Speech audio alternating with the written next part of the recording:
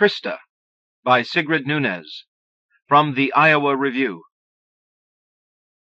I am told that my first word was Coca-Cola, and there exists a snapshot of me at 18 months, running in a park, hugging a full bottle.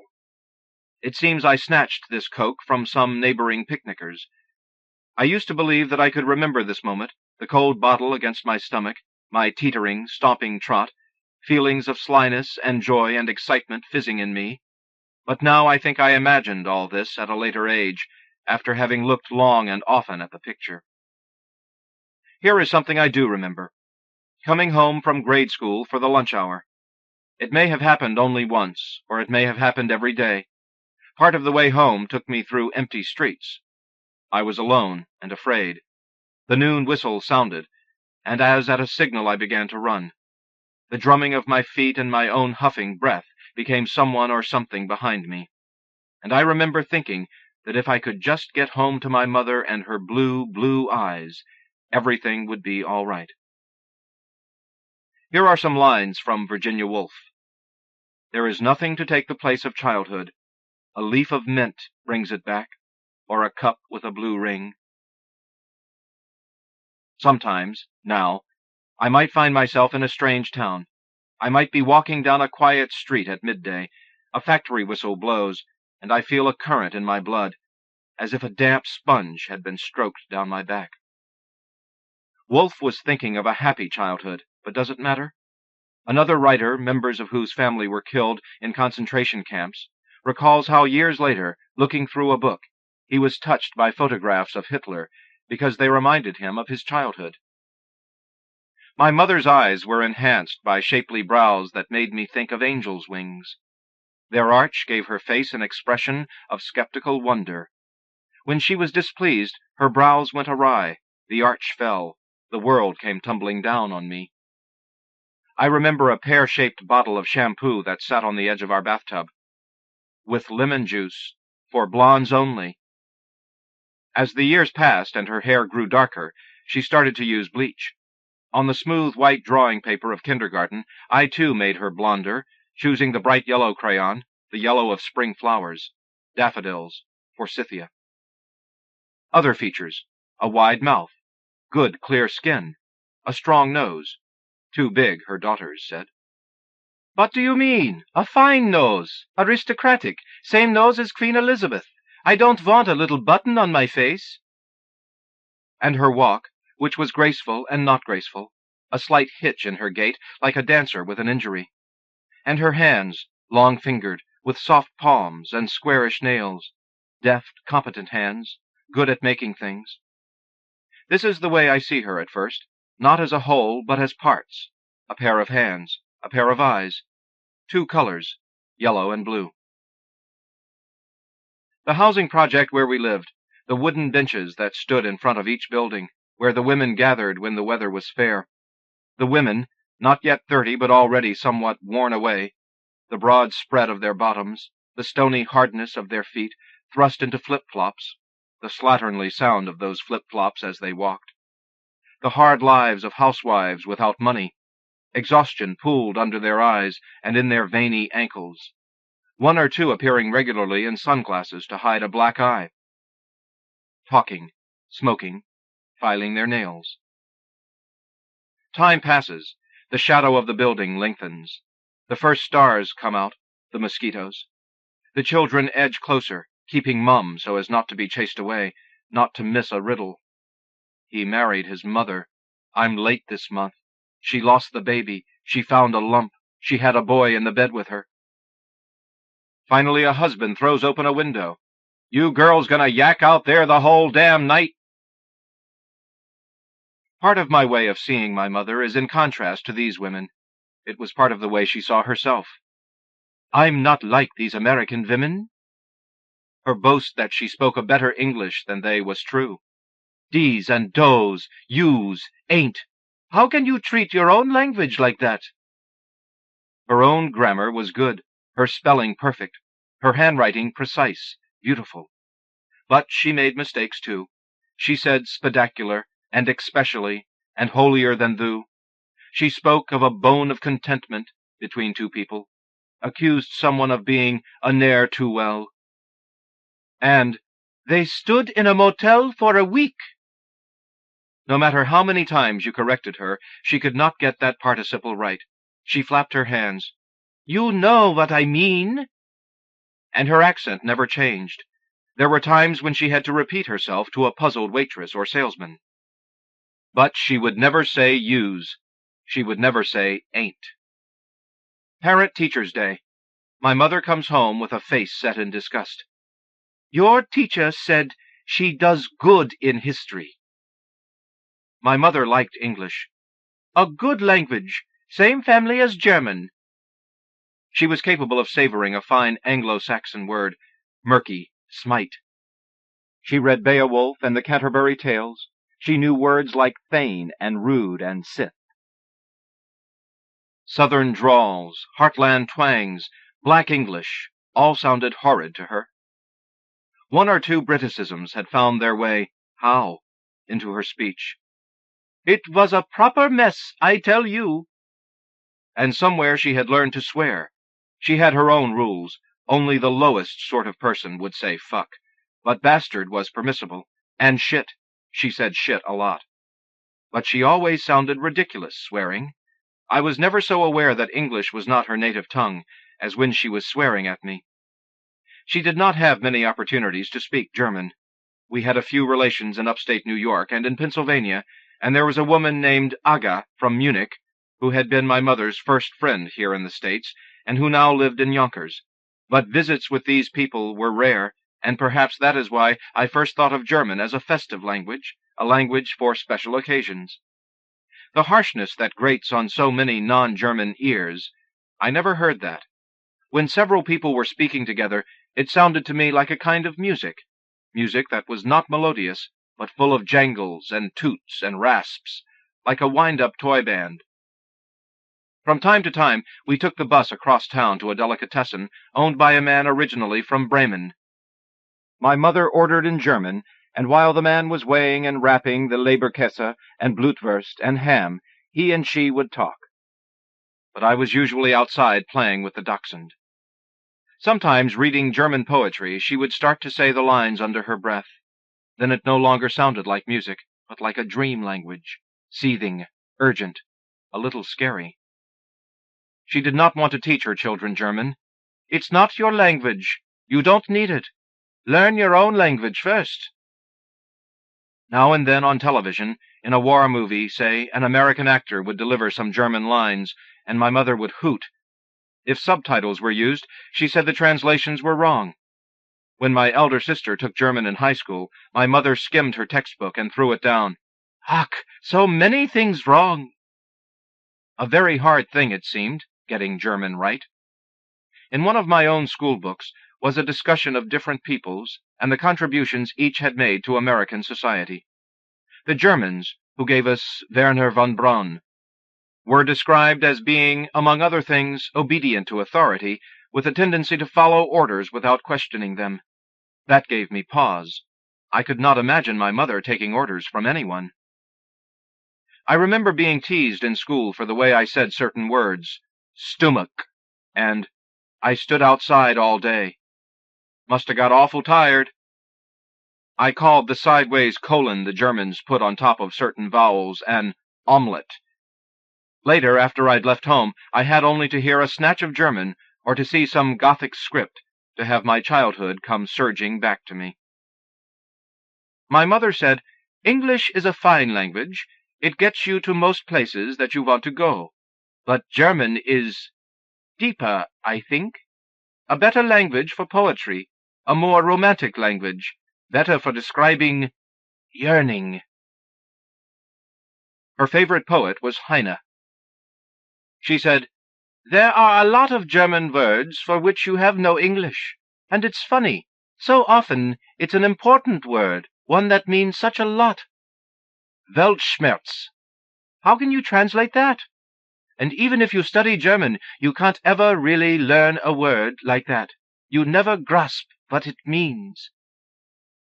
But I did learn it, and I think I know what Weltschmerz means. My first book was a translation from the German. Fairy tales of the Brothers Grimm. My mother read these stories aloud to me before I had learned to read myself. What appealed to me was not so much the adventures, not the morals, but the details. A golden key, an emerald box, boots of buffalo leather.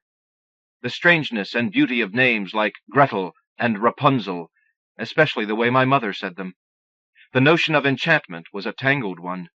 You couldn't always believe what you saw. The 12 pigeons pecking on the lawn might be 12 princes under a spell. Perhaps all that was lacking in one's own household was the right magic. At the right word, one of those birds might fly to the window bearing in his beak a golden key, and that key might open a door leading to who knew what treasure. My mother shared this with all her neighbors, the conviction that we did not belong in the housing project. Out on the benches, much of the talk was about getting out. It was all a mistake. We were all under a spell, the spell of poverty. What is a home? We project children drew pictures of houses with peaked roofs, and chimneys, and yards with trees. My mother said, "Every decent family is getting out," as one by one our neighbors moved away. "We'll never get out. We'll be the last ones left," meaning the last white family. Metamorphosis. First the fairy tales, then the Greek myths. For years my imagination fed on that most magical possibility. A person could be changed into a creature, a tree. In time, this led to trouble. I can still see her, Mrs. Scott, a twig of a woman with a long chin and hollow eyes, my teacher. The way my mother mimicked her. Mrs. Scott became a witch from one of the stories. "Your daughter says, 'In my first life I was a rabbit. In my second life I was a tree. I think she's too old to be telling stories like that.'" And then my mother, mimicking herself, all wide blue-eyed innocence. "How do you know she wasn't a rabbit?" Oh, how I loved her. Because my mother gave it to me, I read a book of German sagas, but I didn't like them. Heroism on the fierce Nordic scale was not for me. To Siegfried I preferred the heroes of the Hausmärchen, simple Hanses, farmers and tailors, and their faithful horses and dogs. In just a few more years, I'd prefer to read only about horses and dogs. I did not share her taste for the legends of chivalry or the romances of the Middle Ages. The epic was her form. She liked stories, legendary or historic, about heroic striving, conquest and empire, royal houses and courts. Lives of Alexander and Napoleon were some of her favorite reading. This was a mother who, for Halloween, dressed up her youngest not as a gypsy or a drum majorette, but as great Caesar's ghost, pillowcase toga, philodendron wreath, stumping all of the kids and not a few of the teachers. She read piles of paperback romances, too, what she called her everyday reading. One day I came home to find her with a copy of Lolita. The woman downstairs had heard it was a good, dirty book, and had gone out and bought it. Disappointed, she passed it on to my mother. "So, is it dirty?" "No, just a very silly book by a very clever man." The good books, the ones to be kept, were placed in no particular order in a small pine bookcase whose top shelf was reserved for plants. To get at certain ones, you had to part vines. Dear to my mother's heart was the legend of Faust. Goethe's version was years beyond me, but what I gathered of the story was not promising. I liked stories about the devil all right, but Faust's ambition struck no chord in me. I was a child of limited curiosity. I wanted to hear the cat speak, but I didn't care how it was done. Knowledge equals power was an empty formula to me. I was never good at science. Shakespeare in one volume. Plutarch's Lives, abridged. In the introduction to the plays, I read that Shakespeare had used Plutarch as a source. At first, I thought I had misunderstood. Then I felt a pang. The world was smaller than I had thought it was. For some reason, this gave me pain. I remember a book given to me by my fourth-grade teacher, a thick, dark green, grainy cover, pleasant to touch. A story about immigrants. One man speaking to another of a young woman just arrived from the old country. The phrase stayed with me. along with the memory of the feelings it inspired. I was both moved and repelled. She has still her mother's milk upon her lips. My mother never called it the old country. She said my country, or Germany, or home, usually home. When she spoke of home, I gave her my full attention. I could hear over and over, I did hear over and over, stories about her life before she was a wife, before she was mother, when she was just Christa. She was a good storyteller. To begin with, she spoke English with the same energy and precision with which German is spoken, and she used everything, eyes, hands, all the muscles of her face. She was a good mimic. It was spooky how she became the person mimicked, and if that person was you, you got a taste of hell. She talked all the time. She was always ready to reminisce, though that is a mild word for the purposive thing she did. The evocation of the past seemed more like a calling with her. The present was the project, illiterate neighbors, a family more incurred than chosen, for there had been no choice. The past was where she lived and had her being. It was youth and home. It was also full of horror. I cannot remember a time when she thought I was too young to hear those stories of war and death. But we both had been brought up on fairy tales. And what were her stories but more of the same, full of beauty and horror? She had been a girl, like me, but how different her girlhood from mine, and I never doubted that what she was, what she had been, and where she came from, were superior to me and my world. What you Americans call an education, what you Americans call an iced coffee. In memory, I see myself always trying to get her to talk. Silence was a bad sign with her. When she was really angry, she would not speak to you, not even to answer if you spoke to her. Towards the close of a long, dull day, I have lost the thread of the book I am reading. As so often on a Saturday at this hour, I don't know what to do with myself. Outside it is getting dark. Nothing but sports on TV. My mother sits across the room, knitting. She sits on the sofa with one foot tucked under her. She is wearing her navy blue sweater with the silver buttons, which she made herself, and which I will one day take with me, to have something of hers when I go away. I have it still. The soft, rhythmic click of the needles. At her feet the ball of yarn dances, wanders this way and that, looking for a kitten to play with. I let the book close in my lap and say, "Tell me again about the time they came to take Grandpa to Dachau." Motorheads is a word you would use today for the men of my mother's family. In half the photographs I have seen of them, there is some sort of motor vehicle. My grandfather and my uncles and many of their friends were racers. In the photos, they are wearing leather jackets and helmets. Sometimes someone is holding a trophy. In one astounding photo, my grandfather and 5 other men round a curve, a tilting pyramid, all on one motorcycle. The stories took my breath away. Motorcycle races across frozen lakes, spectacular multi-victim accidents, spines snapped in two, teeth knocked out to the last one, instant death. What sort of men were these?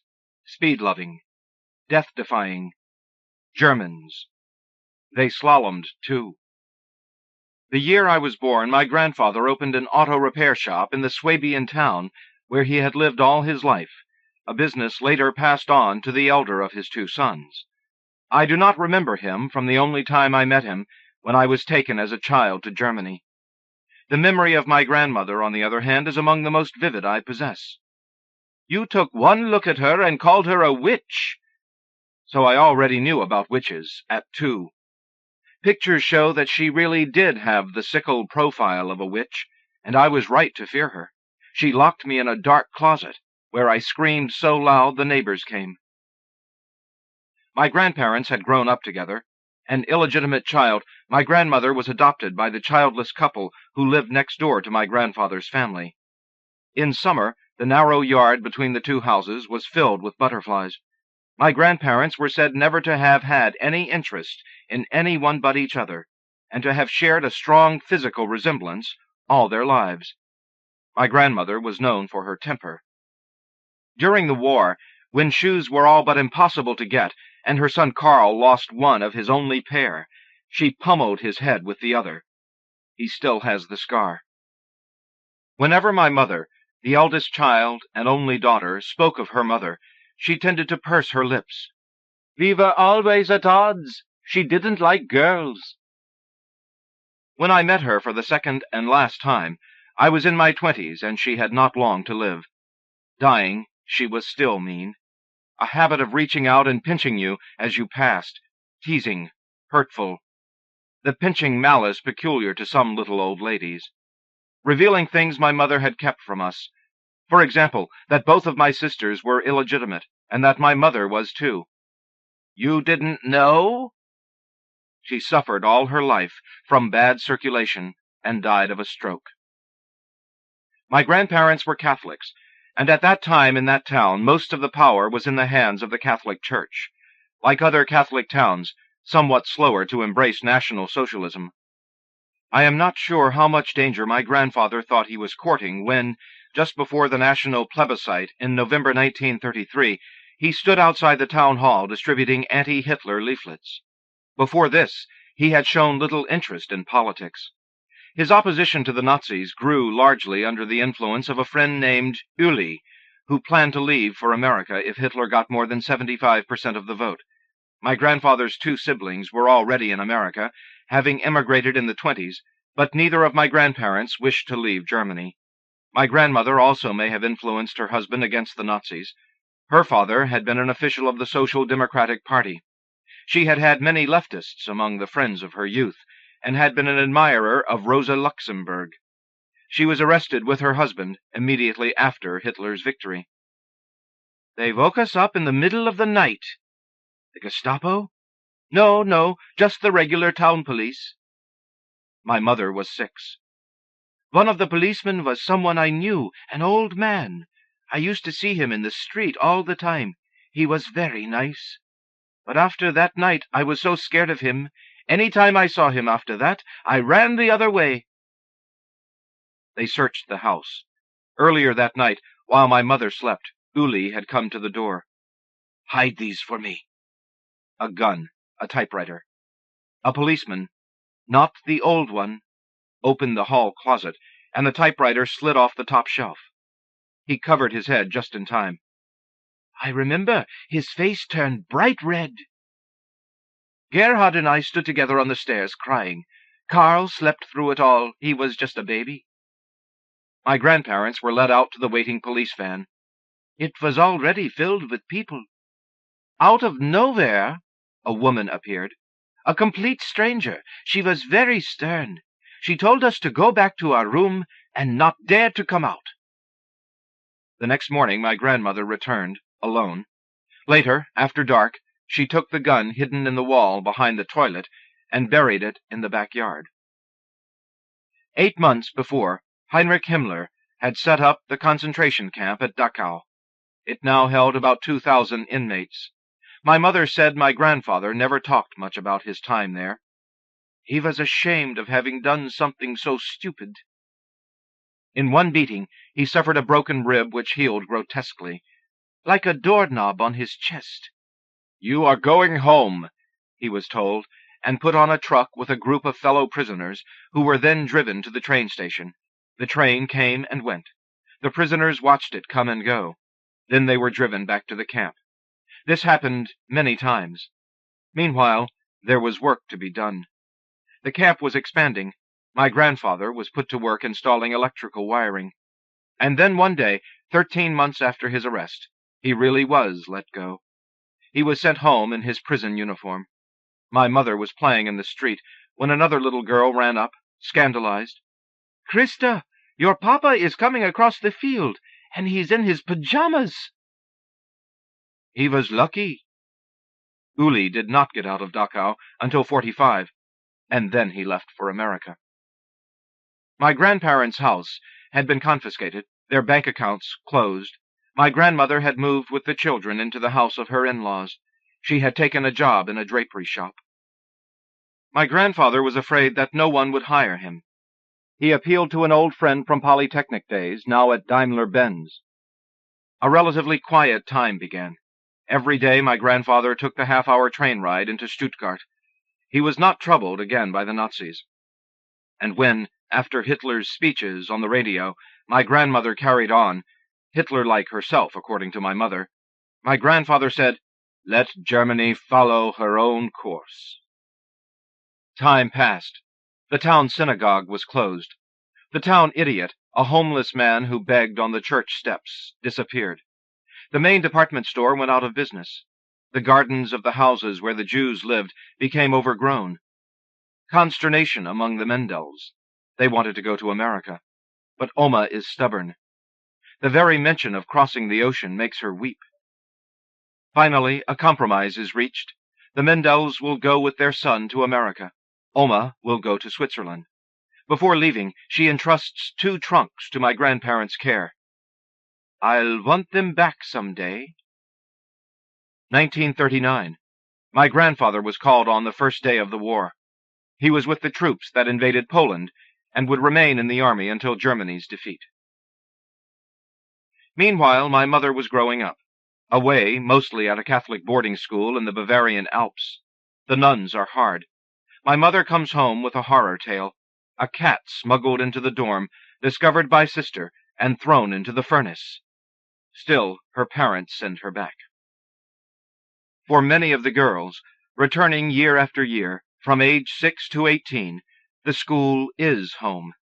Away, my mother is homesick all the time, but at home, especially over the long summer, she pines for school. At the end of one summer, the girls arrive to find the nuns replaced by men and women in uniform. The nuns, they are told, have returned to their convent, where they belong. From now on, my mother's education is in the hands of the Nazis. Over the next few years, many of the new teachers will be soldiers wounded in the war, amputees, a math professor whose face was so scarred, "We thought at first he was wearing a mask." As she recalls, no one ever made any reference to her father's disgrace. She was not treated any differently from the other girls. She keeps up her grades, but she does not excel. Unlike her brothers, she is not superior in math. She does not seem to have been ambitious, to have dreamed of becoming something. Up to this point, I have had some trouble seeing my mother. Even with the help of photographs, it is hard for me to imagine her as a little girl. Unlike a lot of people, she did not much resemble her adult self. The child of 6 crying with her brother on the stairs, running away from the old policeman. I see that girl, but she could be anyone. But now she is beginning to be familiar. I can imagine her feelings and her moods. I can see her more and more clearly. Christa. School trips to the opera. He who would understand National Socialism must understand Wagner. Hitler. Hot and stuffy in the balcony, the agony of itching woolen socks. She would always hate opera. Today, all I have to do is hear a bit of it and my feet start to itch like I haven't washed them for weeks. Another thing she hated, her turn to tend the rabbits, raised by the school for food. The filth of the cages, the fierceness of one particular buck, known to the girls as Ivan the Terrible. The Hitler Youth, uniforms, camping, sports. Just like your Girl Scouts. The rallies and the victory parades. Tell me what kid doesn't love a parade? A little flag on a stick, flowers for the soldiers, always something to celebrate. April 20th, the Führer's birthday. My mother has just passed her 10th. He marches through the Munich streets, veering right and left with outstretched hand. His palm is warm. Photo opportunity. Later, back at school, a copy of the photo is presented to her. She bears it home, proud. Somebody. Her mother tears it up. My mother threatens to tell. School pictures. My mother in her winter uniform, looking, like most of the other girls, comically stout. We probably had 3 sweaters on underneath. Trude, Edda, Johanna, Clara, my mother's little band. Girls becoming women, one's own tiny destiny absorbed into that of the Volk. To be a Frau und Mutter in the heroic mold, champions of the ordered cupboard and snowy diaper. The body. Nothing to blush about, but always to be treated with respect. My mother earns high marks in gymnastics. She is good at embroidery and crocheting. Dance lessons, ballroom steps, the taller girls leading. The heart-swelling beauty of the landscape, especially at sundown. Alpenglow. Someone called it Beethoven for the eyes. Lights out at 9. Talking verboten. Whispers in the dark. Confessions. Yearnings. Boys back home. Teachers. I don't care that he has only one arm. Gary Cooper, the Luftwaffe aces, and Leni Riefenstahl was so beautiful. In the summers, you had to work at least part-time. You might be a mother's helper or work on a farm. You had to bring written proof that you had not idled your whole vacation away. As the war deepened and you got older, you were assigned labor service, delivering mail, collecting tickets on the streetcars, working in factories or in offices.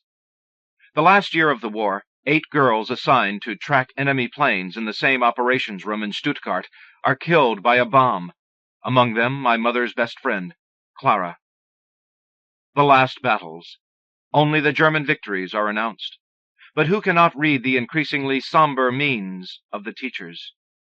Letters from home tell of brothers, still in school themselves, called to fight. Eric sends his love and asks you to pray for him. Still, when it comes, the announcement is shocking. You must make your way home as best you can. Don't try to carry too much with you, and be careful. There are enemy soldiers everywhere, and some of them are black. My mother had already had a letter from her father at the front. When the war ends, don't be foolish, and try to outrun the enemy. Try if you can to hide until they have passed. Do not let them keep driving you ahead of them. It won't do you any good. They'll just catch up with you anyway. And whatever you do not go east. My mother boarded a train, but long before her hometown station, a roadblock appeared and the passengers were put off. Against advice, she had packed all her belongings. Now she left 2 suitcases on the train, keeping only her knapsack. She would soon abandon that too. It is at this point that my mother finally comes in clearly, on this 4-day walk home. For the first stretch she has company, other people from the train headed in the same direction. But for most of the journey she is alone. She is not afraid. Just days ago she turned 18. The sense of having an adventure buoys her up, at least for a time. Also, in the very extremity of the situation, a certain protection. This can't be happening. Blessings, weather. That was a beautiful April. And she is in good shape from alpine hiking. Dashing for cover at the sound of a motor. The enemy is everywhere. Hunger. She cannot remember her last good meal. At school, day after day, cabbage and potatoes. The tender early spring shoots begin to resemble succulent morsels. At dusk, she knocks at a farmhouse and is given an eggnog and a place to sleep in the barn. The steamy flanks of the cows. Infinity of peace in that pungent smell, in the scrape of hoof against board. Morning. Rain. Dear God, just let me lie here a little bit longer. Sometimes she sings out, as people do, from loneliness and for courage. Don't ask me, for I'll never tell, the man I'm going to marry. What passes through her mind cannot properly be called thought, though her mind is constantly busy, and she loses herself in herself for hours at a time. Daydreams bring amusement and solace. Her senses are lulled, and she is carefree. Funny thoughts do occur to her now and then, and she laughs out loud. Sometimes she watches her feet, and the fact that they can move like that, right, left, right, covering the ground and bearing her along, strikes her as nothing less than miraculous. Often she is light-headed. She imagines her head floating like a balloon above her, attached by a string to her finger. She jerks the string, and her head tilts this way and that, like the head of an Indian dancer. People met along the way move furtively, every one in a hurry. No one would look you in the eye. Straw in her hair, itching between collar and neck, seams loosening with wear, the smell of the cows mingled with her own, a burning sensation in the folds of her flesh.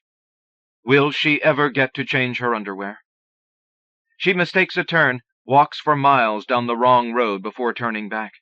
In the fields, the first wildflowers, a tumult of sparrows. She is seized by the unbearably poignant sensation of déjà vu. A plane. Nowhere to hide. She squats where she is, arms over her head. The plane swoops down, low, so low she can make out the grinning face of the British pilot who salutes before taking to the sky again. Laughing, she embraces her knees and bursts into tears. In that moment of terror, her heart had flown straight to her mother. From now on, she will often be struck with fear, foreseeing her house in ruins, and her mother dead. A young woman fixed upon reaching home and mother, making her way through a conquered land, overrun with enemy soldiers. I read that part of Gone with the Wind, with a swell of recognition. At last, the church tower, the wooden bridge, a woman in the Marktplatz, weeping, weeping. My mother beat the Americans by 1 day. The occupation. A time to count your blessings. At least for us it really was over, as the refugees streamed in from East Prussia. The Americans. You know, typical American boys, loud, friendly, vulgar. Every other word was F-U-C-K. One day an American lieutenant came to the door. He stood there grinning from ear to ear. You don't remember me? I've come for the trunks my grandmother left. We couldn't believe it. Walter Mendel, all grown up. He brought us our first Hershey bars. Incredulity, the sense of this isn't really happening, endures. A topsy-turvy time. Dating the enemy, Fräuleins in the arms of American soldiers. Eating themselves sick in the mess hall, hung with Stop VD posters. Don't take a chance, keep it in your pants.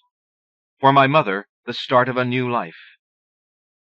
And here I begin to lose her again. I mean, I no longer see her clearly. About this period, so important to me because directly connected to my own coming into being, about this period, she hardly spoke at all. She has a job, teaching kindergarten, which does not suit her. She doesn't particularly like children, and since these are the children of farmers, she has to keep farmers' hours, going to and coming back from work in the dark. Whatever energy is left over goes into dating. First in her heart is a boy named Rudolph. He is her own age, a boy from the neighborhood, grown in the years she was away into stripling handsomeness. Had her life been happy, she probably would have remembered her experience of him as a lark. Instead, he became the love of her life, her one and only. She said often, I should have married him. But just as often, I couldn't have married him. We would never have got along. We were too much alike. In other ways, too, she hinted at an intense and dramatic entanglement. But I don't think it really was like that. I think she convinced herself that it was, because this helped her. There is consolation in seeing oneself as a victim of love. Ideally, of course, he should have died, killed, say, as so many other German boys his age were killed, in the last months of the war. After him, I really didn't care what happened to me. Rudolph. One precious photograph included in the family album.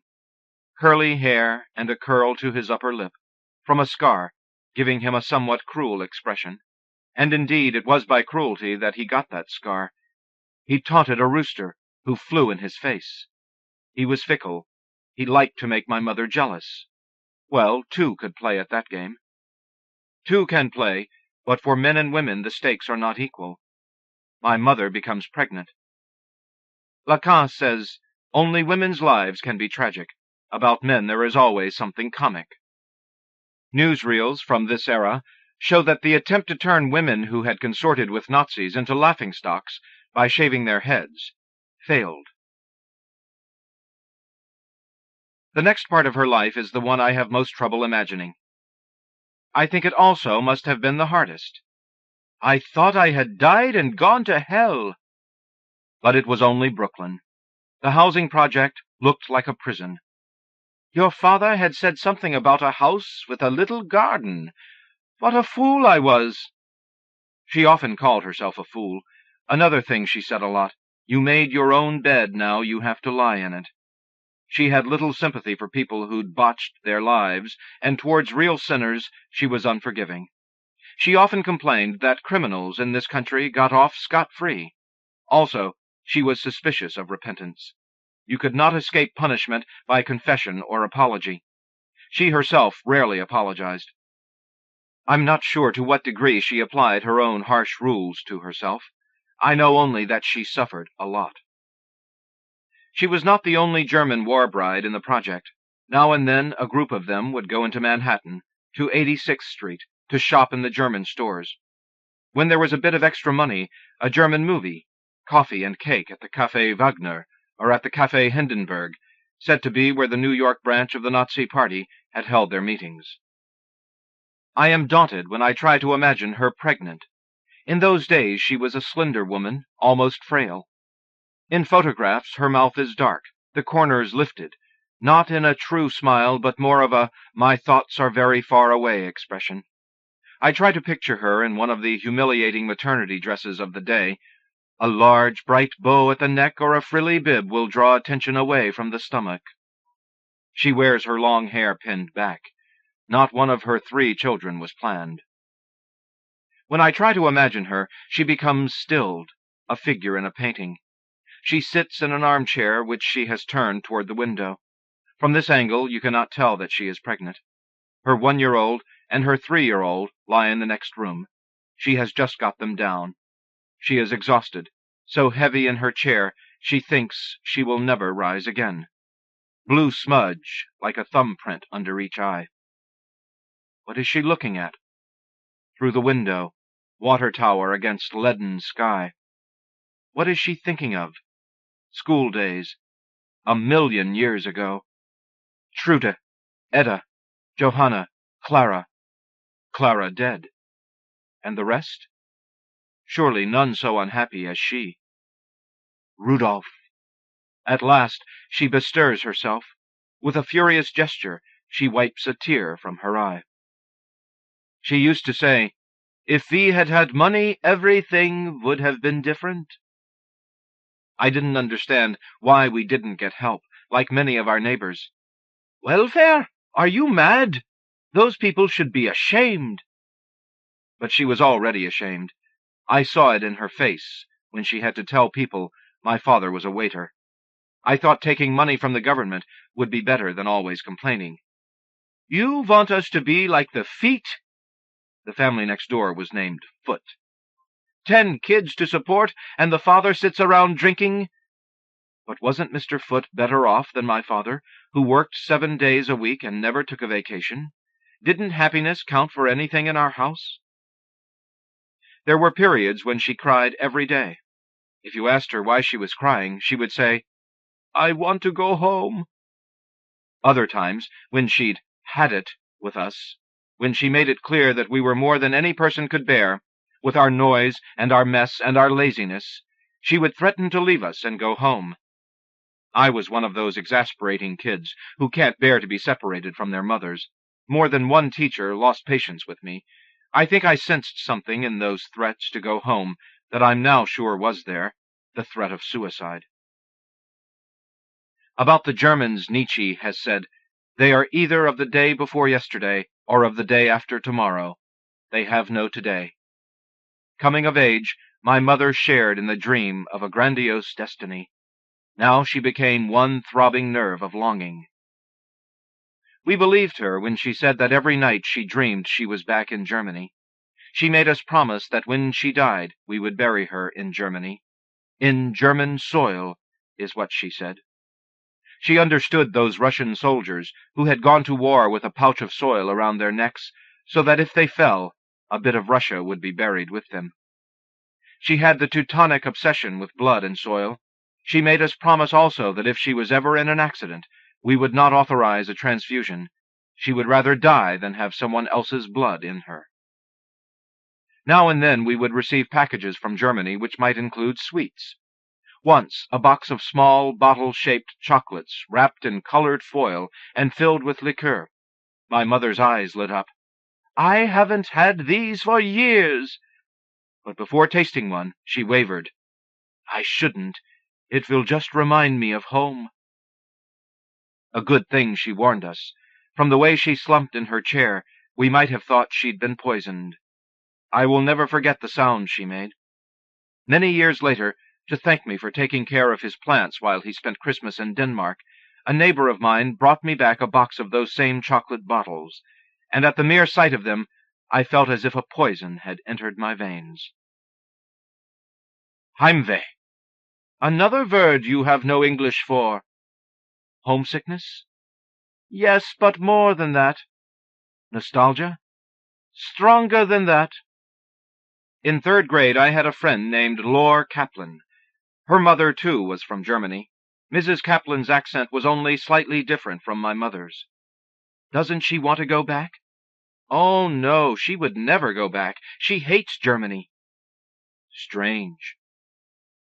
I was 10 when Eichmann went on trial in Jerusalem, my first view of the famous photographs. It was said that all Germans were on trial with Eichmann. Neighbors fascinated by the testimony prodded my mother for details of life in the Reich. She never brought up her father. It would be as if I were making excuses. I am still proud to be German. I do not apologize for being German. But during this time she was depressed. By then we had moved away from Brooklyn to another housing project, where there were no Germans. My mother might hang out with the women on the benches, but she was not really friends with any of them. She would never feel at home among Americans. She had the European contempt for Americans as big kids. She found herself constantly having to bite her tongue.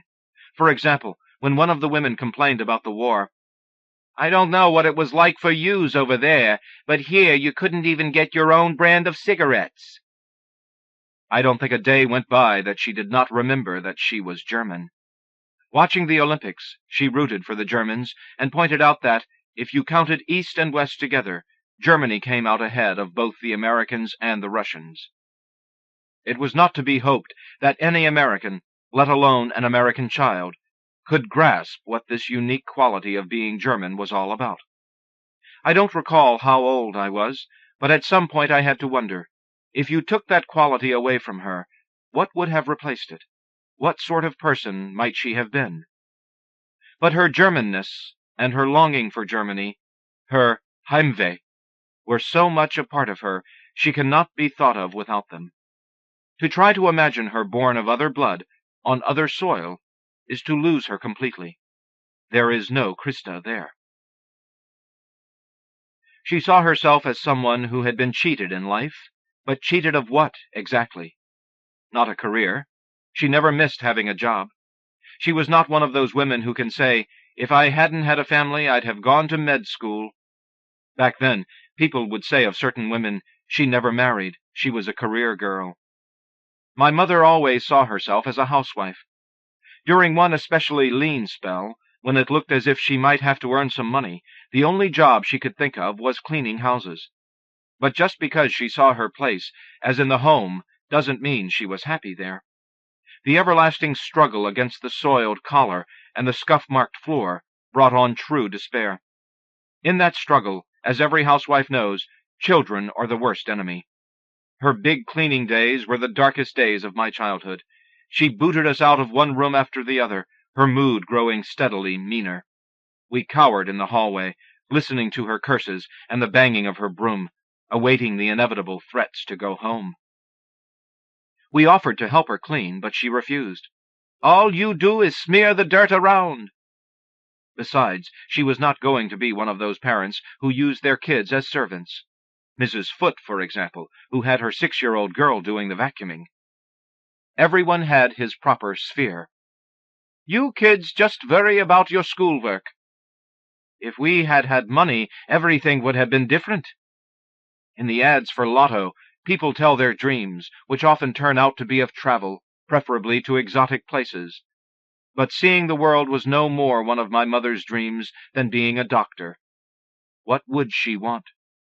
A big house, a big yard. And a big fence. No more living on top of other people. She would live in one housing project or another for most of her adult life. She never played lotto. She didn't believe in good luck. I don't know that her life would have been very different if she'd had more money. In later years, when my sister wanted to hire someone to clean for my mother, she refused. Maids. They just smear the dirt around. Dirt. Contamination. The horror they inspired in her went deep. When she spoke of dirt encountered somewhere, someone else's house, say, she would shake herself like a drenched dog. We were not allowed to use public toilets, which made going anywhere with her an agony. Money. Visiting me in my first apartment, she happened to hear me tell my landlord that the rent would be a little late that month. She didn't understand why I wasn't ashamed of that. She had been uncomfortable, too, about my applying for a college scholarship. She would rather have paid. She would never understand how I could accept loans and gifts of money from other people. Down to my last penny. Why didn't I blush when I said that? I don't know how I could have raised a daughter like that. A simple life. Up in the morning, the first one. Fix the coffee, wake the others, bundle them out the door. Dishes, beds, dust. The youngest child home for lunch. Dishes, laundry. Sometime in the afternoon, between lunch and the children's return, a pause. Lose yourself in a book. Page 50. Page 100. An errant duke. A petty dowager. A handsome and true-hearted stepbrother. The heroine swathed in shawls against castle draughts. Romance. A thing ludicrous to imagine with her husband, with whom she had never been in love. At best, she treated him like one of the children. Wipe your feet off before you step in this house. Her early heartbreak, Rudolph, had made her defiant. She didn't owe anyone anything. She didn't have to be nice. I can't stand the sight of you. She wasn't going to play the hypocrite. I wish that we had never met. A riddle. If it was true what she said, that she expected nothing from her husband, why was she forever seething with disappointment? The threat to divorce him became part of her litany of threats. But she was never interested in anyone else, not even after he died, though she was then just 46. Wife and mother. Dissatisfying as that role may have been, it is hard to imagine her in any other. Outside the house, she lost her bearings. Any negotiation beyond that required for simple domestic errands flustered her. She hated going out. She hated having to deal with strangers. Even worse, running into people she knew. But she was always cordial. She would stop and chat, often at length, putting on a chumminess that I feared others would see through, and I guess some did. She was intimidated by authority. My decision to change my major my junior year in college bothered her. Are you sure you don't get into trouble for that? You sure they let us park here? She would ask, peering anxiously about. Some part of her always remained that child on the stairs watching the arrest of her parents. The ringing of the telephone could stop her heart. An unexpected knock at the door, and she would widen her eyes in warning at us, a finger to her lips. We all held our breath. When the person had gone, she would peek out from behind the window shade to see who it was. Whenever she had to go somewhere she hadn't been before, she was terrified of getting lost. Her fear revealed itself in flushed cheeks and repeated swallowings. I held on to her icy hand. Oh, the trouble you could meet going into the city. Much better stay home. At home, she was the authority, the only one permitted to do as she pleased, to be herself. It was as a teenager, I suppose, that I decided that what she needed was the right man. In our neighborhood there were many examples of the rugged type, men with square faces and corded arms who earned their living by brawn. I thought my mother might have been better off with one of these, but this was my fantasy. She never expressed any attraction to such men. Her upbringing had resulted in a paradox. Though she feared authority, she approved of it. She would have liked to see more of it. The trouble with most Americans? They are too free. The trouble with most kids? They are not disciplined enough. I think her ideal man would have been a cop. At any rate, she needed someone strong, the sort of man with whom a woman feels safe, a scoff-at-your-fears sort of man. She implied that her father had been something like this, before Dachau. My father, fumbling, shy, so fearful of authority himself, would not do. She was the one who had to drive, who carried the kids' bicycles up and down the stairs. She wore the pants. Like so much else, this whetted her scorn. My lord and master, ha! No sympathy for him when he was down with a cold. He sneezes twice, and it's the end of the world. Or when for a time he had nightmares and often woke her with his cries. Nor did she expect sympathy from him. Only once did I ever see her turn to him, when her father died. Outbursts, triggered by his forgetfulness, his butterfingers, his superstition against making out a will. Once started, she could not stop herself.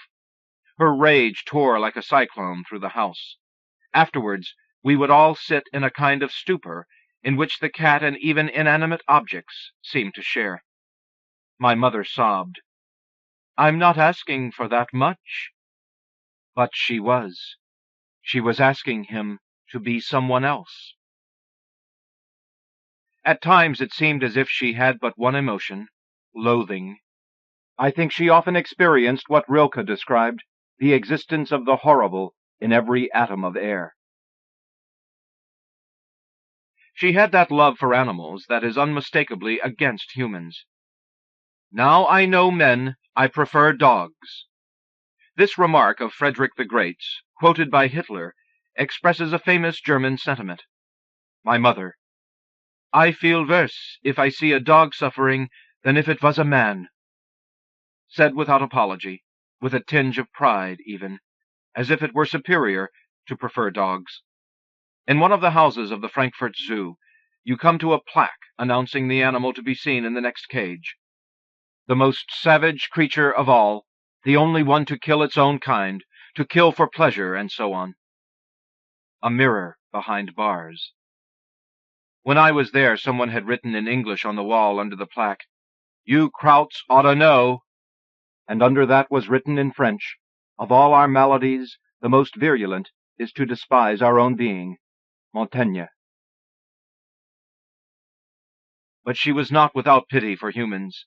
Once she went into the city to do Christmas shopping and gave all her money to an old woman begging outside A&S. She never forgot the hunger of the war years. "Aren't you going to finish your ice cream? You'll regret it. When the war comes, there won't be any ice cream." I worried a lot about the coming war, and had my doubts whether hiding my head in the crook of my arm, as we did in school shelter drills, was going to save me. At any rate, when the bombs fell, I wanted to be home. I knew in case of attack we were supposed to go down to the cellar, but my mother said she would never do that. She remembered raids in which people had drowned in cellars where the pipes had burst. "I'd rather die any way but that, drowning with the rats." I agreed, and for a time my bad dreams composed themselves out of these elements, sirens, rats, and the water reaching to my chest, to my chin. At the time of the Cuban Missile Crisis, she went back and forth to the supermarket until the cupboards were jammed. For Easter, our school held a contest that involved pairs of children playing catch with raw eggs. "Only in this country do they teach children to throw food around." They say a European housewife could feed her family on what an American housewife throws away. Suppers from my childhood, boiled eggs and spinach, knockwurst, scrambled pancakes with applesauce. My mother's love of sweets would eventually cost her every tooth in her head. Sometimes we made a whole meal out of a pie or a cake. We ate Hershey bars between slices of white bread for lunch. At our house you did not get up from the table until you had cleaned your plate. A common punishment, to be sent to bed without any supper. I don't think I ever saw her truly relaxed. Some part of her was always going, head, hand, foot. Even when she was sitting still, her breath came a little fast. I suspected that she had high blood pressure. No way to know for sure, since she never had it checked. She wanted nothing to do with doctors. Though she suffered from headaches aspirin couldn't touch, she would not go to a doctor for a stronger prescription. When small growths like blisters appeared on the whites of her eyes, she removed them herself with a sewing needle. "But you'll get an infection." "Ach, don't be silly. I sterilized the needle." Who needs doctors? She had good hands, and she was always making things.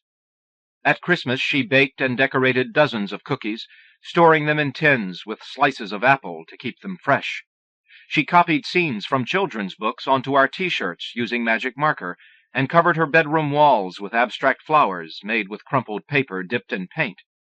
She learned to sew, first of all, for economy, but then an obsession took hold of her. Day after day we would come home from school to find the beds unmade, dishes in the sink, and my mother hunched at her singer. After a long day of sewing, she would spend her evenings knitting. She made everything from bathing suits to winter coats. She was like a maiden in a fairy tale, spinning, spinning.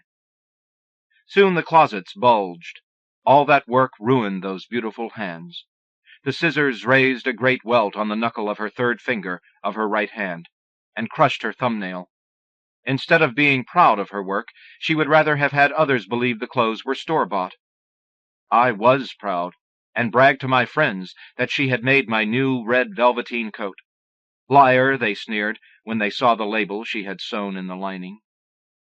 She had a green thumb. Neighbors brought her plants that seemed in danger of dying, and she saved from dying, too, a score of sick or injured animals, squirrels, birds, a cat that had been trapped in a burning house. I remember as blessed those times when she was engrossed in nursing some creature back to health. It was good to see all her gentleness brought out. For those hands that could make plants bloom and heal a broken wing could also destroy and cause pain. They tore things and smashed things. They pinched, slapped, and shoved. I sit on her bed watching her get ready to go out. The process of putting on her face takes a long time and is always the same, but I never tire of it. Those tempting little pots and tubes with names like desserts: frosted cherry, plum delight, the magic mascara wand, abracadabra, blonde lashes are black. She says it helps if you keep your mouth open when putting on eye makeup. She is in her slip and stockings, the bumps of her garters standing out on her thighs. When she crosses her legs, there is the hiss of nylon against nylon. She says that European women are better at using cosmetics than American women.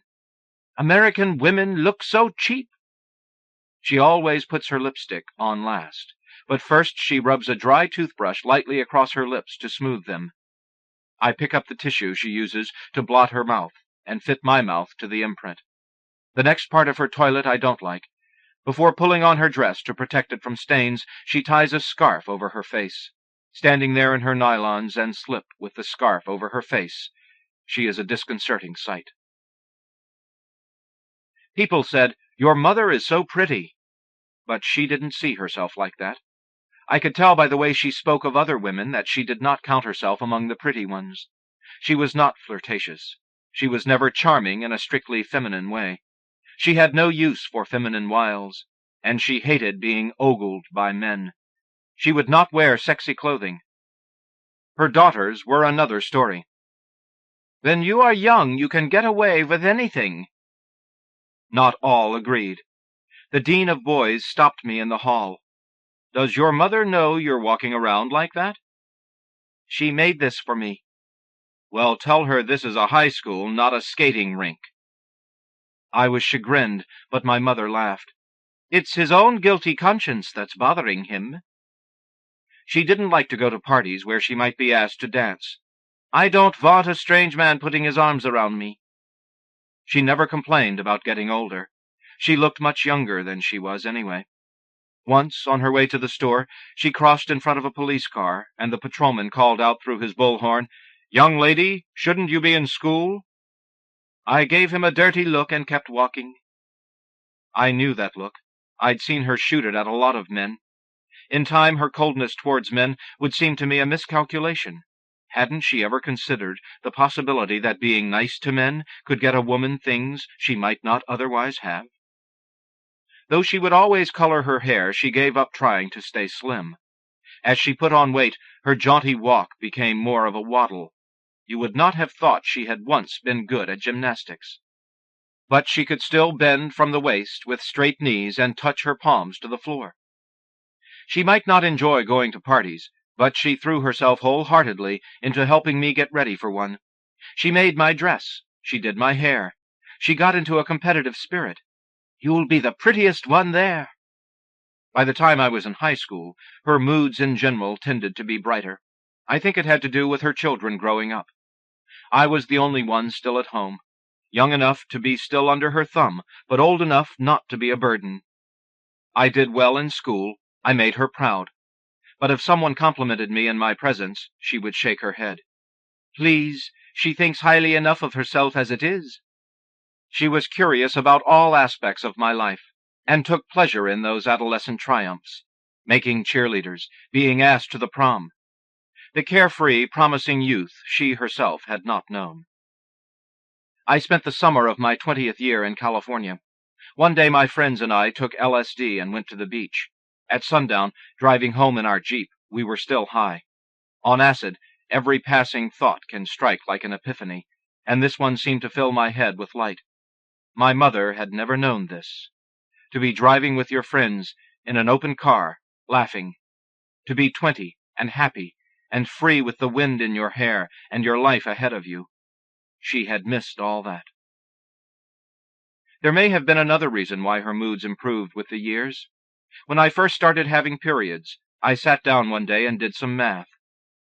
Once a month times 12 months times 23 years. So she had been through this already 276 times.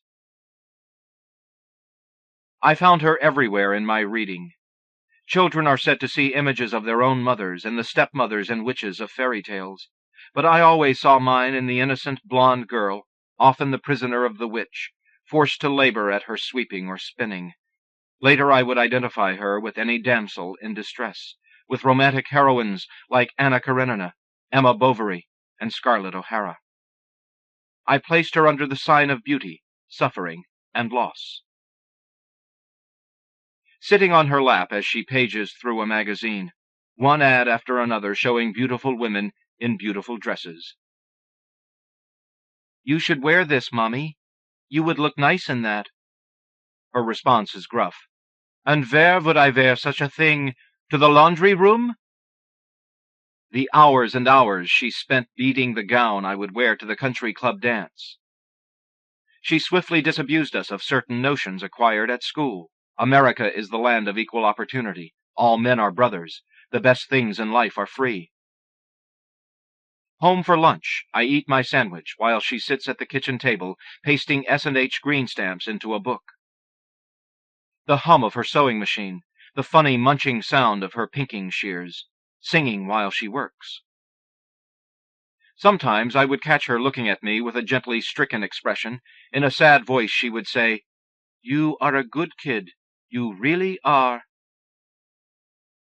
She taught me the original German words to Silent Night, which I sang in a Christmas pageant.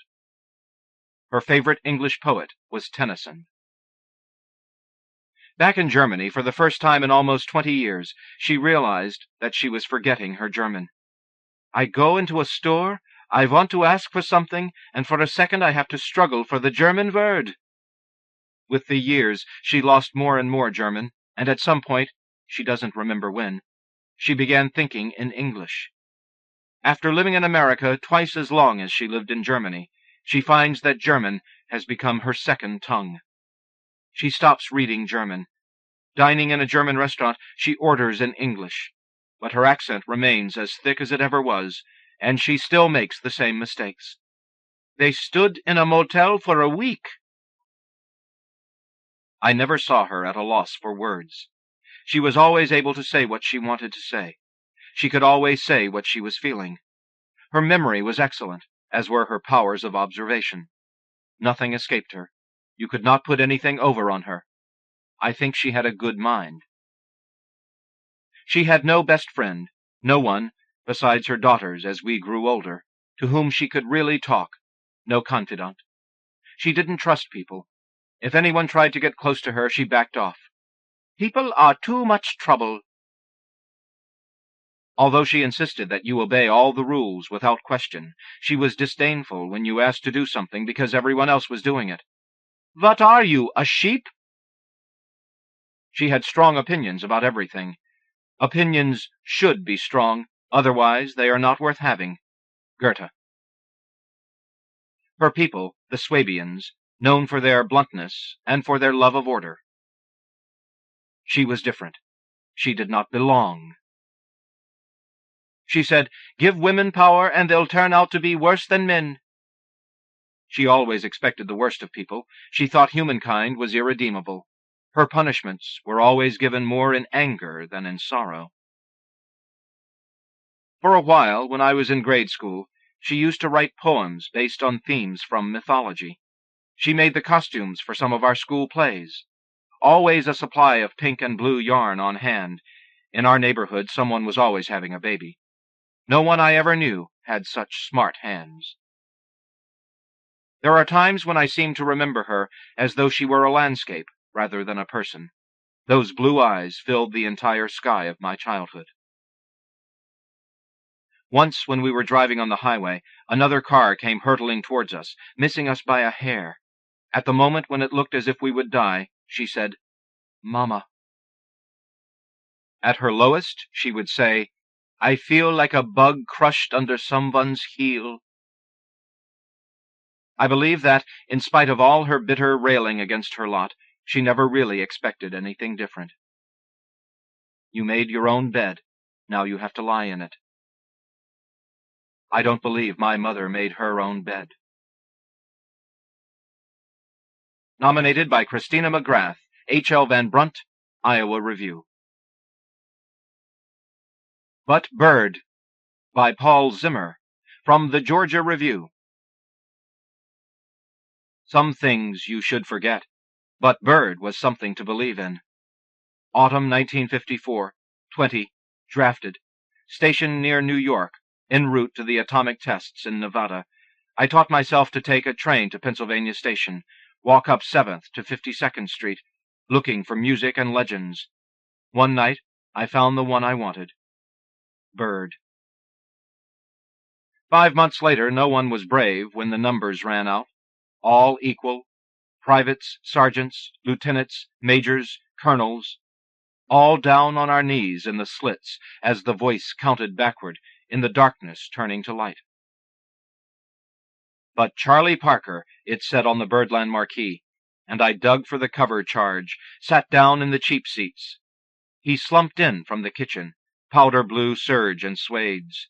No jive, Bird, he blew crisp and clean, bringing each face in the crowd, gleaming to the bell of his horn. No fluffing, no wavering, but soaring like on my old Verve waxes back in Ohio. He smiled, nodding to applause. Months later, down in the sand, the bones in our fingers were suddenly X-rayed by the flash. We moaned together in light that entered everything, tried to become the earth itself as the shock rolled toward us. But Bird. I sat through 3 sets, missed the last train out, had to bunk in a roach pad, sleep in my uniform, almost AWOL. But Bird was giving it all away, one of his last great gifts, and I was there with my rosy cheeks and swan neck, looking for something to believe in. When the trench caved in, it felt like death, but we clawed out, walked beneath the roiling, brutal cloud, to see the flattened houses, sheep and pigs blasted, ravens and rabbits blind, scrabbling in the grit and yucca. But Bird. Remember Bird, though of course he was gone 5 months later, dead, while I was down on my knees, wretched with fear in the cinders of the desert. Nominated by Liesl Mueller, Dan Masterson, Walter Pavlich.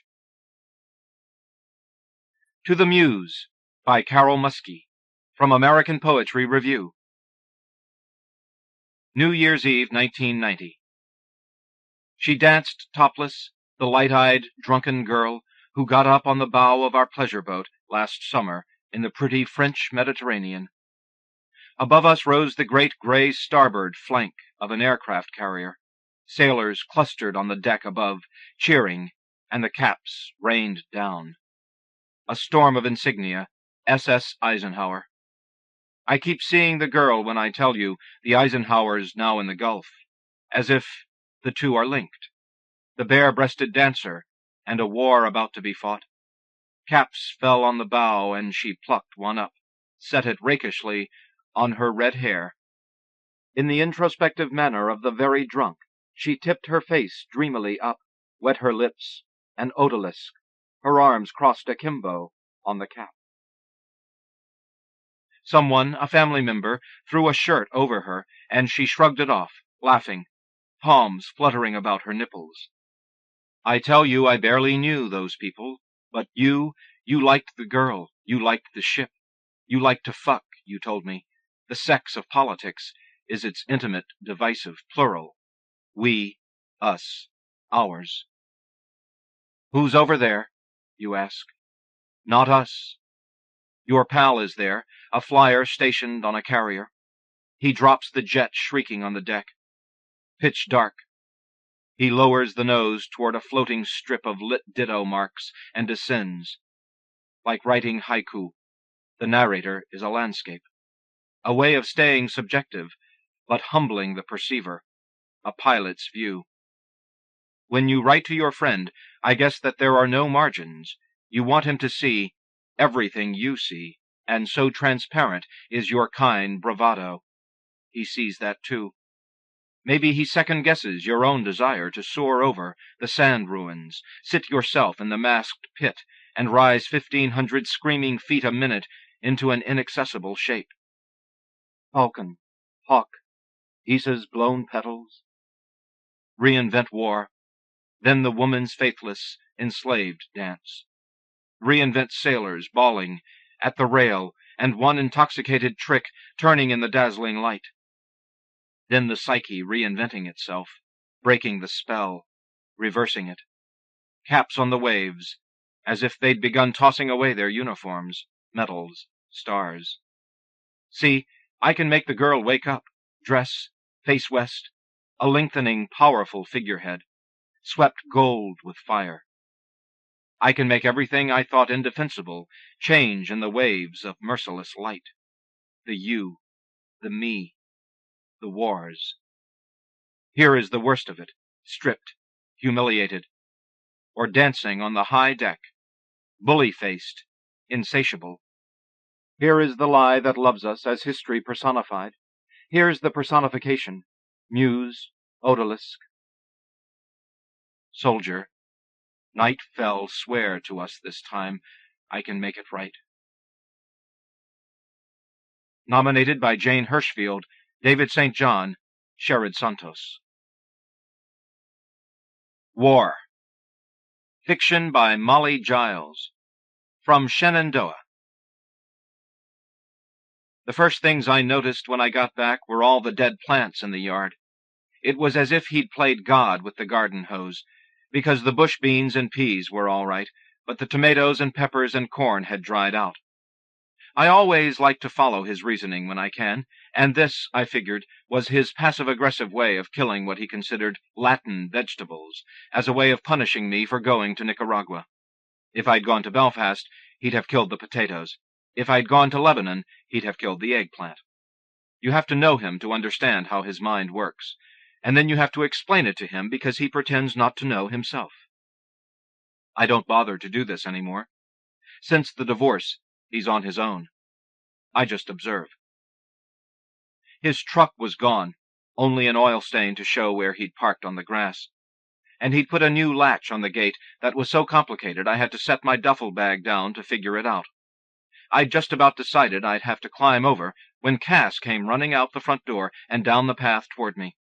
We gripped hands through the gate like two lovers in prison, hopping up and down and trying to kiss through the grids. "Are you all right?" I kept shouting. "I'm fine," she shouted back. She laughed. "Why wouldn't I be?" She slid the gate open and held her arms up, just like she used to do when she was a baby, but her arms came up to my chin now, and she was almost too heavy to lift. "I've missed you so much," she said. I'd missed her too. It had only been 10 days, but I felt as if I'd returned from another century. Cass felt large in my arms, and solid, and astonishingly American, with her pink cheeks and bubblegum smell and rough blonde hair and new sneakers. At least he bought her decent shoes, I thought, as I swung her around and set her down. The last time he stayed with her, he bought her a leather jacket like the Nazis used to wear. We'd had such a fight about it, Cass had finally taken the jacket off and thrown it at both of us. Cass, we agree on this at least, deserves better parents. She helped me with my bag, and we went into the house, talking all the way. "You were in the paper," she said. "They had a big article on the peace conference, and they had your name and everything, and Mrs. Bettinger read it to my class and said you were a heroine." "Some heroine," I said. I was pleased, but I'd seen too many real heroes and heroines in the last few days. "All I did was make lists," I told her. "I helped people off one bus and on to another. It was hard work in a way, but it wasn't very exciting." I set my bag down. "How was it for you here? Did you have fun?" "Not really," Cass said.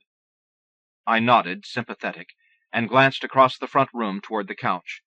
You could tell it had had quite a workout while I'd been gone.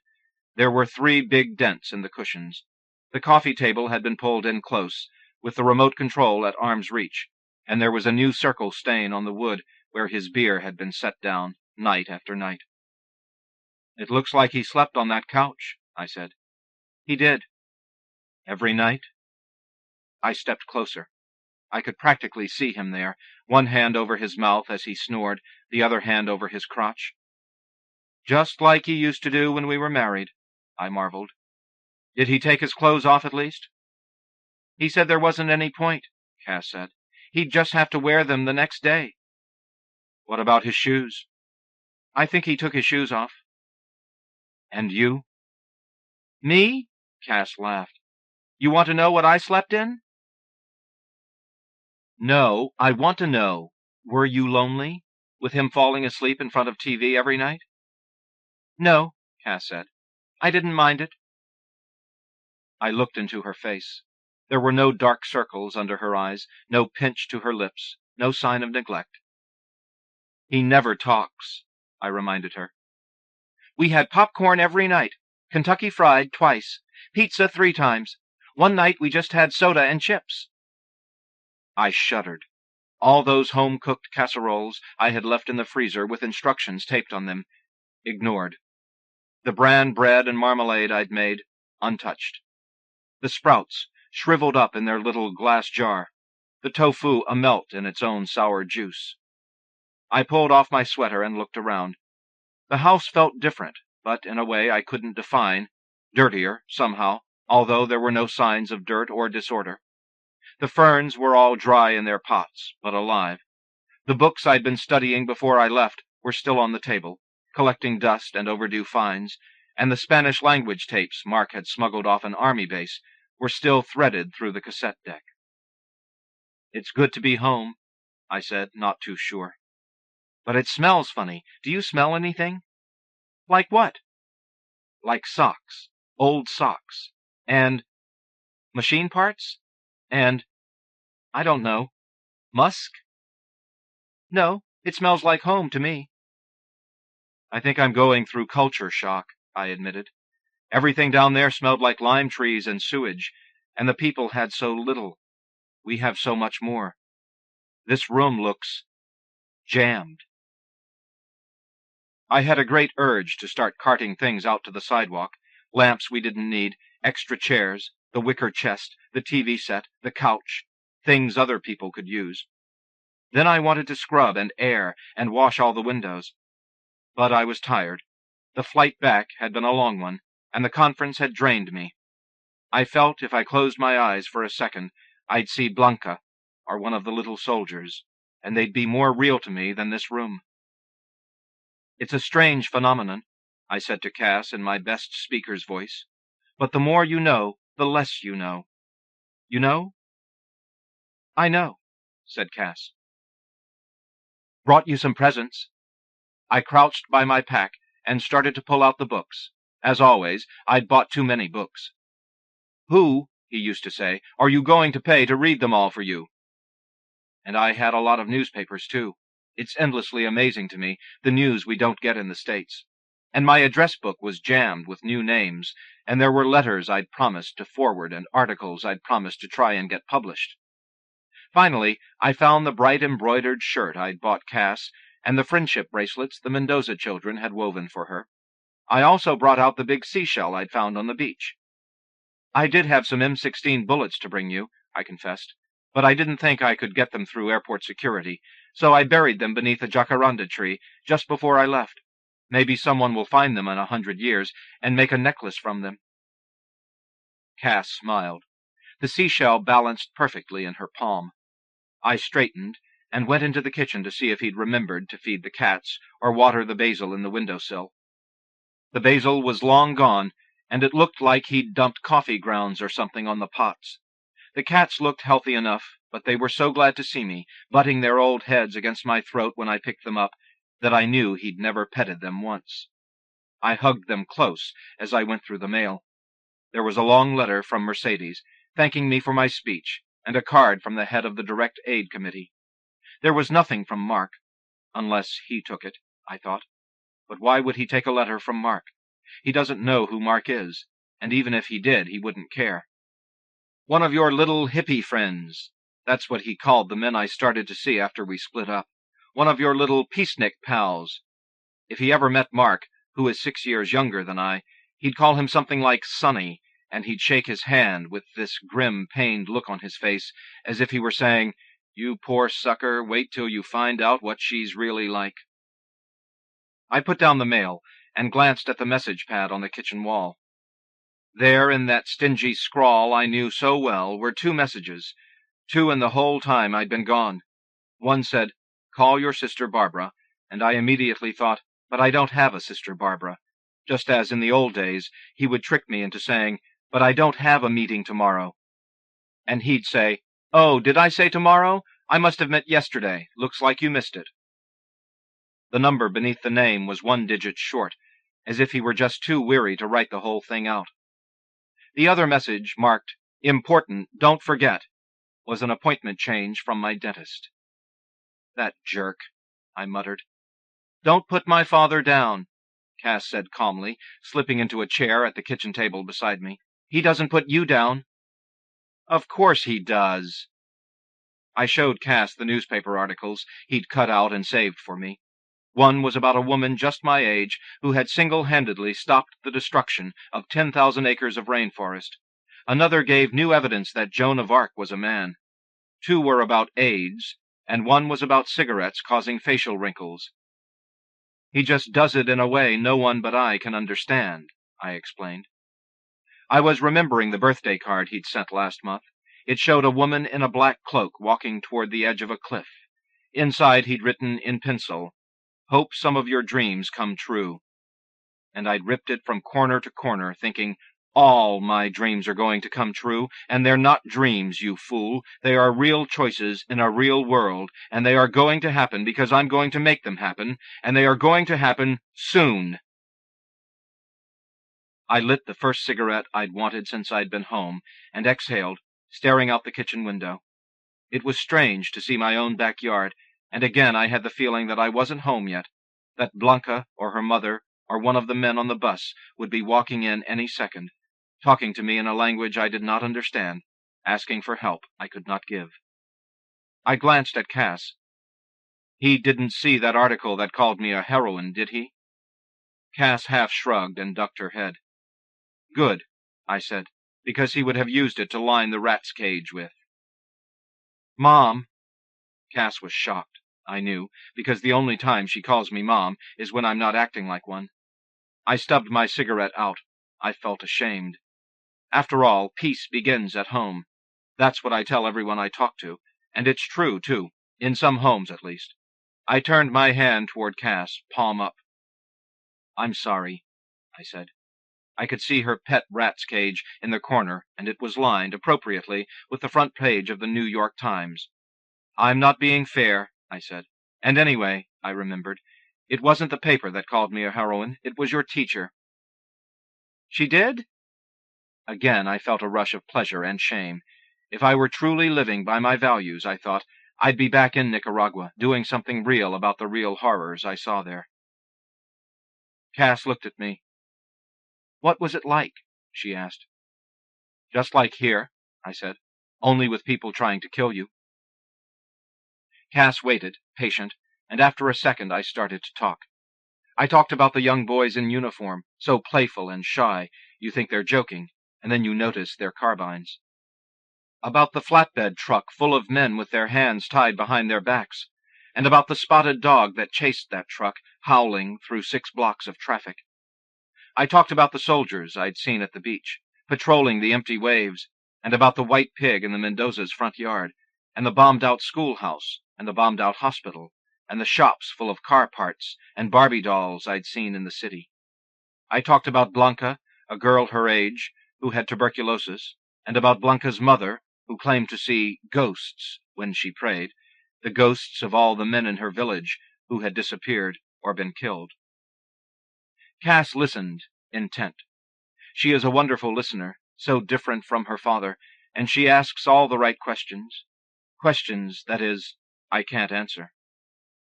"Why can't people," she asked, "just be nicer to each other? Why can't we all get along?" "I don't know," I told her. "You'd think it would be so simple, but it's not." Cass nodded and yawned. It was getting dark, and we were both tired. She gave me a last hug and went into her room to listen to tapes before she fell asleep, and I peeled off my filthy jeans and t-shirt and went to the bathroom to take a long shower. The bathroom looked as unfamiliar as the rest of the house, too big by far, and faintly unclean, and cluttered with things we don't need. The shower floor had that sticky, tar-like substance on it that he used to bring home on his skin from the shop, so I knew that even if he hadn't slept on a real bed, he'd at least had the sense to wash once or twice. I thought of him standing here, naked, in the same space where I stood, with his eyes open and the water beating down, and his bare feet where my feet were, and it gave me the creeps. I saw one of his brown hairs, thin as a spider leg, stuck to the wall, and I aimed the shower at it to hose it down. I wanted every last trace of him out of my house. I turned the water off, glad to step out. As I toweled my hair, I noticed a bottle of perfume on the counter, an old bottle of musk stuff I used to wear when we were first married. I sniffed it, curious. Was that what I'd smelled when I first came in the house? Did he wear my perfume when I was gone? I frowned at the bottle, troubled. It brought back a time I don't think of often, when we were living like gypsies, he and I, traveling up and down the coast in a beat-up old van, picking apples and strawberries, sleeping on beaches, fighting even then, of course, but talking. We did a lot of talking in those years, before he decided to start his own business, before I decided to go back to school, before we had Cass. We did a lot of laughing, and I miss that sometimes, the way we used to roar at each other. Now when he laughs, it's this silent wheeze, as if someone just punched him, and he only laughs at the bad news. My car being towed delighted him for days, and the power failure the time I was being interviewed on the radio. I put the perfume down, pulled on a robe, and went back to the kitchen to see if he'd left any wine. As I passed the guest room, I glanced in to see if Cass had been right, and she had been. The guest bed was untouched. The curtains were drawn. The note I'd left to thank him for staying with his own child was still tucked, unread, under the vase where the roses and poppies had dried on their stalks. He never once took what I had to offer, I thought. He never liked the food I cooked or the books I read or the friends I brought home. He wasn't interested in the classes I went to or the papers I wrote or the ideas that made me want to shout all night. "It's such an act," he'd say when I'd come home late, flushed and hoarse from one of the meetings. "You're such a fake." And his eyes, when he looked at me then from his place on the couch, were almost wide open, almost alive. Then they'd hood again, and he'd turn from me. I picked up the vase, crumpled the note, and went into the kitchen. The garbage bag was full of beer bottles and pizza boxes and losing lottery tickets and TV listings. I made some instant coffee. I'd lived on nothing but coffee for weeks, it seemed, and I was used to it. It didn't even keep me awake any more. As I stirred in the honey, the phone rang. It was Mark. He was 300 miles away, at another conference, and I could hear a woman laughing and 2 men arguing behind him. "Hey," he said, sounding far off and rushed. "How was your time down there? I want to hear all about it, but maybe when I get back, okay? Right now I just wanted you to know there's something on TV tonight about the Sandinistas." "Okay," I said. "I'll watch it.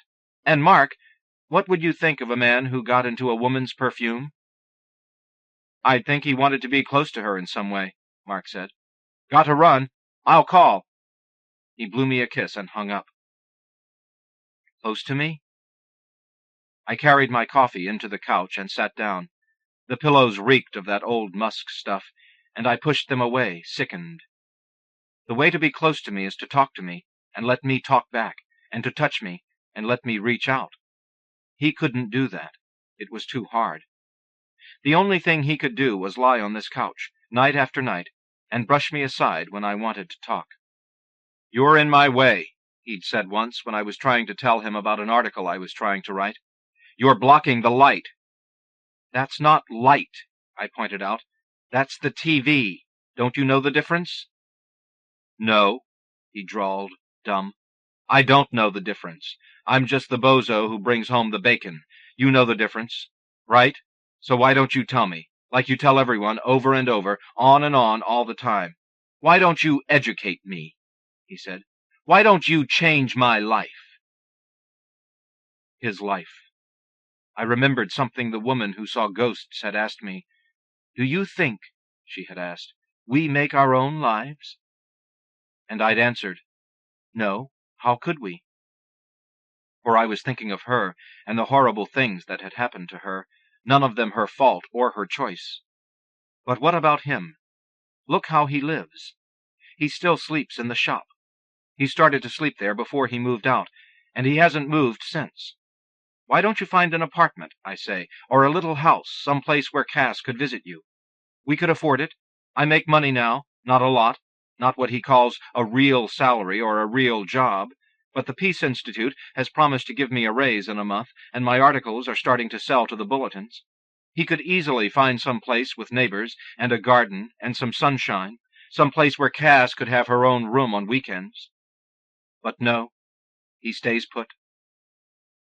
He has a television there, of course, a huge color set, and a mattress on the floor in back. He has a refrigerator with nothing in it, and a hot plate he doesn't bother to use. He has some of Cass's artwork on the walls, and a photo of the 3 of us at Disneyland when she was 6, and a calendar that still shows snow. There's his desk, with tools on it, and gritty rags, and old invoices everywhere. He's alone most of the day and most of the night. He meets women in bars, and there was one girl, an aerobics instructor, who lasted almost 3 months. She had problems, he said, which means, of course, she had life, she had hope, she moved on. He has no men friends outside the shop. He sees Cass once a week on Sunday afternoons, and they go to the movies. Cass says he sleeps. He's lost 20 pounds and still wears that old blue jacket with the grease stain on the cuff. He won't see a therapist or get involved in a support group. When I suggest these things, he just stares at me, his eyes bright with thoughts he finds very funny. I set my coffee cup down with a bang on the table and reached for the remote control, wiping it first on my robe. I clicked on the set. There was the end of some comedy show. Stupid. Then one of those wrestling matches he used to watch all the time. Stupid, stupid. Then the news. Stupid, stupid, stupid. Then the show Mark wanted me to see. Some liar from Associated Press was asking some liar from the Pentagon all the wrong questions and getting all the wrong answers, and despite myself, I started to drift off. My head just kept getting heavier and heavier, and I could feel myself fade. I had this image, not a dream exactly, just an image that kept getting bigger and bigger. It was something I'd seen down there, from the bus, when we were driving through cane fields. It was a turkey vulture, tall and black and ugly the way vultures are, with their bare red necks and bald heads, and it was sitting on a fence post, hunched over, watching something in the dirt below. "Look," the man beside me had said, "he's waiting for his dinner to die." and we'd shivered and talked about other things, and I hadn't thought about that bird again.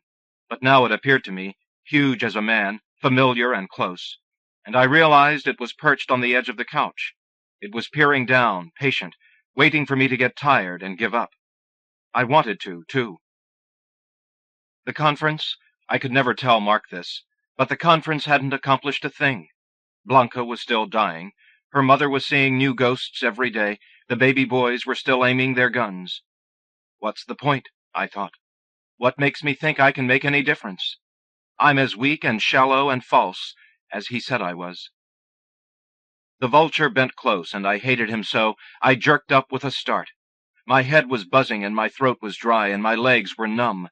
But I got to my feet, and even though I knew I was being what he used to call ridiculous, I watched the rest of that damn show with my arms crossed, standing up, and when that jerk from the Pentagon said, "This is not a war, see? What we have down here is not a war. It's what we call a low-intensity conflict, not a war at all," I hooted so hard that I woke Cass up, and she came trailing out, still wearing the embroidered shirt I'd brought her, stumbling a little with sleep as she put her arms around me, saying, "Come to bed now, Mom. You're home." Nominated by David Jowse, Shenandoah. Critterworld, fiction by Steve Watkins, from Mississippi Review. First, the rumors.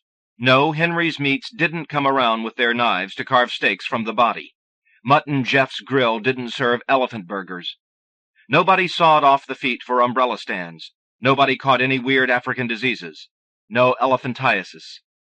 The little girl from Michigan, the one who got trapped in the car, she might have seen a psychiatrist for a while, but if she did, it was back up north, so I don't see how anybody could have known for sure about that story, true or not. And the elephant's name wasn't Stash, like trash. It was Stosh, like in Lost. But people will say anything. I know that now, especially in a little town like ours, and I guess the best thing is not to even listen, though I don't see how that's possible unless you go deaf. You could still do everything you wanted if you were deaf. You could even make great music, like Beethoven. You just wouldn't be able to hear it, is all. I told my mother that after what happened to Stosh. My mother was the only one I talked to for a long time, maybe about a month. But she just hugged me and said, "Oh, Charlie, do you know what? That Beethoven story is so sad it always makes me cry." We were there when it happened, of course, me and John Morse and George Mabry, out by 301 a mile south of town, sitting in the ditch across the road, pretty well hidden behind the tall weeds and under the billboard that said, "Critterworld, Florida's first zoo," which I always thought was kind of a lie because it made you think first ever, when it was really just the first you got to when you crossed the state line. John and George were doing their advanced geometry homework. We were all three in the accelerated class. In fact, we were the accelerated class. They drove us over to high school from 8th grade so we could sit in a room full of 11th graders who tried to cheat off our tests. I liked it more than John and George, though, because I shared my book with this one girl named Charla, who was a cheerleader but still pretty nice, and she would scoot her desk right next to mine, and sometimes, when we were both hunched over the book, my elbow touched her boob, but she didn't move, and either didn't know or didn't mind, and I kept it there as long as I could until I lost all the feeling in my arm. Anyway, the other guys were doing geometry, and I was watching Stosh when it happened. One minute he was standing there, this 100-year-old elephant, not moving except for the ends of his flappy ears, and it might have been a breeze doing that. The next minute he seemed to sort of wobble. He lifted his chained leg, looked at it as if he'd just realized what they'd done to him, even though he'd been chained to that iron ring in front of Critterworld for as long as anybody could remember. He raised his trunk. He swung his head from side to side, made a noise that sounded like all the air rushing from his body, then fell sideways on top of the Volkswagen. I stood straight up and stepped on George's homework. All I could think about at first was why did they park their car so close to Stosh?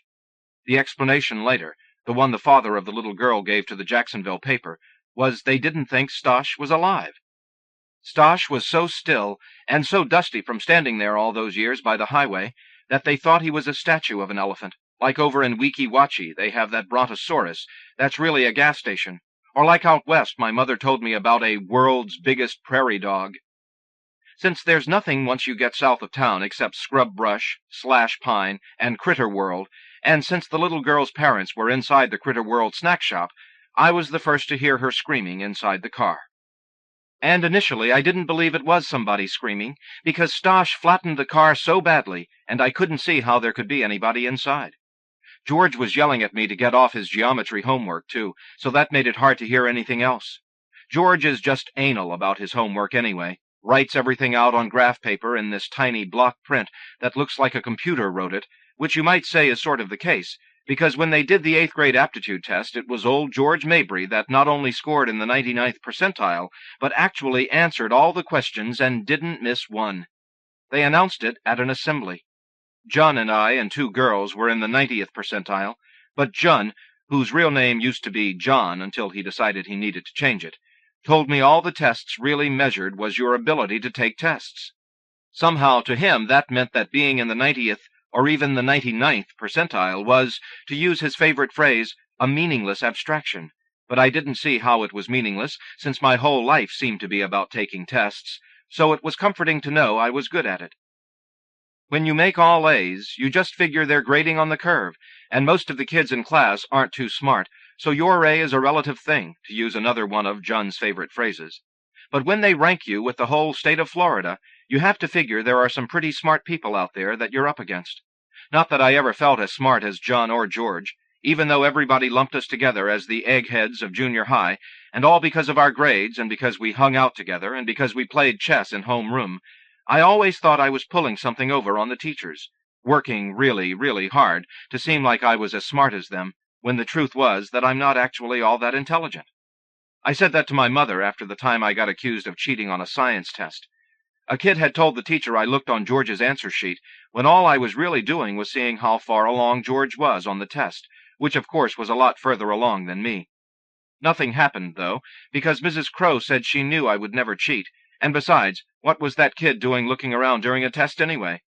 Still, I was pretty upset, and I told my mother I thought I was getting an ulcer from trying to pretend I was as smart as George and Jun. What she said was, "Of course you're smart, Charlie, just maybe not in the same way as your friends. You have an intuitive intelligence." The funny thing was that nobody really cared if I was smart, or if Jun was, or if George was. I mean, teachers cared, and our parents cared, and George and Jun certainly cared about themselves. George already had a correspondence going with the registrar at MIT, and I'm not making that up. But other kids didn't care, and I only cared in a weird way because being smart, or pretending to be smart, was about the only thing I was good at. It was all I had. I couldn't play basketball, even though I worked at it all the time. I wasn't big enough or fast enough or strong enough. I didn't know how to talk to girls, except for smart girls about school subjects, and except for that cheerleader, Charla, who talked to me sometimes about things like the difference between dancing and dance. Dancing was what she loved to do. Dance was what she wanted to study when she got to college. But she had a football player boyfriend, and whenever she was with him, I pretty much ceased to exist. But there I was, anyway, to get back to the story, standing on George Mabry's graph paper, staring across the road, shaking my head to figure out if that really was somebody screaming. It was Jun who made the first move. He stood beside me and said, "Stosh, wow." And then he said, "Squash bug." He grabbed my arm, and we both ran across the highway to the car. George was too busy collecting his papers and books to come right away. We could just see the little girl's face through what was left of the passenger door window. Stosh had pretty much flattened the driver's side. The girl was flat on the floor of the car, screaming in a way that sounded more like squealing, like, "Hurree! Hurree! Hurree!" And I think it was as much to get her to stop as anything else that I started pushing like crazy against Stosh to get him off the car. That's how stupid I was. Jun ran inside Critterworld to get help.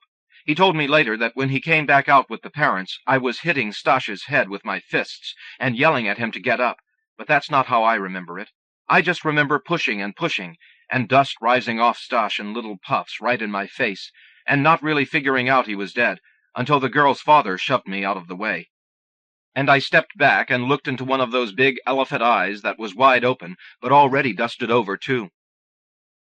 A dozen cars stopped, some of them right there in the highway, before the sheriffs finally showed up.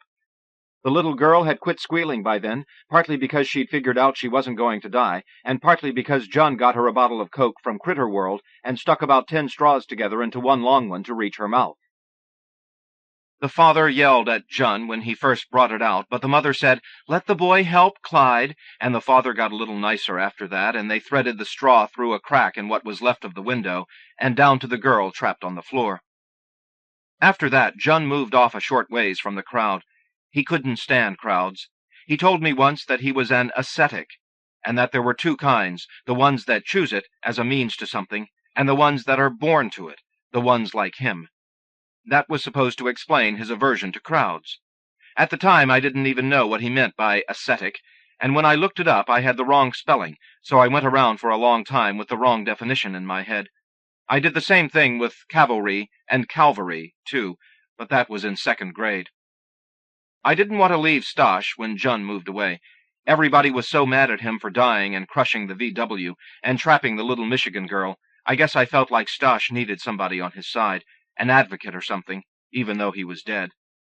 Not that I said anything to anybody. I laid my hand on the bottom of his foot, which was crusty because it was so old, but still not hard like you might expect, and I tried to remember everything I had read about elephants. The only line that came to me, though, was this one. The powerful feet can trample an attacker into the ground, but are so softly cushioned that a whole herd of elephants can troop through a forest without making a sound. George Mabry, meanwhile, wasn't having any problems remembering. He was over in front of the monkey cage, where they kept the psycho monkey that everybody flicked cigarette butts at, and he was lecturing some kids about elephant penises. For such a math and science nut, it's amazing how much George Mabry went in for the dirty stuff. He told those kids that an elephant penis weighs 60 pounds, and it gets 4 feet long when the elephant gets aroused, and sometimes, if the elephant is chasing a cow, he might even step on it. And he told them about how the penis is shaped sort of like an S, and the muscles at the end work on their own to poke around under the cow's belly to find the hole, which is way up underneath, not right there between the hind legs. For some reason, it really bothered me that George was telling them all that. I knew it too, of course. John had given both of us the same book to read, but George was just showing off how much he knew, and what a dirty mind he had. Those kids, though, they didn't deserve to know that stuff. They hadn't earned the right like we had.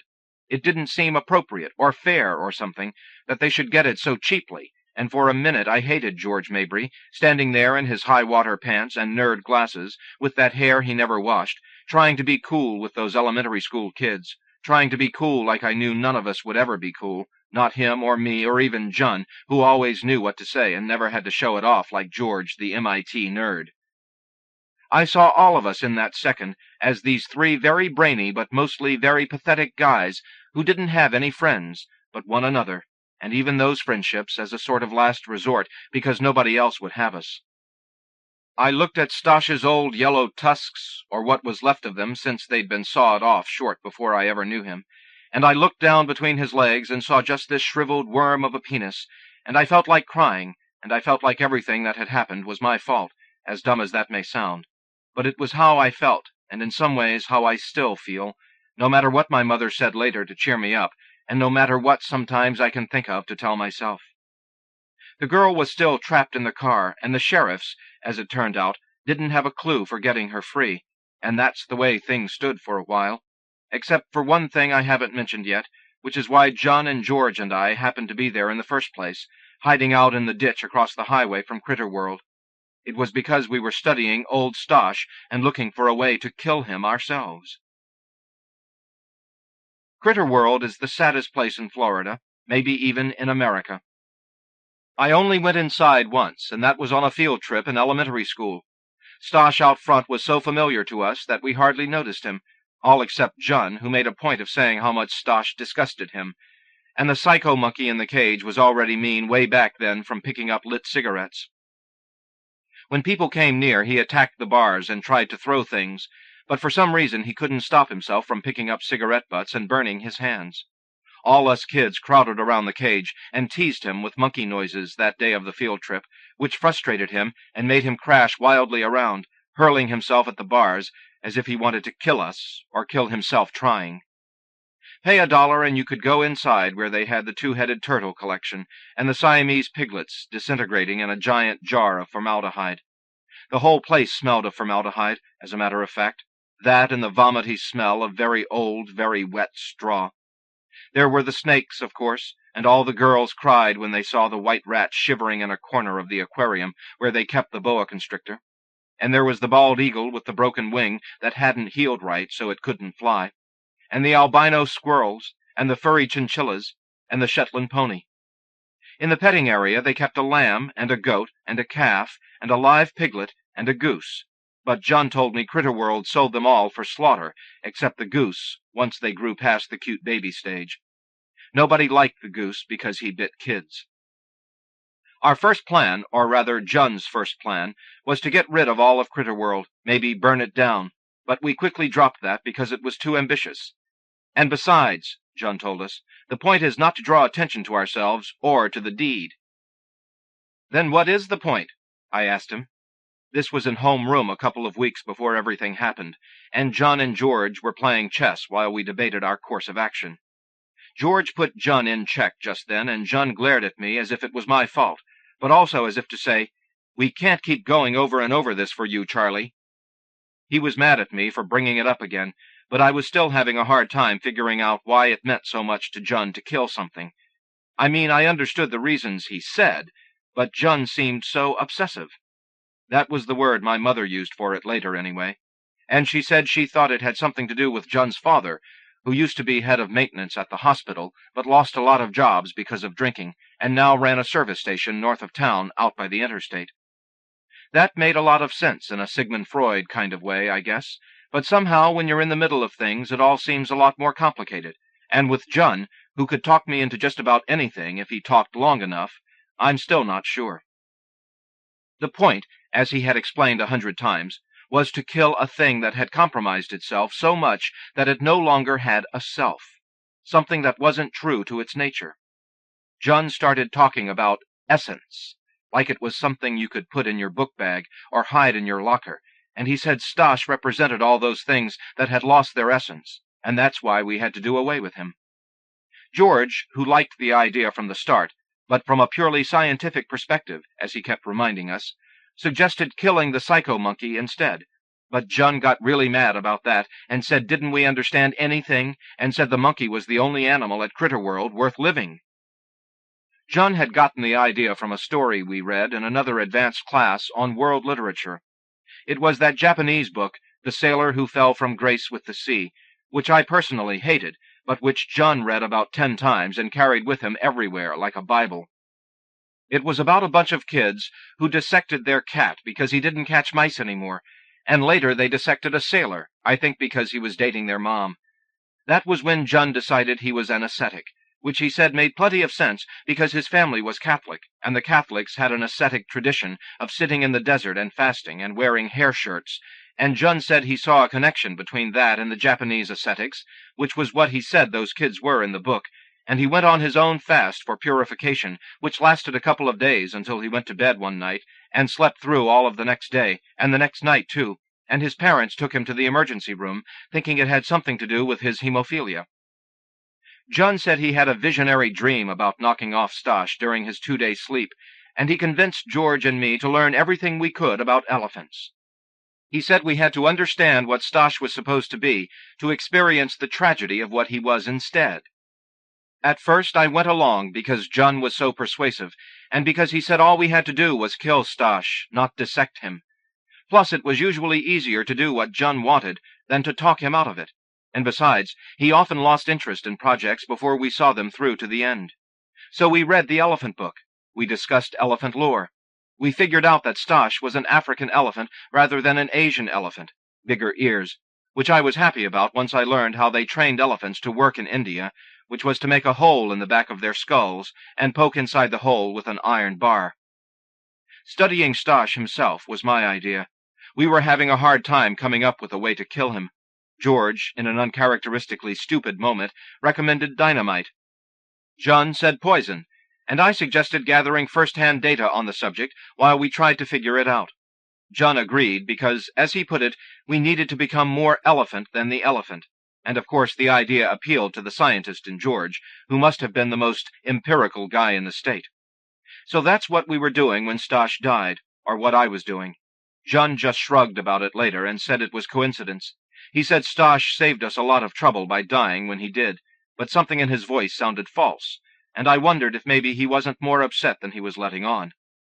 His mother let him paint a St. George and the Dragon mural on his bedroom wall, which seemed to take his mind off ritual slaughter for a while, and then we took up the Russians in that world literature class, and Jean decided to become a humanitarian.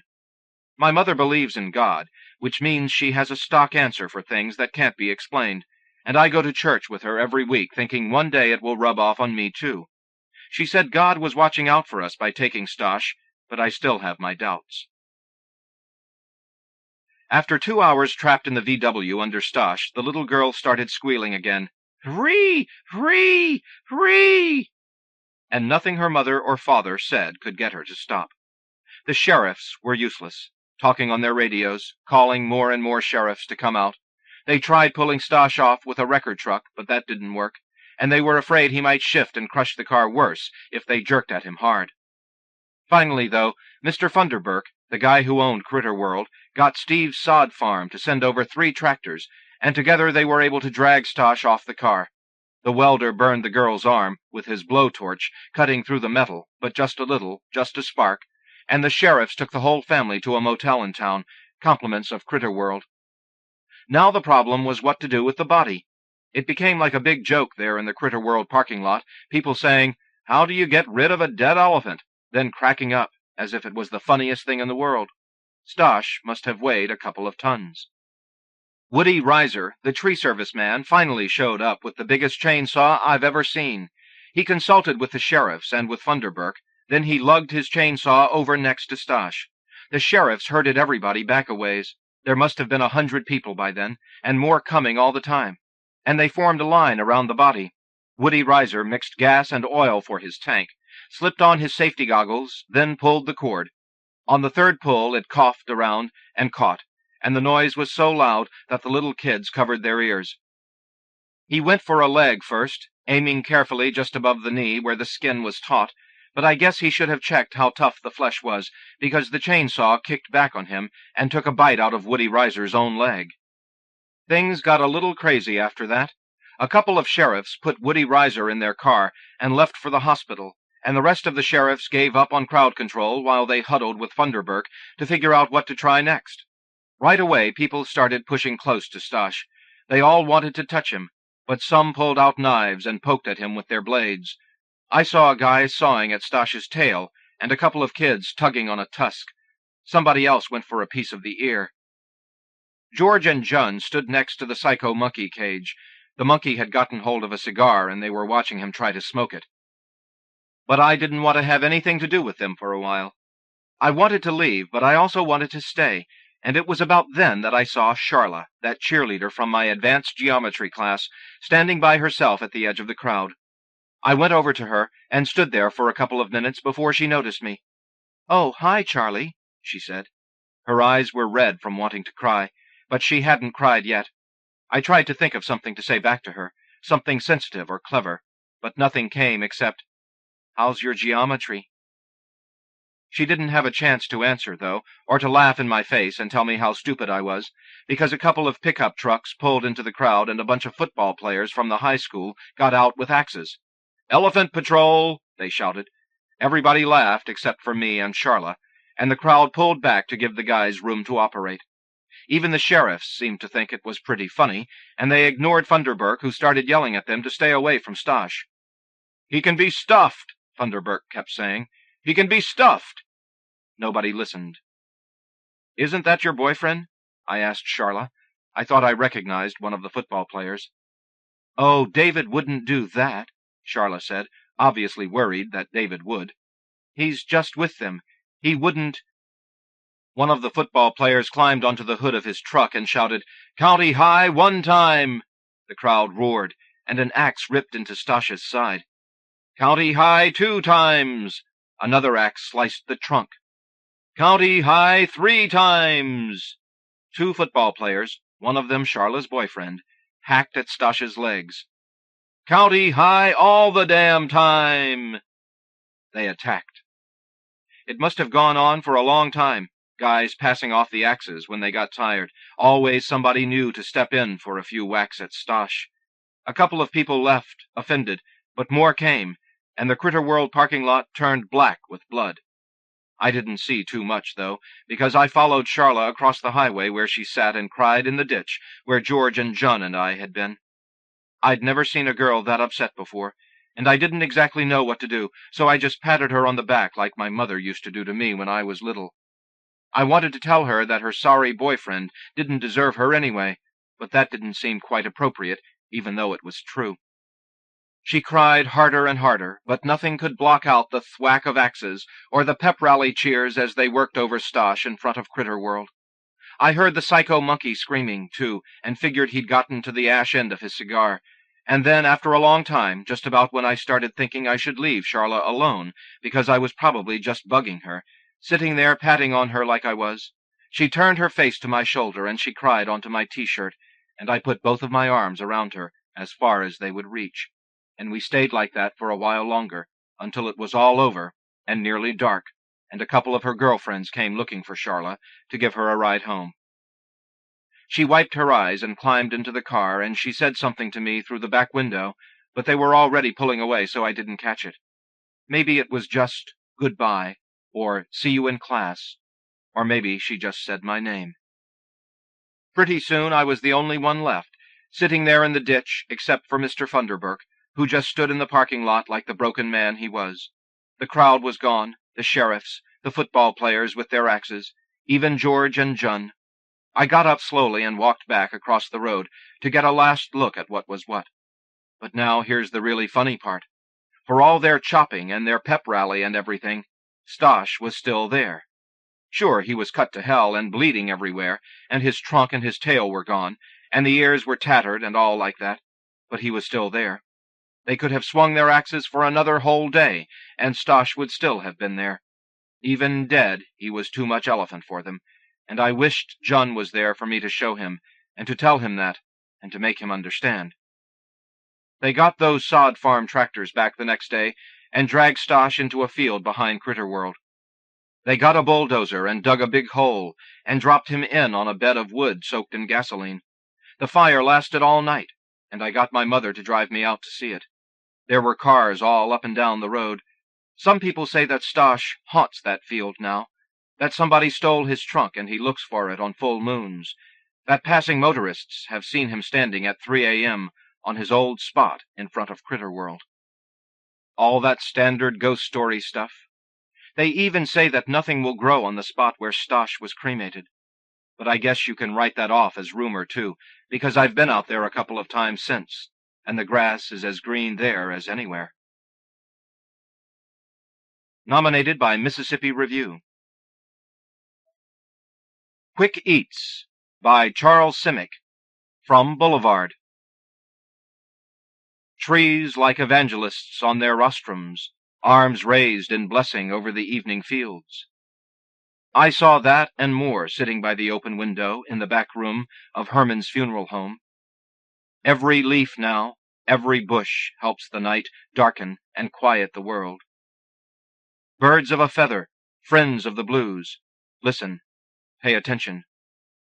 What runs but never walks, O mother? What goes out without putting its coat on? Winding road, the place of vanishings. I am the original nomad exquisite. I am setting out astride my phantom Rosinante. Imponderabilia, old-fashioned gal, strolling among the lengthening shadows, I hear your ass was tattooed in Singapore. It's this sly little wine I sip chill with twilight, Chateau Abracadabra. No two raindrops, no two blades of grass whisper your name alike.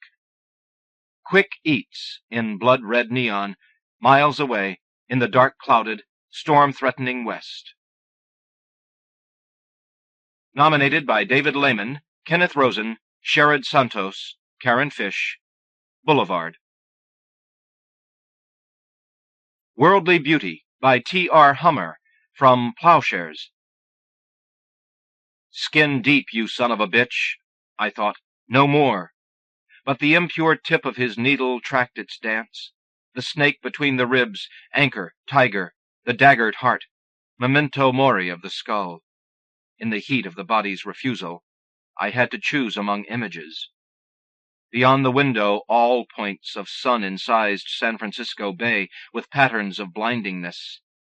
I watched the sea over his shoulder as he touched me with his tools, the chisel made of the bone of an albatross, narrow, very sharp, driven by means of a little mallet, or an oblong piece of human bone, os ilium, an inch and a half broad and 2 inches long, one end cut like a small-toothed comb, the other fastened to a piece of cane, like a serrated adze. He leaned above me, rubbing the pigments in, his own skin clean and golden, untouched by signs or tokens. Fire on the lake, scarlet penis in a secret place. No swastika, no rosa mystica, no lightning or transparent eye. He wore no shirt. He was fat as a Buddha. His fleshy nipples hung like incipient breasts. How long could I authorize this pain? I stared at snapshots on the walls, images of the carriers of images, those who had come here before me, done this thing and lived. One was a man, on his chest the cod, split from head to tail, laid open, on each thigh the octopus, and below each knee the frog. One was a woman, on her breast the head with forepaws of the beaver, on each shoulder the head of the eagle or thunderbird, on each arm, extending to and covering the back of the hand, the halibut, on the right leg the bullhead, on the left leg the turtle. I sat on my small stool, my blouse drawn open. I suffered the alcohol and the burning, in love with the clean lines of boats on distant water, the absolute whiteness of sailcloth, anesthetic sting of brine. I knew I could take the blueprint of the broken tower on my skin, the profile of the angel of blood. I knew I could carry another flesh on my flesh, go otherworldly as any bodily shape, male or female, become a terrible breathing heap of descriptions of God. In that dirty parlor, on the western edge of the empire of the chosen, I finally refused it all, the romance of the past, the heaven of family. I denied the apocalypse of genes, the passionate resurrection of memory, the pierced and reborn body we call the story of our lives. In his hand, the needle's spasm repeated itself. He sweated. He held the mirror. What does it matter now who I say I am? This may not be done in the presence of the dead, or if anyone in the house should dream of floods, lest there be excessive bleeding, this may not be done if a man should dream of the face of a woman, or a woman of the face of a man, lest the shape of another self should shiver between the soul that is and the soul that is to come. I am the image of diesels on the Embarcadero. I am the image of water. So much beauty, and the world is still only the world. Nominated by Josip Novakovich, Edward Hirsch, Arthur Smith, Mark Jarman. Bodies. Fiction by Susan Moon, from Five Fingers Review. Without a body to live in, love is homeless. I fell in love, and then I went shopping for groceries. We were out of everything. Milk and cold cereal. Bread. Boring. But my heart was eating images of him. Paint on his legs, his tongue in my ear, the vibrations of his voice moving through the rim of the hot tub from his chest cavity into mine. The first time I ever saw him, he came late to the AA meeting. I saw him suddenly, a luminous apparition in the doorway. Light was coming out of his eyes and off his purple shirt with white paint stains on it. He was smiling at the room full of strangers. I was irresistibly drawn to the strawberries, red peppers, and radishes. They were pounding away on their grassy shelves, under the pretty light, waiting to be adopted. The thumping in my chest got louder and louder as I approached these red cockles, but luckily the clatter of the shopping cart obscured the sound. I heaped them into my cart. The first time he called, the day after the meeting, he said, "I'd like to see you tonight, or this afternoon, or better yet, this very minute. But then, I guess I'm just that kind of a guy." On the way to Safeway, I drove by a young man shuffling barefoot along the dark street, his pants hanging in tatters, a dirty blanket around his shoulders. He hunched his shoulders, just the way my son, moving his body down a dark street, thinking, hunches his shoulders. I imagined this was the body of my son, homeless and hungry. And where was the body this body came out of? In the moment that I drove by, he suddenly spun, flapped his blanket, and jumped sideways into the street. I missed him by inches. In the rearview mirror, I saw a hand dart out from under the blanket to give me the finger. I only wanted to buy sexy food. I bought an avocado just ripe enough that the curve of the skin would reverse itself when I peeled it back from the soft meat. He would ask me what words I liked for certain parts of the body, and I would tell him. We would agree that certain words were boring and didn't really make much of a contribution to love. I think penises and vaginas should just go off somewhere and do something together, he would remark. I bought an eggplant. When I was in college, I went on a date with a dark-skinned, heavy man from New Orleans who, when he came to my dorm to pick me up, brought me an eggplant for a present. Ever since, I've thought of eggplants as vegetables of courtship. I like how mushy they get if you cook them long enough. Let's say eggplants are bodies, strawberries too. Then you have your bodies of water and your heavenly bodies burning themselves up. Are people bodies, or do people have bodies? Everybody has one. Everybody is one. Whose body do I have? I have a body of water, 98%. Water's body, Earth's body, air's body. He has a body of fire, a heavenly body. Time to get some brie cheese. Say cheese. Say wheel of brie. Wheel of brie. Say briel of wee. Briel of wee. I'll leave it on top of the refrigerator, so it will be warm and gooey by supper time. His body has a life of its own. It does things. It says things. All the while, the heart beats against the bars of its cage. Sometimes it pounds so hard it shakes me too.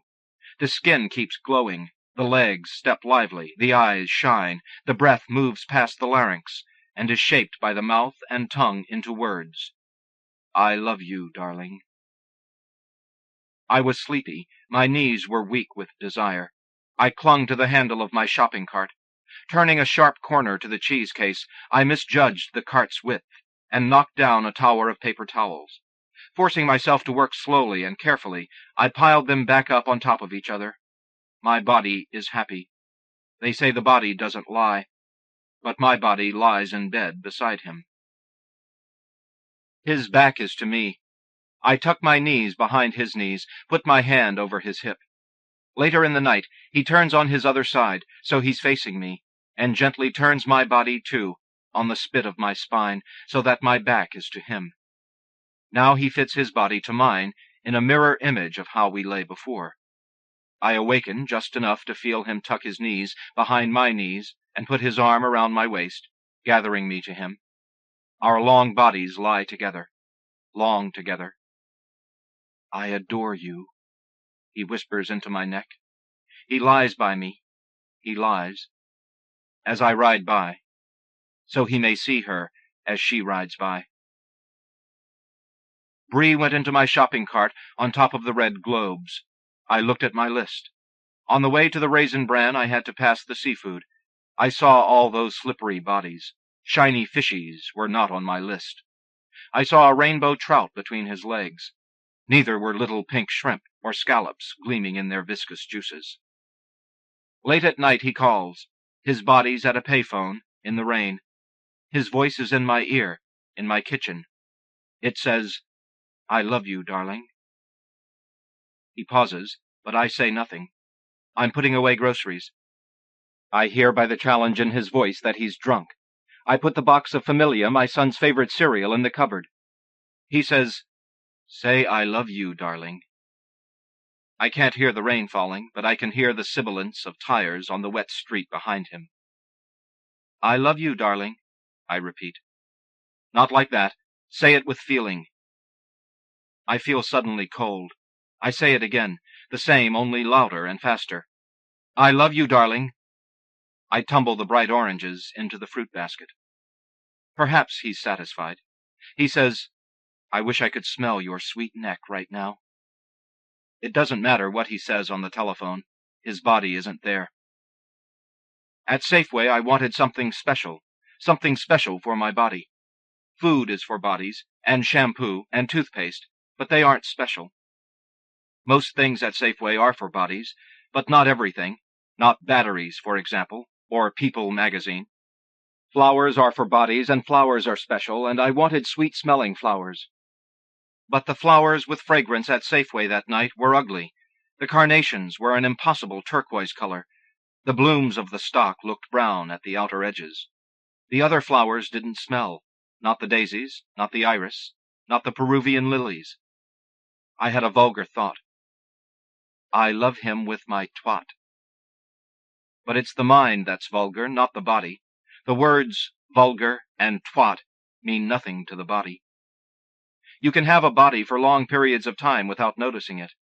And what is it doing all that time? Is it noticing you? Hoping you will buy it flowers? So you can bury your nose in their sweet neck? I get to know my body over and over again as I get older. I get to know a different body. Every 7 years the cells replace themselves. The cheese ripens. The hands wrinkle.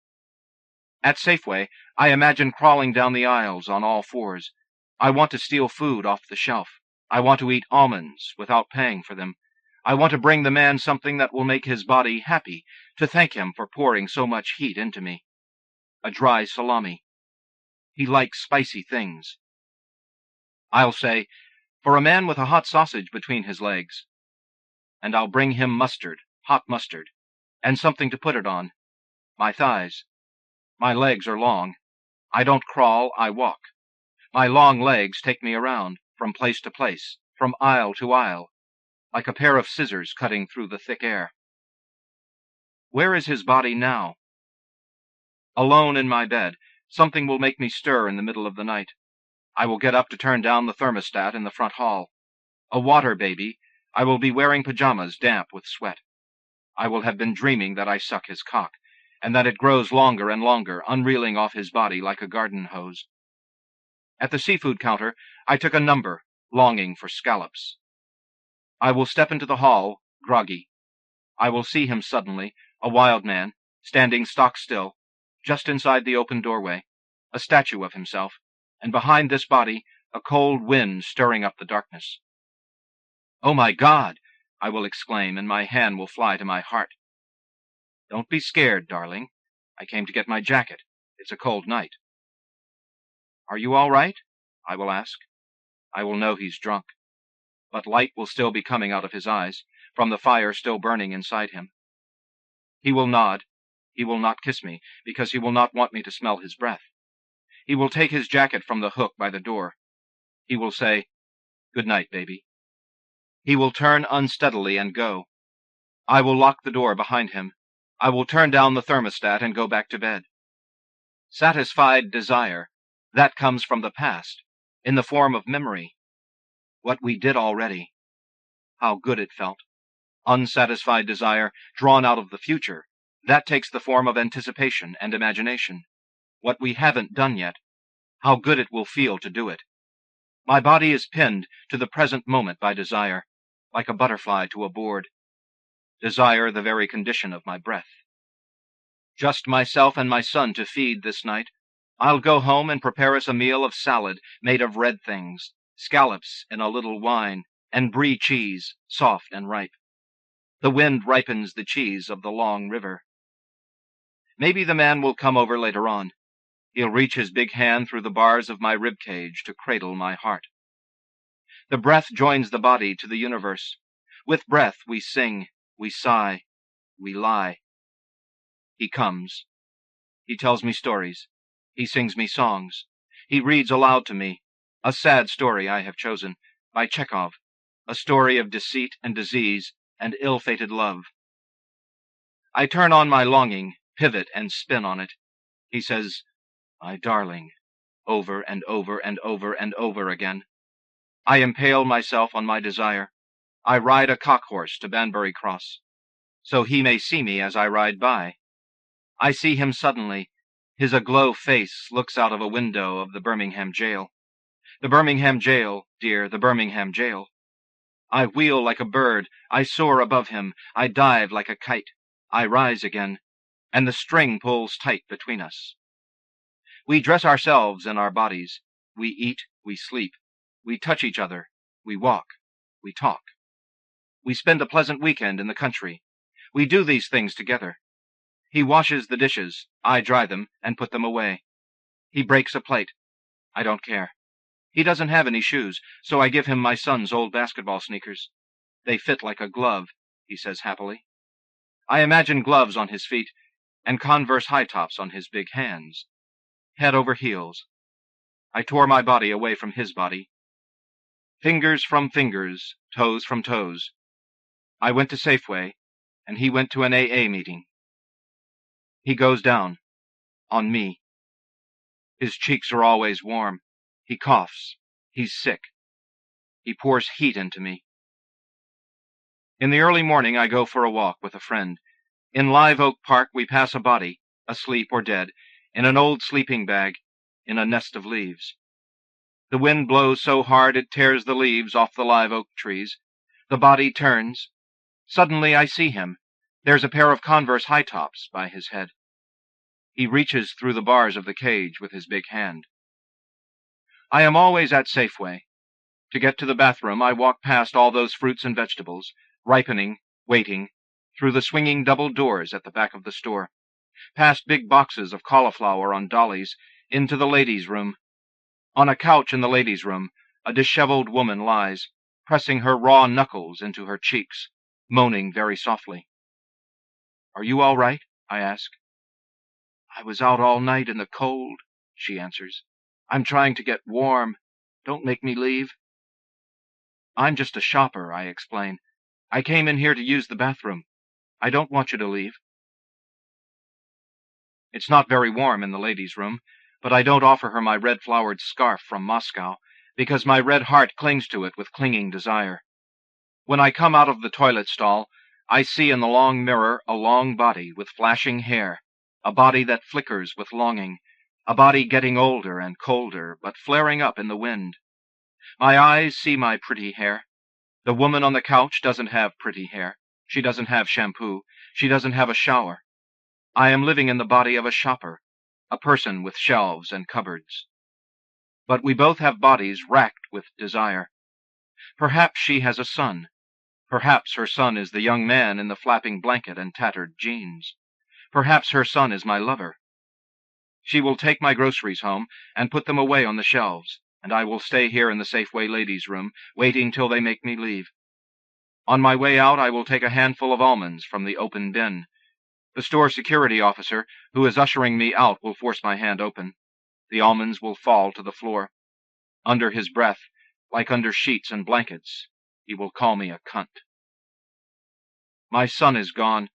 I find the man with the big hands in the bushes. I find him by following the sound of his singing. I see him suddenly. His face is on fire. We curl up together in the sweet-smelling leaves. He tucks his knees behind my knees. He gathers my body to his body. I breathe the wind. I sink into his warmth. The spirit crouches inside the food, the blood, the juice, the secretions of desire, the pounding heart, biding its time. Love lives in bodies. There's no place else to live. Without a body to live in, love is homeless. Nominated by Josip Novakovich, Five Fingers Review. A Clarion for the Quincentenary, by Eliot Weinberger, from the Literary Review. In November 1620, the Mayflower is anchored in the shallows off the coast of Cape Cod. The men, terrified of what one of them calls the hideous and desolate wilderness full of wild beasts and wild men, must wade nearly 3/4 of a mile through freezing water to reach shore. There, they report back, all is surprisingly calm. No people. The next day is the Sabbath, and they pray. The following day the women come ashore to do the washing, and all of them gorge themselves on quahogs, cherry stones, and mussels, which make them sick. 2 days later, a small party led by their chief of security, Miles Standish, sets out to explore. They come across a group of 6 men who dart into the woods. Pursuing them, the expedition, with their heavy arms, becomes entangled in the thick brush. At last they come out in a clearing, a field of corn. There are freshly made mounds, which they uncover. Some are graves, others are granaries, with baskets full of yellow, red, and blue maize stored for the winter. Thanking God for his bounty, they steal the corn. Having repaired a shallop to carry them along the coast in search of a river they think they've seen, and a possible site for settlement, a larger party pushes off in a snowstorm 10 days later. They first return to the place they've named Corn Hill. To loot the mounds again, they must break the frozen ground with their cutlasses. They find more corn, a bag of beans, a gourd containing oil. They discover 2 round houses, evidently abandoned at their approach. Inside are various mats, wooden bowls, trays, and dishes, clay pots, large baskets ingeniously made of crab shells, woven baskets, some of them curiously wrought with black and white in pretty works, deer heads, freshly killed, antlers and deer feet and eagle claws, baskets of dried acorns, a piece of broiled herring, tobacco seed, and sundry bundles of dried flowers and sedge and bulrushes. They take the best things away with them, but decide to leave the houses standing, as their diarist reports. Wandering in the snow, in the empty stretches of an uncolonized America, they come across a mound, covered with boards, that is longer and larger than the others they've seen. They dig and find a mat, and under it a bow. Then another mat, and under that a board 2 feet long, and finely carved and painted with 3 tines or brooches on the top, like a crown. Then bowls and trays, dishes and trinkets.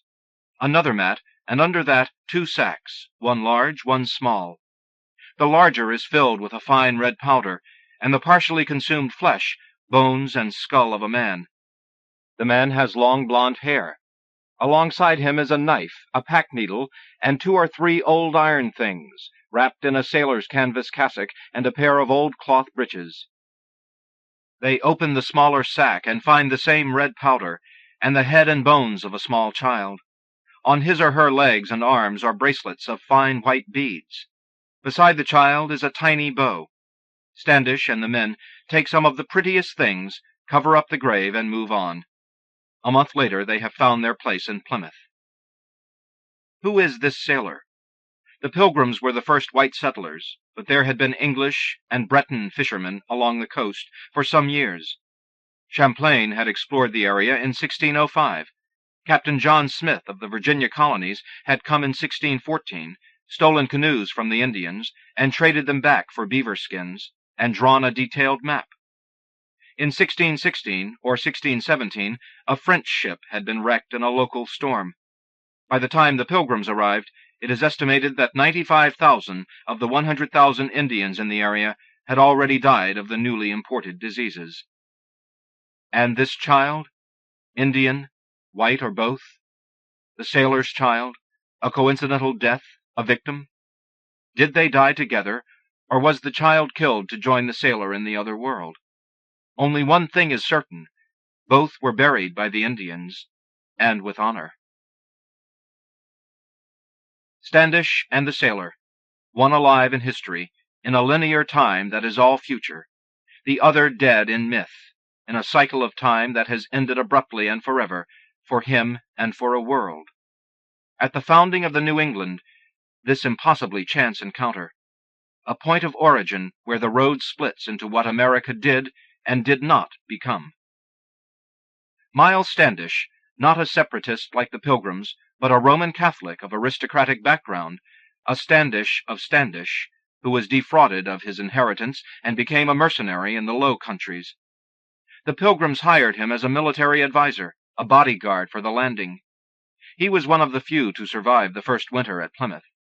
He built the fort and oversaw what was for decades the most secure English colony in America. He was sent to England to negotiate the complicated property rights for the colonists, who were supposed to be in Virginia. And he was sent to Marymount to destroy the orgiastic colony led by Thomas Morton, where drunken Indian men traded pelts for guns, while drunken white men and Indian lasses in beaver coats danced around the maypole. Standish, who kills for money, who builds the fortress to keep us in and them without, who steals their food and trinkets, and, through Samoset and Squanto, their savvy, the businessman who gets laws changed to his advantage, and the cop who enforces them, who treats the dead with disdain, who brings order to wilderness and wildness, the true separatist, the founding father. Standish, standing over the found father, this sailor who crossed over. White skin and red skin, red powder and white beads, iron knife and wooden bow, man and, in death, woman, a dead Madonna with dead child, fair-haired god and goddess of the fair-haired corn nearby. And the child, symbol of a blending, a future generation that will generally not occur in North America. In his place, the day before his grave is opened, another child is born, the first in the New England colonies. He is named Peregrine, Pilgrim and Bird of Prey, White. And the Mayflower, on its next voyage, sailing to Africa to pick up slaves. And Plymouth Rock, today in the newspapers, defaced, they say, but signed is more accurate, with a huge red swastika. A swastika whose author, in his ignorance, has drawn backwards. Intended Clarion for racial purity, for a pilgrim and Puritan land, it is instead a revenging light, the ancient American Indian symbol for the sun. Nominated by Lydia Davis. When I Was Saved, by Andrew Hudgins, from Shenandoah. Do you still have a demon in your heart? The preacher asked. I did. My heart and someplace lower, too. The demon kicked inside my body, heart and groin, the way I'd felt my brothers kick, all three, inside my mother's bulge. Put your hand here, she said. Do you feel him? I did. That's your new brother. The demon, too, was blood kin, and he lived a fierce life of his own. In my aisle seat, I sweated, and I had no doubt, still don't, that Satan owned my heart. I burst in tears, fled, staggered, down the aisle, and, blubbering, was saved. A prayer, a hymn, more tears. And then the preacher led me like a trophy back up that long aisle. My father, radiant, stepped out and bear-hugged me so hard I gasped. Later that day I couldn't breathe at all when I, damp handkerchief clamped on my mouth, was lowered into death. I went down easy, stayed, panicked, struggled, and was yanked back up, red-faced and dripping. After that, each Sunday, I went to preaching early so I could sit behind a boy whose torn right ear did not attach entirely to his head. Through that pink gap of gristle, I'd watch the preacher shout, croon, soothe, between that boy's head and his ear. More sinners lumbered up the aisle. I longed to run up and again be purged of Adam, who was reborn each night, like Lazarus, by my own hand, beneath the sweat-drenched sheets. Nominated by Joan Murray, Mark Jarman, John Drury, Lynda Beards, Shenandoah. Good Heavens, by Pattiann Rogers, from the Gettysburg Review. 1. The common garden snail can't watch the heavens and enumerate 600 young stars in Perseus, one more hour until full moon. It can't make lists, pinwheel of Andromeda, comet fireball of Temple Tuttle. It has never called its slither the soft finger of night, nor its wound shell a frozen galactic spin. Yet its boneless, thumb-sized head is filled and totally deaf with exactly the same tone and timbre as the sky. 2. Winter Midnight. It seemed I was looking into the face of a vendor, skin so dark I couldn't focus at first, the stark structure of his skull tighter, blacker even than his eyes. It was a vendor with his wares, glass bulbs and seeds, silver goats, loops, and strings of copper, brass cathedral charms, polished couples on sticks copulating, twisted bracelets and rings, spread like a market of stars on the blanket at his knees. I thought I saw borders, ways and measures in his onyx face as I looked. A shifty hawker, a familiar swindler. It was an old, skinny vendor on folded knees, kneeling purple bones, a skeleton of vestments, a posture of spirals, and stocks hovering above and below his spread of sockets and hoops, reaching, rocking, merchandising at my bedside. Come, lady, buy. Come, buy mine. 3. To imagine stars and flaming dust wheeling inside the gut of a blind, transparent fish swimming out of sight in the black waters of a cave 1,000 years ago is to suggest that the perfect mystery of time, motion, and light remains perfect. 4. Good, because the heavy burnings and fumings of evolving star clusters and extragalactic cacophonies, because the flaming Cygnus loop, still whipping and spewing 60,000 years after its explosion, because the churning, disgorging womb of the great nebula and the rushing oblivions left from the collapse of protostars, because suffocating caverns of pulling, sucking gases and pursuing, encircling ropes of nuclear bombardments, because erupting cauldrons of double stars and multiple stars flinging outward great spires and towers of searing poisons, because all of these for this long have stayed far, far away from our place. Nominated by Alberto Alvaro Rios, The Gettysburg Review. Like Hands on a Cave Wall. Fiction by Karen Minton, from the Georgia Review.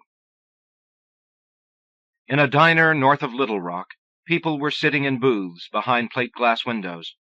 A garage and a convenience store sat on either side of the diner, and stretches of fields and briar thickets lay beyond. The diner had been built by the same group of developers who, thinking growth was headed that way, had also built the subdivision of wood frame houses across the highway. Growth hadn't come, and property values stayed low on what the real estate agents called great starter homes. Swing sets, clotheslines, and basketball goals stood in patchy yards, and power lines ran overhead.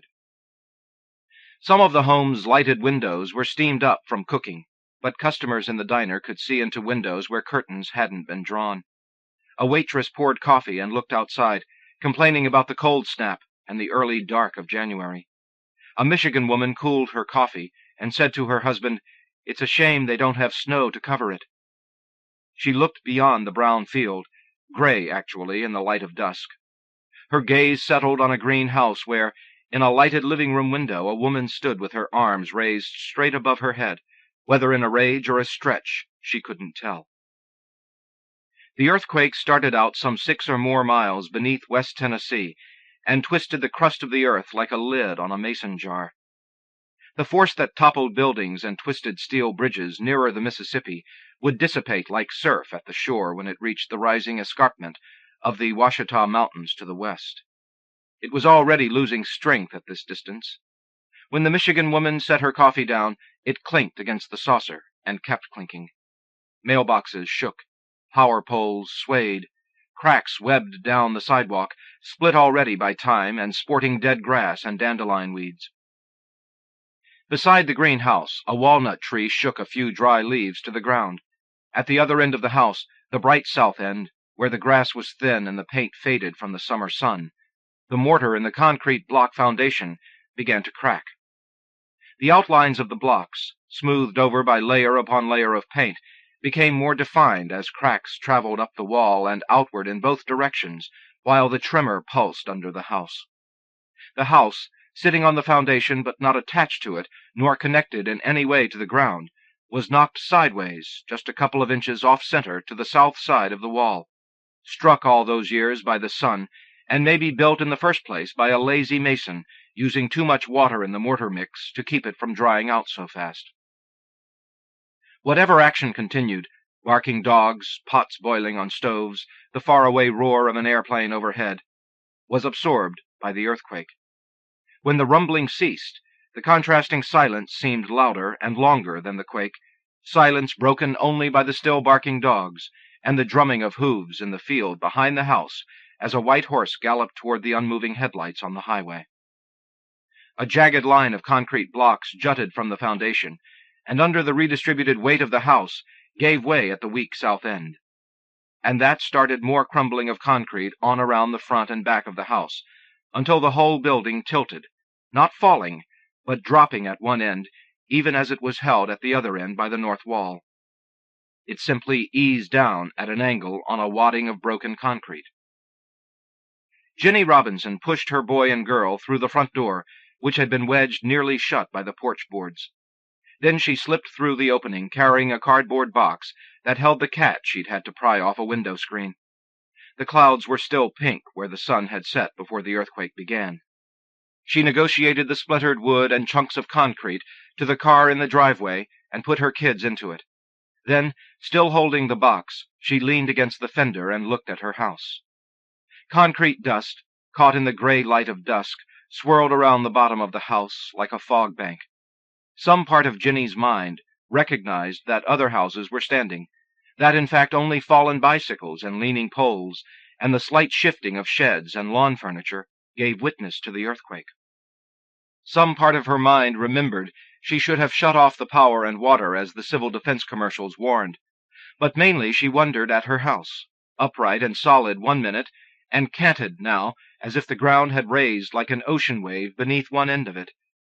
She paid no attention yet to the cold or to the yowling cat, its claw tearing at her bare arm through the flaps in the box. And some part of her mind marveled that an earthquake sounded so much like a human scream, that within the sounds of the quake and rattling glasses she had heard screams coming right out of the ground. Down the street, dark now with a power failure, doors opened and closed, and neighbors called to each other.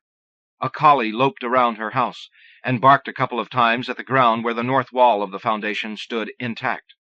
The neighbors drifted to Jenny's house, some carrying flashlights, even though the sky was still light. They circled the house, speculating on the integrity of the foundation left standing, checking the power lines and water pipes that ran into the house. One man volunteered to drive to the fire department, since the phones were down. Someone said the state patrol was closer, but that depended on what bridges might be out. The yowls of the cat never ceased. It scratched the sides of the box and occasionally darted its paw out to snag Jenny's skin. The collie barked into the opening that gave access to the crawl space. Mattie from next door tried to shoo it off. A boy threw rocks at it. It tucked its tail and crept a few steps away, but returned, barking at the ground. Someone said, "Listen," and underneath the noise of the cat and the dog and children, they heard the man under the house yell for help. He barely breathed when he gained consciousness this time. He had screamed before, when he first realized the significance of the noise that was coming from beneath him instead of from out there, from airplanes or traffic, or from the woman in the house above him. He had heard the rumble and then saw, though it was dark as pitch under there, the house start to lean above him. He heard the scraping concrete and the creaking timbers reverberate in the crawlspace. He had darted for the piece of plywood, outlined in gray light, that covered the opening in the concrete wall. He scuttled toward it, careful even then to stay low on all fours to keep from bumping against the floor and giving his presence away. When the house fell on his back, he screamed, then passed out. Each time he had come to, he breathed in the dust, and each time he had coughed, passing out again as pain shot through his chest and back. But this time he barely breathed, not deliberately but instinctively fearing the pain.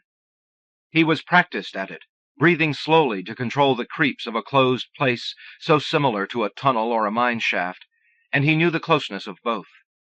His face was pressed into the damp dirt. He couldn't move. He couldn't raise up or roll over or even gather his knees beneath him, and each try almost knocked him unconscious. Outside the dog barked, and his mind began divorcing itself from panic to count the rhythm of barks. 4 barks.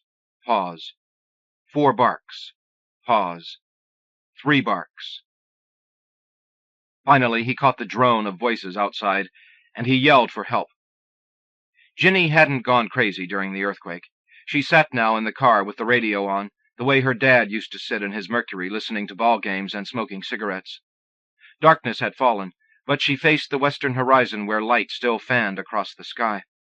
She had sent her kids to a neighbor's and let the cat loose in the bushes behind the house. Mattie was wrapping her arm with gauze and trying to persuade her to come and sit in her kitchen till the shock wore off. Ginny didn't remember even seeing the cat leave the box. It had darted away so quickly. She just remembered the empty box, shredded on the inside by claws. A wet circle of her blood had soaked into the box lid. She hadn't gone crazy. She had shuffled her mind through insurance policies, through the leave time she'd amassed at the radio station, which was even now broadcasting in her car. And she thought of calling her mother in Fort Smith as soon as the phones were working.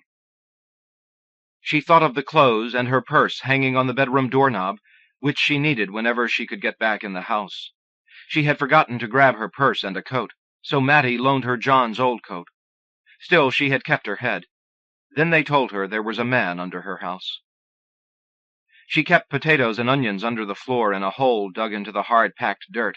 It was cool under there in the summer and safe from frost in the winter, like now when the temperatures had been in the teens and 20s for too many days running.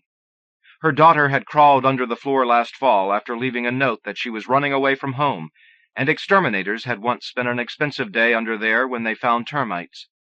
She'd also seen a king snake slither through the concrete and thought of it whenever she reached down in the hole for potatoes. She watched them gather at the end of her house, milling around in the beams of flashlights. She pulled John's coat on and pushed her way over to the house. The sheet of plywood she used as a door to the crawl space was wedged sideways in the opening. John gripped the splintered top of the plywood as he leaned his head and shoulders into the hole. She heard him talking, but the man under the house was quiet now. When John backed out of the opening, Ginny asked, "Who is it?" John said he didn't know and motioned her over to the walnut tree. The neighbors followed. He turned around when he reached the trunk and tried to put his hands in his pockets, even the hand that held the flashlight. "Ginny, how long's it been since you've been under there?" "A while," she said. "I keep potatoes and onions under there, but it's been a while since I got any. Why?" John was a big man, but Ginny stood eye level with him. His coat fell right on her, just a little too long in the sleeves. She looked into his eyes, but while he looked at her face, it seemed in the dim light he was staring at the top of her head. "A beam's got him pinned to the ground," he said. "It hit him across the shoulders, and all I could see was his head. It looks like his head is sticking right up out of the ground." Ginny put her hands in the coat pockets and twirled something, a nail or a hinge pin, in her fingers. It was too dark to read the expression on John's face. She asked, "How bad hurt is he?" "He might be bad," John said. "The phones are out, but the state patrol ought to be here soon. We might ought to get somebody else to go. Walt didn't know anybody was under the house when he went to report it." Ginny said, "What's he doing under my house?" John took a long time to answer. He looked above Ginny's head where the horizon was lined with light. Stars were out. He said, "Maybe living there. It looked like he had a damn nest built up under there." Moonlight shafting through cracks in the crumbled concrete showed like color but didn't light the darkness under the house. The collapsed end of the house sat not on solid ground but on jagged chunks of concrete block. The other end didn't sit on the standing foundation but was tilted against the block wall's inside edge, caught midway in its downward slide. Now the house pushed slowly, imperceptibly outward against the foundation that was left, seeming frozen there until some cosmic second hand started moving again, and the house would finish its fall to the ground. Pinned between the hard earth and the wooden beam, the man seemed to have served as the wedge that halted the house in its slide. He was conscious now, listening to the voices outside, not to the words, but to the drone of human beings. Dirt was in his left eye, and every once in a while, instinctively, he tried to wipe it, but his arms were somewhere behind the beam looming just in back of his head. His face was cold, both from being pressed into the cold dirt and from the wind that blew in the opening, where he could occasionally see light dart from flashlights or the white paws and snout of the barking dog. He was used to the musty, pervading smell of dirt, even liked it now, as one likes the smell of yeast, but he was barely breathing, taking shallow breaths into a chest that couldn't rise. They would see his bed and the onion skins. The woman would crawl under her house and see her potatoes gone. His nose was running, but his arms didn't pull up to wipe it with his sleeve. Jenny's transmitter had withstood the quake, and her backup power system worked. The announcer was broadcasting from the transmitter, and had just been joined by a member of civil defense, who said in 1811 and 12 it took 3 earthquakes to release the pressure in the New Madrid fault, so that, at best, they needed to brace themselves for aftershocks. In Mattie's kitchen, Jenny gazed at the transistor radio in the light of a Coleman lantern, while Mattie made coffee on a propane stove. No one outside had mentioned the possibility of aftershocks, had maybe not even thought of that yet. Jenny wrapped both hands around the coffee cup. The oldest of 7 kids, she had plowed fields behind a mule and learned the mechanics of a John Deere tractor. She had put herself through tech school, waitressing and laying sod, earned her degree in electronics, then helped her brothers and sisters through school.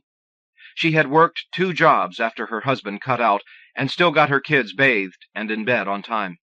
She had once held a ball bat over her brother-in-law while he packed his clothes and while her little sister nursed a swollen eye. Yet she had fallen apart when John described the pillow the man had made from the straw in her potato hole. She had screamed and shook all over, but in Mattie's kitchen, while she listened to the strong signal on the radio, the shaking stopped. She sucked on a cough drop she'd found in John's coat pocket and tried to remember what she'd heard about aftershocks. They shouldn't wait much longer for help to come. The state patrol car had pulled off into the grass in her front yard. The siren was off, but the blue lights were flashing around the neighborhood like strobe lights. A couple of neighbors stood by the open car door where a patrolman talked into the radio. She could hear it squawk. The others were grouped around the end of the house. She marched to the house and found John talking to the other patrolman. "Is he still alive?" she asked. He was. John didn't see how, mashed in the ground like that. But according to the state patrol, there was a pileup north on Route 67, and a fire at the cotton mill, so the fire trucks and ambulances were tied up. Jenny's ex worked swing shift at the mill. She knew people there. The patrolman was young. He had a pocket notebook out, but wasn't writing anything. Jenny told him to get hold of the city and get a civil engineer out here. He left for the car. "They're talking about aftershocks on the radio, John," she said. She remembered driving to work last summer and watching builders put a new foundation under an old farmhouse. The house had sat on jacks for a week, suspended 3 feet above the new brick the masons were laying. "The drawback is the house is just leaning against the block wall on this end," John said, "and it could cave in any time, tremor or not."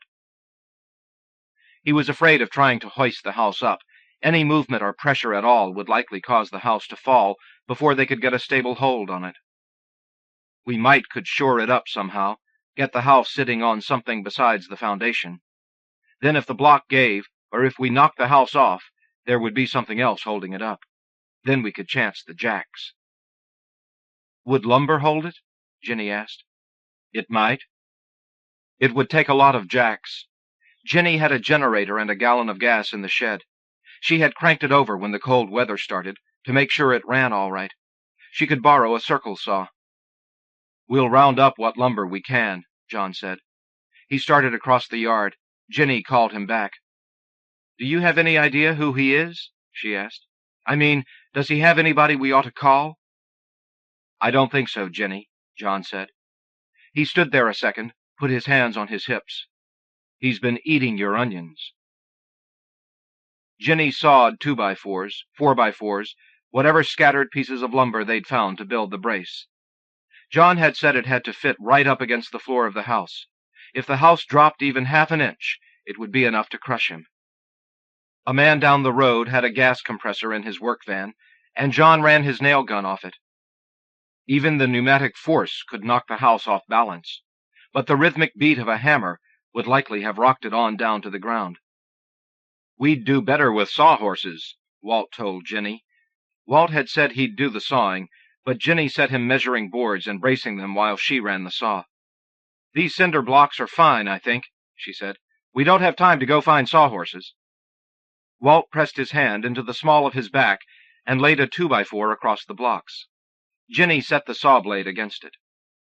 A droplight hung from a tree limb, and she had to crane her shadow left, then right, to see the pencil mark. Sawdust flew out the back of the saw, bright like mica in the cone of light and dissolving in air when it touched the darkness. Walt took both hands full of boards to John and his crew, who were building the brace just inside the hole. Ginny wanted more boards, wanted to stand sawing endlessly, to concentrate on keeping her fingers clear of the blade and following the dim pencil line. He must have heard her sing. When she was alone in the house, she sang with the radio. She sang on Saturday mornings off-key, loud, all the hymns she remembered from church, old songs about the River Jordan and the tree planted by water. Once she had started crying and kept singing while she washed dishes, singing at the top of her voice and crying. He would have heard that. Walt came back with measurements for cross-bracing. Ginny held the end of the tape measure. "John's got to crawl under there now to nail these on," Walt said. He took the pencil from behind his ear and drew a line using an end piece of lumber for a straight edge. The boards didn't have to be cut precisely. They just had to be the right length. No one would ever inspect their woodwork inside the crawl space, or check for flush edges and tight joints. "I ought to do it," Ginny said. "It's my house and my responsibility." "You'd have to fight him for it," Walt said. He pulled 2 more long boards from a pile. "They can't tell when any more shocks will come. They don't know how many minutes between them." "No," Ginny said. She yelled at her kids sometimes, and the cat, and she had danced that weekend before having her crying fit. She had put an old record on and danced in the kitchen. He would have heard that. She hadn't danced since high school, so she knew old steps, the pony, stomping dances. She propped a board on the cinder blocks and squatted beside it. The plastic casing of the saw was cold. Her fingers moved slowly. There was enough heat under the floor to keep her onions and potatoes from freezing. He would have heard the television at night, heard the quiet when they went to bed. She couldn't remember hearing him ever. Not even nights she couldn't sleep and lay listening to the creaks or the wind or rain on the roof. "John said he's mashed flat," Walt said. "He can't be," Ginny said. "Not and still be alive. The best I can remember, the ground under there's not level. Maybe he's in a hollow." "That's it," Walt said. Ginny walked with him to the house. John leaned inside the hole, shining his light, and talking to the man. John's words were too muffled to be heard outside, but he had a soft voice. Mattie complained about it, said he had to repeat everything he ever said to her. Ginny's voice was loud. Her whole family was loud. Maybe most of the time her voice would have sounded like this to him, a muted hum when she talked on the phone or when she talked to her kids at supper. He would have heard her kids, would know when they fought or made bad grades on homework, would have heard them when they came in crying from falling off their bikes or not getting their way. The state patrolman stood, with the other neighbors who were still around, waiting to jack the house up. The ambulance still hadn't come. They hadn't gotten hold of a civil engineer either. One of the state patrolmen crossed his arms and leaned his shoulder against the house, then jerked erect. He's so young, Ginny thought. The other one was older, the one who first told them not to do anything until the fire department got there. He had roped orange tape around the front of her yard. Ginny said, "John." "It won't take a minute, Gin. I'll be in and out. Once we get this cross-braced, it may hold. A little, anyway." He was too big. He pushed against the plywood and the side of the hole. Someone handed him a board and the air gun. Ginny jumped at the blast of the compressor. He reached out again for another board, just a white, shiny hand coming from under the floor. A wind came up. The droplight swung from the tree, casting shadows of bare limbs in its swinging arc, while the Coleman lanterns fluttered near the house. The moon was higher in the sky now, not quarter or full, just an in-between moon. Down the street, houses were lit by candles and flashlights. Soft glows in the windows, usually bright with fluorescent light. And in the field behind the house, the white horse had returned. This wasn't its pasture, just a place it came to rest after its flight. But in the moonlight, the grazing horse was more film than substance. Except for the far-off traffic and the occasional thump of the air hammer, the night was quiet. In summer, the noises of tree frogs and owls would have gone on all night until they gave way to birds at dawn. A cloud bank slowly spread over the north horizon, covering the stars. The Ozarks lay that way, west a little. It might snow now if the clouds kept moving in. And further west were the old Ouachita Mountains, so old the trees and even the soil were wearing off them. The caves there were also old enough to have sheltered the gatherers, who once drew stories on their walls, who made paints of mud and left the marks of their hands behind them. This time the moving earth had stopped short of the caves, short of the bones and diamonds and calcified shards within them. Perhaps the handprints had staved off the violent forces, as the early people had believed they would. He heard her outside. He couldn't make out the words, but he knew the pitch and cadence of her voice. He had heard her sing. There was a lamp now, pointing to the braces they had built, the flimsy timbers they hoped would hold up the house. Cribbing would have worked better, maybe. For the first time he could see the grain running sidelong in the beam on top of him. Hickory, he thought. From the angle his neck was cocked. He saw the underside of the floor above him, the dark patch of mold which spread from the concrete wall and the cracked and peeling surface of the plywood. The light struck the straw left in the hole near the door and caused a yellow halo to shine around it. Ginny crawled through the hole. She was shaking now, chilled from the wind and the night, and worn out from the hangover of reaction. Her hand trembled against the plywood as she slid around it, careful not to knock the new scaffolding, careful not to catch her foot on the cords to the lamp and air gun. The light at her back threw her shadow over the entire space in front of her, casting the man in darkness. She was glad for it. She stayed on her hands and knees, moving more slowly than she had to. Trash was pushed against the wall, wadded paper bags, newspapers, and onion skins shining gold when the light struck them. But there was a neatness to it. She would never have seen signs, likely, if she had ducked her head under the floor to fill a bowl with potatoes. She would have thought it was her mistake if she had noticed at all the potato hole was less full, or would have thought it was rats eating them. She wouldn't have searched the dark corners for a human. She saw the white of his eye and leaned aside against the beam to let the light hit him. Dirt clung to the side of his face next to the ground where his mouth and nose had run, but he wasn't breathing out blood. The nurse down the street had told her to look for that. His eye next to the ground was swollen to a slit and circled in red. John had washed it out well as he could. The man squinted his good eye shut and frowned with deep furrows between his eyebrows. Ginny moved her shadow over him again. John had left a squirt bottle of water near his head. She squirted water into his mouth, squeezing gently. His mouth didn't close around it, but his tongue snaked around the water, holding it in. "They're putting jacks in place," Ginny said.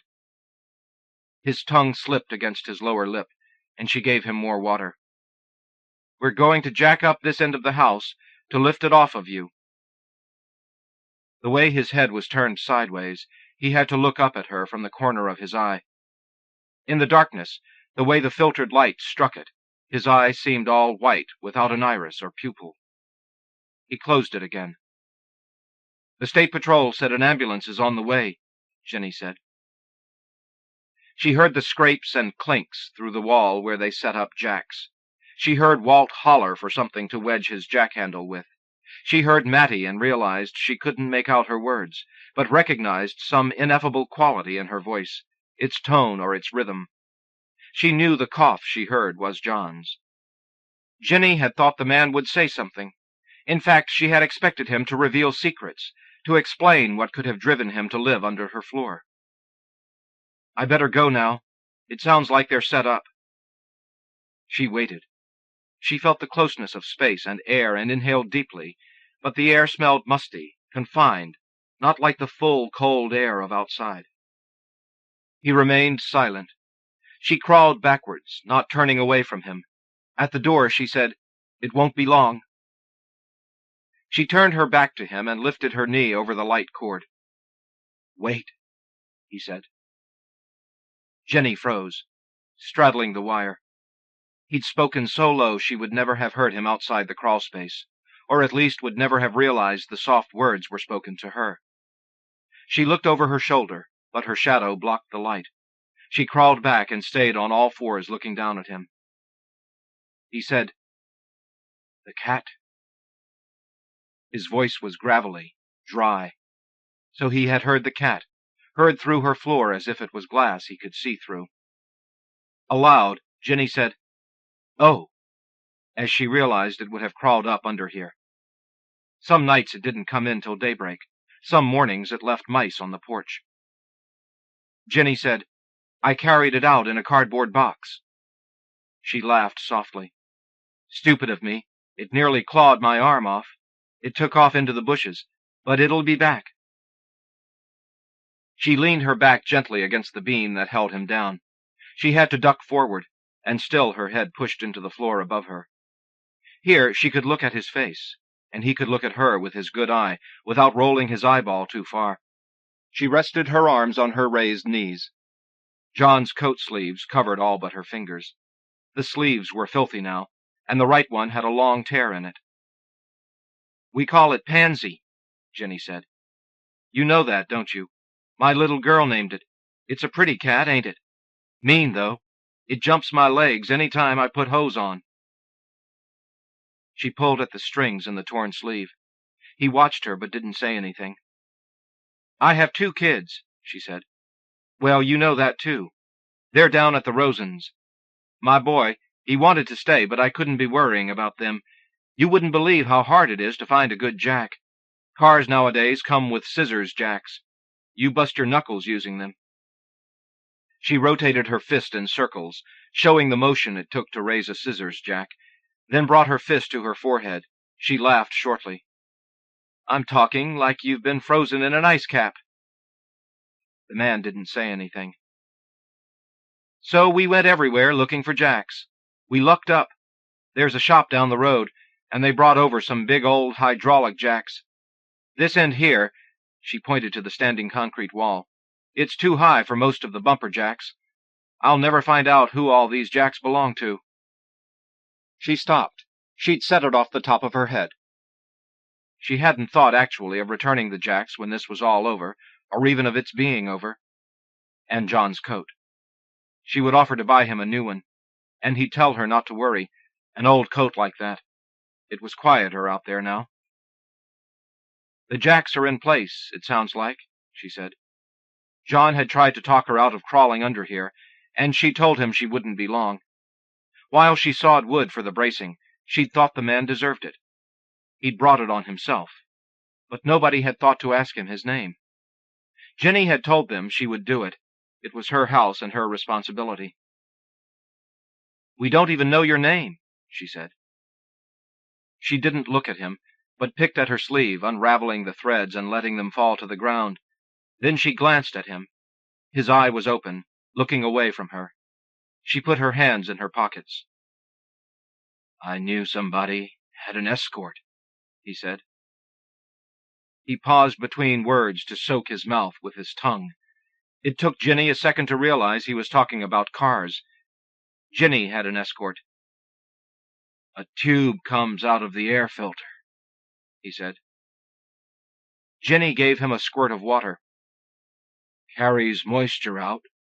Drips down on the fuel pump." John hollered, "Jen!" His head stuck through the door. "You better come out now. We're ready." "I'll check it," she told the man. Her fingers were busy in John's coat pocket, finding screws and coins while they talked. She found another cough drop, gluey and coated with fuzz from the cloth of the pocket. Her finger touched the inside of his lip as she put it in his mouth. His lips were soft but too dry and cold. It would help a little anyway to keep his mouth from drying out. "Keep it tucked in your cheek or you'll strangle." She got on her hands and knees to leave. "Millard," the man said. "Millard what?" "Royal." At the door, Jenny paused. The cold air stung her nose. She had stopped noticing the closed, musty smell under the house, and now the air from outside hurt. "It won't be long, Mr. Royal," she said, and slid out the opening. She almost waved goodbye to him. They pulled the light out, leaving the crawl space dark and familiar. In the dark, the smells, the feel of damp air, and the gray outlines returned. The place he knew. She was larger than he had thought, big-boned, but when he closed his eyes while she spoke, he saw her as he had always imagined her, with long curly hair and high cheekbones. In another few days, the cold front would have passed, and he would have moved on. If she had ever found the newspapers under her house, she would have thought kids had left them. He felt the aftershock before anyone outside did. At first he thought, just for an instant, that the house was falling from the jolt of jacks, but he felt too much the movement underneath, the pulse shooting through miles of earth below his face where he still had feeling. He knew what a wall of underground coal looked like, and he knew the force it would take to move it, through bedrock and ores and roots and subterranean rivers, through the solid ground against which he was pinned, as if the ground were air or water only. All the overpasses and high-rises, museums and hydroelectric dams, were no more than hands on a cave wall, in the path of a shifting earth. The bones in his face tingled with the vibration. The rumble grew louder, closer, like a train roaring toward him on a track. He couldn't have hopped a train, nor read the secret hobo marks on gateposts. Those romantic days were gone before he could have lived them. The waves moved through him, as if he were a conduit connecting the earth on either side of him, as if he weren't separate himself from the earth under the floor. He sucked the candy from behind his teeth and held it with his tongue. The horse flew again across the field. Dogs barked a few seconds before the droplight hanging in the walnut tree shook with vibrations, which grew into a rhythmic sway. The circle of light moved back and forth on the dry grass, catching the steel blade of the saw and moving past it, steadily swinging wider. The half-circle of people stepped back from the house, then scattered away from it. Under the house, nails pulled out of the newly built bracing, and boards splintered and split in two. The second hand swept again, and the house, released from time, finished falling. Ginny tried to run to her car, thinking in the first instant of the aftershock there was some safety there, thinking she had to get to her kids. When she reached her car, she held onto the fender, and those few seconds were enough that the tremor subsided, though she still felt the way she had when she'd stepped off a boat down in the Gulf a long time ago and walked as if the land were the ocean. She turned just in time to see the rest of the foundation give way. The north end of the house pushed the blocks to the outside as it fell slowly, lowered by the crumbling of concrete beneath it. She started to dart toward the house as if she could stop it, but her legs wouldn't hold her up. She slid down against the front tire and watched as white dust flew up from the ground and clung like a cloud touching down. Maybe they could never have saved him. But when the jacks were all set, and she and John stood at the corners to keep the jack-handlers working in sync, right then it had seemed as if it might work. She'd been holding her hand up, ready to drop it as soon as John dropped his to signal the start. There she had been, her hand above her head in the artificial light, when the aftershock hit. He'd known someone with a car, and escorts hadn't been out that long. Her fuel pump had been freezing up.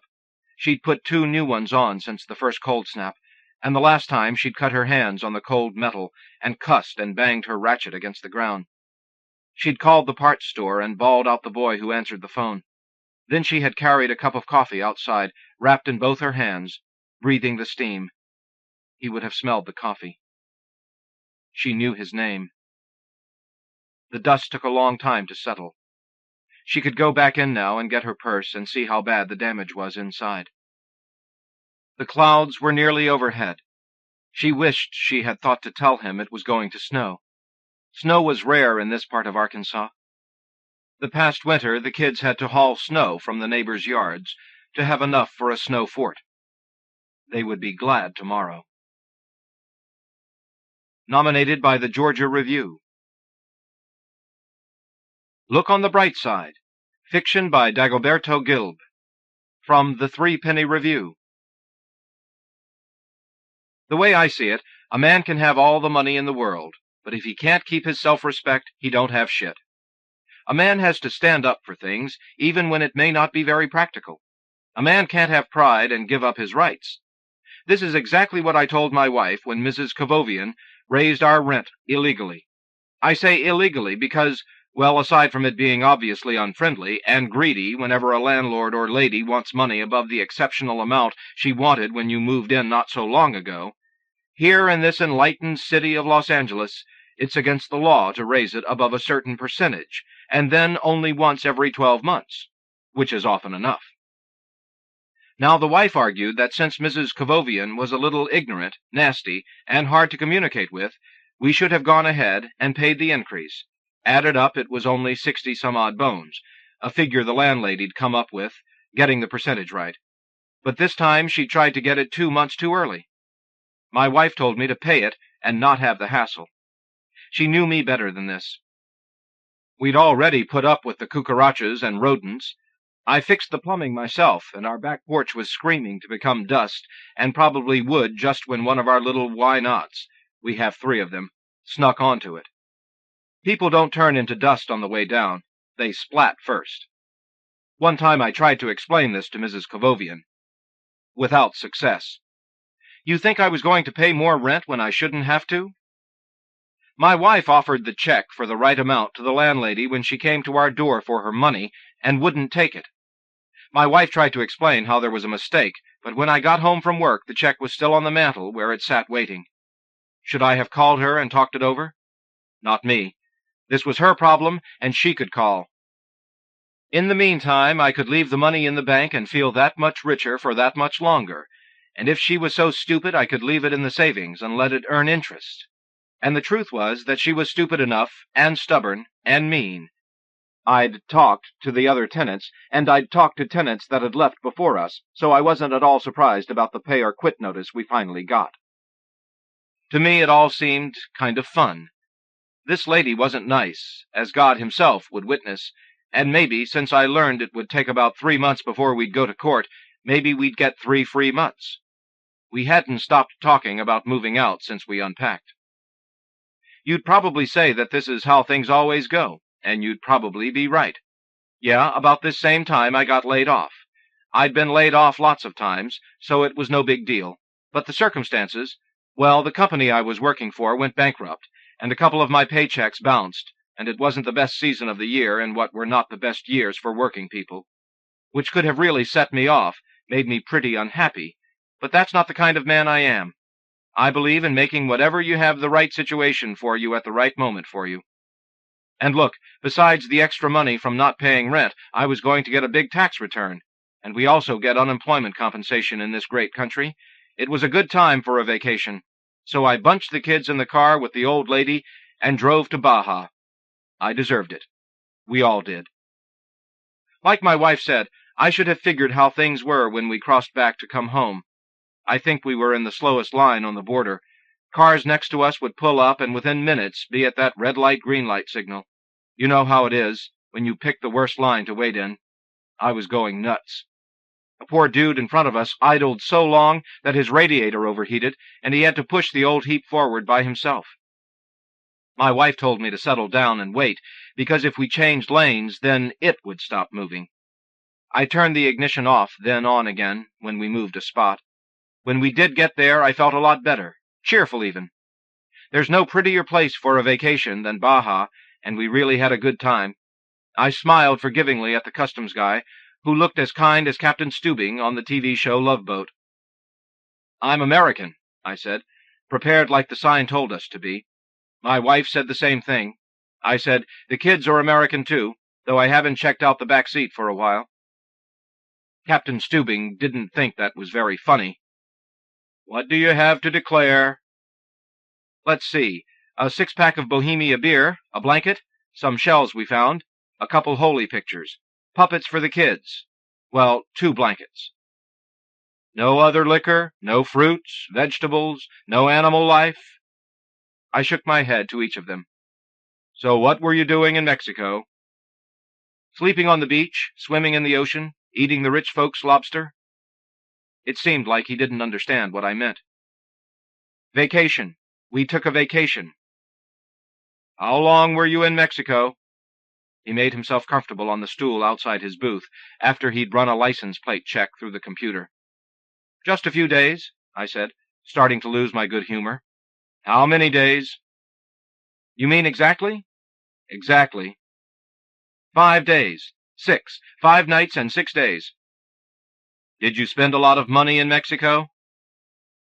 I couldn't believe this, and someone else in a car behind us couldn't either, because he blasted the horn. Captain Stubing made a mental note of him. We spent some good money there, not that much, though. Why? My wife grabbed my knee. Where exactly did you stay? On the beach, near Estero Beach. Don't you work? I looked at my wife. She was telling me to go along with it without saying so. Of course I work. Why aren't you at work now? 'Cause I got laid off, man. Did you do something wrong? I said I got laid off, not fired. What do you do? Laborer. What kind of laborer? Construction. And there's no other work? Where do you live? No, Los Angeles. Shouldn't you be looking for a job? Isn't that more important than taking a vacation? I was so hot I think my hair was turning red. I just glared at this guy. Are you receiving unemployment benefits? Yeah, I am. You're receiving unemployment and you took a vacation? That's it. I ain't listening to this shit no more. You watch your language, sir. He filled out a slip of paper and slid it under my windshield wiper. Pull over there. My wife was a little worried about the 2 smokes I never did and still had stashed in my wallet. She was wanting to tell me to take it easy as they went through the car, but that was hard for her, because our oldest baby was crying. All I wanted to do was put in a complaint about that jerk to somebody higher up. As a matter of fact, I wanted him fired, but anything to make him some trouble. I felt like they would have listened better if they hadn't found those 4 bottles of rum I was trying to sneak over. At this point I lost some confidence, though not my sense of being right. When this other customs man suggested that I might be detained further if I pressed the situation, I paid the penalty charges for the confiscated liquor and shut up. It wasn't worth a strip search, or finding out what kind of crime it was crossing the border with some B-grade marijuana. Time passed back home, and there was still nothing coming out of the Union Hall. There were a lot of men worried, but at least I felt like I had the unpaid rent money to wait it out. I was fortunate to have a landlady like Mrs. Cavovian helping us through these bad times. She'd gotten a real smart lawyer for me, too. He'd attached papers on his unlawful detainer to prove my case, which seemed so ridiculous that I called the city housing department just to make sure I couldn't be wrong about it all. I wasn't. I rested a lot easier without a rent payment, even took some guys for some cold ones when I got the document with the official court date stamped on it, still more than a month away. I really hadn't started out with any plan, but now that I was unemployed, there were all these complications. I didn't have all the money it took to get into another place, and our rent, as much as it had been, was in comparison to lots still cheap, and rodents and roaches weren't that bad a problem to me. Still, I took a few ugly pictures like I was told to, and had the city inspect the hazardous back porch, and went to court on the assigned day, hoping for something to ease out our bills.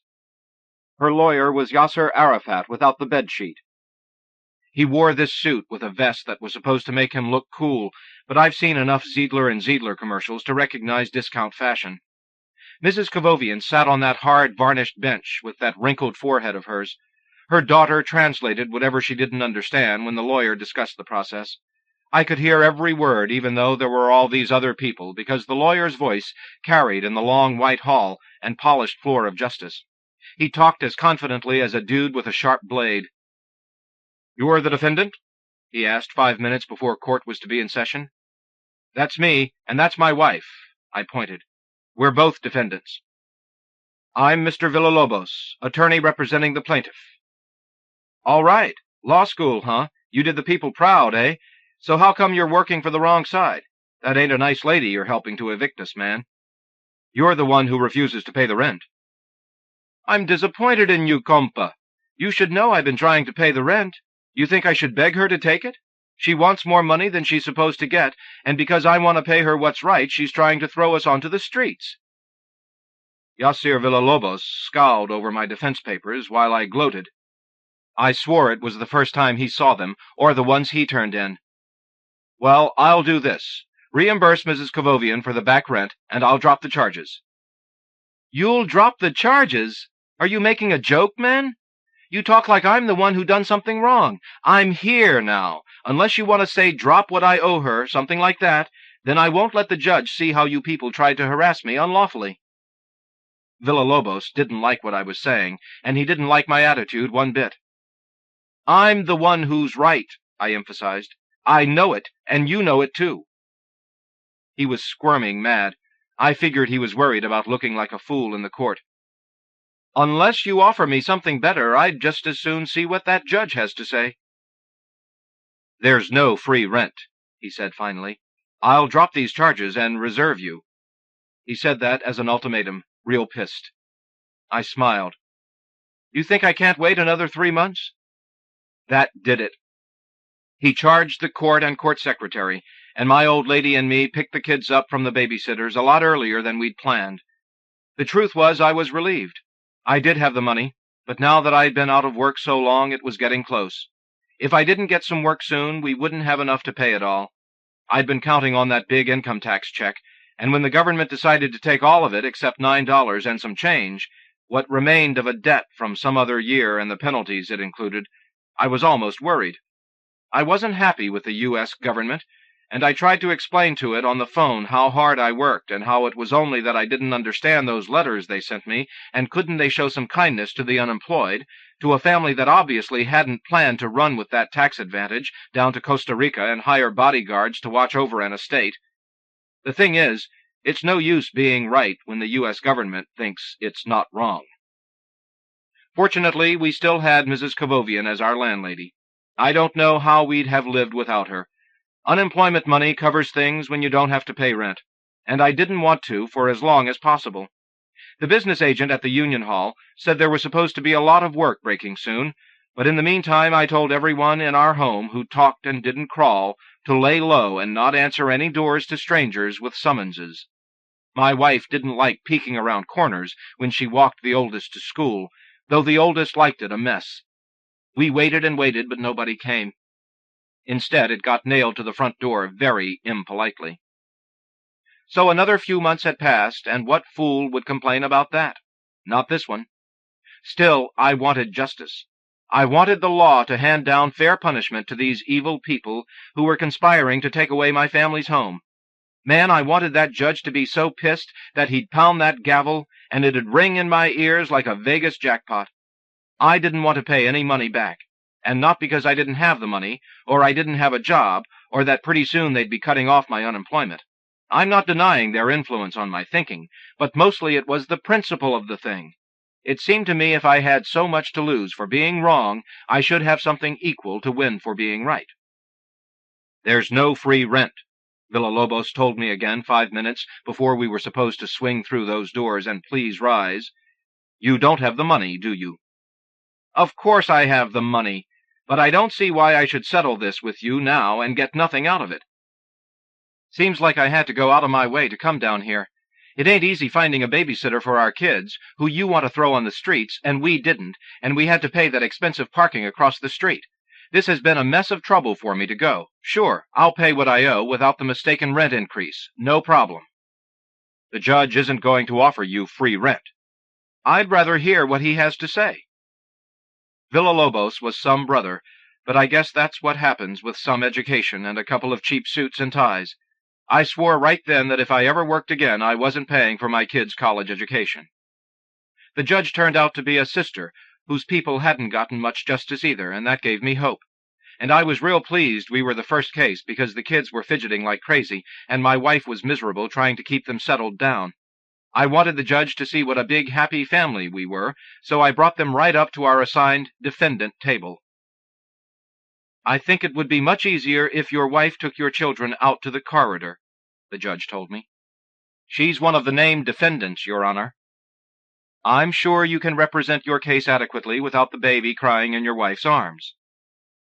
Yes, ma'am, Your Honor. The first witness for the plaintiff was this black guy who looked like they pulled a bottle away from him the night before, who claimed to have come by my place to serve me all these times, but I wouldn't answer the door.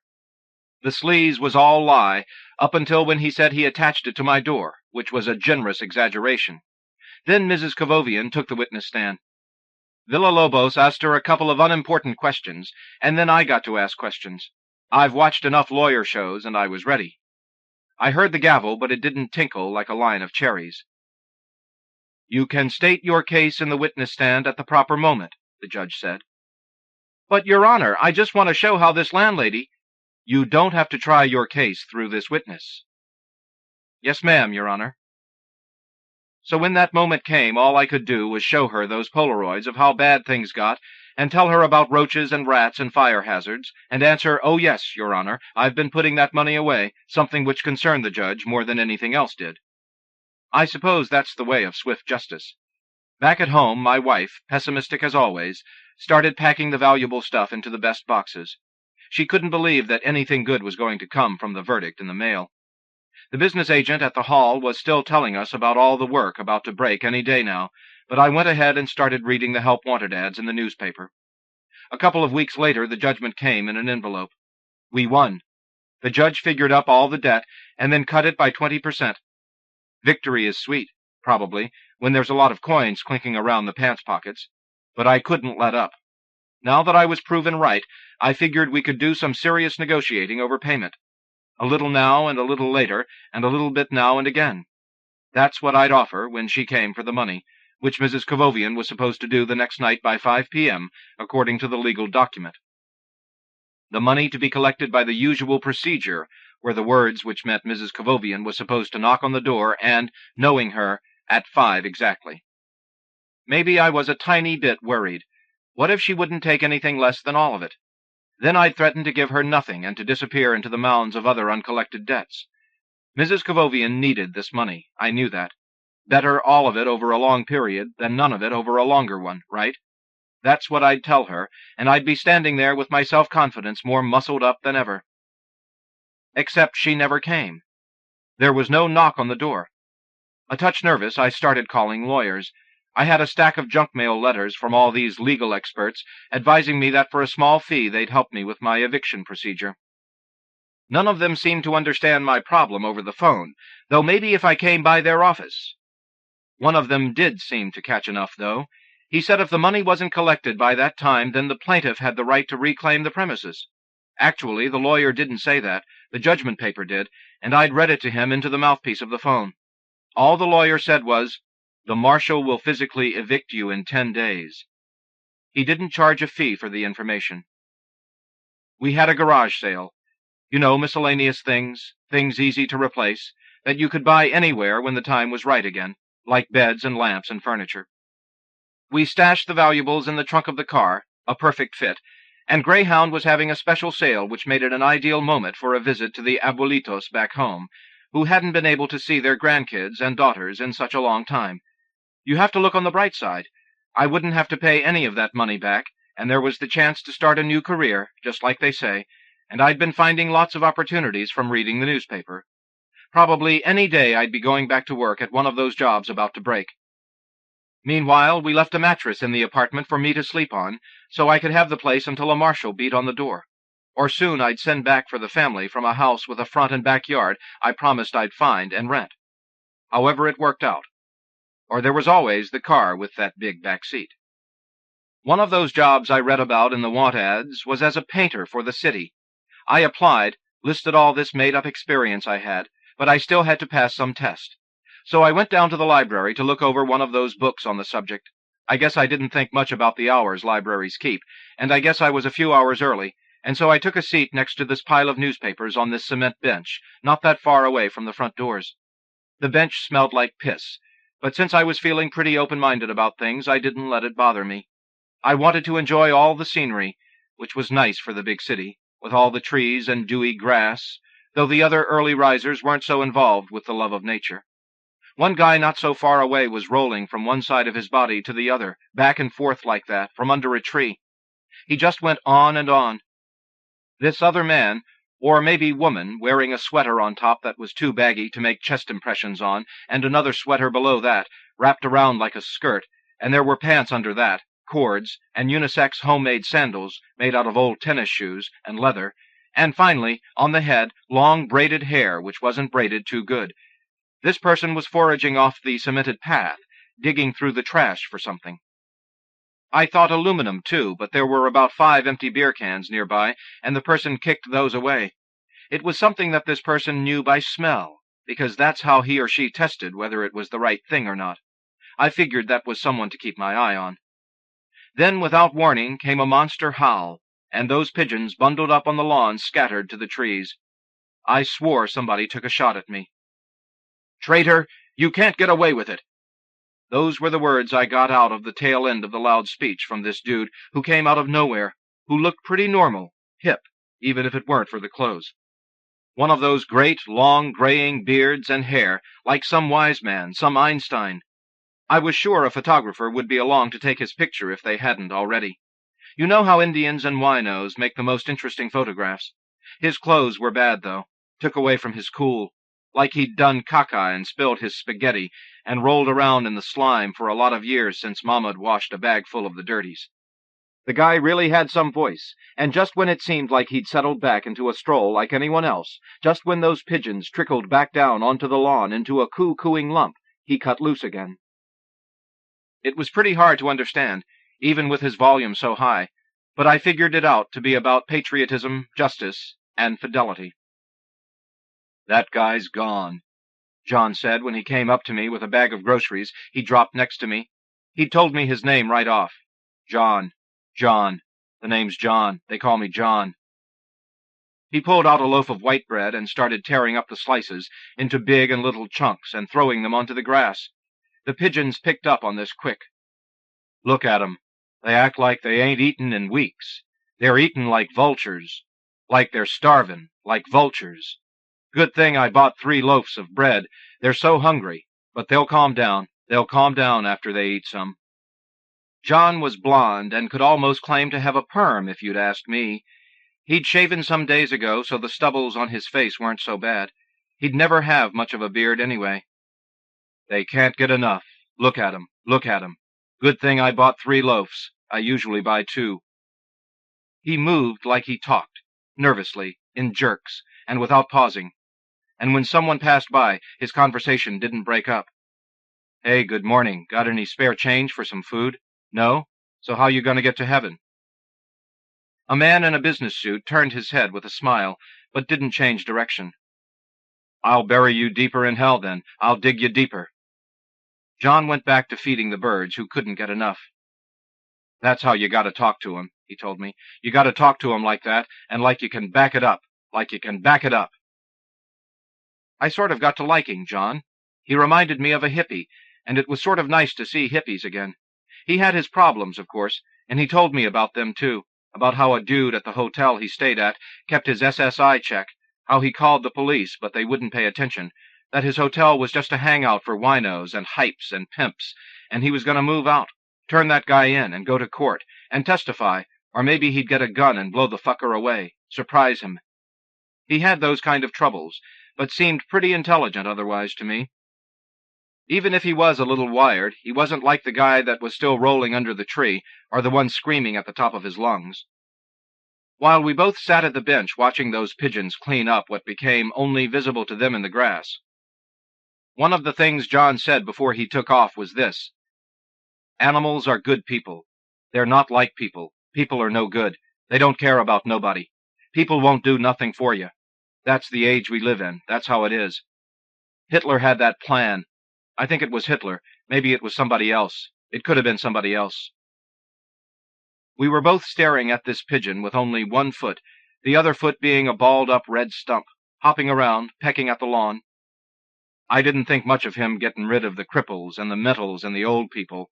That was no good. That was no good. It must have been Hitler, or Preacher Job. It was him. Or it must have been somebody else I heard. Who was I thinking of? "Hey, you got any change? How you gonna get to heaven?" I wish I could remember who it was I was thinking of. I sure didn't know, but I promised John that if I thought of it, or if something else came up, I'd look him up at the address he gave me, and I filed it in my pocket. I had to show him a couple of times it was still there. I was getting a little tired from such a long morning already, and I wished that library would hurry up and open, so I could study for the test.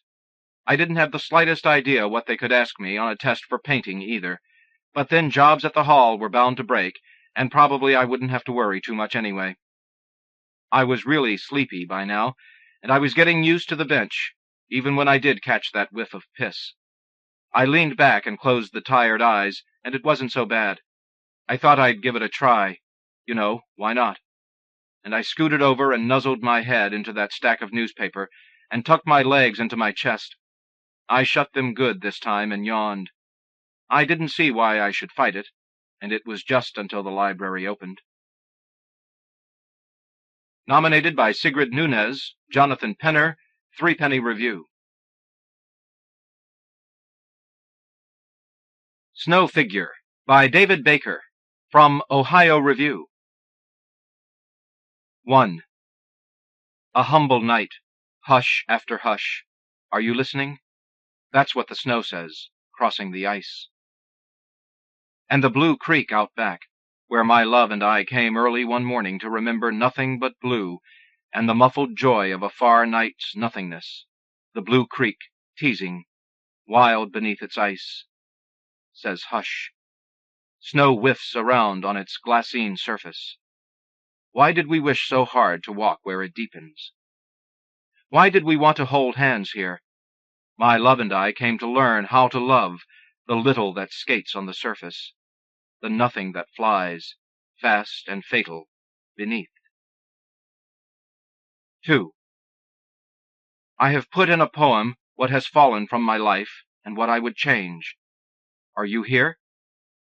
We left a slender pathway of tracks. It led nowhere, if not to our bodies, and filled in our emptiness.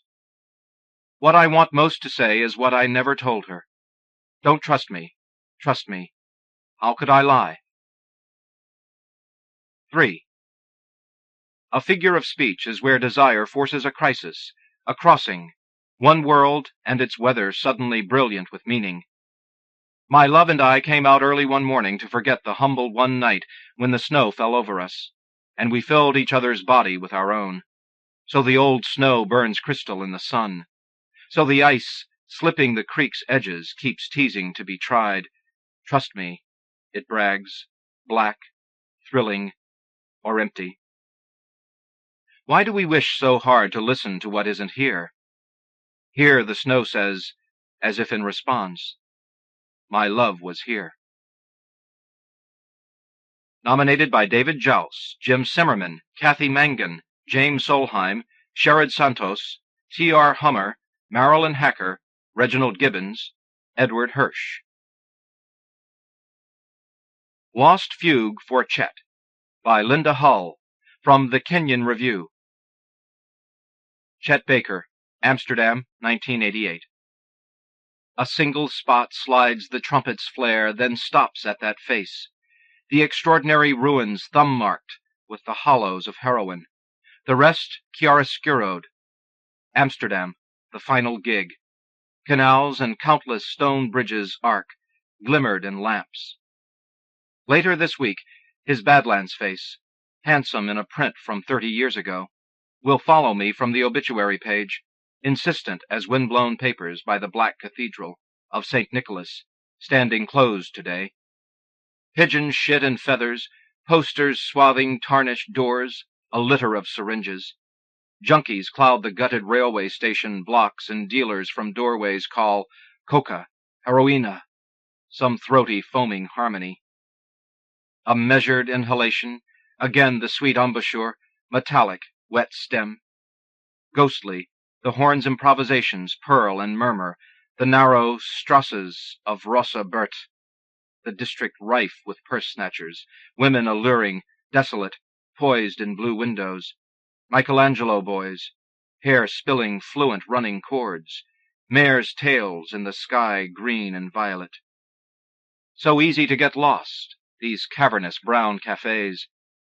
Amsterdam and its spectral fogs, its softly shifting tugboats. He builds once more the dense harmonic structure, the gabled houses. Let's get lost. Why court the brink and then step back? After surviving, what arrives?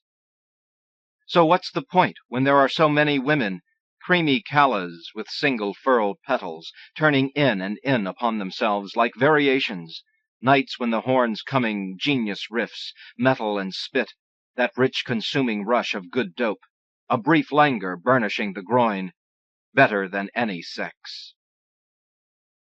Fuck death.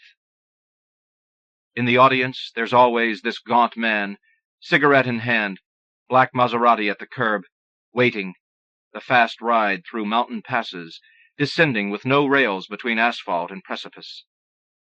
Inside, magnetic whispering, take me there, take me. April, the lindens and horse chestnuts flowering, cold white blossoms on the canal. He's lost as he hears those inner voicings, a slurred veneer of chords, molten, fingering articulate. His glance below Dutch headlines, the fall, accidental, from a hotel sill. Too loaded. What do you do at the brink? Stepping back in time, I can only imagine the last hit. Lilies insinuating themselves up your arms, leaves around your face, one hand vanishing sabled to shadow. The newsprint photo, and I'm trying to recall names, songs, the sinuous figures, but facts don't matter. What counts is out of pained dissonance. The sick, vivid green of backstage bathrooms, out of broken rhythms, and I've never forgotten, never. This is the tied-off vein. This is 3 a.m. terror thrumming. This is the carnation of blood clouding the syringe. You shaped summer rains across the quays of Paris, flame suffusing jade against a girl's dark ear. From the trumpet, pawned, redeemed, pawned again, you formed one wrenching blue arrangement, a phrase endlessly complicated as that twilit dive through smoke, applause, the pale-haunted rooms. Cold chestnuts flowering April, and you're falling from heaven in a shower of eighth notes to the cobbled street below, and foaming dappled horses plunge beneath the still green waters of the Grand Canal. Nominated by David Jowse, Wally Lamb, Mara Stanton, Lou Matthews, David Wojon, Richard Jackson. I Would Call It Derangement, by Gerald Stern, from the South Florida Poetry Review. I cut a stick for my love. It is too early to clear the yard. I pick some lilac. I hate them dying on the vine. I plan my assault on the dead maple. I will tie some rope to the rotting side, and I will pull it down so I can cut it limb from limb without destroying the phone connections from one state to another, or smashing the new tomato plants and ruining the asters. She is walking from place to place and wrapping herself in sheets. If the wind were free up there, it would lift the curtains, just as it bends the poppies and the yearning iris. I am setting a table. I am smiling at the Greeks next door. I put an old gardenia in the center, something that has some odor. We are in the flowery state now. I spill half the petals over her watermelon. Only here are flowers good for eating, here and India, where they are sprinkled over colored ice and onto the half-cooked fish. I have a system for counting bricks, but this one day I study the clouds that move from left to right and the swallows hunting for food. They seem to fly in threes and alternately flap their wings, then skim the roofs. They even make a sound, some brief chipping. I hear it when they come in range, maybe when they fight for space. One cloud is black. It goes from a simple skeleton to a bloated continent. Given my inclination, I will turn it into a blowfish before breakfast is over, or an uprooted tree. Upstairs she sings. She chips. I know she's dancing with something or other. When she comes down, she'll have the static of the radio on her tongue. She understands the words. She actually sings those songs. Her voice is a high soprano. I love it going up and down. My voice is ruined, but I can do a kind of quaver. I have unearthed the wisdom from my second decade, and though it did the world little good and even served as a backdrop to our horrors, I don't blame the music. I can't blame the music if the horrors grow stronger every year. She listens to me with one hand, eating sugary pineapple with the other. I listened too, under the wash-rag and the dead maple, hearing the words for the first time, making her scream with laughter at my words, almost lucid compared to hers, as hers are labyrinthian compared to mine. There is this much music in eastern Pennsylvania, and this much love, and this much decadence. I would call it derangement. The swallows twice a day have it, and the white delphiniums turning to blue again, and the orange snapdragons. If we could lie down for a minute, we would let the bastardy of our 2 decades take over, just as we let the songs do. There is nothing that doesn't belong with love. We can't help it if anguish enters. Even leaving the world as we do, there is no disgrace. That is another kind of anguish, just as it was following a band of swallows, just as it was bending down to taste the flowers, or turning the clouds into overturned trees, or smiling in Greek. Nominated by Lynda Beards. The Wrestler's Heart by Gary Soto. From Colorado Review. I had no choice but to shave my hair and wrestle, 30 guys humping one another on a mat. I didn't like high school. There were no classes in archaeology, and the girls were too much like flowers to bother with them. My brother, I think, was a hippie, and my sister, I know, was the runner-up queen of the Latin American Club. When I saw her in the cafeteria, waved and said things like, "Debbie, is it your turn to do the dishes tonight?" She would smile and make real scary eyes. When I saw my brother in his long hair and sissy bell-bottom pants, he would look through me at a little snotty piece of gum on the ground. Neither of them liked me. So I sided with the wrestling coach, the same person who taught you how to drive. But first there was wrestling, young dudes in a steamy room, and Coach with his silver whistle, his clipboard, his pencil behind his clubbed ear. I was no good. Everyone was better than me. Everyone was larger in the showers, their cocks like heavy wrenches, their hair like the scribbling of a mad child. I would lather as best I could to hide what I didn't have, then walk home in the dark. When we wrestled, Madeira High, I was pinned in 12 seconds. My mom threw me a half stick of gum from the bleachers. She shouted, "It's juicy fruit," and I just looked at her. I looked at the 3 spectators, all crunching corn nuts, their faces like punched-in paper bags. We lost that night. The next day in biology, I chewed my half stick of juicy fruit and thought about what can go wrong in 12 seconds. The guy who pinned me was named Bloodworth, a meaningful name. That night I asked Mom what our name meant in Spanish. She stirred crackling papas and said it meant Mexican. I asked her what was the worst thing that happened to her in the shortest period of time. She looked at my stepfather's chair and told me to take out the garbage. That year I gained weight, and lost more matches, nearly all by pins. I wore my arm in a sling when I got blood poisoning from a dirty fingernail. I liked that. I like being hurt. I even went as far as limping, which I thought would attract girls. One day at lunch, the counselor called me to his office. I killed my sandwich in 3 bites. In his office of unwashed coffee mugs, he asked what I wanted to do with my life. I told him I wanted to be an archaeologist, and if not that, then an oceanographer. I told him I had these feelings I was Chinese, that I had lived before and was going to live again. He told me to get a drink of water, and by 5th period I should reconsider what I was saying. I studied some, dated once, ate the same sandwich, until it was spring in most of the trees that circled the campus. And wrestling was over. Then school was over. That summer I mowed lawns, picked grapes, and rode my bike up and down my block because it was good for heart and leg.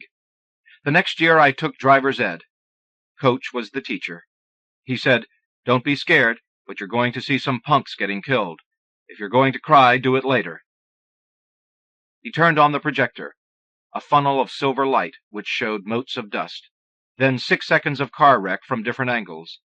The narrator with a wrestler's haircut came on. His face was thick like a canned ham sliding onto a platter. He held up a black tennis shoe. He said, "The boy who wore this sneaker is dead."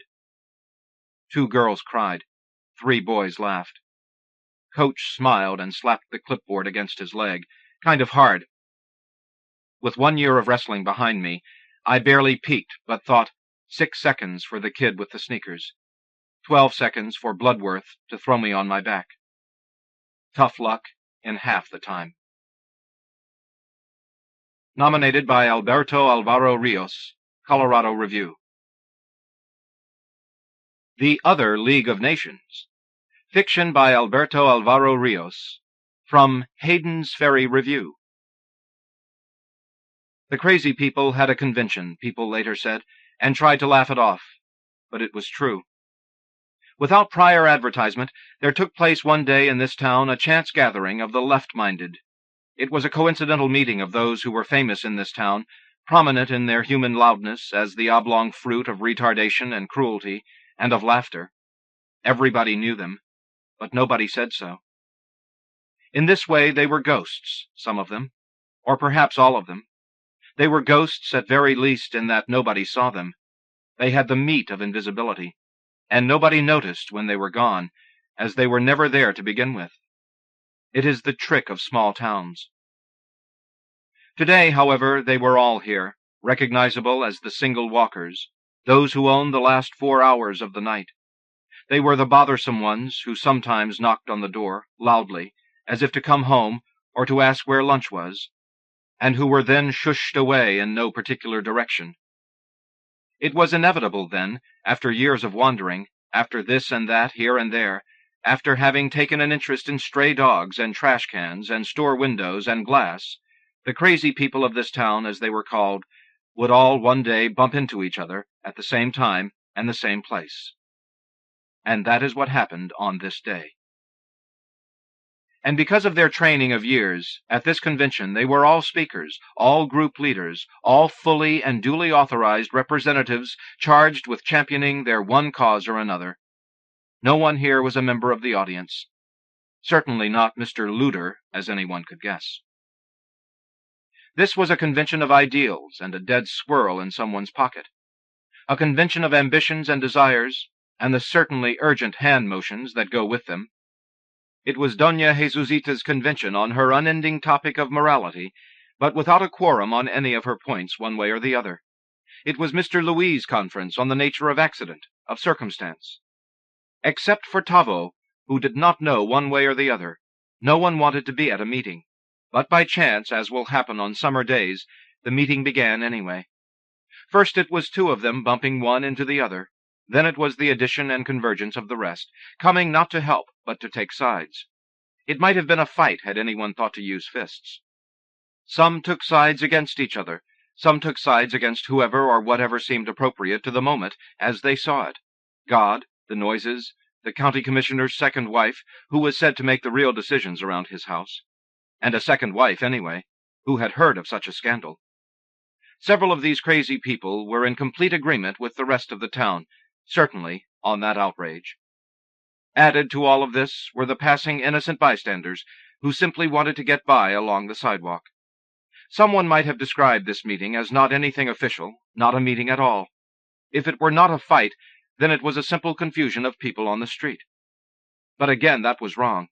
Each person here had something to say, an immediate point to be made, and more importantly, an answer. Or, in Mrs. Cano's case, there were necessary tricks to be played, and people gathered now to play them on. Each of them had been hurriedly coming to this place all their lives. As the conference began, after the first person bumped into the second, each began talking, in earnest, making apologies for being late, and saying that they knew there was to be a convention, but had never quite precisely known where it would be, or when. So they were sorry for their tardiness, and that it was time at last to get on with business, so here was the agenda. Mrs. Cano simply made an extended obscene sound. Each person had an extensive list, if not on paper, then in mind, and oddly enough, each would leave this meeting satisfied. Conventions are always summed up the same way, that there is never enough time, that just when the good things started to happen, it is time to leave. But not so here. In that each of them spoke simultaneously, in that each of the ideas was of a world order, in that no one wasted time with the habit of listening, this was the brilliant meeting, and cause for the happy leaving. Everything had been said, everything had been dealt with, including and among which even the dead squirrel, after a fashion, had been brought back to life on a table, speaking its name loudly, as a certain Mrs. Cano from San Luis Potosi. Though, as anyone could see, she was a squirrel now, she had originally come to this town as a woman looking to visit her cousin. This might, of course, have seemed to be a joke, but since nobody was paying attention, there did not seem to be any reason for a joke, and so it was not, and nobody laughed. This singular meeting was so efficient, it did not consume more than 20 minutes, the time it took for the delegates to pass through each other on the way to where they were each originally going on that day. So many crooked walks and faulty postures, so many objects protruding from pockets and held and protected at all costs and against all odds, with the resulting falls to the ground, that to pass by each other took a little time. But a 20-minute meeting, this was something. Something for those who met, and something for those who saw them meeting. Something for everybody.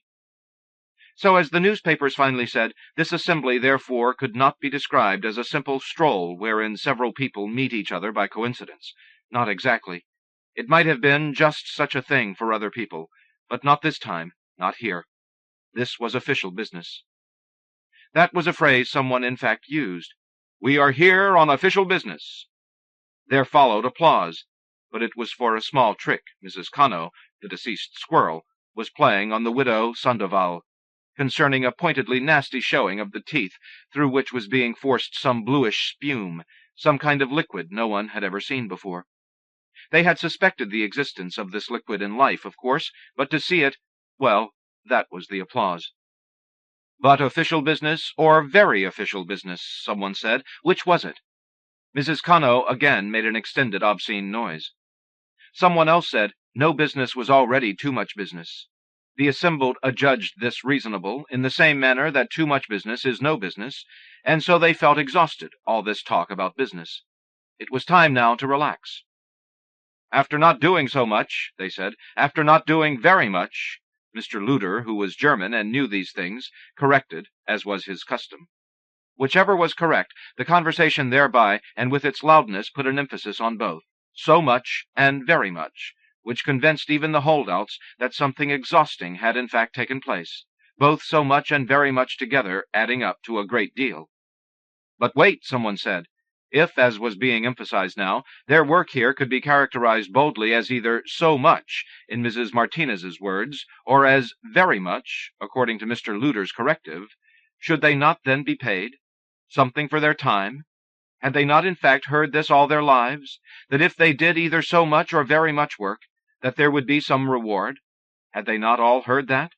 Some money, preferably? But of course no one listened, and so they did not get rich that day. And while the notion of exhaustion was a strong case, no one heard that either, and so exhaustion was what they kept with them. But no one listened to someone saying that no one heard, so everybody left happy, glad to have had the opportunity at last to be given a voice in the world. This was particularly true of Mrs. Cano, who thereafter would not leave her owner, Mr. Louis, in peace. A happy squirrel, he would say to anyone who would listen, is too much. She was a dead squirrel, but a happy squirrel, now that she had made her contribution to the assembled. So Mr. Louis later murdered Mrs. Cano again, and the neighborhood children put him on trial, showing a lack of mercy only children have. He was said to have murdered her in cold blood, though as there was no blood in the dead squirrel to speak of, the issue of this fine point took up the whole of the trial. After the deliberations of the jury, who also ate some very fine cookies without offering him even one, he was sentenced to carry the body of Mrs. Cano around with him forevermore, a verdict which he accepted, though it brought tears to his large face. The tears were from laughter, but he could not show it. The trick was, after all, on them, he thought. These poor children. How could they have known? That is the way it used to be, in the good old days, before Mrs. Cano ever spoke a word. That was when he had been happy instead of her.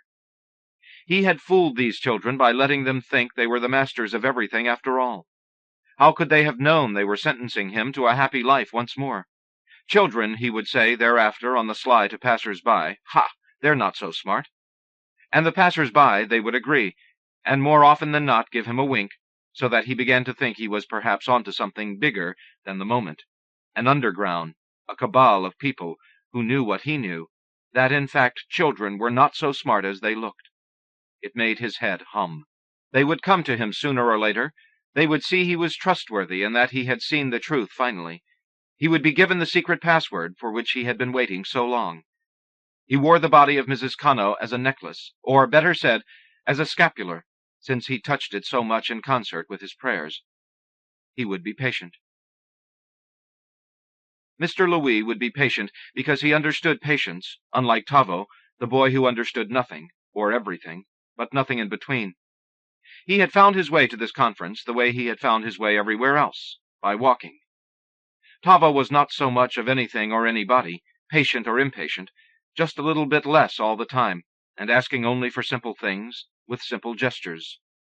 Tavo, Tavito, they would call him, Gustavo, and Gustavito, and the kids and some of the grown-ups would gesture back at him, not always kindly. He was born to a good family, of a high social class, but out of wedlock, and so his name was therefore unspeakable, and he was invisible because no one could see him. He was taken, or rather simply left, at the orphanage, and there he grew up. In 1940 he was 40 years old, and this gave him some cause for small celebration. That he thereafter was as old as the year was always a source of renewed amazement, a charm for his life, which he wore with an obvious pride, always smiling even when he was not.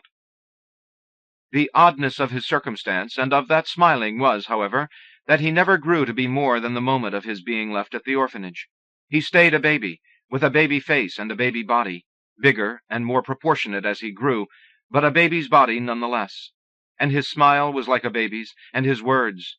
And as he saw people in the street, first to the ladies he would say, "Ma," or "Ama," because he knew them to be his mother.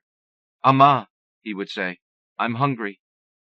And to the men, if he felt comfortable, he would say, "Pa," and then "Apa." He would put out his hand and show them, "I'm hungry here," taking his hand from the air and putting it first to his mouth and then to his stomach. And someone always was his mother and his father. By circumstance and by turns, by coincidence and perhaps even by virtue of the occasional prayers on his behalf, someone always saved something for him, some bit of food, a nicer shirt perhaps. Sometimes he would move in for a day, and the family would bathe him and change him, and he would find his way of apologizing for having stayed out in the world so long without coming home. One day, and for thereafter, the family of Mr. Jesus Cano took him at his word, or his kind of word, and they shushed him and kept him, and told him not to go. Tavo followed Mr. Cano at first because he wanted to tell Mr. Cano about Mrs. Cano, the dead squirrel. Did he know her? But Tavo could not get the words and the story straight, and so he simply followed Mr. Cano anyway, hoping that one day he would be able to explain. It gave him great reason to stay. Mr. Cano made Tavo a small house of wood in back, by the far corner of the yard, and each week made the house a little better. Tavo stayed there, until for other reasons Mr. Cano became mayor of the town. It was said that Mr. Cano became mayor sideways because Tavo so often got lost, and every time he did, Mr. Cano would go out and find him. In that way Mr. Cano met everybody, as they never failed to help him find Tavo, because they did not want the burden of Tavo on his own again. Perhaps, someone said, and at just the right time a man should be made mayor for just such a thing. One time Tavo lost himself too well. Neither Mr. Cano nor the town could find him. He reported Tavo missing to the authorities, and even offered a reward for word of his whereabouts. So much had he come to care for Tavo, so much like a family member had he become. And a reward was not too much for a son, and even less so for a baby. After some sad months, he got word that Tavo had been apprehended and taken to Hermosillo, or Nogales, by one of the social squads, which in those days were in charge of rounding up the crazy people. These people were full of the contagion, it was said, but of what they were contagious, no one could be certain. Still, no one was sorry.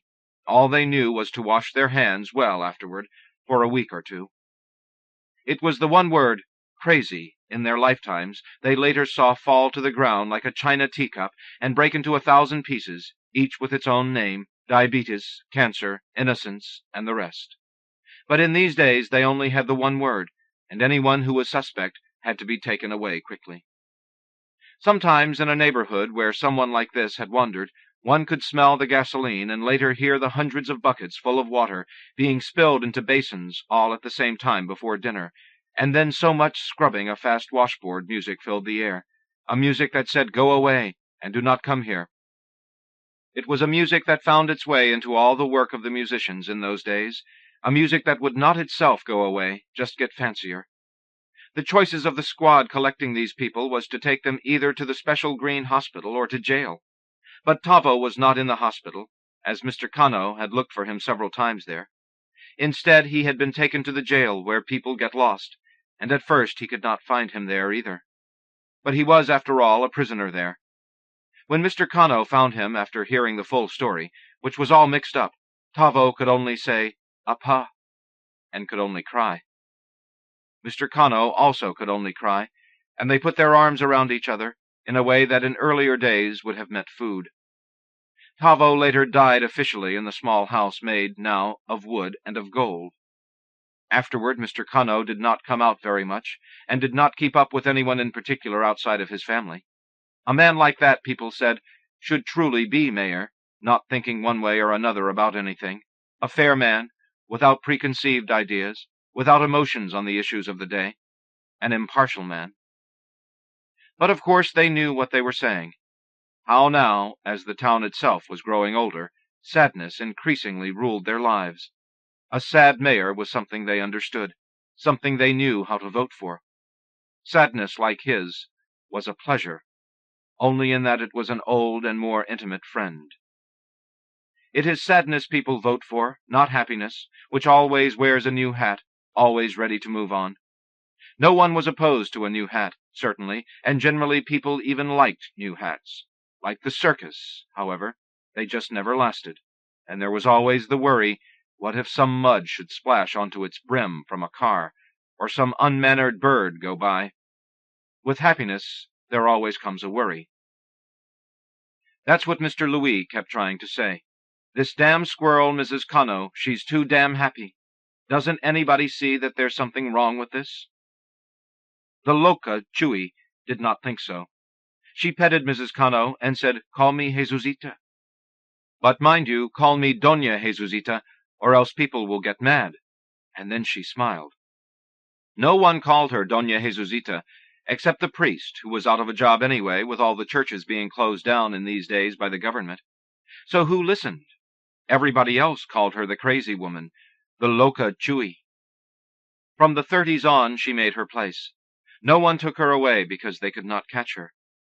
She had a new cardboard or tin or dog blanket house every night, and the new mourning for a house every day.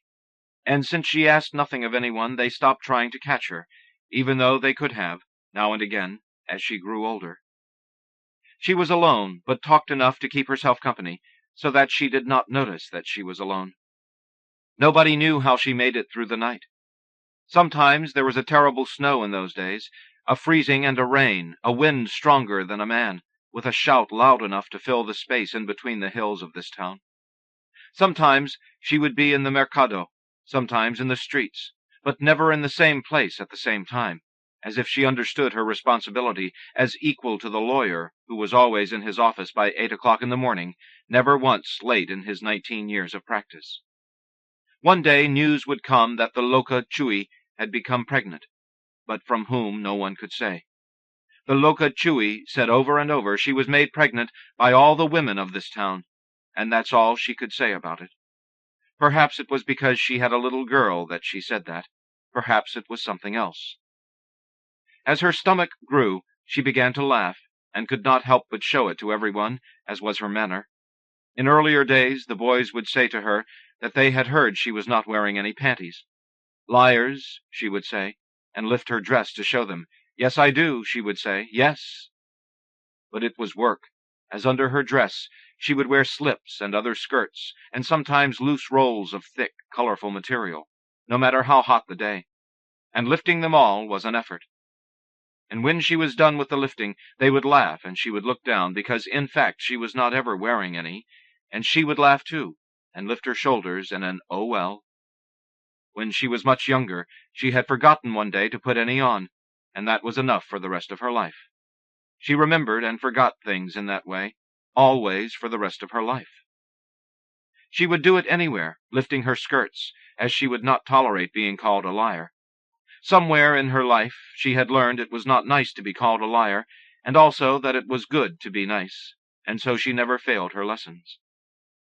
Part of the joke for the people who asked her, however, was that many times in combination with the heat of the day, the weight of her skirts was so much that they would pull themselves down, sometimes all the way to her upper thighs, before she would notice, and with a casual and distracted motion pull them back up. The work of going under them instead of lowering them was the thing now, as what was to be seen there was already familiar to everyone. But showing her stomach was laughter to her as well, and she liked doing it. But that stomach finally made her too heavy, and she could not run away very well. She would be caught, finally, and taken to the Madre Conchita, which was the name of the House for Innocents. Her daughter would have a long life, beautiful, but with a serious disposition from the orphanage, and a secret beard like a man, which she had to shave very early every morning, and again in the afternoon as everyone slept. She would grow up without her mother, about whom no one would hear anything more. The last man standing presently in the group had not heard about the Loca Chui one way or the other, so seeing her did not matter to him.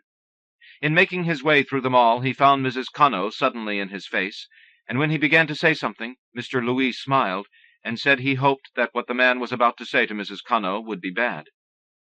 But Mr. Luder shushed the new man before he could say anything to Mrs. Cano. You would not be so quickly irritated, Mr. Luder said, if she were your wife, would you? Mr. Louis made a noise of disgust with his mouth and his fingers. Some wife, he said.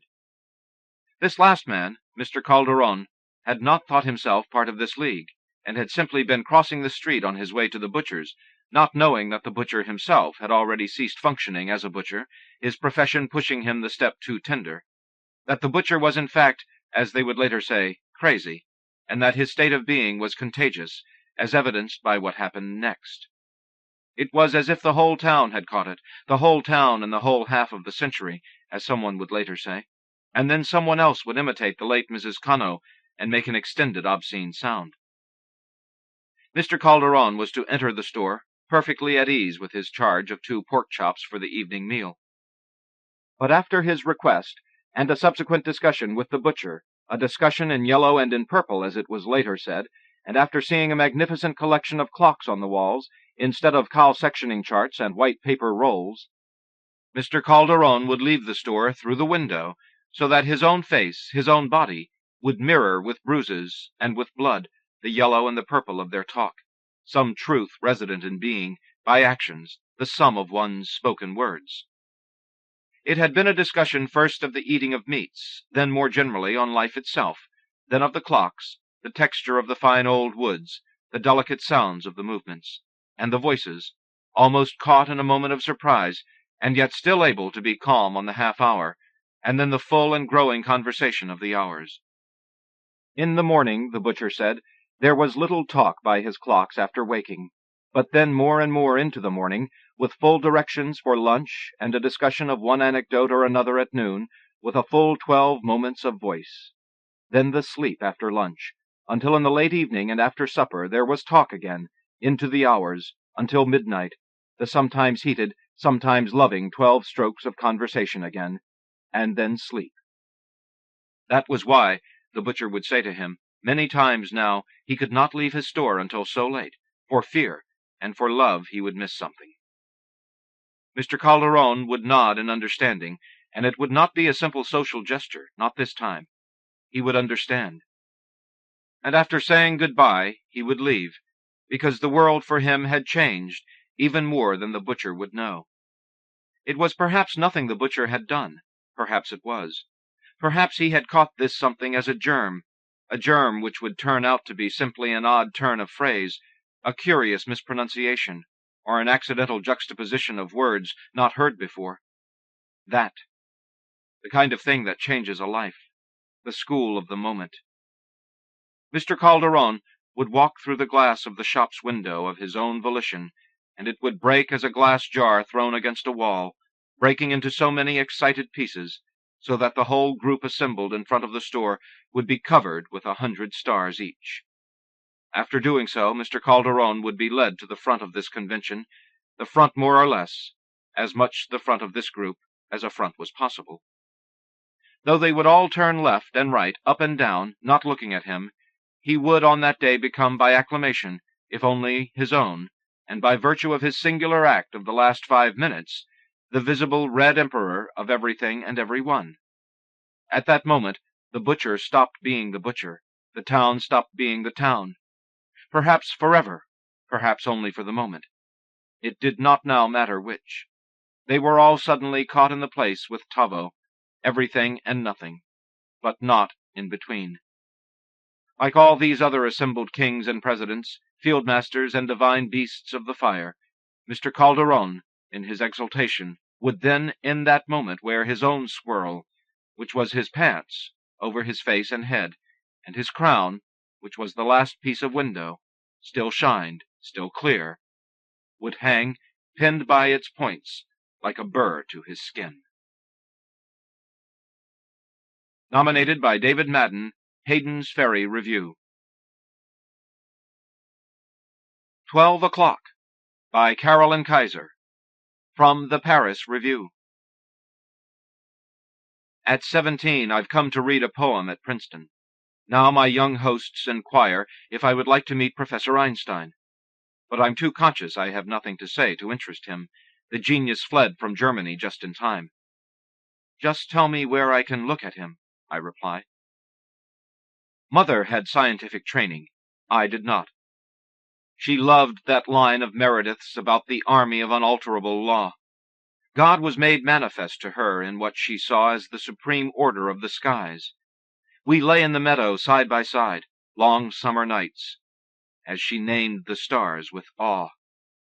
But I saw nothing that was rank on rank, heard nothing of the music of the spheres, but in the bliss of meadow silences, lying on insects we had mashed without intent, found overhead a beautiful and terrifying mess, especially in August, when the meteors whizzed and zoomed, echoed in little by the fireflies in the grass.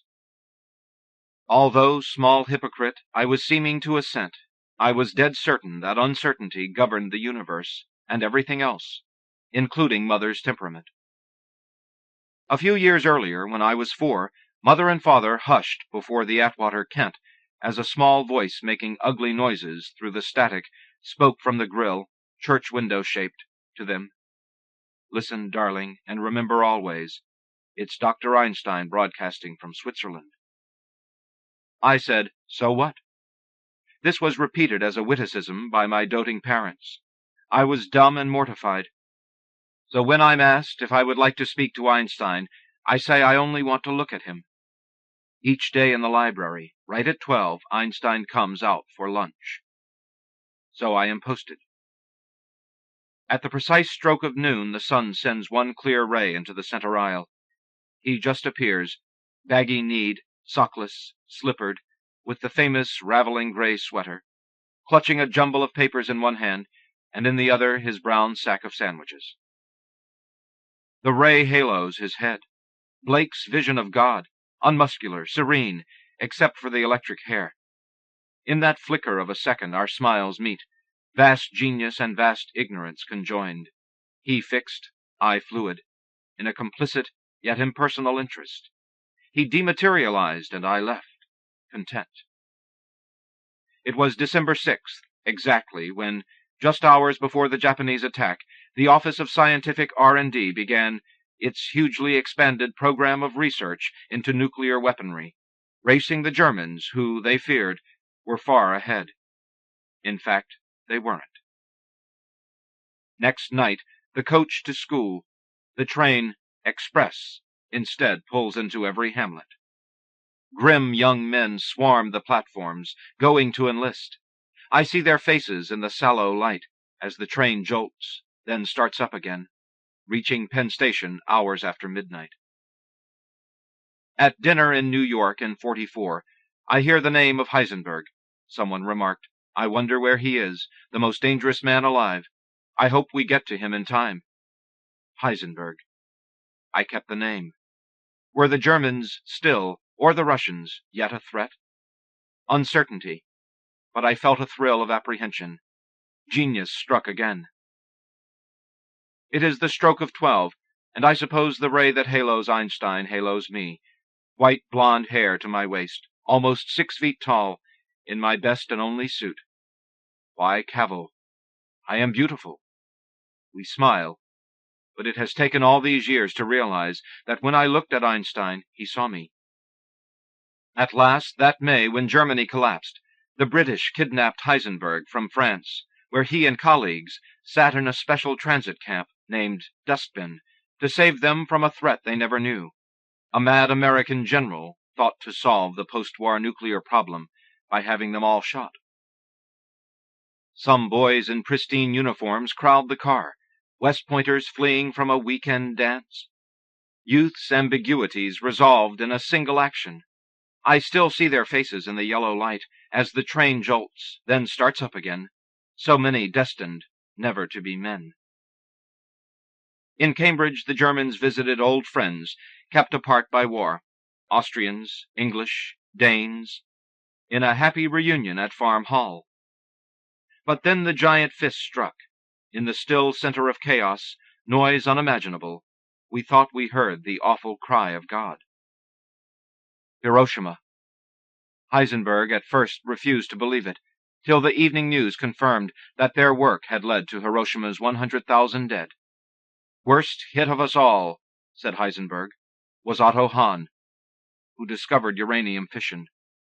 Hahn withdrew to his room, and we feared that he might do himself some harm. It is exactly noon, and Dr. Einstein is an ancient drawing of the sun, simple as a saint emerging from his cell, dazed by his own light. I think of Giotto, Chaucer, all good and moral medieval men, in, yet removed from, their historic time.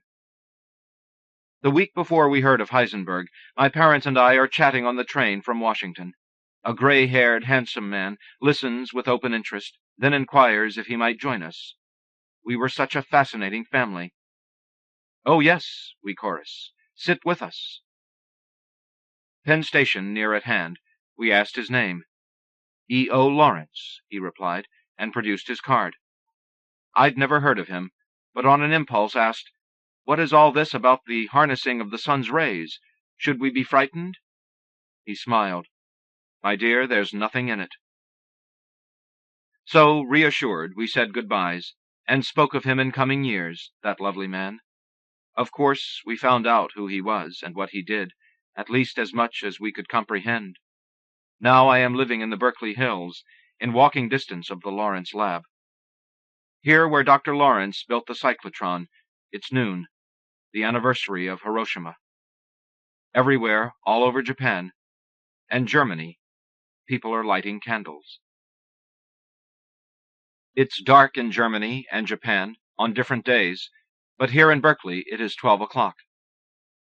I stand in the center of the library, and he appears. Are we witnesses or actors? The old man and the girl, smiling at one another. He fixed by fame, she fluid, still without identity. An instant which changes nothing, and everything, forever. Everything is changed. Nominated by Barbara Thompson. Train Whistles in the Wind and Rain, by Henry Carlyle, from Shenandoah. In some Havana of the heart, I still imagine my father, his broken English explaining why that morning he left, he never looked back, but went on into his life. And was it a good life? The last time I saw him was before the war, on Christmas Day. I was 2, watching the toy train he'd brought slow down until, minutes after he left, my mother wound it too tight and broke it. I gave his name up for a stepfather's, but whenever I thought of it, and I tried not to, I hated him for leaving, for not writing. I hadn't a photo, even, to tell what he had looked like, only his shadow and images of trains. Later, in Klamath Falls, my mother told me tales to scare me from the tracks. Horrible stories of hobos who tortured children, and of a kid with both legs cut off at a crossing. but nothing kept me away. On my tricycle I watched the trains roar past, huge mallets, 4884s, with pusher engines to scale the Siskiyous, until my mother, missing me, switched me home, pedaling and howling for my life. In Seattle, Uncle Andrew took me to the yards to watch the engines shuttling boxcars, and standing by the tracks, clutching his hand as the switchers passed, bathing us in steam. I didn't know I wouldn't see him again, that somewhere in the Ardennes a German mortar round would fall behind the lines, where he stood drinking coffee beside his tank. Mother, not his mother, though she had nurtured him after my grandmother's religion tore the family apart, hung a gold star in our window.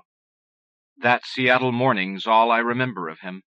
I can almost see his face, almost hear him, Mother's youngest brother, explaining the complicated mechanisms of pistons and drivers, of boilers and steam valves, as the engines rumbled and huffed, bellowing steam and smoke, their bells clanging. And years later, a young man, just broken up with my fiancée, I took my grief to a river, as I always had, and stood knee-deep in the chill winter current, casting toward a far bank where the steelhead lay, their icy blue backs freckled with black, their noses aimed upstream, fins sculling them in place. But nothing hit that day. One by one they broke ranks to let my lure drift past, then reclaimed their places. I was almost ready to leave when I heard the far whistle of a freight, one of the last steam engines, surviving dinosaur, its carboniferous breath blooming beyond a far curve of pinkish, bare alders, where the tracks followed the river, then curved to cross a bridge upstream from where I stood. Like soot, a flock of crows started from the deep boom of its drivers, the screech of trucks on rails, the headlight, though it was almost noon, swiveling its lizard's eye. And suddenly something, not nostalgia for trains, or the woman who had left me, or my father, or my uncle, caused my eyes to brim and scald as they had once in St. Paul when I leaned off an overpass to stare down a passing engine's funnel and got an eyeful. So tell me why, this late at night, I love to hear that far hoot through the rain. Why does it comfort me when it's not steam but air sounds the whistle, not coal but diesel quakes the house and rattles windows? Tell me why so late in life, engine, father, uncle, lover, your loss gathers to a sweetness in one voice to sing a past more perfect than it was. Nominated by Vern Rutsala, David Jous. Kerflooey, fiction by Sharon Sheehy Stark, from the Antioch Review. For many years my father operated the cable tool for Janoka drilling. The tool was a big percussing brute that went kerwham, kerwham, hammering down through the substrata after good water. One night he came home slit-eyed, groping for aspirin. We suspected a granite headache. If only it was, he told us. What his crew had come up against was worse than granite. They'd hit air. Air? He had to be kidding. Wearily, he explained what was known in the trade as a void. It was resistance that kept the tool tracking. When it meets with the void, it wanders off, goes kerflooey. My sister, Mo, known for giant leaps, shrugged and said, "Sounds like Sunday to me." Leap, then, to Sunday. The stringy length of us reflected in the dusty shop fronts of Duquesne Street, on our way home from Mass. If we are anchorless, unreal, the feeling is fed by the long communion, fast, and the premature warmth of the June morning. But isn't the real malaise the day itself? We enter every Sunday like the dead zone. Even the word leisure is a slow leak. We breathe it in, it soaks the brain, and the world lists like the vision of a tippler. We're a lackluster bunch, nondescript except for the Here Come the Ryan girls' hats. On the subject of hats, my mother is adamant, backing her convictions with a private deal. A week of ironing thrice a year, in exchange for 3 Lily-Anns from Madame Millinery. Though we suspect Madame of cheating, stockpiling a month's dirty linen, my mother always keeps her end to the letter, taking, indeed, open pleasure in Mr. Madame's shirts, of imported Pima, soft as silk. We are 7, my father in the lead, Lizu tiny for 13 months, dusky-lipped, hypnagogic, slung over his shoulder. She has a bad heart. Her trinity of defects makes every step treacherous. At home the hats are sailed onto sofas and chairs, already the day's gone sloppy. We could eat the withers off a running horse. Breakfast is instant and cold, cornflakes and day-old crullers. Bless us, O Lord, runs too long, so Tim recites what's come to be known as Jello Instant Grace. Rub-a-dub-dub, thanks for the grub, yea, Jesus. Mo lives on crackers and black tea, but the rest of us make a single, many-tentacled beast reaching into the bakery box. My father, chomping, gobbles up the book propped against the toaster. At the moment he's deep in the Harvard classics, a red freight train of a set bought on time from the collier's man, and this is just one of the ways my father skips out on us. Mugs stuffed, my brothers leap up, light out for town, hell-bent for trouble. Predictably, they're back in jig time, riding in on the lazy hum of the high-stone trolley and the carillon medley from the Nazarene Church. Rock of Ages, Jesus Loves Me. But it's a Protestant Jesus, pickled-faced, author of blue laws designed to tranquilize the Piscattermick. Or so I've been told. The peace of the Lord is final. The door slams shut, and Tim, victimless thus far, has to settle for petty domestic violence. "Ma!" I cry, whacking my own behind. "The little creep has your cake tester!" Though Mo and I have already wiped up, my mother scrubs avidly along behind us. In a smooth, swiveling move, she disarms my brother. "Why don't you soak your head?" she says, rehanging the tester. She checks for petrifactions under the high-chair tray, wipes 10 bluish baby fingers the way she pares carrots. She keeps order as if heaven's judgment hung on something like the furtive hanky test we watched Mrs. Cahill apply to a dead woman's mantelpiece at her wake. She carries Lizu up to her crib, and with arms that will not suffer emptiness, hurries back down and plucks the chicken from the fridge. Cradling it, she swings and sways it to the cutting board. "Oh," I said to myself, sit down, she sings out. "You're rocking the boat." Slipping into a hum, she rubs the chicken with salt, gives it a sisterly pat. We insist on this chicken, and the chicken, like the hats, speaks for us. Life is sweet. We are rich. "Oh," I said to myself. She stuffs and sutures, returns the bird to the cold. With the same vague discontent that took my brothers outdoors, my father circumnavigates the house. Upstairs, downstairs, now his cheap shoes squeak the floorboards overhead. Tilting back to listen, my mother frowns. "The heat," she says, and starts through her rooms, setting all the fans to thrumming. Essence of musty mohair eddies with the dangerous scent of a restless man. 10 minutes later he ambles out to the kitchen, where 4 of us are busy keeping the teeth in our mouths. Mo, the maker, deep in her needlework stage, vexedly scans for a lost crochet stitch. Hands in pockets, he jiggles his change, fakes a sympathetic interest in Mo's dilemma. Then, as if the thought just struck, he says, "Hey, I'm just in the way here. Why don't I wander down to Pahula's, see the buckos through another humiliation?" "The buckos, God love them," my mother says. It will be another 2 years before we own a TV, another 5 before Mazeroski cracks the big one. "God bless Pahula's," from Mo. Indeed. In Pahula's front window is a squiggle of pink neon that turns out to be a badly articulated palm tree rooted to the T of the word spirits. And spirits are what haunt this family. Both my grandfathers died the same year, one from liver, the other shot dead by a drunk provoked by lethal wit to run home for a gun. Still, it's an easy jaw my mother lifts to him, and it's sweetly she says, "Jack, take your time. We'll not be sitting down for a bit." Her evenness unnerves him. "You sure now, Kate?" My best to the communion of saints, she says in reference to the fact that one of the Sunday guzzlers has convinced his wife that the Nocturnal Adoration Society holds its weekly meetings at Pahula's. Go, go, go, she says, shooing him with a flock of long white fingers. Our stove, bow-legged and mangy, comports itself with the entitled, spiteful cunning of an elderly pet past caring to please. Only my mother can outthink it. At 3, with a hexing growl, she spins the oven control, bangs the door thrice to confuse the technology. Then, quick, before it catches on, she inserts the roaster, eases the door shut, makes praying hands. Then, smoothing her apron front, she summons me over.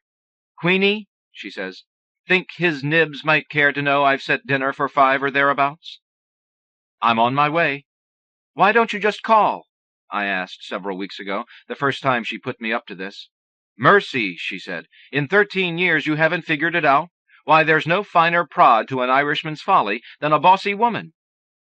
She tapped a finger to her lips as if sealing the secret between us. "Shackle him," she whispered, "with permission." And now, in the same woman-to-woman tone, "Give him to understand, dinner in this house is by invitation, never command." It's a haul on a hot day, down into the dip at the Bijou, and then a 5-block hike up a nearly perpendicular hill. Pahula's sits in a cluster of ornate, porchless row homes, and shares with the Ray Bezik's and Pingatori's shoe repair a warm wall each. Take shoes for souls, and you'll find Pingatori's door standing wide, especially on a day like this one. Flag Day banners awilt all the way down to the Monongahela. The heavy damp rot of window boxes and garbage, the wash of axle grease, glue, and cowhide. Oh, and add the sulphurous stench rising off the river, and you have a Duquesne Street summer bouquet. But the penny loafers, poor things, their need is acute, and Pingatori's tiny shop vibrates without him. Nonetheless, you know to go next door, rap twice on the window of Pahula's spirits, bellow "Customer, customer," until you flush the cobbler out. Each rectified shoe looms as proof of God. But we who occasion hope with the wearing of hats will negotiate our own miracles, thank you. Still, it's a lovely image, angels stitching while Pingatori sleeps it off. But Sundays even angels lock up. From the curb opposite, the shop looks still as death. The cat's paw clock off an hour, emphatic with standard time. Pahula's, with its straight face, its haphazardly drawn shades, projects a demeanor of winking innocence that sets my own devils to leaping. I cut across Duquesne, dawdle to fake out the neighborhood neb-noses, then duck with breathless glee into Pingatori's alley. It's deserted except for an old-timey buff-and-tan roadster reminiscent of the wingtips worn by the snooty manager at the 5 and Dime. Pingatori's yard is a weedy mess since his missus died, the wheelbarrow left where she fell. Dandelion seed heads rubberneck through rusted spokes. I follow a path trampled through to the break in the privet, and with a furtive turreting glance, step through the hedge onto the Pahula's property. The Sunday entrance is through 2 ground-level cellar doors. Mossy stone steps descend into low clearance, into the sudden updraft of humusy, rooty rot from the earthen floor. A single bare bulb cuts a jagged passage, past boxes of bar trash, beer kegs, a sack of yellow onions sprouting foot-long snakes. Shouldering close to the wall, I feel my way up narrow stair treads to the door at the top. It's been left ajar, but I knock politely before squeezing through into Bubby's room. The room used to be Mrs. Pahula's larder, and Bubby used to be Mr. Pahula's mother, from up the line in Slabtown. "Afternoon," I say, sidling past the ugly iron bed. In her envelope of yellowed muslin, Bubby raises hardly a bump. She's that insubstantial. Her face isn't wrinkled, so much as worn to a translucent, tallowy sheen. Cracking an eye, she rattles her beads, mumbling devoutly in, I forget, Polish or Slovenian, one of those things. "Holy Mary all over the place," her daughter-in-law calls her. Which she is between episodes, when she's old lady from hell. "Amen," I say, all but hurtling into the kitchen, where, due to the truncated proportions of her divided house, Mrs. Pahula, the younger, holds up. On her nicked enamel tabletop sits a tray of shriveled pork links left from breakfast for the men who came directly from Mass. She's standing back to a sinkful of brown-speckled froth and protruding pot-handles. Grease rings bracelet her forearms. "I'll do," she says, sucking from a damp camel. Through a forceful scroll of smoke she adds, "Your Highness." The words are insinuating, snide. Does she know they named me Regina as a prod to a haughty bearing? Does she know something I don't? She's a big, frazzle-headed harridan, the kind of Irish that keep the rest of us stepping, the kind we feel driven to live down. But she's a wonder, with those glittery little pig eyes, that jutting stemless head, cheekbones flaring above a cudgel-like jaw, earrings the size of demi-tasse cups. "I like your earrings," I say, tossing flattery like a moldy cheese rind to a guard dog. Then I back through the swinging doors into the business section.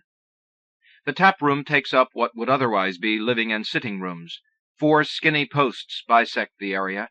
The L-shaped bar takes up one side, and off to the right 3 tables, 2 formica, 1 ping-pong, and a battered upright piano bespeak Pahula's vague aspirations to entertainment and fine dining. In the far corner, a cased stairwell leads to the rental rooms on the 2nd floor. "Well, worry the bushes and see what ventures out," says Packy Carroll, lifting his glass to me. He's someone's cousin, just off the boat from Connemara, which they say is like being from the moon. At the long leg of the bar between Regis T. Quilty and Mr. Pingatore, Packy looks dug in, perfectly at home. "Jack," he says, "it's your Queenie." The stools are stationary types, and my father has to crank around to take me in. The motion unleashes a shock of hair, snow-white now for several years. It curtains his left eye, but the other blazes a flame-blue welcome, such as I never get at home. "Be damned," he says, patting the adjacent seat. "Quick, girls, sit with me." When I've slid in beside him, he sizes me up. His smile is a tight rictus of dingy teeth. "Aren't you the shiny bit," he says, "in this company of bums?" "The usual?" Pahula plants himself before me, a generous mezzanine of midsection resting on the speckled linoleum bar top. Rumor has it he found his soul the day he gave up his breadroot to run a bar. Not that it's loosened his tongue any. In a neighborhood thick with the gloom of taciturn men, he's famous for silence. But his product unhinges other men's jaws, and here in the vortex of stories, his moon face glows, and he radiates a perfect, incorruptible bliss. He moseys over to the fridge for my knee-high orange. With the methodical precision of a gem-setter, he positions it before me. He puts the same finesse to filling my glass as he does to tapping a draught. Then, winking at my dad, into the pristine fizz, he shakes a single drop from the Seagram's bottle. Yikes! A highball! My life will be a string of Christmases set end to end. But I don't let on, not me. Instead, I take a small, indifferent sip. "Mum set supper for 5:15, I tell my father, "just so you know." I have always been amazed by the gullibility of men. Sometimes I think they use up their IQs on the big questions, so they don't have to think about personal matters at all. He regards me with penetrating interest for a second. Then the palaver I've shattered starts up again, and he's swept away. It's a zestful exchange of hideous demise. Industrial mishaps, mostly, abundant back then. My father contributes a complicated tale about some fellow well-digger who took a portly rap on the bean. Lucky devil recovered everything but one essential acuity. Lost his sense of smell, you know. Granted, it's not the same as taking a nosedive into boiling steel, but it has changed the man. He's gone cross-eyed and lugubrious. Goes about the livelong day like a beagle in search of his nose. The telling, I note, is much enriched by all the reading he does at table. After 3 slugs of fortified orange, I feel like one of the boys. "Maybe he left his nose in a book," I say. The remark looms huge to me, scurrilous, brazen, clever. But it's only a reed in the storm of horror stories, and it blows right by them all. I steal a glance across the way. Regis T., a courtly fellow, buttoned tight in his Sunday best. Mr. Pingatory's half dead from the racket of his big machines. His twitching mustache seems a sort of revving to speak, if only he could catch the drift. And Packy. He might be 25, maybe younger. A thin, sweetly crimped mouth, dimpled chin. His green eyes I dare not meet with my own, lest he read into them. Last week he brushed the round bone of my left shoulder as he tottered past on his way out. All week I've kept busy resummoning that touch. I close my eyes and fill, as from the lip of a pitcher of fire. In Packy's mouth, everything, religion, Christmas, nylon socks, splits into 2 automatic halves, if you can imagine the blessing side of a sock, or the curse of it. A blessing and a curse, he's saying now, about his new convertible top. As it turns out, the car in the alley is his, a '39 Essex, purchased Monday through an ad. When Packy speaks, they lean to him, the light under his skin, the blue of the black of his hair, the music he puts to his wishy-wash nonsense, those dense, sensuous gerunds. Oh, there at the road's turning. My father clamps my waist, the tickling between our ribs. Sunday at Pahula's is Sunday with a skin. It lifts like the Goodyear blimp, and I am launched on a single drop of blended rye. Pahula's operation is strictly make-do. No finialed, filigreed back bar to showcase the potables. A modest array of bar stock lines the shelves of an apple-green Hoosier set against the wall next to a square icebox crowned with a round motor. The Pirates are, indeed, playing ball on a small-screen, blonde-floor model TV set on a high corner shelf. But the contest is obliterated by a staticky blizzard that struck several Sundays back after my brothers adjusted the vertical. In any case, the set is no more attended to than is Pardo, Pahula's mongrel, over by the front door, muzzling after body vermin. The doors whisper open, and Mo slips through like a stiff breeze. Mary's my twin, both of us thick-set like our dad, yet she manages to project an aura of weightlessness, an almost saintly detachment that can turn in a flash to a crookedness of the eye, a lascivious interest in, well, catastrophe, grief. She can detect the buckling of a fender on the south side of town. Ha, I'm thinking, you missed the good stuff, men getting decorticated, bonked, parboiled, baked into bridge supports. Skimming past, she dips to me, bumps me with her hobby bag. Ma says watch the time. She wafts across to Pardo, already galvanized by the sight of her. He stands now rigid and quivering, eyes drilled with light. He drops to his back, Mo to her knees, and she proceeds to slather him with goony talk, dog gibberish. Sweet boy, Pardo belly, kiss, kiss. Yuck, right on the lips. If that girl's got love in her heart, she's bled of it now, and my father and I watch her rise, snap up her bag as if to say, so much for that jazz. She settles in at the table by the piano, with its stubborn preponderance of depressed keys, bench stuffed with wartime sheet music, and 2 decks of cards, the polka-dotted pinochle and the standard deck backed with 52 raunchy Esquire cartoons. As usual, she's planted herself at a safe remove from the rest of us, yet close enough to keep tabs. My father puts a finger to his lips. Mo girl, he ventures, is there green stuffing? He's partial to parsley. There's always that, she says, upending her bag. Now ask me something you don't know.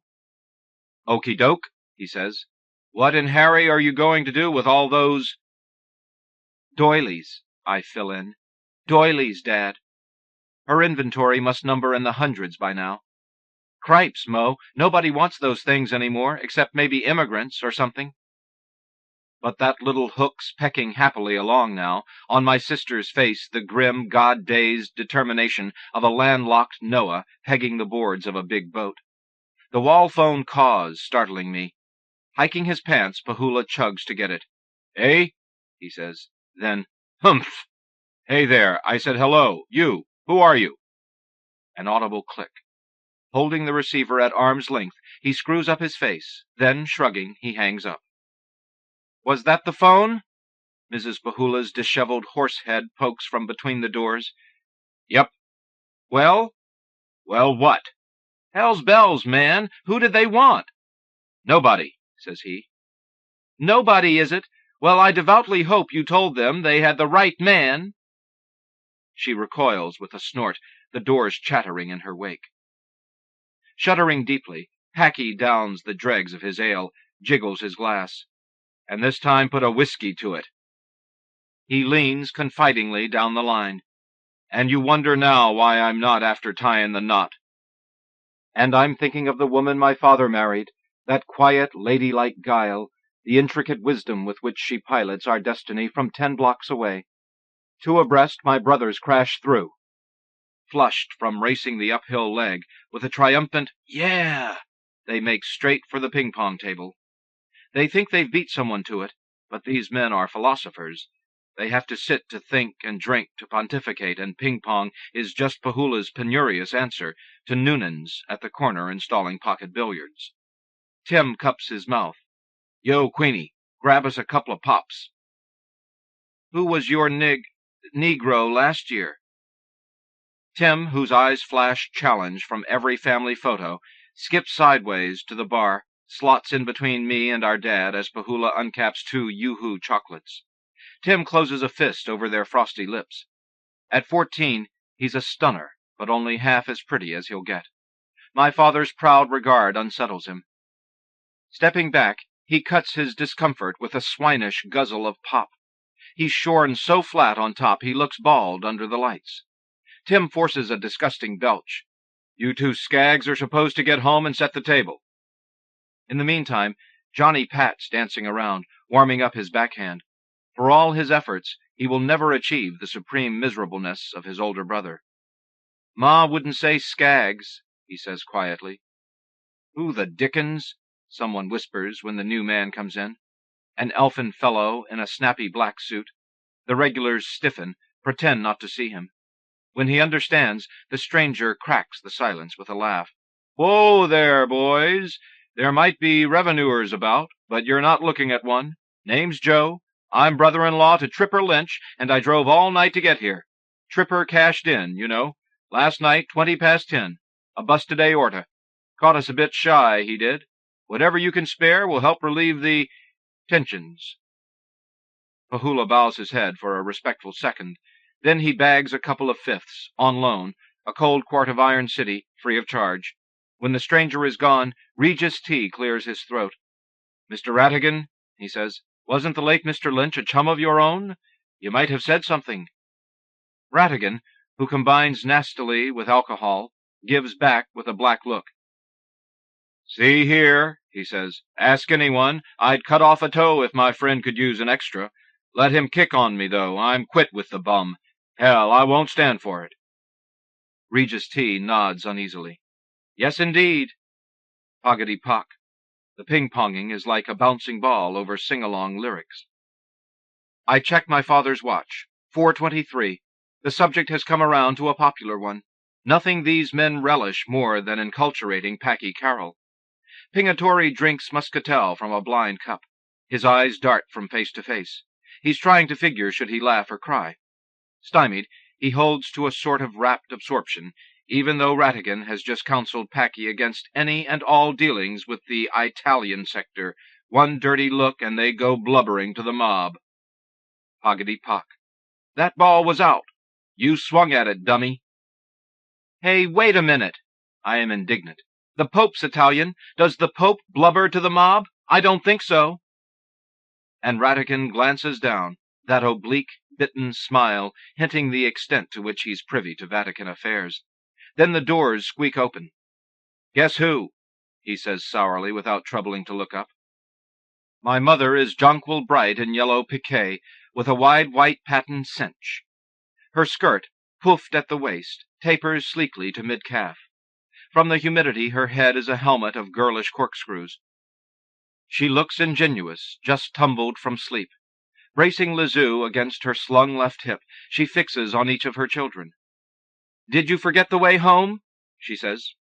"What? Well, for God's sake, it's herself." My father's forehead rises, hiking thick brows, stunningly black in contrast to the dead white of his hair. Christ Jesus! You'd think he hadn't seen her in years. He squeezes my shoulder. "Scoot over like a good girl." He lunges forth for Lizu.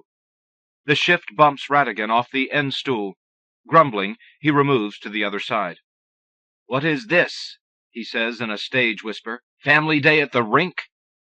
Pingatori nods yes, shakes his head no, then, bearing rattlesome dentures, slaps the bar in hearty agreement.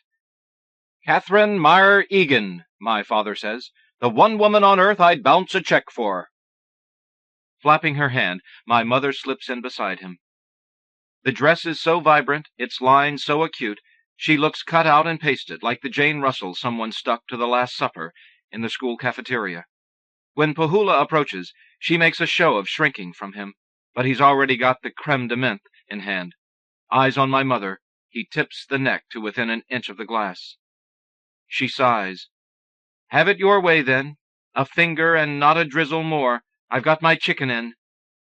There's a hurried, impermanent air about her, but she's taken pains with her makeup, and a flush of pleasure laps the circles of liquid rouge. To her left sits a man they call Upstairs Mike, in honor of his lengthy tenure as the Pahula's star boarder. "Say," he asks her with slurry earnestness, "what's it doing out there?" Oddly enough, the question makes sense to me. Outside, the lowering light leans against the window blinds. Nuggets of red gold burn through the worn spots. In this beery, bottled air she shows the patinaed mystique of someone passing through from a distant place. "Why, it's still Sunday," she says, "and Clara Bezick out thinning her greens without a thought for shame," said tongue-in-cheek, yet the men shy from her. They stare into their drinks. Ah, yes, a disgrace, this thinning. Pahula gears up for the frontal thrust of a full sentence. "Clara's getting even with God," he says, "for tossing her boy back not a month before ordination." "Oh," my father says, "Tommy Bezick was by the Saturday last. He's door to door for Kirby's, you know. Catherine needs another sweeper like she needs—" "Well," I said to the boy, "now, Tommy," I said, "didn't the Jesuits tell you nature abhors a vacuum, especially one that runs $200? "Cheap, cheap," Ratigan chirps, "when you consider the prevailing tariff on redemption." Ratigan's rumored to be an atheist, and when an Irishman defects, it's with a reaction equal and opposite, with the whole of his heart and soul and mind, and he will love his bitterness as himself. Wrapping his hand around my mother's glass, Pahula waits. She laughs, clacks her tongue. "Very well, but just a finger, mind you." The ping-ponging has stopped. 4 dungareed boy legs gangle out from the corner hidden by the lap of the piano. They're too quiet, but whatever they're up to, I don't want to know about it. The banter has me, this light shadow dance of wit and opinion that today will keep within the limits of decency. No one feels duty-bound to impugn a motive or needle a man at his roots, no articulate malicious triggering someone to high horse at home for a pistol. Communion of saints, company of bums. I'm plush with love for them all.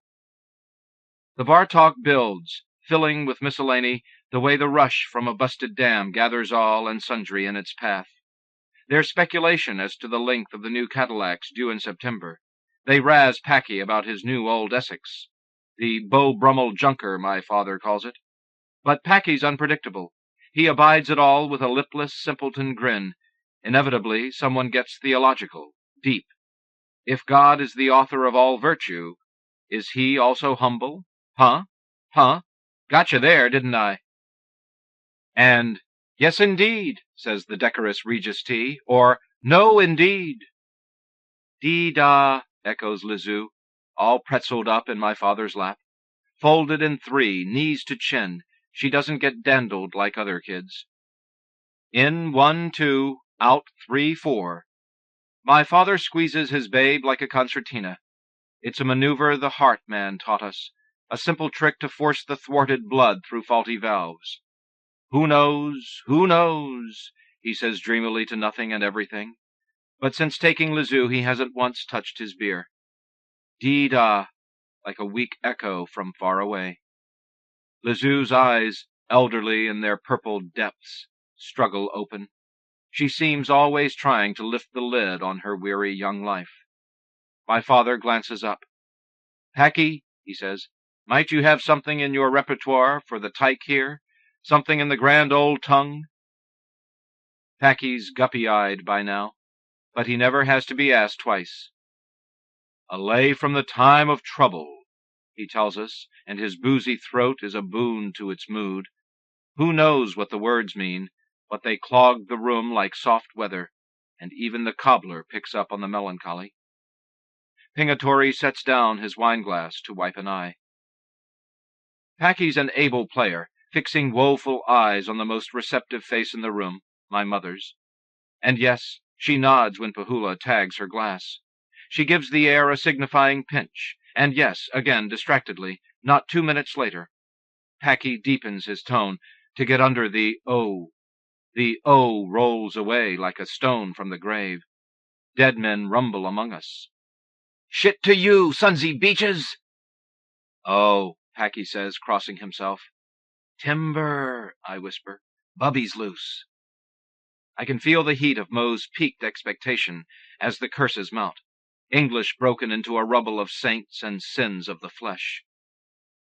A largesse of obscenity requiring of a pious type a lifetime of saving up. Thwack! Bubby comes hacking through from the kitchen. Wielding a wooden cane, she's one weird three-legged flamingo in a pink nightgown and matching sleep socks.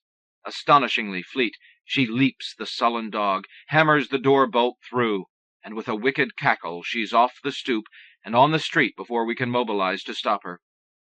"Damn you, lazy bunch of lushes!" It's Mrs. Pahula in grim pursuit. She's not running exactly, but the cant of neck and jaw, that erect rocking mass, makes her both figurehead and ship, steady as she goes.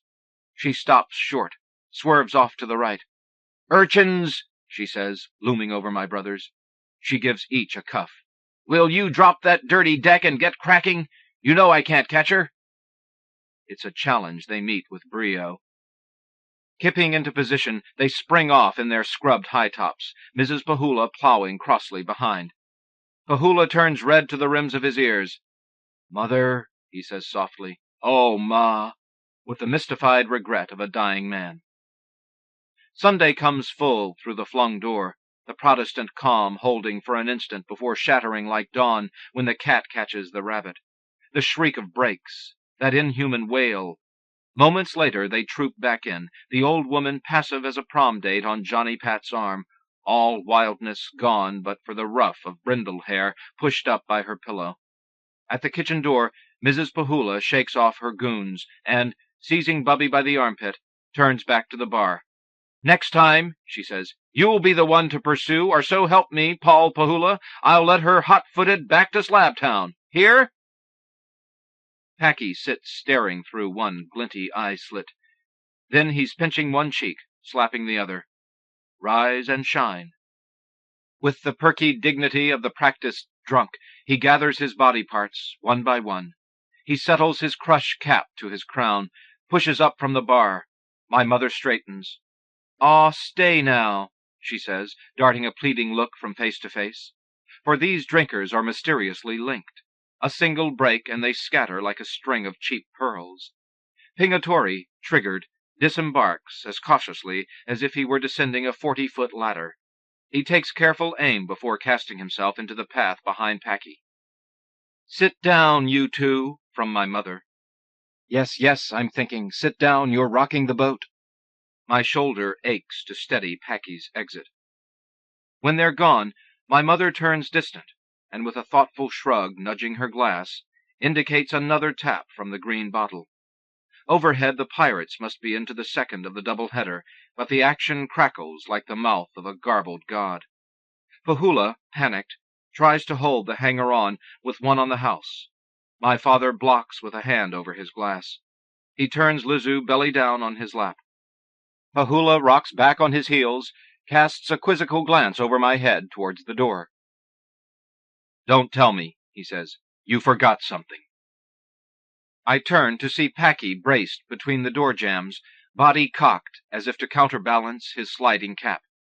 "They did it again," he says. The boy is weeping real tears.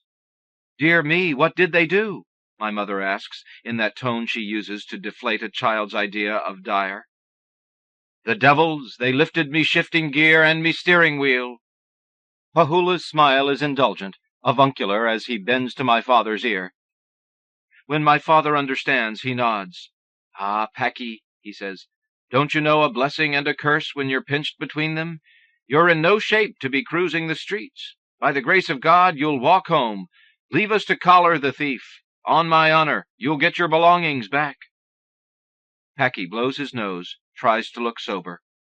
A man could do worse in his choice of friends. But, Mother of Christ, this is a daunting neighborhood. When he's out of earshot, the place cracks up.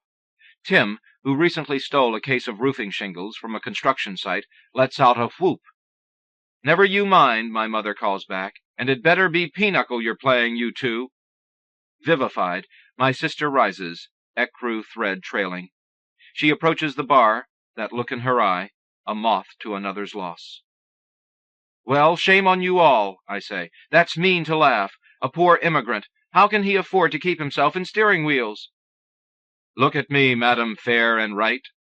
My father motions my mother forward, so he can meet my eyes across her back. According to Mr. Pahula here, who should know, the lad's been wrestling with his problem nearly every day since he got that dapper machine of his. Unless he's in full possession, you see, he tends to forget that unlike the old sod, by U.S. law we drive on the right, keep our steering apparatus on the left. So Mr. Carroll climbs in and reaches out. My father's laughing so hard he can hardly finish. All heck breaks loose. Help! Ha ha! Help! I've been robbed! Sleep well tonight, sweet girl, for there's no steering wheel thief on Duquesne Street. Oh, Daddy! The afternoon has passed in a raking rhythm of peaks and dips. This will be the last full rise. Then silence. The men breathe deep, drink of this silence. It is what they carried here, what they must take back, the very stuff of their souls. My father pockets his smile along with a stack of small change. Before him his glass stands 3/4 full, but lifeless and flat after all that magic. Well, hasn't it cracked the man, lavished him upon us?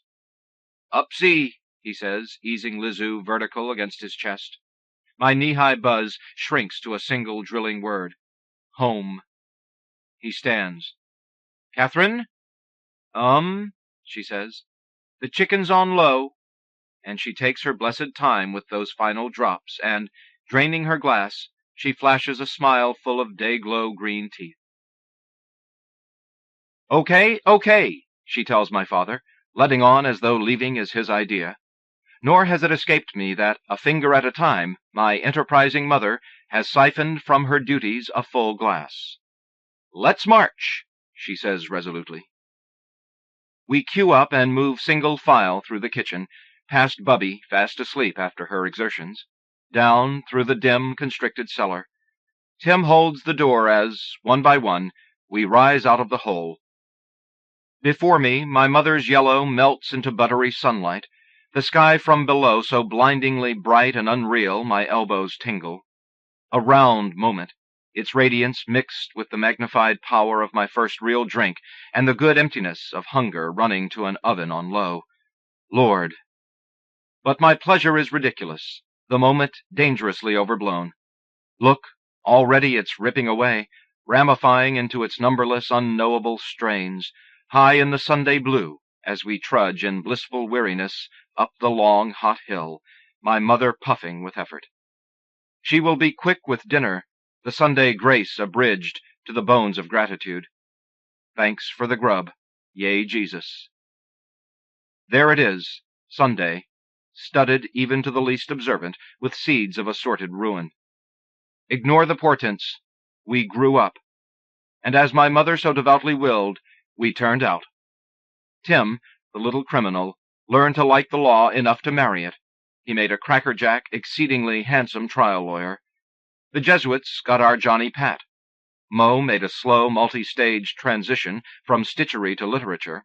She's a poet of some repute, I hear. Her lines, according to one reviewer, pump Freon straight to the heart. Lizu, bless her, overcame preposterous odds to survive highly experimental heart surgery. Between the two of us, we have 5 healthy children, upon whom my father spends his sober self with ridiculous, buffoonish, enviable abandon. His career took him well into the era of the high-speed rotary drill, which augurs nicely through granite, but, like the old cable tool, continues to lose itself in air. Kerflooey. And Kerflooey tells as well as anything what happened to my mother, though some might allow how pride can blind and cleverness kill, and irony keeps a long stick for tripping the ones who try too hard. Who knows? Who knows? Not us, no how, but we carry a full grudge against Sunday nonetheless. It's good to blame. Blame cordons off horror. And don't the ones who go on, those who think and work and love and hope, don't we have to believe that on some days on earth some streets are humanly navigable? So go back to that Sunday in June. Now jump ahead 6 months. A ceramic Christmas tree blazes from atop Pahula's TV, still on the blink. The same bunch, less one, sitting as if they never left. The mood is, by turns, dirgeful, jocular, elegiac, and nasty, depending on who's doing the eulogizing. It's been a full week since Packy Carroll, having finally made his cultural adjustments, took steering wheel in hand and drove through Madame's plate-glass window, scattering hats like birds. Regis T's cheeks are shiny, impetigo pink. His mouth is pinched awry. His little eyes jitter and swim, and he's silly-faced from mixing bar whiskey and grief. Poor Pack, he says. Poor, poor boy. Then he puts great effort into aligning himself. He clears his throat. The broken ones, he says sternly, they'll find the pieces, boys. Sweep them into heaven with a silver broom. He narrows his eyes, glances around, then oh so tenuously, won't they? But Rattigan's no friend to the dead. Dumb shit, he says. Good riddance. Lizu is cranky. Johnny Pat bored without Tim, who's off to the Bijou with his first girlfriend. Finally, my father, so shrewdly tooled to make the first move, does. Catherine. These days he handles her name like a hot potato. Why don't you go soak your head? She snaps, flagging around with her empty glass. Yoo-hoo there, yoo-hoo, Mr. Pahula! And it will be long after dark before we drag her home to a bird as sear as old Bubby. Say grace. Yea, Jesus. The breast meat shreds like rotten softwood. We rake it into piles. So much for the saving gravy. Goodbye, high-stepping hats. Our faces are dumb with the dawn of the bad years. Atop her 2 propped elbows, my mother holds a drumstick. Head cocked, tipsily, she contemplates the nibbled bone, and she's humming a broken, toneless, sit down, under her breath. Then suddenly she looks up and blurts something.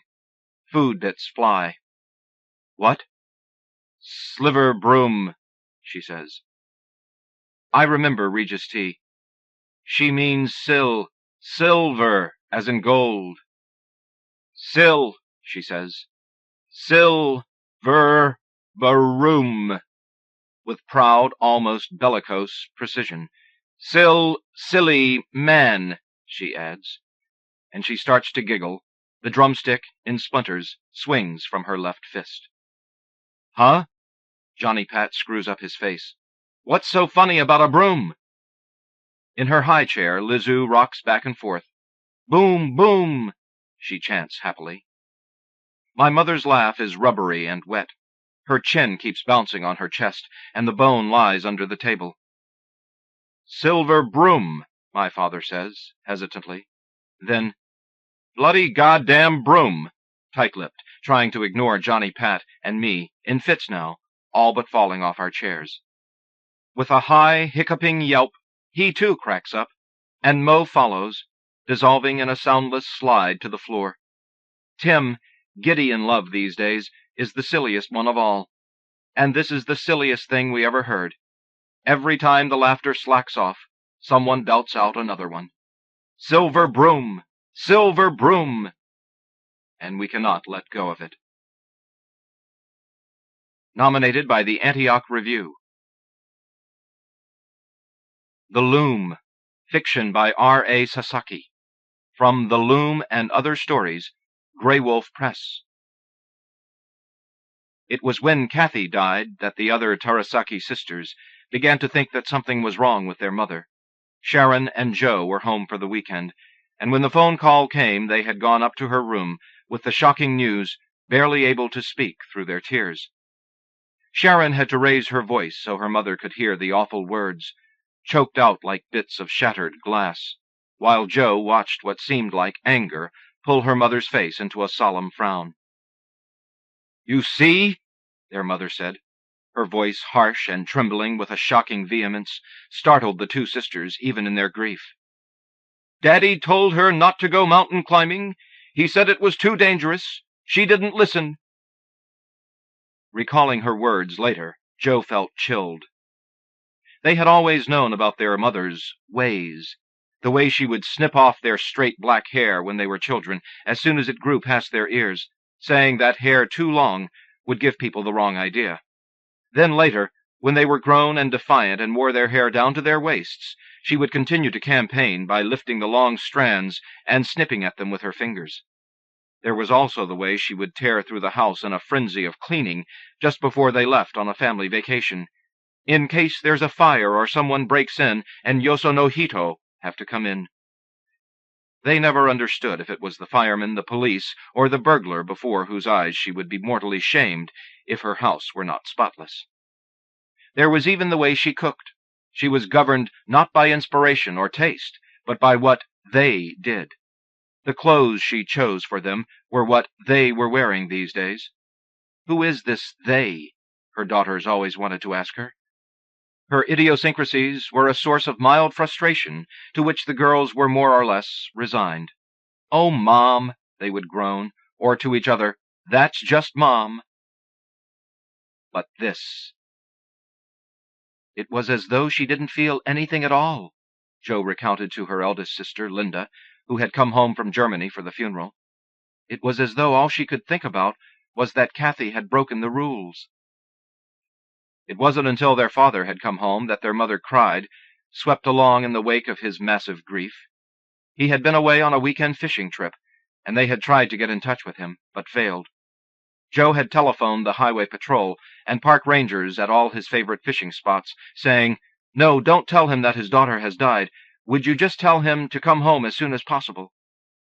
And it was Joe who was standing at the window watching when his truck turned the corner for home. The three women went down to the basement together.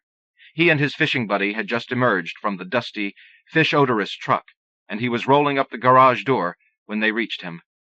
He was caught between the bright spring sunlight and the dark coolness of the basement. His hand still on the garage door, he heard the news of his daughter's death.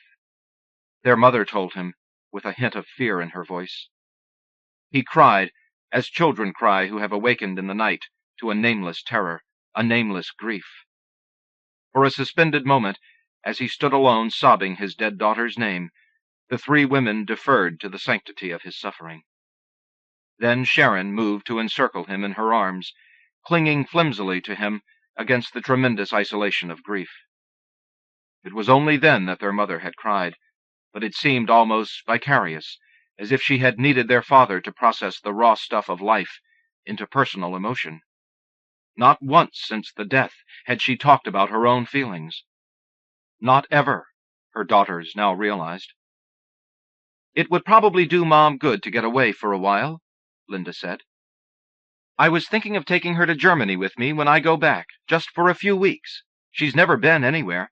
A change of scene might be just what she needs, don't you think?" "I suppose it's worth a try," Joe said. So it was decided that when Lynda flew back to join her husband, who was stationed in Heidelberg, their mother would go with her and stay a month. Except for a visit to Japan with her own mother when she was 16, it was their mother's first trip abroad. At first she was hesitant, but their father encouraged her. He would go too if he didn't have to stay and run the business. It was hard to imagine their mother outside the context of their house. She had always been there when the children came back from school. In fact, the sisters had never had babysitters.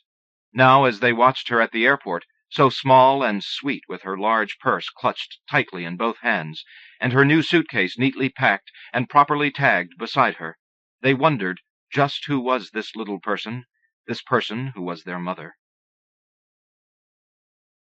She had grown up in San Francisco, wearing the two faces of a second-generation child born of immigrant parents. The two faces never met. There was no common thread running through both worlds. The duality was unplanned, untaught. Perhaps it had begun the first day of school, when she couldn't understand the teacher, and Eleanor Leland had called her a Jap, and she cried. Before then, there had never been a need to sort out her identity. She had met life headlong, and with the confidence of a child. Her world had been the old Victorian flat in which her mother took in boarders, the long, narrow corridor, the spiral stairway, the quilts covered with bright Japanese cloth, and the smell of fish cooking in the kitchen. She had accepted without question the people who padded in and out of her world, on stockinged feet. They all seemed to be friends of the family.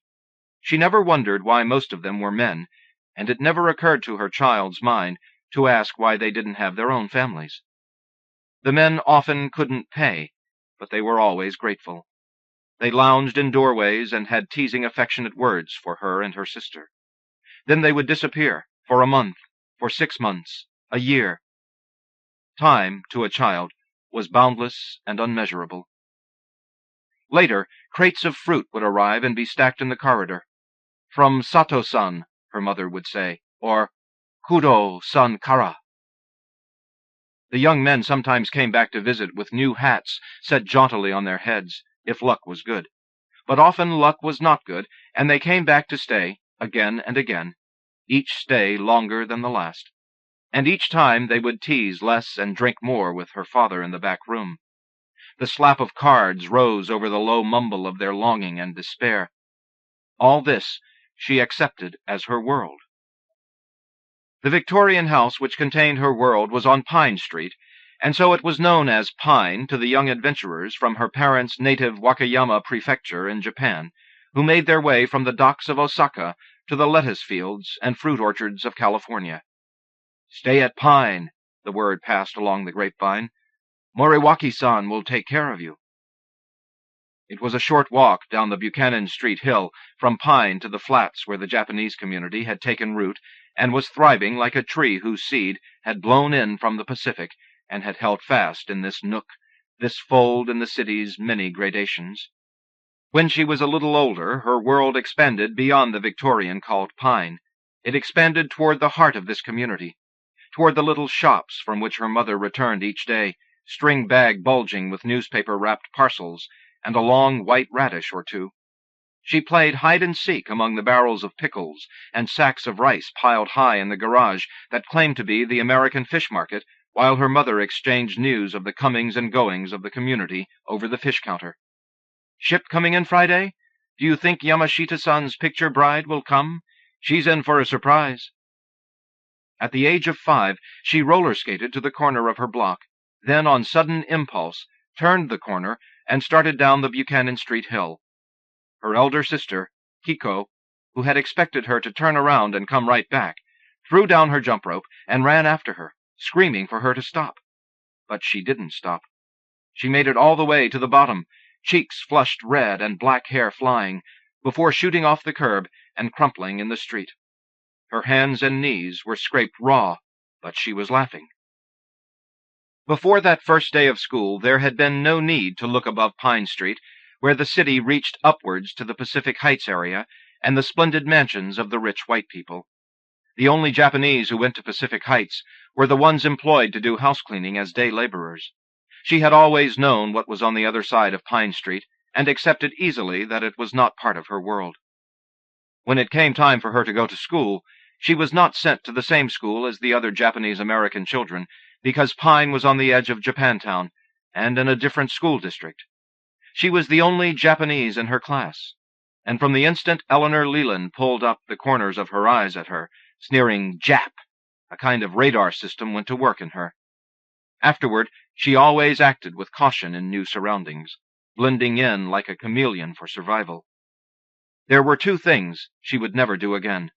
One was to forget the girl's name who had called her a Jap, and the other was to cry. She did her best to blend in. Though separated from the others by her features and her native tongue, she tried to be as inconspicuous as possible. If she didn't understand what the teacher said, she watched the other children and copied them. She listened carefully to the teacher and didn't do anything that might provoke criticism. If she couldn't be outstanding, she at least wanted to be invisible. She succeeded. She muted her colors and blended in. She was a quiet student, and the other children got used to her. Some were even nice to her. But she was still not really a part of their world, because she was not really herself. At the end of each school day, she went home to the dark, narrow corridors of the old Victorian and the soothing, unconscious jumble of two tongues that was the two generations' compromise for the sake of communication.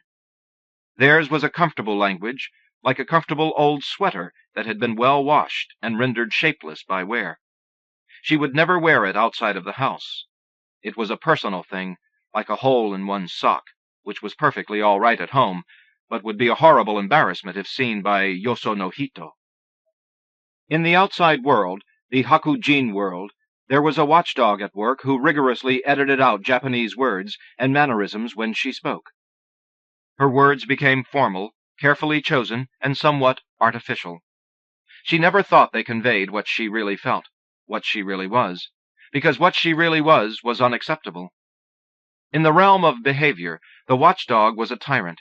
Respectability, as defined by popular novels and Hollywood heroines, must be upheld at all costs. How could she explain about the young men lounging in the doorways of her home and drinking in the back room with her father? How could she admit to the stories of the immigrant women who came to her mother desperate for protection from the beatings by their frenzied husbands? It was all so far from the drawing rooms of Jane Austen and the virtue and gallantry of Hollywood. The Japanese who passed through her house could drink, gamble, and philander, but she would never acknowledge it. She could admit to no weakness, no peculiarity. She would be irreproachable. She would be American. Poverty was irreproachably American in the Depression years. Her father's Oriental art goods business on Union Square had survived the 1906 earthquake, only to be done in by the dishonesty of a Hudgins partner who absconded with the gross receipts and the company car.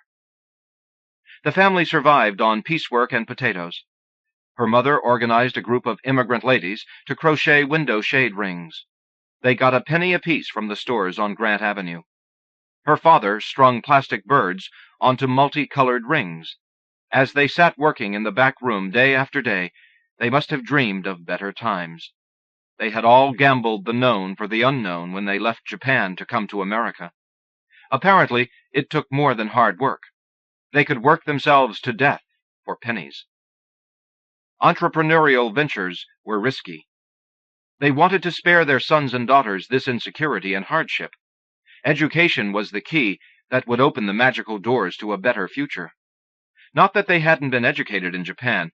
Indeed, some of them were better educated than the people whose houses they cleaned on California Street. But they felt the key was an American education, a college education. Immigrant sons and immigrant daughters would fulfill their dreams. She and her peers acquiesced in this dream. After all, wasn't it the same as their own? To succeed, to be irreproachable, to be American? She would be a smart career girl in a tailored suit, beautiful and bold, an American girl. After the Depression, her father opened a novelty store on Grant Avenue, and she was able to go to college. She set forth into the unknown with a generation of immigrant sons and daughters, all fortified by their mutual vision of the American dream. They did everything right. They lived at home to save expenses. Each morning they woke up at dawn to catch the bus to the ferry building. They studied on the ferry as it made the bay crossing, and studied on the train from the Berkeley Marina to Shattuck Avenue, a few blocks from the majestic buildings of the University of California. They studied for hours in the isolation of the library on campus. They brought bag lunches from the dark kitchens of old Japantown flats, and ate on the manicured grass or at the Japanese Students' Club off campus. They went to football games and rooted for the home team. They wore bobby socks and cowl sweaters. The women had pompadours, and the men parted their hair in the middle. They did everything correctly, but there was one thing they did not do. They did not break out of the solace of their own society to establish contact with the outside world. In a picture dated 1939 of the graduating members of the Nice Students' Club, there are about 60 of them in caps and gowns, standing before California Hall. She is there, among the others, glowing triumphantly. No whisper of Pearl Harbor to cast a shadow on those bright faces. Yet all these young graduates would soon be clerking in Chinatown shops or pruning American gardens. Their degrees would get them nowhere, not because they hadn't done right, but because it was 1939 and they had Japanese faces. There was nowhere for them to go. When the war came, her application for a teaching job had already been on file for 2 years. Since graduation, she had been helping at her father's Grant Avenue store. Now she had to hand letter signs for the store saying, "Bargain sale, everything must go." Her father's back slumped in defeat as he watched the business he had struggled to build melt away overnight.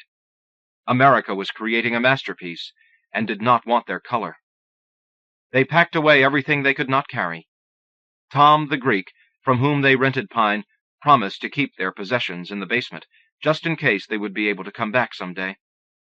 The quilts of bright Japanese cloth, imari dishes hand-carried by her mother from Japan, letters, photos, window shade rings made in hard times, a copy of her junior college newspaper in which she had written a column, her Cal yearbook, faded pictures of bright Hollywood starlets. She put all her dreams in boxes for indefinite keeping. As they were told, they took along only what was practical, only what would serve in the uncertain times to come. Blankets, sweaters, pots, and pans. Then, tagged like baggage, they were escorted by the U.S. Army to their various pickup points in the city, and when the buses took them away, it was as though they had never been. They were taken to Tanforan Racetrack, south of the city, which was to be their new home. The stables were used as barracks, and horse stalls became apartments for families. As she viewed the dirt and manure left by the former occupants, she realized, so this is what they think of me. Realization was followed by shame. She recalled how truly she had believed she was accepted, her foolish confidence, and her unfounded dreams. She and her Nice friends had been spinning a fantasy world that was unacknowledged by the larger fabric of society. She had been so carried away by the aura of Berkeley that she had forgotten the legacy left her by Eleanor Leland. Now the damp, dusty floor and stark cots reminded her sharply of her place. She was 24. They lived in Tanforan for 1 year. After a year, they were moved to the Topaz Relocation Center in the wastelands of Utah. Topaz, jewel of the desert, they called it sardonically. Outside the barbed wire fence, the sagebrush traced aimless patterns on the shifting gray sands. Her sister, Kiko, could not endure it. She applied for an office job in Chicago and left the camp. Her brother enrolled at a Midwestern university. She stayed and looked after her parents. After a time, she began to have trouble with her hearing. At first, it was only certain frequencies she could not hear, like some desert insects. Then it was even human voices, particularly when there was background noise.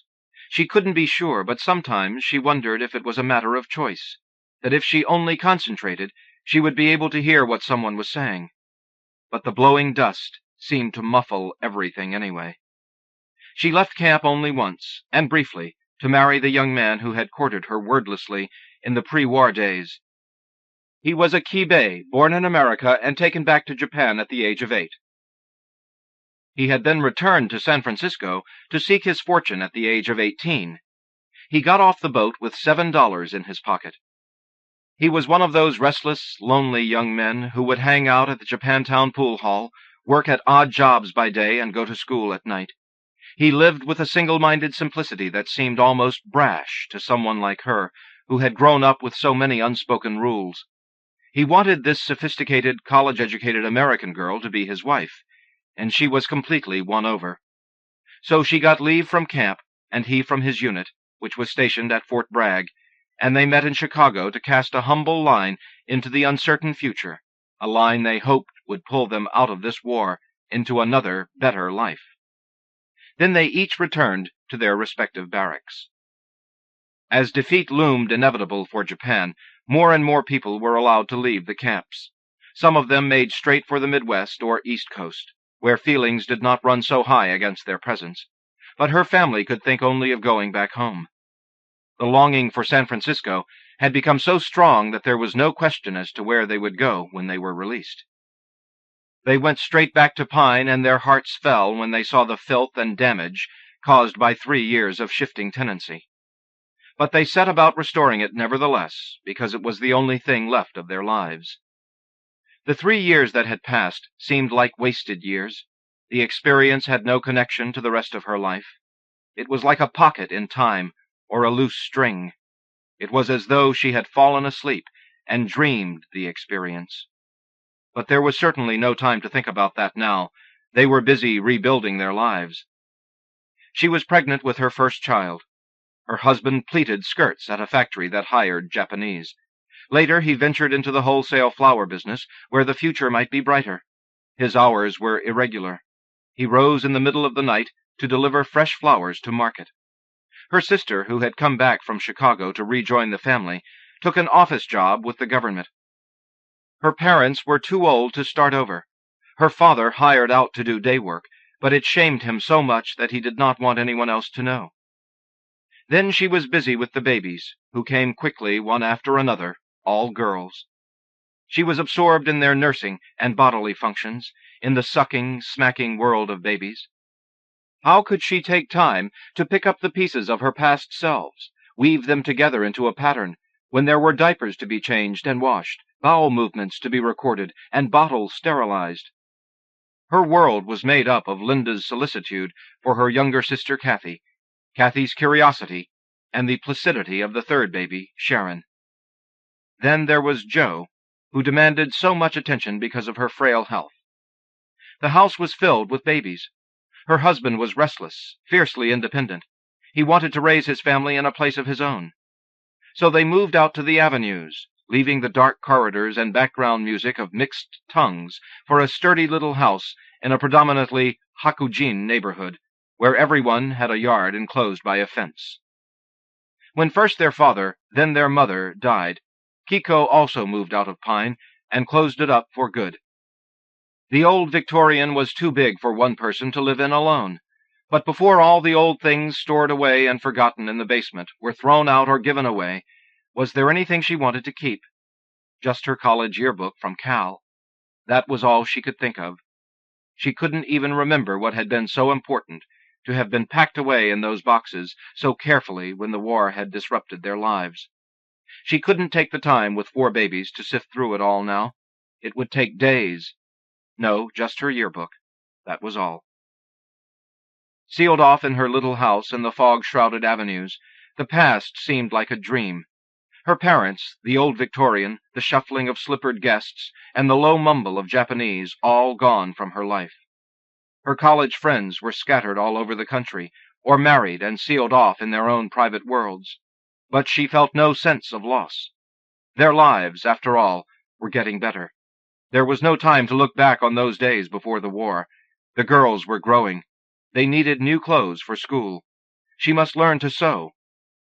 Sommer and Kaufman was having a sale on school shoes. Could she make this hamburger stretch for 2 nights? Lynda was a bright and obedient child. She was very much the big sister. Jo, the youngest, was volatile, alternating between loving and affectionate, and strong and stubborn. Sharon was a quiet child, buffered from the world on both sides by sisters. She followed her sister, Kathy, demanding no special attention. Kathy was friendly and fearless, an unredeemable tomboy. When she slid down banisters and bicycled down the big hill next to their house in the avenues, her mother's eyes would narrow, as if in recognition, watching her. As a mother, she was without fault. Her girls were always neatly dressed and on time. They had decent table manners, remembered to excuse themselves and say thank you. They learned to read quickly and loved books, because she always read to them. She chose the books carefully and refused to read them any slang or bad grammar. Her children would be irreproachable. She conscientiously attended PTA meetings, although this was a trial for her. She wasn't able to tell people about her hearing problem. Somehow she was unable to admit to such a deficiency. So she did her best, sometimes pretending to hear when she didn't, nodding her head and smiling. She wanted things to go smoothly. She wanted to appear normal. Lynda, Kathy, and Joe excelled in school and were very popular. Lynda held class offices and was invariably the teacher's pet. A nice girl, her teachers said. Kathy was outgoing and athletic, and showed great talent in art and design. A beautiful girl, in her teacher's estimation. Joe was rebellious, read voraciously, and wrote caustic essays and satires. Teachers sometimes disliked her, but they all thought she was intelligent. Sharon was termed shy. Although she liked the arts, Kathy was the artist of the family. And though Sharon read quite a bit, Joe was thought of as the reader. Sharon was not popular like Lynda, and of all the Terasaki girls, she had to struggle the hardest, often unsuccessfully, to make the honor roll. But all in all, the girls vindicated their mother, and it was a happy time, the happiest time of her life. Then they were grown up and gone. They left, one by one. The house emptied, room by room, until it seemed there was nothing but silence. She had to answer the phone herself now, if she heard it ring. She dreaded doing so because she could never be sure if she was hearing correctly. Sometimes she let the telephone ring, pretending not to be home. The one exception was when her sister called every night. Then she would exchange news on the phone for an hour. When her daughters came home to visit, she came alive. Lynda was doing the right things. She had a nice Japanese-American boyfriend. She was graduating from college, and she was going to get married. Kathy was a bit of a free spirit, and harder to understand. She wore her hair long and straight, and seldom came home from Berkeley. When she did, she seemed to find fault. Why didn't her mother get a hearing aid? Did she enjoy being left out of the hearing world? But Kathy had friends, interesting friends, Hudgins friends, whom she sometimes brought home with her. She moved easily in all worlds, and her mother's heart swelled with pride to see it. Sharon sometimes came home, sometimes stayed away. When she did come home, she did not have much to say. She was not happy in school. She liked throwing pots and weaving. Then there was Joe, who would always bring a book or notebook home, and whose evil pen would pause absently in mid-stroke when her mother hovered near, telling her little bits of information that were new since the last visit. Joe, whose thoughts roamed far away, would gradually focus on the little figure of her mother. She had led such a sheltered life. And then Kathy had died, and her mother didn't even cry. Lynda sent pictures from Germany of their mother in front of Heidelberg Castle, cruising down the Rhine. "She's just like a young girl," her letters proclaimed triumphantly. "She's excited about everything."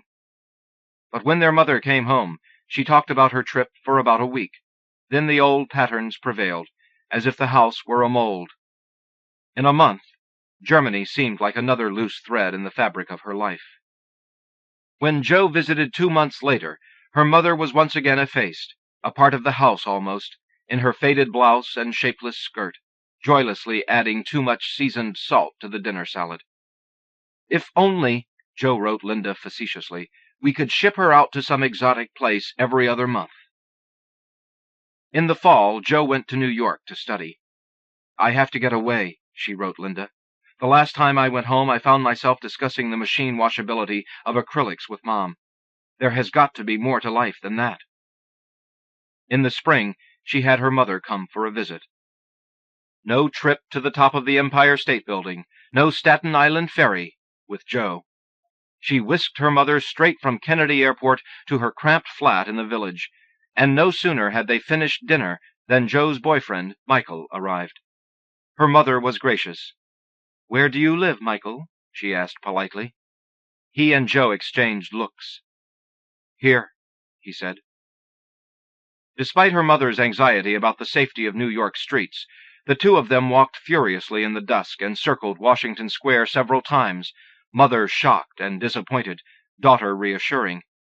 At the end of an hour, they returned to the flat for tea, and by the end of the evening the three of them had achieved an uneasy truce. "I knew you wouldn't be happy about it," Joe said to her, "but I wanted you to know the truth. I hate pretending." "Things were different when we were your age," her mother said. "What's Daddy going to say?" She stayed for 2 weeks. Every morning Michael cooked breakfast, and the three of them ate together. Her attitude toward the situation softened from one of guarded assessment to tentative acceptance. Michael was very articulate, Joe as level-headed as ever. Their apartment was clean and homey. She began to relax over morning coffee at the little round table by the window. She remembered the trip she made to Chicago during the war to get married. She had traveled from Topaz to Chicago by train. It was her first trip alone. Her parents and camp friends had seen her off at Topaz, and her sister and future husband had met her at the station in Chicago. But as the train followed its track northeastward across the country, she had been alone in the world. She remembered vividly the quality of light coming through the train window, and how it had bathed the passing countryside in a golden wash. Other passengers had slept, but she sat riveted at the window. Perhaps the scenery seemed so beautiful because of the bleakness and sensory deprivation of Topaz. She didn't know why she remembered it now. Joe took her to the Metropolitan and to the Statue of Liberty. In a theater on Broadway, they sat in the front row to see Deborah Kerr, her all-time favorite, and afterwards she declared she had heard every word. When she left, she shook Michael's hand and hugged Joe, saying, "I'll talk to Daddy." But by the time Joe came home to visit a year later, the house, or whatever it was, had done its work. Her mother was again lost to her, a sweet little creature unable to hear very well, relaying little bits of information. "I give up," said Joe. "We seem to lose ground every time. We dig her out, then she crawls back in, only deeper." Lynda loyally and staunchly defended the fortress in which her mother seemed to have taken refuge. Joe wanted to break through. "Like shock treatment," she said. "It's the only way to bring her out." Sharon, the middle daughter, gave her mother a loom. And so, late in life, she took up weaving. She attended a class and took detailed notes, then followed them step by step, bending to the loom with painstaking attention, threading the warp tirelessly, endlessly winding, threading, tying. She made sampler after sampler, using the subdued, muted colors she liked, 5 inches of one weave, 2 inches of another, just as the teacher instructed. For a year she wove samplers, geometric and repetitious, all in browns and neutral shades, the colors she preferred. She was fascinated by some of the more advanced techniques she began to learn. One could pick up threads from the warp selectively, so there could be a color on the warp that never appeared in the fabric if it were not picked up and woven into the fabric. With this technique, she could show a flash of color, repeat flashes of the color, or never show it at all. The color would still be there, startling the eye when the piece was turned over. The backside would reveal long lengths of a color that simply hadn't been picked up from the warp and didn't appear at all in the right side of the fabric. She took to her loom with new excitement, threading the warp with all the shades of her life. Gray for the cold, foggy mornings when she had warmed Joe's clothes by the heater vent as Jo, 4, stood shivering in her pajamas. Brown, the color of the 5 lunch bags she had packed each morning with a sandwich, cut in half and wrapped in waxed paper, napkin, fruit and potato chips. Dark brown, like the brownies they had baked to make Daddy come home from business trips.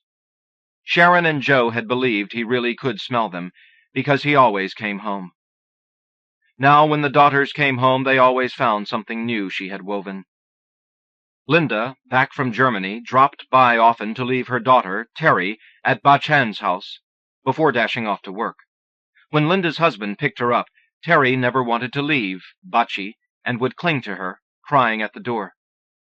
She continued to weave. White, the color of 5 sets of sheets, which she had washed, hung out, and ironed each week. Also the color of the bathroom sink, and the lather of shampoo against 4 small black heads. Blue, Kathy's favorite color. Sharon came by from time to time, usually to do a favor or bring a treat. She would cook Mexican food or borrow a tool or help trim trees in the garden. She was frustrated with the public school system where she had been substitute teaching and was now working part-time in a gallery. Sometimes Sharon brought yarn for her mother to weave, golden brown, the color of the Central Valley in summer. The family had driven through the valley on their way to the mountains almost every summer. They would arrive hot and sweating and hurry into the cool, emerald-green waters of the Merced River. The children's floats flashed yellow on the dark green water. Yellow, too, were the beaten eggs fried flat, rolled, and eaten cold, with dark brown pickled vegetables and white rice balls. She always sat in the shade. Jo was working abroad and usually came home to visit once a year. She and Michael had broken up. During the visits, the house would fill with Jo and her friends. They would sit in the back room to talk. Jo visited her mother's weaving class and met her weaving friends. "So this is the daughter," one of them said. "Your mother's been looking forward to your visit. The only time she misses class is when her daughters are home." Soon it was time for Jo to leave again. "Mom's colors," she remarked to Sharon as she fingered the brown muffler her mother had woven for her. "Put it on," said Sharon. Jo did, and as she moved toward the light, hidden colors leaped from the brown fabric. It came alive in the sunlight. "You know, there's actually red in here," she marveled, "and even bits of green. You'd never know it unless you looked real close." "Most people don't," Sharon said. The two sisters fell silent, sharing a rare moment together before their lives diverged again. Their mother's muffler was warm about Jo's neck.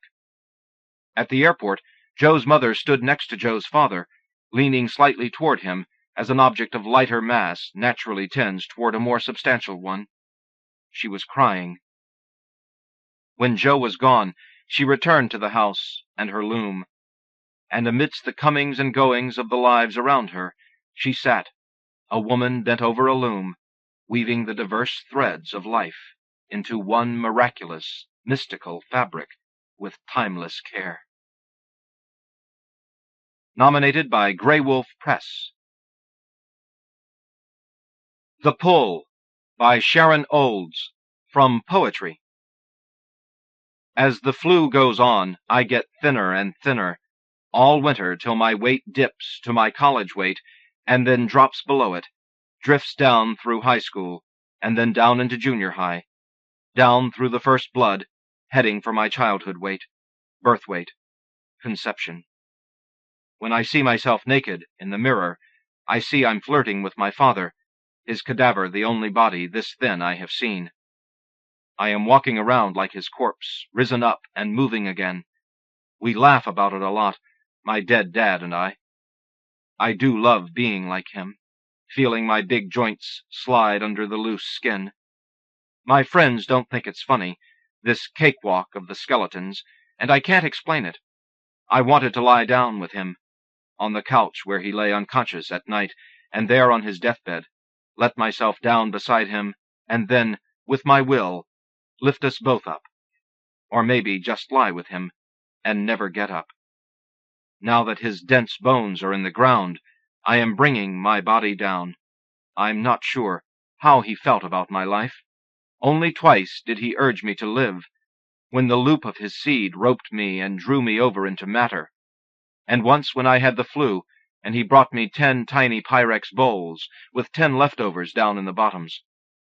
But when, in the last weeks of his life, he let me feed him, slip the spoon of heavy cream into his mouth, and pull it out through his closed lips, I felt the suction of his tongue, his palate, his head, his body, his death pulling at my hand. Nominated by Brenda Hillman, Len Roberts, Diane Williams. Black and Blue, by Charles Wright, from Poetry. Rain is a dangerous thing. It shrinks and squats the years we've come to count on. With its good eye and its bad eye, it settles them back to size. Like deer in a leafy light, window and looking-glass, yesterdays flash and reflect, ready to bolt, ready to empty out. Horizon them black and blue. White water like white flags, streamers, little prayer beacons, Back in the North Fork of Basin Creek beckons our memory, but never the same flag twice. Hawk plains over marsh grass, low over marsh grass and meadow weed. Hawk pivots, folds and unfolds, drops and rises like string. Unseen, under the dun mat and wattle runs, something is always there. The road to Damascus runs through the veins in the lilac's leaf. Ararat pokes through the daisy's eye, crows at the salt block pick their way through the back streets of Carthage. Sunglasses, hands on his hips like Montgomery Clift, Levi's, Cistercian courtyard, Saint something or other, weeds. A chainsaw clears its throat. Like blue balloons, we disappear in the sky. The dead have lives of their own. They glide, like round, radiant pearls of light, under our feet, stopping from time to handcuff an ear. Listen, they think, on the room roof, faint footfalls of the unborn. Beautiful stars of the Bear, Dipper, unchanged, of all the waters that blessed my youth, sprinkle me now, cross and burn. The wind shifts, the landscape turns in its sleep. Seasons slough and rinse. Like trees, we fall in the dark forest and make no sound. The deer never raise their heads. The voles never miss a step through the mystical sloughgrass. 2 boys in sateen bathing suits, lunchbox, stringer of sunfish. Father shadow, half father shadow, draining out of the photograph. Summer. It's always summer. Our lives are an emptiness, at rest in the present. Dark cloud, bright cloud, sunlight, rain. Great wind keeps carrying us, where we don't want, where we don't know. Nominated by Arthur Smith.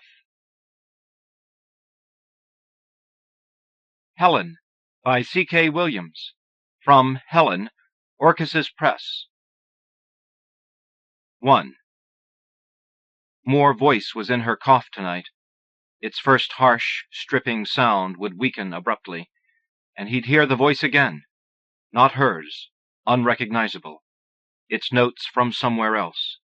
Someone saying something they didn't seem to want to say, in a tongue they hadn't mastered. Or a singer, diffident and hesitating, searching for a place to start an unfamiliar melody. Its pitch was gentle, almost an interrogation, intimate, a plea, a moan, almost sexual. But he could hear assertion, too, a straining from beneath, a forcing at the withheld consonant, and he realized that she was holding back, trying with great effort not to cough again, to change the spasm to a tone instead, and so avert the pain that lurked out at the stress. Then he heard her lose her almost word, almost song. It became a groan, the groan a gasp, the gasp a sigh of desperation. Then the cough rasped everything away. Everything was cough now. He could hear her shuddering, the voice that for a moment seemed the gentlest part of her, choked down, effaced, abraded, taken back, as all of her was being taken from him now. 2. In the morning she was standing at the window. He lay where he was and quietly watched her. A sound echoed in from somewhere. She turned to listen, and he was shocked at how she moved. Not enough moved, just her head, pivoting methodically, the mechanisms slowed nearly to a halt, as though she was afraid to jar herself with the contracting tendons and skeletal leverings. A flat, cool dawn light washed in on her. How pale her skin was, how dull her tangled hair. So much of her had burned away, and what was left seemed draped, listlessly, upon her frame. It was her eye that shocked him most, though. He could only see her profile, and the eye in it, without fire or luster, was strangely isolated from the rest of her face, and even from her character. For the time he looked at her, the eye existed not as her eye, his wife's, his beloved's eye, but as an eye, an object, so emphatic, so pronounced it was separate both from what it saw and from who saw with it. It could have been a creature's eye, a member of that larger class, which simply indicated sight, and not that essence which her glance had always brought him. It came to him that though she hadn't given any sign, she knew that he was watching her. He was saddened that she'd tolerate his seeing her as she was now, weak, disheveled, haggard. He felt that they were both involved, him watching, her letting him, in a depressing indiscretion. She'd always, after all their time together, only offered him the images she thought he wanted. She'd known how much he needed beauty, how much presumed it as the elemental of desire. The loveliness that illuminated her had been an engrossing narrative his spirit fed on. He entered it and flowed out again, renewed for having touched within and been a part of it. In his meditations on her, he'd become more complicated, fuller, more essential to himself. It was to her beauty he'd made love at first. She was there within its captivating light, but was almost secondary, as though she was just the instance of some overwhelming generality. She herself was shy before it. She, too, as unassumingly as possible, was testing this abstraction which had taken both of them into its sphere, rendering both subservient to its serene enormity. As their experience grew franker, and as she learned to move more confidently towards her core, became more overtly active in elaborating needs and urges, her beauty still came first. In his memory, it seemed to him that they'd unsheathed her from the hazes of their awe, as though her unfamiliar, fiery, famished nakedness had been disclosed as much to her as to him. She'd been grateful to him, and that gratitude became in turn another fact of his desire. Her beauty had acknowledged him, allowed him in its secret precincts, let him be its celebrant, an implement of its luxurious materiality, and though he remained astonished by it always, he fulfilled the tasks it demanded of him, his devotions reinvigorated and renewed. 3. In the deepest sense, though, he'd never understood what her beauty was or really meant. If you only casually beheld her, there were no fanfares. You were taken by no immolating ecstasies. It amused him, sometimes, seeing other men at first not really understanding what they saw. No one dared to say it, but he could feel them holding back their disappointment or disbelief. Was this Helen, mythic Helen, this female, fleshed like any other, imperfect and approachable? He could understand. He himself, when he'd first seen her, hadn't really. He'd even thought, before he'd registered her spirit and intelligence, before her laughter's melodies had startled him, if only one could alter such and such, improve on this or that. He hardly could believe it now. But so often he'd watched others hear her speak, or laugh, look at her again, and fall in love. As puzzled as he'd been at the time they'd wasted while their raptures of enchantment took. Those who hadn't ever known her sometimes spoke of her as though she were his thing, his toy. But that implied something static in her beauty, and she was surely just the opposite of that. If there was little he'd been able to explain of what so wonderfully absorbed him in her, he knew it was a movement and a process, that he was taken towards and through her beauty, touched by it, but even more participating in its multiplicities, the revelations of its grace. He felt himself becoming real in her, tangible, as though before he'd only half existed. Sometimes he would even feel it wasn't really him being brought to such unlikely fruition. Absurd that anyone as coarse and ordinary as he should be in touch with such essential mystery. Something else, beyond him, something he would never understand, used him for its affirmations. What his reflections came to was something like humility, then a gratitude of his own. 4. The next night her cough was worse, with a harsher texture. The spasms came more rapidly, and they'd end with a deep, complicated emptying, like the whining flattening of a bagpipe. The whole event seemed to need more labor. Each cough sounded more futile than the last, as though the effort she'd made, and the time lost making it, had added to the burden of illness. Should he go to her? He felt she'd moved away from him, turning more intently towards herself. Her sickness absorbed her like a childbirth. She seemed almost like someone he didn't know. There'd been so many Helens, the first timid girl, then the sensual Helen of their years together, then the last, whose grace had been more intricate and difficult to know and to exult in. How childishly frightened he'd always been by beauty's absence, by its destruction or perversity. For so long he let himself be tormented by what he knew would have to happen to her. He'd seen the old women as their thighs and buttocks bloated, then withered and went slack, as their dugs dried, skin dried, legs were sausaged with the veins that rose like kelp. He'd tried to overcome himself, to feel compassion toward them, but perhaps because of her, he'd felt only a shameful irritation, as though they were colluding in their loss.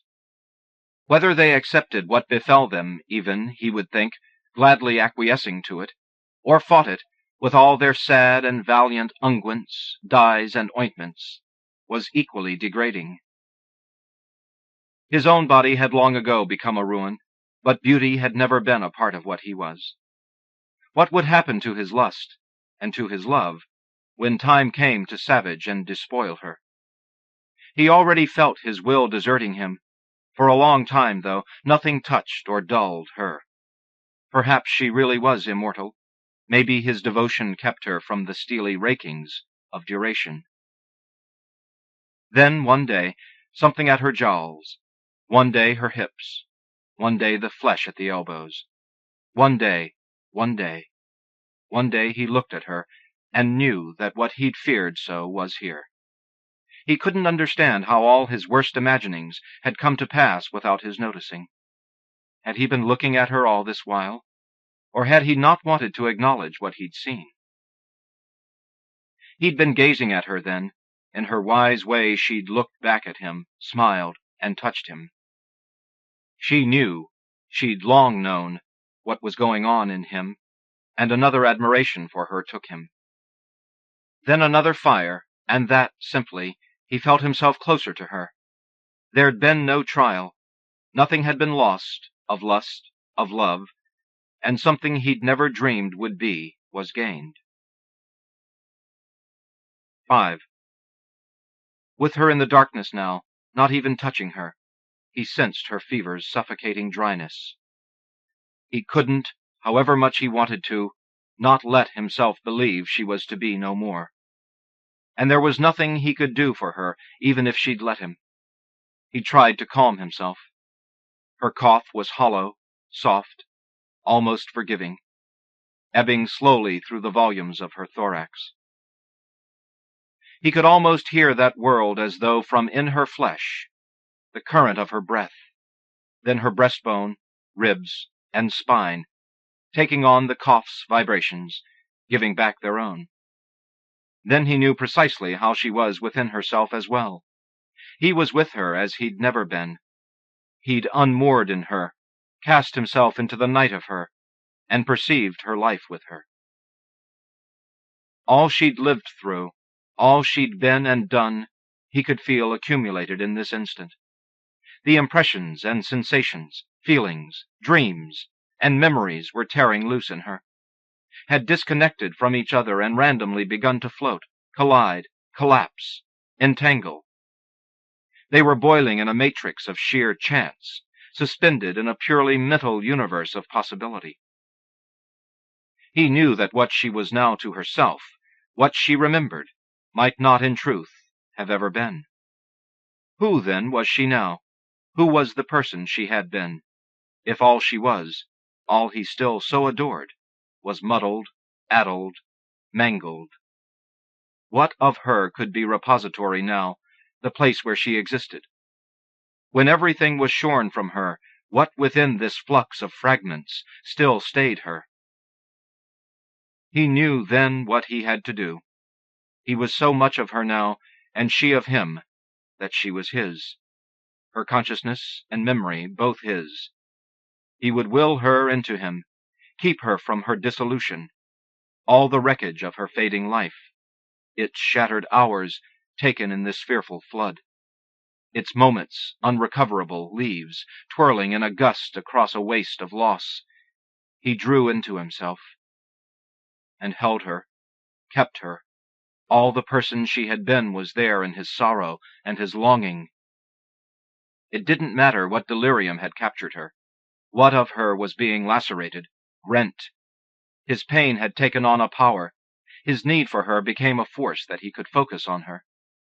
There was something in him like triumph as he shielded her within the absolute of his affection. Then he couldn't hold it, couldn't keep it. It was all illusion, a confection of his sorrow. There wasn't room within the lenses of his mortal being to contain what she had been, to do justice to a single actual instant of her life and soul, a single moment of her mind. And he released her then, let go of this diminished apparition he'd created from his fear. But still, he gave himself to her, without moving, moved to her. She was still his place of peace. He listened for her breath. Was she still here with him? Did he have her that way, too? He heard only the flow of the silent darkness, but he knew now that in it they'd become it, their shells of flesh and form, the old delusion of their separateness and incompletion, gone. When one last time he tried to bring her image back, she was as vivid as he'd ever seen her. What they were together, everything they'd lived, all that seemed so fragile, bound in time, had come together in him, in both of them. She had entered death. He was with her in it. Death was theirs now. She was herself again. Her final, searing loveliness had been revealed. Nominated by Orcus's Press. Glimpses. Raymond Carver. Interviews by Sam Halpert. Edited by James Linville. From the Paris Review. The following excerpts of conversations with close friends and family of Raymond Carver have been edited and rearranged from the interviews conducted by Sam Halpert for the collection When We Talk About Raymond Carver, published by Peregrine Smith Books. Some additional material was supplied by the subjects for this feature. J.L. Mary Ann Carver, Raymond Carver's first wife. I was almost 15. I was working at my first real job at a place called the Spudnut Shop, a donut store in Union Gap, Washington, June of 1955. This very good-looking young man walked in with his younger brother and sat down on a stool. The moment I saw him, I had this incredible intuition that he was going to be the father of my children. Of course, in those days, I didn't know about past lives and that sort of thing. We just looked at each other and smiled. Ray always wanted to be a writer, from the 3rd grade on. He had been taking a home study course from the Palmer Institute of Writing, paid for by his father, who worked at a lumber mill. Ray would do those assignments religiously, and feel very guilty if he skipped any. I had a reading list of 20 books for summer break from school: Tolstoy, Flaubert, and Chekhov. Ray would come to the library with me, and, well, he had never heard of these writers before. I told him what they were about, explained to him their styles, and so forth. He began to realize there was more to read than Thomas Costain and Edgar Rice Burroughs. Ray didn't want to go to college. He wanted money to buy a car, a phonograph, and clothes. He had seen the movie King Solomon's Mines about 14 times, and so he and 2 friends decided that they were going to South America to pick diamonds out of the mouth of the Amazon River. They expected to be gone for 2 years on this great adventure. We shared a very melancholic Christmas in 1956 before he left. One of the boys had a beat-up old car that took them to Mexico, as far as Guaymas, but they had a falling out. 3 weeks after he left, Ray arrived back, absolutely broke and without having had a thing to eat for 3 days. While I finished at the St. Paul's School for Girls in Walla Walla, Ray was staying with an aunt in Yakima. He took me to the formal dances at the school. We had a lovely spring, and were married 4 days after I graduated. When I got a scholarship from the University of Washington to study law, I told Ray that I wouldn't be happy with anyone who didn't want to go to college. Nobody in his family had ever gone. Ray didn't particularly like school.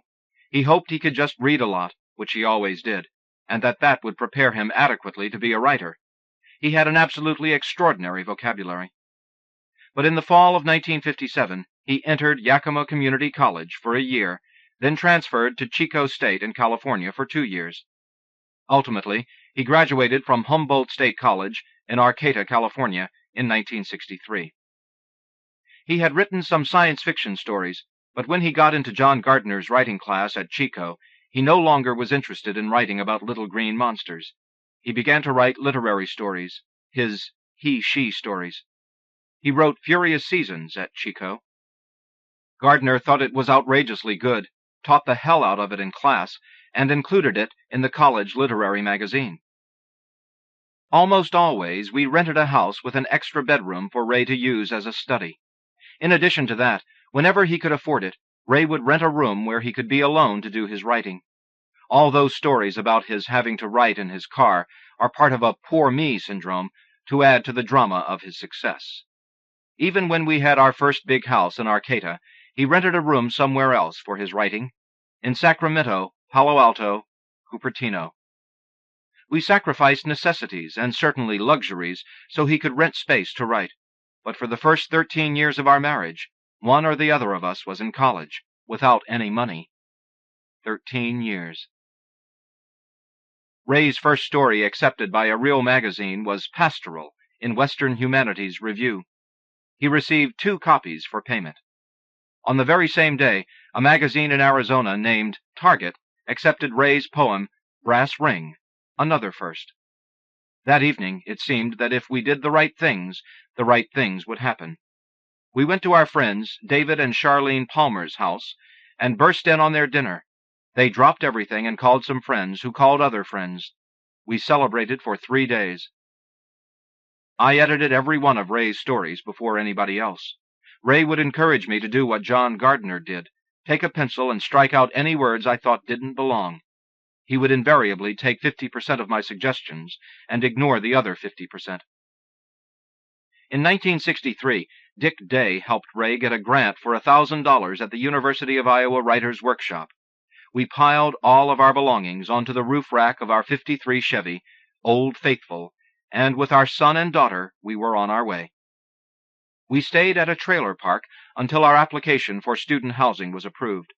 After all the moves we'd made, when I saw the Quonset hut, a World War II relic that served as university married student housing, I just sat down on a bed and cried. There were cement floors, open cupboards in the kitchen, and the hot water tank was in the middle of the living room floor.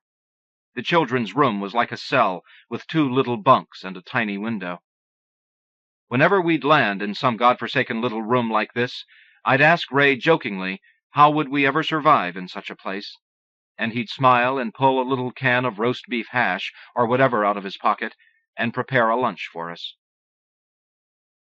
That spring, after we had had such a desperate time financially, I checked around and found out that Ray had more publications than anybody else in the workshop. He had written 60 Acres, The Student's Wife, Will You Please Be Quiet, Please? But he was very quiet in class. People did not know about him. One weekend, they were reading manuscripts to give out fellowships, and Ray hadn't been invited to participate. So I got my hair done, put on my best dress, and gathered all his published stories and the rest of his manuscript in progress, which was Will You Please Be Quiet, Please, and I went down to Director Paul Ingalls' office at 8:00 a.m. and asked to see him. He wasn't there, but I said, "That's fine, I'll wait." I waited all day. Finally, around 4 in the afternoon, Paul Ingalls showed up. He picked up his mail and invited me into his office. He asked me what was on my mind, but as I started to tell him, he kept his nose in his mail. So I stopped talking, and after a couple of minutes, he noticed. I said, "It's okay. Why don't you just finish reading your mail?" He pushed it aside. I asked him if he remembered what happened when Tennessee Williams came to Iowa. Everybody there knew how Williams had written The Glass Menagerie, and his teachers at Iowa had rejected it, refused to give him his degree, and had virtually ridden him out of town on a rail. Ingalls straightened up in his chair, half insulted and half interested. I told him that he had another situation almost exactly like that with my husband, that Ray had more published stories and poems than any other student in the workshop, and that he was a far better writer than many on the faculty. Ingalls agreed to give Ray's manuscript to a faculty reader over the weekend. The upshot was that John Cleland Holmes came back on Monday raving about Ray's work. They offered Ray a stipend for the following year, but Ray had already decided to move on. He had itchy feet and a short attention span. He could never stand to be bored. We left for California. Ray tried all kinds of little jobs, as a desk clerk in a hotel, and as a stock boy at Weinstock's department store, until his crew was fired when one of them stole some cookies. After the cookie thing, there was no money. Our lights were turned off, and when we couldn't pay the rent, I took the children to my mother's in Paradise, California. We were in debt. With tears running down my cheeks, I withdrew from all my classes at Sacramento State and found a job as a barmaid. Ray suggested bankruptcy. I was adamantly opposed. My family upbringing was different. Still, we went into bankruptcy twice. Ray got a job as janitor at Mercy Hospital, mopping, housekeeping, and changing sheets. The night shift was the gravy train, and he had his days free to write. Things began to turn. I became office manager at Parents Magazine's Cultural Institute, where I worked with Werner Erhard, who later founded Est. Werner and I were good friends. We'd fly around to major cities to deliver addresses at various hotels. There was an opportunity to make money, dress well, use my intelligence, and I went for it. I made lots of money, and before long I was wearing $100 dresses from I. Magnins. I had a maroon Pontiac convertible that was faster than the wind. Living the high life, you know. These two handsome, brilliant men were in my life, Werner Erhard and Raymond Carver. While that was going on, Ray had this janitor job, which was okay for him, for a while, as it gave him time to get some writing done, but certainly had no prestige. He got jealous of my job, the power, the attention. So he got a job as an editor in Palo Alto, the first white-collar job he ever had. Then he gave me an ultimatum. Either give up your marriage or your job. Werner and I didn't have a romance.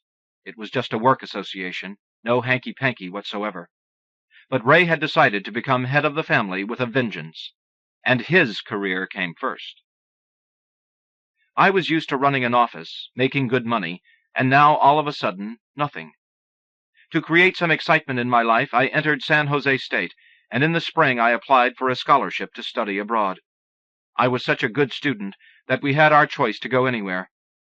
Uppsala, Sweden, or Florence, Italy, or Tel Aviv, Israel.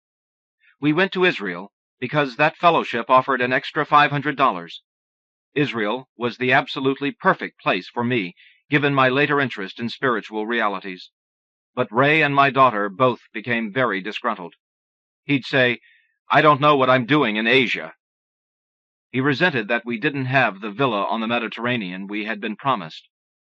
We had an apartment that seemed small by our standards, only 2 bedrooms, but actually it was the apartment of the conductor of the Israel Philharmonic, filled with paintings and wonderful art objects. Ray would sit out on the balcony reading Life on the Mississippi. The children went to school in the old Arab city of Jaffa, an hour-and-a-half bus ride with 3 transfers. One day a bomb went off in a wastebasket at the bus depot, killing 6 people, just 15 minutes after our children had been there. Ray said, "This may be the high time of your life, studying at the university, learning Hebrew, listening to Golda Meir speak, dancing Jewish folk dances, but I'm taking my children and going home." Chuck Kender, author, professor at the University of Pittsburgh. After he returned from abroad, we were on Stegner fellowships at Stanford together. He was a big, shambling fellow, always wore shades. He looked like someone whose lunch money I'd have taken away when I was a kid. I'd seen him sitting around mumbling a lot, smoking, and biting on his thumbnail. Corduroy pants, shirts that he had buttoned up to the collar, like he didn't care what he looked like. One day I needed a ride to El Camino Real, and I asked if anyone was going in that direction. Ray raised his hand and said he was, and I said to myself, "Dear God, not this goofy guy." Douglas Unger, author of Leaving the Land and other novels. Some of his stories in the first collection had been around in some form from the time he was 18. Sometimes he'd simply change a few elements of a story, or he'd add a frame to the story, maybe change character names. He'd send out the version he thought best. Years later, he might send out the other version. Chuck Kinder. He was always pulling stunts. He was teaching at Berkeley while he had his Stegner at Stanford, which he wasn't supposed to do, or he'd send his stories out to a half-dozen magazines at once. That story, So Much Water So Close to Home, was published in 2 separate journals before he sold it to Playgirl. The same story. Douglas Unger. When I was the managing editor at the Chicago Review, his story, They're Not Your Husband, came into the office. Most of the manuscripts we were reading in those days were so-called experimental fiction, highly textured prose, with highly innovative and surreal subjects. Ray's story was nothing like that. It was straightforward, realistic, with an unadorned style and humorous implications. There was also a strange, dark quality to the writing that I felt myself immediately drawn to. The editor-in-chief, Richard Hack, and I, and the other editors accepted the story that same day. We had never acted that quickly before. Mary Ann Carver. We had worked so hard, and by 1972, we had both become teachers. We had enough money, and we owned a lovely home. Then, when everything was in place and the great challenge gone, all we had worked for was knocked down. We had always drunk socially, but it was always a safe thing because we'd look out for each other. And when we did get drunk, we thought it was funny. Ray's father was an alcoholic, but we didn't know that alcoholism was a disease. When Ray would write a story about drinkers, as far back as 1967, it wasn't about us. He'd known enough drinkers growing up. But Ray was very shy. To be up in front of a class or an audience was terrifying for him at first. It was when he started to teach, his first year at Santa Cruz, that his drinking habits changed. Douglas Unger. The first fall after I had met Mary Ann's sister, Amy, we were invited to their home in Cupertino for Christmas. Ray met me at the airport in a broken-down Mercury Comet station wagon full of dents and rattles, barely running. He looked like a man at the edge of death from drinking. The whole San Francisco and Stanford writers' scene was there at one time or another over the holidays. Bill Kittredge, Chuck Kinder, Jim Crumley, Lenny Michaels, Thomas Sanchez, Gurney Norman, Ed McClanahan. Their parties would go on for weeks sometimes, moving from one place to another. Because of all the drinking, it was a very rough holiday. Ray stood up for me in a drunken fight with one of Amy's former boyfriends. But there were a lot of good times, too. As soon as Ray got up in the morning, everyone in the house had to get up to keep him company. He'd knock on the door and shout, "Hot donuts, steaming hot cups of coffee, how about a little heart starter?" And he'd have Bloody Marys, coffee and donuts, and platters of food out on the table. Mary Ann Carver. In 1970, when I began to teach, Ray had a whole year off to write. He wrote prodigiously and finished the bulk of Will You Please Be Quiet, Please during that year. In the fall of 1971, Ray began teaching at the University of California, Santa Cruz. But that spring, Ray went through another bout of depression. We'd studied existentialism. Angst and melancholy went with the trade in those days, and Ray was good at them. Leonard Michaels, author, professor at the University of California. What can I say? When I was low, I read Hegel. When he was low, he got drunk. Douglas Unger. Mary Ann taught English for 8 years. She had always worked, but ends just didn't meet in that house.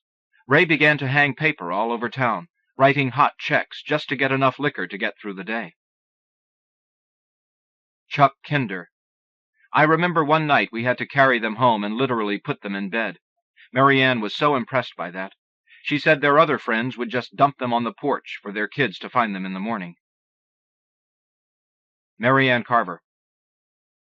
During the summer of 1972, Ray took a trip to Montana to visit Bill Kittredge, and he met a group of writers who did a lot of drinking. These men got up, showered, shaved, and dressed in fresh starched shirts at 8 in the morning as if they were going off to work. What they were doing was going off to drink. They were into their second and third wives, too. Another wife, another life. Remember, this was the 70s. Ray and I seemed like the last holdouts, and were ridiculed for being sweet and quaint by all sorts of people. High school sweethearts. These people would take scenes from our life and satirize them in their novels. Douglas Unger. It was amazing to me as a young writer to sit at a table with Bill Kittredge, Ray, Chuck Kinder, and the others, and hear them telling stories and topping each other. Ray, or one of the others, would ask, "Are you going to use that one? Because if you're not, it's mine." William Kittredge, author, screenwriter. Ray and I were sitting at a bar in Missoula when a woman bartender told us about being arrested the night before because she and her boyfriend had gotten stoned and moved all their furniture out on the lawn, set up lights and all. After a while, the neighbors got annoyed and called the cops. I looked at Ray and told him that one had to be his.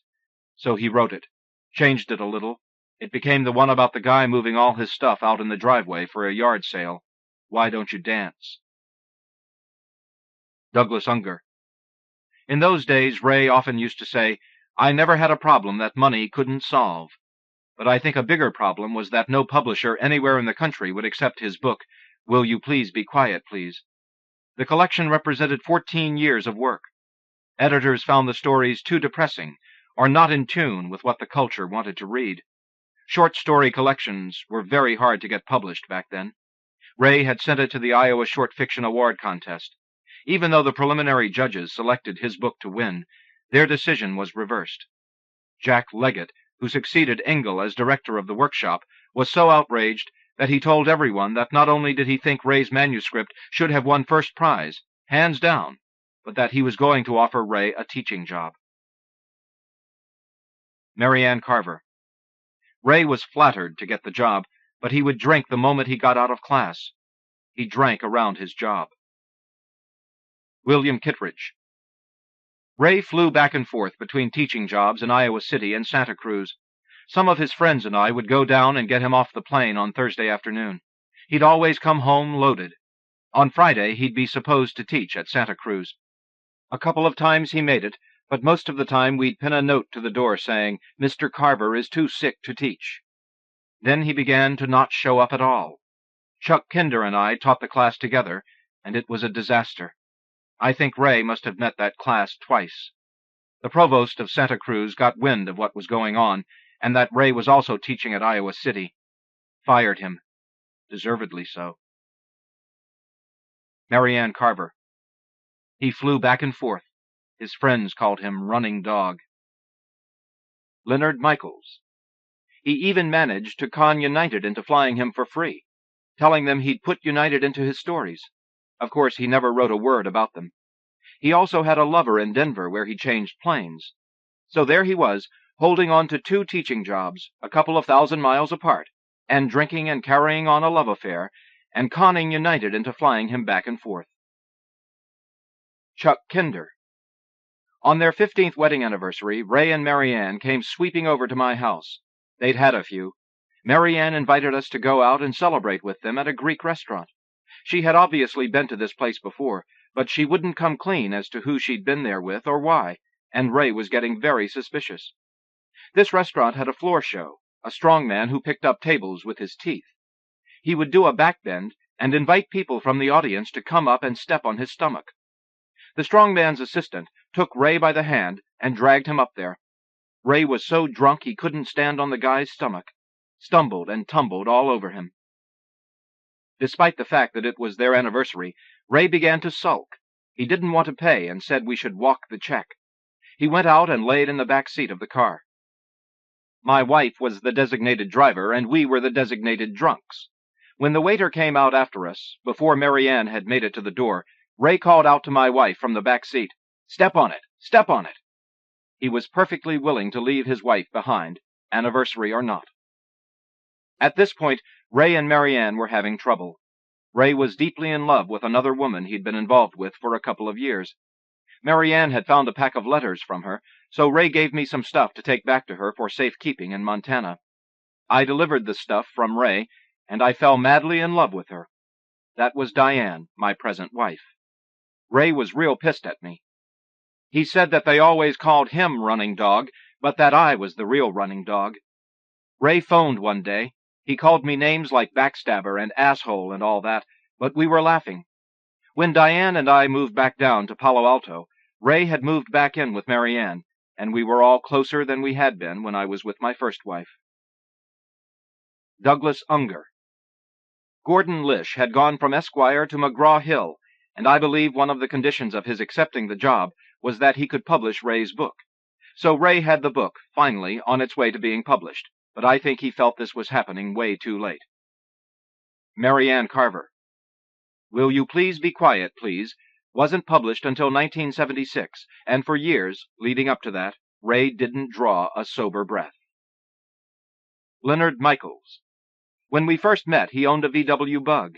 It was always strewn with unpaid traffic tickets and emergency room receipts. Chuck Kinder. Marianne had started to go to AA, and when she found out about Diane and Ray, she had a fling with someone down there. She told Ray about it, and there had been black eyes. The drinking got heavier and heavier. At our place one night, Marianne was wearing a beautiful white dress and trying to keep everything afloat, break the tension by being witty and lively. But I could sense Ray was in a lot of pain. The rage and pain was so deep within him, it would truly frighten him. Marianne started flirting with a guy called Shorty Ramos, a couple of kisses at the table. Later, Marianne said something, and Ray hit her on the side of her head with a bottle. The bottle shattered, glass flying across the room. Marianne ran outside. Diane found her standing in the alley, bleeding heavily, her white dress drenched in red. She said, "Look what Ray did." Diane called for an ambulance and went with her to the hospital. Ray was devastated by what he had done. He couldn't talk. This time she would have bled to death. Funny thing, even years later, after he stopped drinking, he couldn't remember hitting her with the bottle. Douglas Unger. He made so many attempts over that year and a half to stop drinking. Once I went with Chuck Kinder and Ray to a summer home up in Tiburon, loaned to us for that purpose. Chuck and Ray were going to try to stop drinking together, but they weren't there 4 hours before they discovered a fully stocked liquor cabinet, and the whole thing turned into a kind of drinking contest between them. Chuck Kinder. Once we talked about getting tattooed, and we drew little pictures of the tattoo we wanted. Mine was a heart with Diane's name across it. Ray drew a picture of a real heart, an anatomical heart, not a valentine, with Marianne's name in it. They'd have their sweet times together, but it was the last of the sweet times. They used to go down to Market Street and spend afternoons watching porn movies. There were a lot of breakups. There'd be a shattering of glass, yells and screams, and then howls in the night, and the next minute they'd be ordering pizza. She'd say, "Did you see what he just did?" He and Marianne would tell these horrific stories about what they'd gone through, laughing about them, and the stories took on the tall tale quality of legends. When Ray was drinking, he'd blank out a lot. So very often Ray would question her, like in an interview. Then what did I do after that? I could see the story taking root in Ray's mind, as Marianne would plumb her memory. With them there was a sense of play, but toward the end, with all that booze, it got dark and evil, really destructive. Douglas Unger. Ray had suffered from seizures at least twice, with convulsions, just like the character Tiny in Where I'm Calling From. That's where he got that detail. Ray was terrified to quit drinking then, because of these dangerous seizures when he tried to quit. So that was one of the reasons he kept on drinking. Chuck Kinder. Ray was in and out of hospitals. He had collapsed in a doctor's office. They gave him several stitches and said he had a wet brain. Marianne Carver. When alcohol became a problem, he couldn't write. No stories were written when he was desperately drunk. He wrote those stories about people drinking when he was sober. Douglas Unger. They were going to separate. Then they were going to stay together. They were going to split up again. A lot of it is shown in the stories in What We Talk About When We Talk About Love. The infidelity committed by the man that destroys trust, followed by all the guilt and heavy drinking. I can think of only 2 or 3 stories he wrote that were not in some way drawn from incidents in his own life or in his own family. Mary Ann Carver.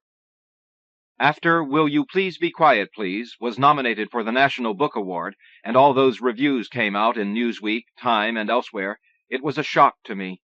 It was exactly all that we had always prayed for, what we had worked so hard for, sacrificed for.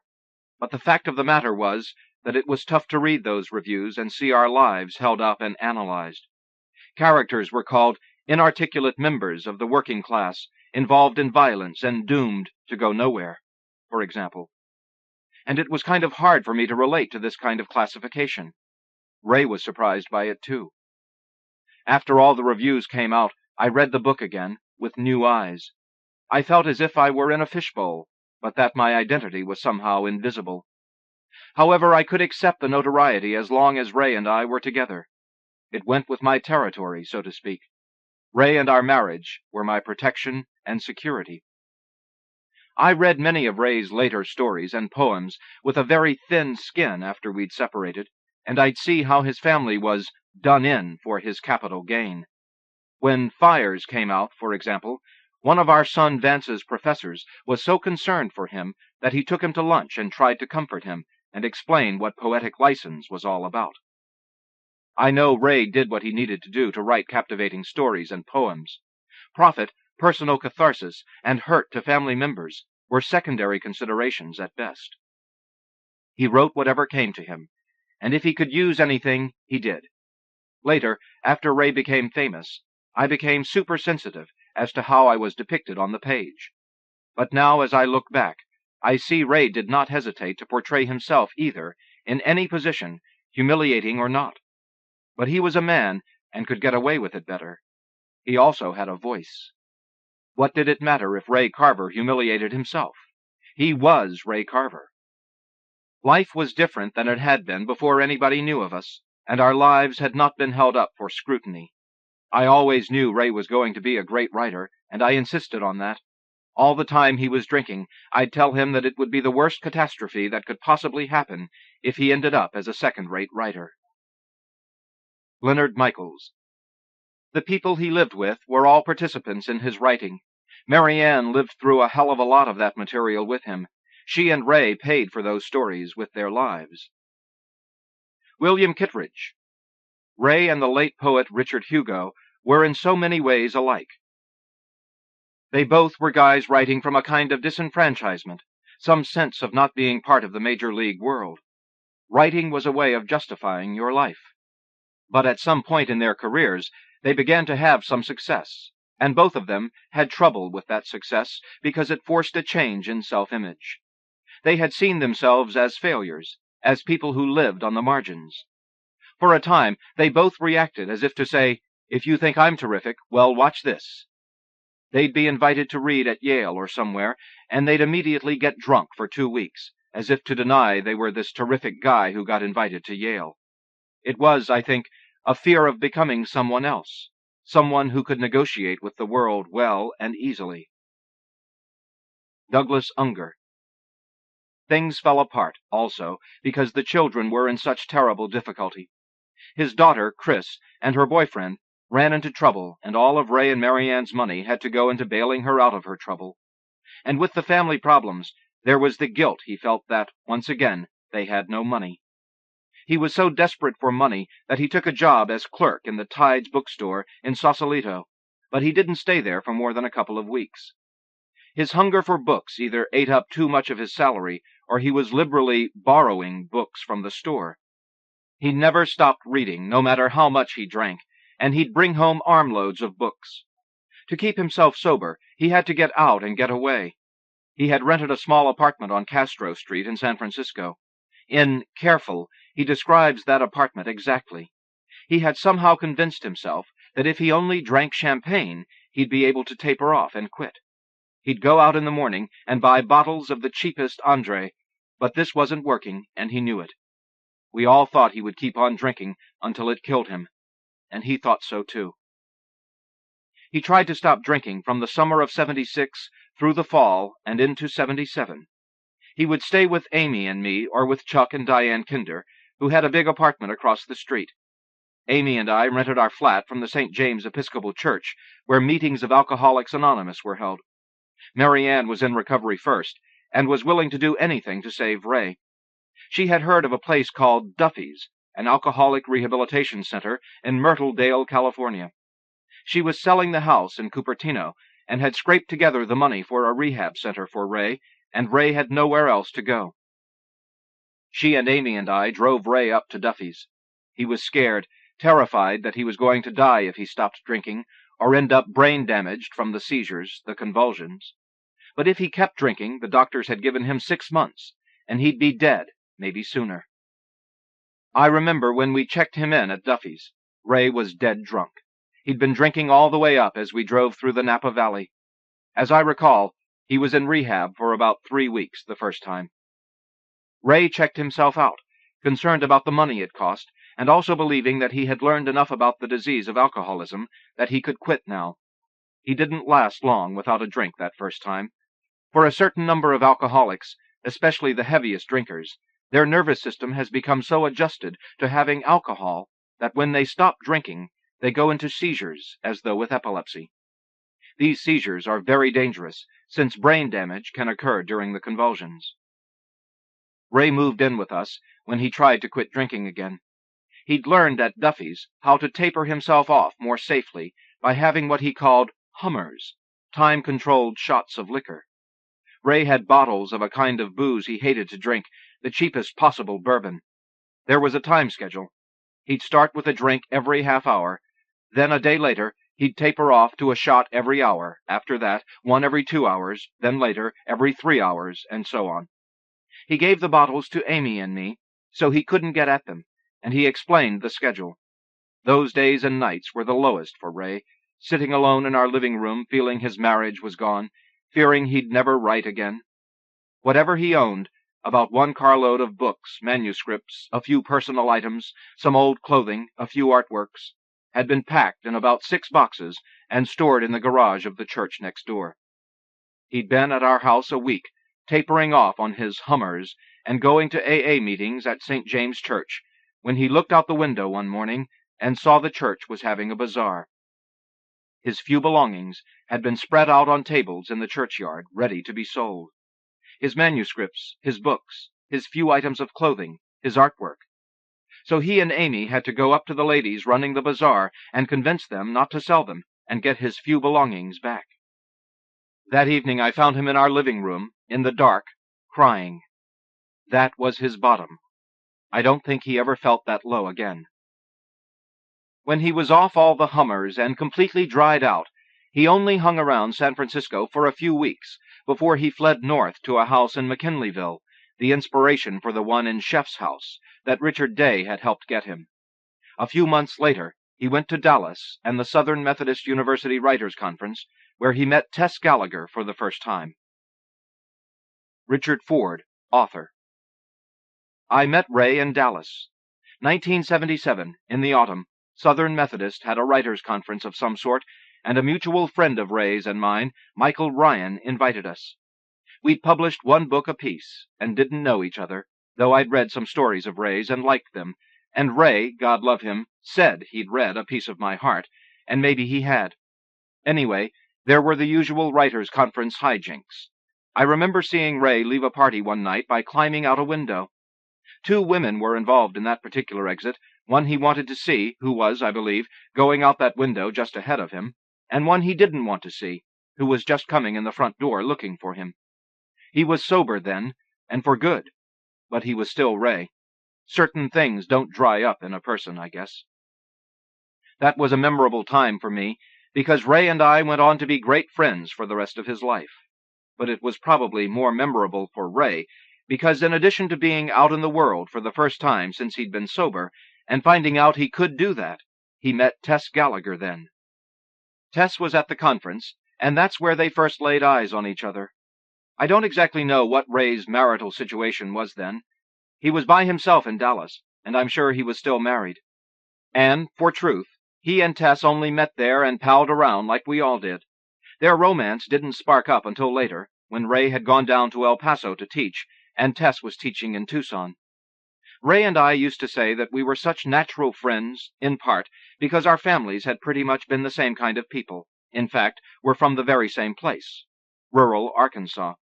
They'd all left there to find work in the 30s. And Tess's family was of that background, too. They were from the Ozarks and eastern Oklahoma, and like Ray's folks, had come out to the Northwest to go to work. I'm not really much of a believer in this kind of destiny. But they were a lot alike, Tess and Ray, in instinctual ways. They knew a lot of the same things, just from growing up the way they did. Writing and literature could be said to have saved them both from perhaps glummer lives. They'd each had their licks. That's not a formula for affection, but still it's not surprising they loved each other so much. Douglas Unger. That conference seemed to be a turning point for Ray. He managed to get through his reading and all the socializing, even having the antique cherry-wood bed he was sleeping on collapse into broken sticks under him one night, and then trying to hide the damage from his hosts, all without having a drink. He was proud of himself for that.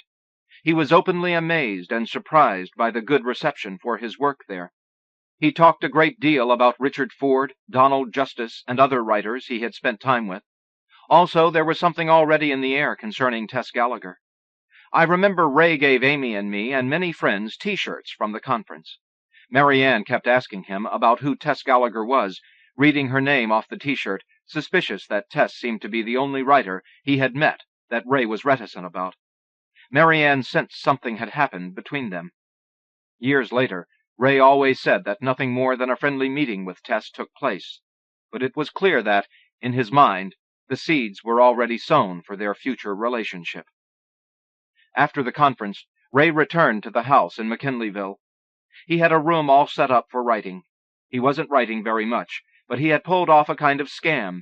He had written an outline for a novel which was something like the German side of the story told in The African Queen, and he had received an advance for the book from McGraw-Hill. I'm not sure he had every intention of writing the novel when he wrote the proposal, but anybody could look at this outline, and look at Ray's stories, and wonder how in the world he was going to write that kind of book. He often joked, years later, that he was still getting notes every so often from McGraw-Hill asking how the novel was coming along. He'd tell them it was going just fine. Marianne went up and lived with him that summer and fall. They went fishing almost every day, visited old friends, played bingo, went to meetings, and he never had a drink again. William Kittredge.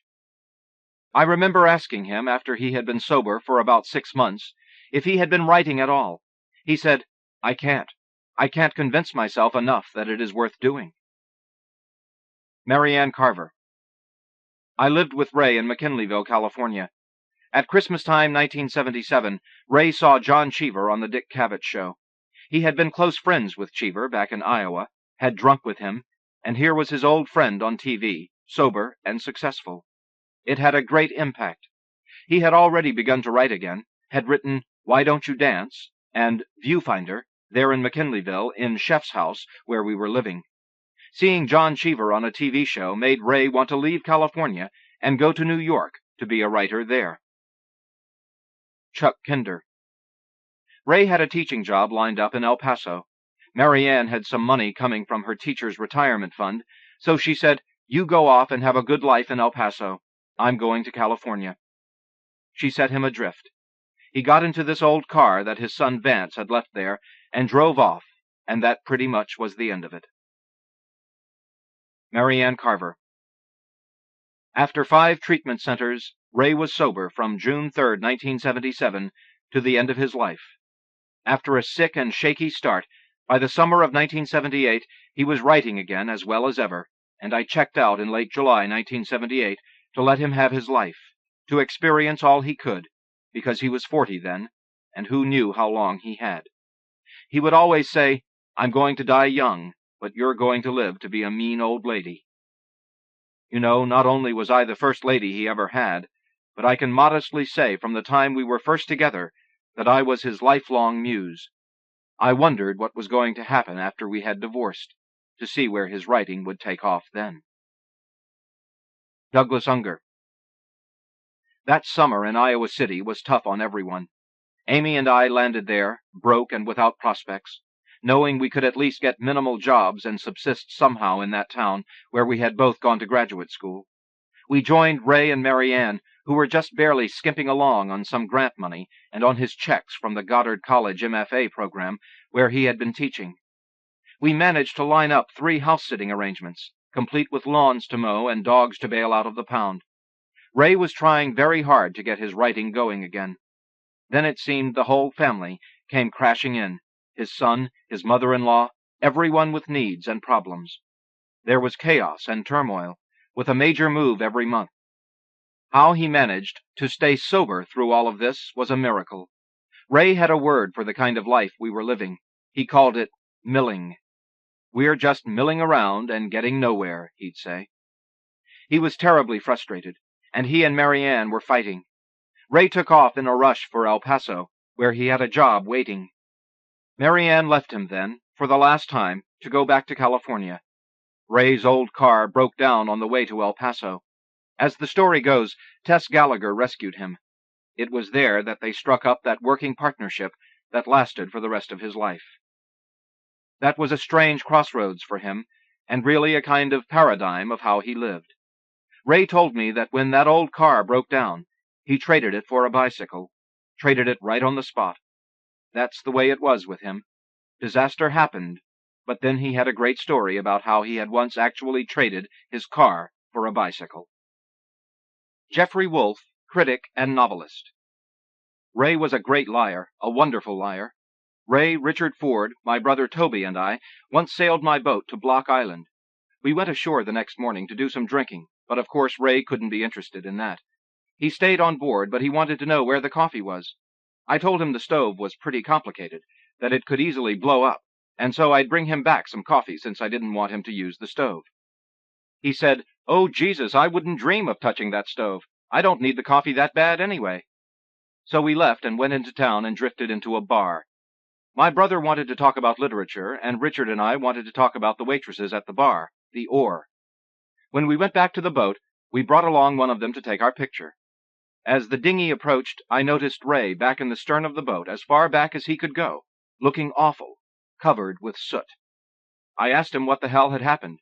He said, "Don't worry about a thing. I've just been shooting smack into my eyeballs." The waitress was terrified, didn't know he was joking.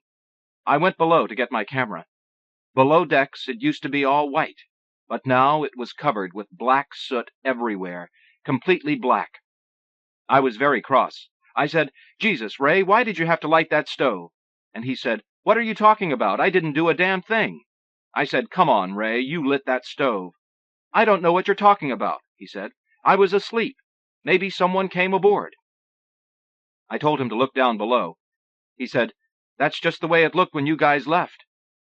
It took me and my sons 10 years to scrape all that damn soot off, to scour that boat down clean. Sometimes I wonder if I shouldn't have left it the way it was that day in the harbor at Block Island. Harvard. Douglas Unger. When Jeffrey Wolfe reviewed "Will You Please Be Quiet, Please" in the New York Times, Ray called me up and said, "Did you see that? Would you believe it? Who would have thought it 5 years ago?" With every good review or piece of good news, he was like a child at Christmas.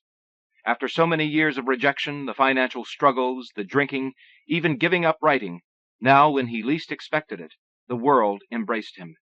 He never ceased to be amazed at that.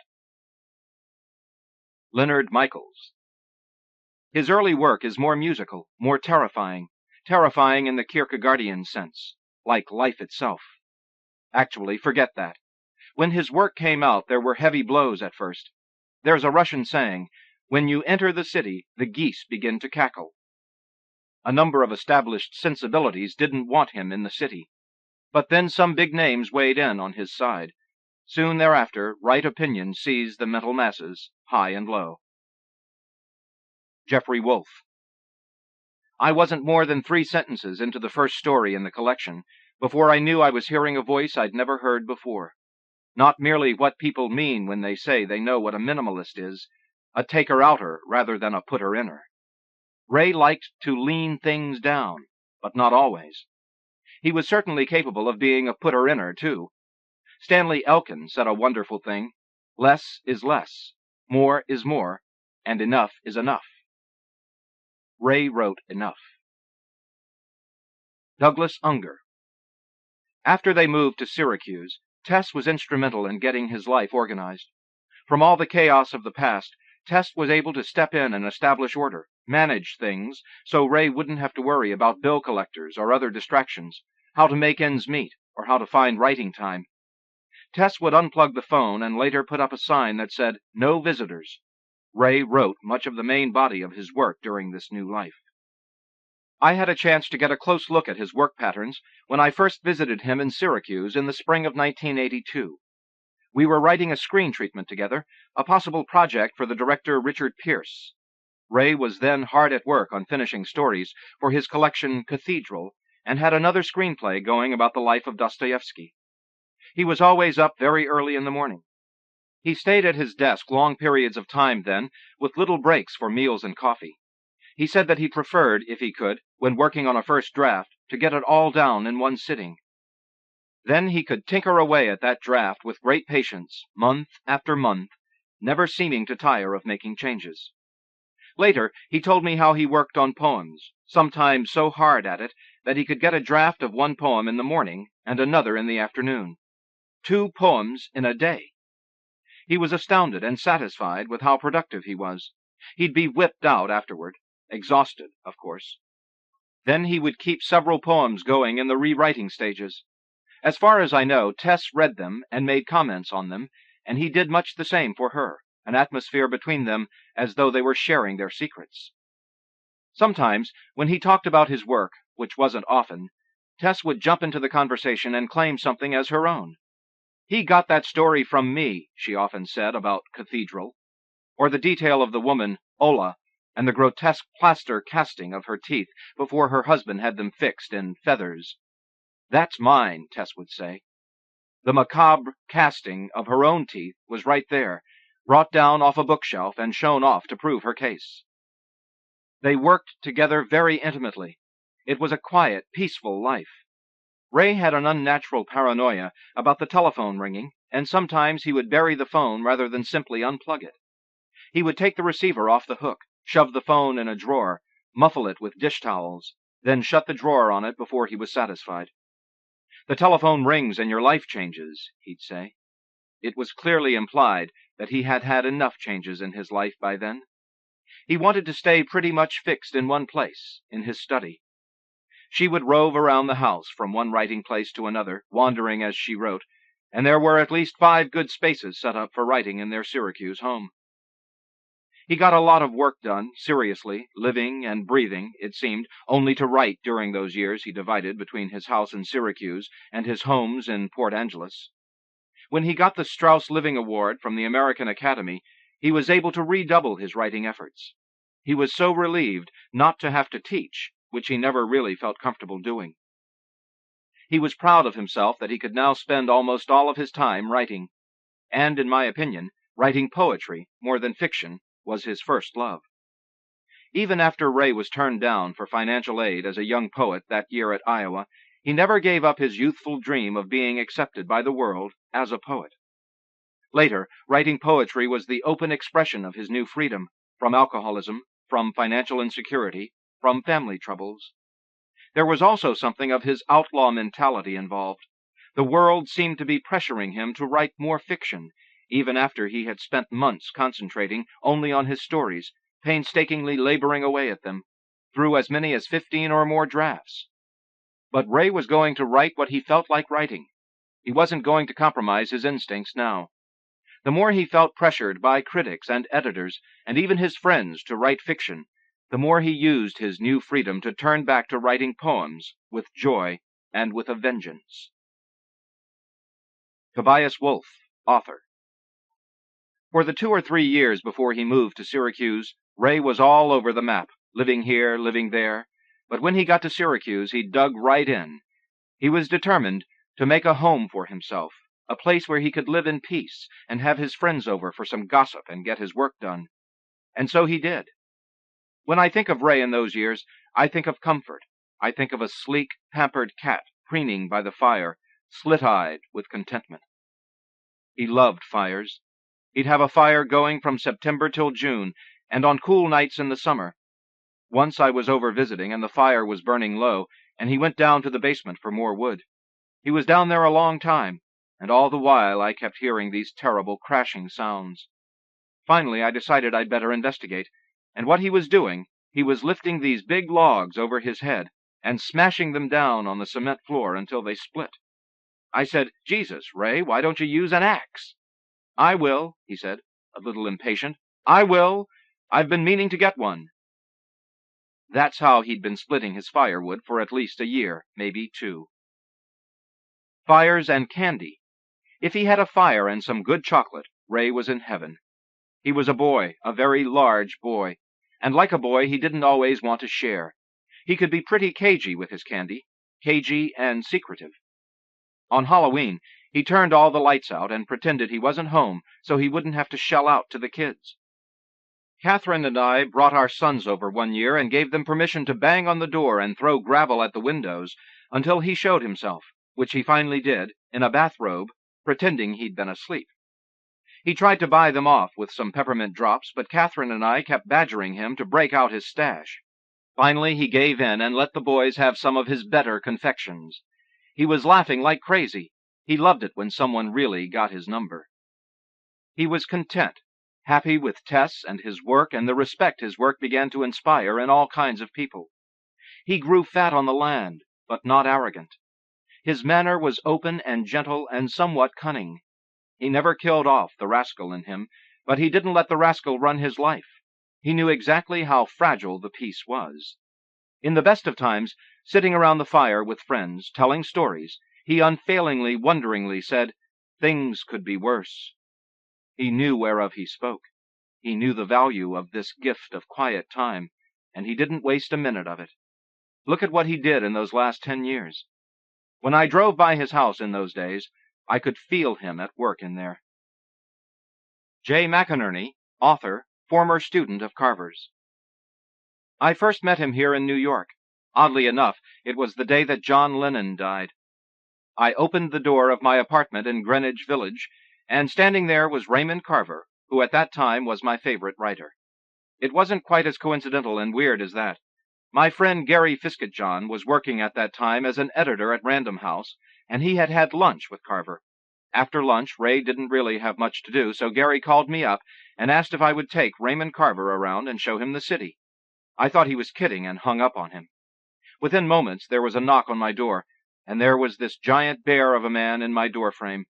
We just sat down and started talking about one thing or another, mainly about books and writing, and never stopped. He'd been through so much by the time I met him, and he'd come out the other side. He insisted that what he'd been through had only distracted him from writing. I think his writing improved as he sobered up, so he was also a steadying influence on my life, in giving me a model of the writer who wasn't a self-destructing meteor. Living in New York, I had felt I was in the center of the media and publishing world. Sometimes it's easy to confuse that with the literary world. The literary world exists wherever there is a man or a woman alone in a room writing. I was a little foolish in confusing the one thing with the other. Ray said if I really wanted to make it as a serious writer, commit myself to the act of writing fiction, I would have to arrange my life accordingly. He felt that living in New York and having to support myself in the most expensive city in the country was draining away a lot of my energy. I changed my whole life to follow him to Syracuse, hardly at the top of my list of favorite places to live, if Ray hadn't been there. I think it's quite possible that if I hadn't met Ray, I would have gone down another road. I'd be an editor of a magazine today, or something like that. One thing Ray did for me was to pound away at the idea that the only way to be a good writer was to write every day, sit down, and put black on white. Sometimes he'd even call me up and ask, "Did you write today?" Many years later, as a joke, I called him to ask if he'd written that day, and he said, "No, you have to write every day until you are a writer, then you can take a day off every now and then." Ray was a somewhat unwilling teacher. He almost didn't trust himself to give advice. He thought it strange that so many American writers supported themselves by teaching. On the other hand, he thought it was better than sweeping floors or pumping gas. which he had done in the past. William Kittredge. William Abrams, in his introduction to the O. Henry collection, in which A Small Good Thing was the lead story, said something about the courage of Ray to take a brief story from his previous book and enlarge it this way. Well, in fact, it was just the opposite. He had written the story, but his editor, Gordon Lish, had cut it down to the short version. The short version of that story is enormously diminished in its emotional power. It's no coincidence that, when he was able to, Ray changed contractual agreements, changed editors and all that. As he told me afterward, they can't change a comma from now on. Richard Ford. He would listen to his editors, Chip McGrath at the New Yorker for one, a man he admired very much. He certainly listened to Tess. Finally, though, it doesn't make much difference how the stories came into being, because they were Ray's and only Ray's. J. McInerney. It was with some trepidation that I first visited Syracuse along with Gary to try to find a place for me to live. We were to stay with Ray and Tess for the weekend, but I was driving this old MG that kept overheating, and we arrived late. Ray had already eaten one supper, but he was happy to join us for another. He liked 5 or 6 meals a day, and often said his idea of heaven was breakfast any time. I remember his grace. Here's hoping the phone don't ring and the food don't get cold. Amen. A big old carton of milk sat on the table. While we were eating, Ray told us about his visitor the weekend before, a friend of Tess's, a blind man. He couldn't get over it. It seemed to him the most extraordinary condition, the man's blindness.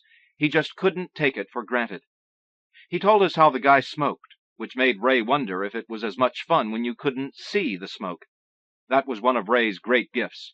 He hardly took anything for granted. Some of us might try to be cool about having a blind man visit, but not Ray. He told us how the first thing he'd done before he realized his mistake was ask the blind man if he sat on the right or left side of the train coming up from New York, the left being the scenic riverside. Ray was basically telling stories on himself, making fun of his own reactions to having a blind man around. It was very funny stuff, but you could see he was agitated by the experience, too. He was trying out the material.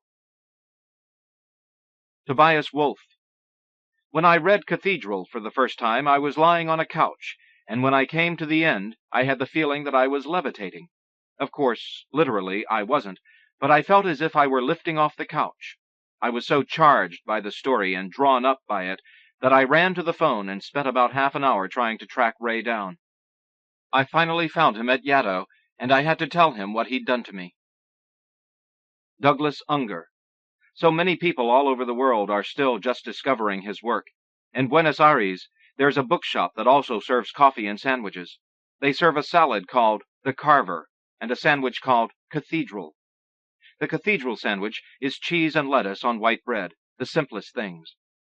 Ray's on a restaurant menu in Argentina. Leonard Michaels. When I last saw him in Port Townsend, it was quite clear that he was enjoying himself enormously. He looked very, very good in an Eddie Bauer country gentleman outfit. He had this big Mercedes, and he told me about his 2 boats. He was triumphant, and his French editor was right there walking around, admiring Ray every minute. Mona Simpson, author of Anywhere But Here. I never paid for a meal. Neither did anyone else when Ray was around. I met him in his second life. He was what William James called the twice-born, and he had a childlike gratitude, a sort of caved-in look to his mouth. Restaurants, taxis, coats, good cars, they were all a joke and a toy to him. I met Ray at a reading he gave in New York. I was a first-year graduate student at Columbia, but one of his students invited me along to the dinner afterward. When Ray guest-edited an issue of Plowshares, he accepted a short story of mine, the first I ever published. He knew how to save people from small humiliations. He edited a few lines and called me up about the changes. Then he sent his suggestions so I could see them on the page, sent them overnight mail. He never lost his joy at publishing one story in a journal only a few faithful readers would ever see, and he protected that feeling in others. He knew how a writer can feel smallest in his moment of victory. That was what was best about Ray. He knew how to celebrate. "That's one for our side," he'd say. He never stopped feeling like one of the unfortunates, one of the guilty undeserving. He was too far in. None of his people were getting lucky, and so he had this mischievous, incredulous laugh. "Here's one for our side." He never forgot the others. He could bitch and gossip, but never blame. I visited Ray and Tess once in Port Angeles, but he never took me fishing. Once in a while, though, in the dead of winter, I'd get a padded envelope with Ray's little up-slanted writing on it. Inside, in a plastic vacuum pack, would be a side of a smoked salmon. He'd catch a bunch of fish and send some to each of his friends. J. McInerney. I came to Syracuse just as he was starting to be showered with laurels, and so we were always celebrating some new triumph of Ray's or Tess's in their big old Victorian house. It was a lovely thing to behold, the genuine happiness of Ray's later life. Shortly after I moved down the street, the world started knocking at Ray's door, and eventually he and Tess had to retreat a little to get their work done. Tess would sometimes check into a motel down on Erie Boulevard when she was really cooking on a project, but Ray liked his creature comforts, and he'd stay at home, not always answering the door or the phone. It was kind of ironic. Here was a man who, like so many of the characters in his stories, used to be afraid to answer the door for fear of bill collectors, now reverting to his old furtive behavior because some reporter from the Frankfurter Zeitung had flown all the way to Syracuse to get an interview with the master. The really funny thing is that I would always see him looking out from behind the curtains to see if it was safe. Ray and Tess had a famous sign they put out when they were working, a big painted piece of sheetrock which said, "No visitors, please." It was born one morning after I paid, or tried to pay, a late-night visit. I had a girl visiting me from New York one weekend, shortly after I moved to Syracuse. We went out to dinner and had a few drinks. Suddenly it seemed absolutely essential to me to introduce this girl to Ray and Tess, or vice versa.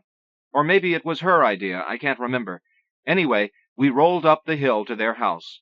It was probably 10:30 or 11 o'clock at night, which in New York is, or was, a perfectly respectable hour to visit your friends. There were a couple of lights on, so we thought nothing of hammering on the door. After the second set of knocks, I realized they weren't coming, although my escort was not easily dissuaded. She wanted to meet Ray. She gave the door a few more good whacks. Finally, I convinced her to retreat, realizing that the Carver-Gallagher household was perhaps on a different schedule than we were. I was now worried that they would know it was me who had shattered their sleep. I snuck away, hoping no one was looking out the window and trying to subdue my boisterous companion. I woke up the next morning mortified. I didn't want to go near Ray's house, but my girlfriend insisted, unable to understand my reluctance. Finally, we walked up to the house to be greeted with the freshly painted "No Visitors, Please" sign. A week later, Mona Simpson came up to visit and to interview Ray for the Paris Review. She put the sign in her introduction. I never told anyone how it came into being, though Ray liked to tell his version. When I finally worked up the courage a few days later to visit, he told me how a bunch of students had pounded on his door at midnight. "Can you believe that?" Ray asked. 12:30 in the morning, for God's sake, pounding on the door." I shook my head nervously. "Terrible," I said. "So we decided to make that sign," Tess explained. Later, I would hear Ray improve on the story. A gang of thesis-hunting graduate students from out of town kicking the door at 1 in the morning. A team of drunken Manhattan journalists seeking an interview at 2 in the morning, and so on. I felt sort of ashamed about it, and then I forgot and never got to tell him the real story. Douglas Unger. He was fascinated by this turnaround and by the smallest kinds of pleasures it enabled him to enjoy. He'd check into a nice hotel room in New York. He'd laugh and quote his version of the Pinter line, "A person feels like he has a chance in a room like this." Just going out to dinner was a big occasion. And he'd always want to share this feeling with his friends. Leonard Michaels. He may have intended to sound that way only to hold off the demonic forces, the ones that are sure to punish you if you take any pleasure in anything in your life. Douglas Unger. There is a tremendous sadness in Marianne now, and there has been for some time, about how the world considers her relationship with Ray. She read all the reviews describing these down-and-out people in Ray's work, treating them like ragged lowlifes, most of them saying how heartbreaking they were. Marianne is a proud, capable woman, an educated person, has a master's degree, and can quote from Jung and Blake, and the major poets off the top of her head. She was his first sounding board, and helped to edit all those early poems and stories. She worked for 19 years to keep Ray and the family together. Then to see their lives and his work so refracted and distorted to the world by critics, reviewers, and now even biographers, to see the most intimate portions of their lives shown in Ray's work treated that way, all of that really hurt her pride. That's what Ray's story Intimacy is about, the writer asking forgiveness for having allowed their lives to be so used and abused in his stories and by the world. Then, of course, there is the ironic twist of making use of that very apology as fresh meat for another story. William Kittredge. He knew he owed Marianne a great debt. She had kept his life together for years and years. She'd helped him imaginatively, yet she was clearly portrayed in many of those stories in all kinds of unflattering ways. He used her so ruthlessly in those stories. It's just so sad that after a long series of emotional betrayals of various kinds, great anger developed. It got so that they couldn't be in the same room together, essentially. Ray felt great sadness, but it made his life impossible to live, impossible for him to work, impossible for him to do the things he felt he had to do. He knew he had to do his work, but back there all the time was somebody he had left behind. They'd been entwined in an emotional compact about getting the work done, yet he was the one who had walked away with all the skills. One gets to leave with all the success, and the other gets to stand out in the rain. Douglas Unger. I was at Yaddo when Errand came out, and it so happened there was a copy of Henri Troyat's biography of Chekhov around. James Salter noticed that the death scene in the biography and a large part of the death scene in Errand were almost exactly alike, almost word for word. That caused quite a stir and discussion among the writers there. Ray had read the biography, was fascinated by it, and had decided to use it when he got the idea for his story. To his mind, it was no different than using parts of a story one of his friends had told him around the table. The interesting thing is that he turned it so completely into a Ray Carver story. He laughed at how someone had actually caught him at it, then said he might just do that same kind of story with the biographies of other writers he admired, like de Maupassant, Dostoevsky, and Kafka. After he finished the manuscript of Where I'm Calling From, he wanted more than anything to complete another book of poems. A lot of people kept urging him to write less poetry and more fiction, but he wasn't sure if he had another story in him. He told me that he had to fill his well again. For Ray, that always meant going back to writing poetry. J. McInerney. One of the things I learned from reading Ray's critics is how often even our best literature is caricatured, and how even a writer as widely admired as Ray is so often misunderstood, even when he is being praised. Some of us felt frustrated by what we considered to be the awkwardness and stupidities of some of the more casual criticism, though overall I'd say it was a joy to see so good a writer so well appreciated. Richard Ford. In the summer of '87, Christina and I and Tess and Ray had been to England and France together. We had a very good time, but I noticed Ray looked thin and kind of gaunt. I had a sense that something was amiss with him. Ray was never a healthy-seeming man. He ate horrible things, smoked a million cigarettes. He'd been through the ravages of liquor. He'd given his body a lot of big whacks. Sometimes I'd go over to his house, and he'd go to the store and come back with a sack of doughnuts and Twinkies and God knows what else. I'd say, "Geez, Ray, I hate to see you buy that stuff." And he'd say, "You'll feel different about it at 12 o'clock tonight." Chuck Kinder. One night he called me up and told me. He told me that he had something dark down there. Jeffrey Wolfe. He was going to be operated on for lung cancer. They had to crack his chest, and I'd had my chest cracked during my heart surgery, and I wanted to tell him as much as he wanted to know about that particular operation. He asked me some questions about it, but he also told me exactly what he did not want to know about it. I'd want to know all I could. After all, knowledge is power. But not Ray. He wanted, as he said, to wake up 3 months later and find out it was all fixed, that it was all over. Douglas Unger. Amy and I had lunch with Ray the day before his surgery. He seemed in good spirits and optimistic, hoping for the best. Then when the food came, It was like the reality of his condition hit him. His face turned gray.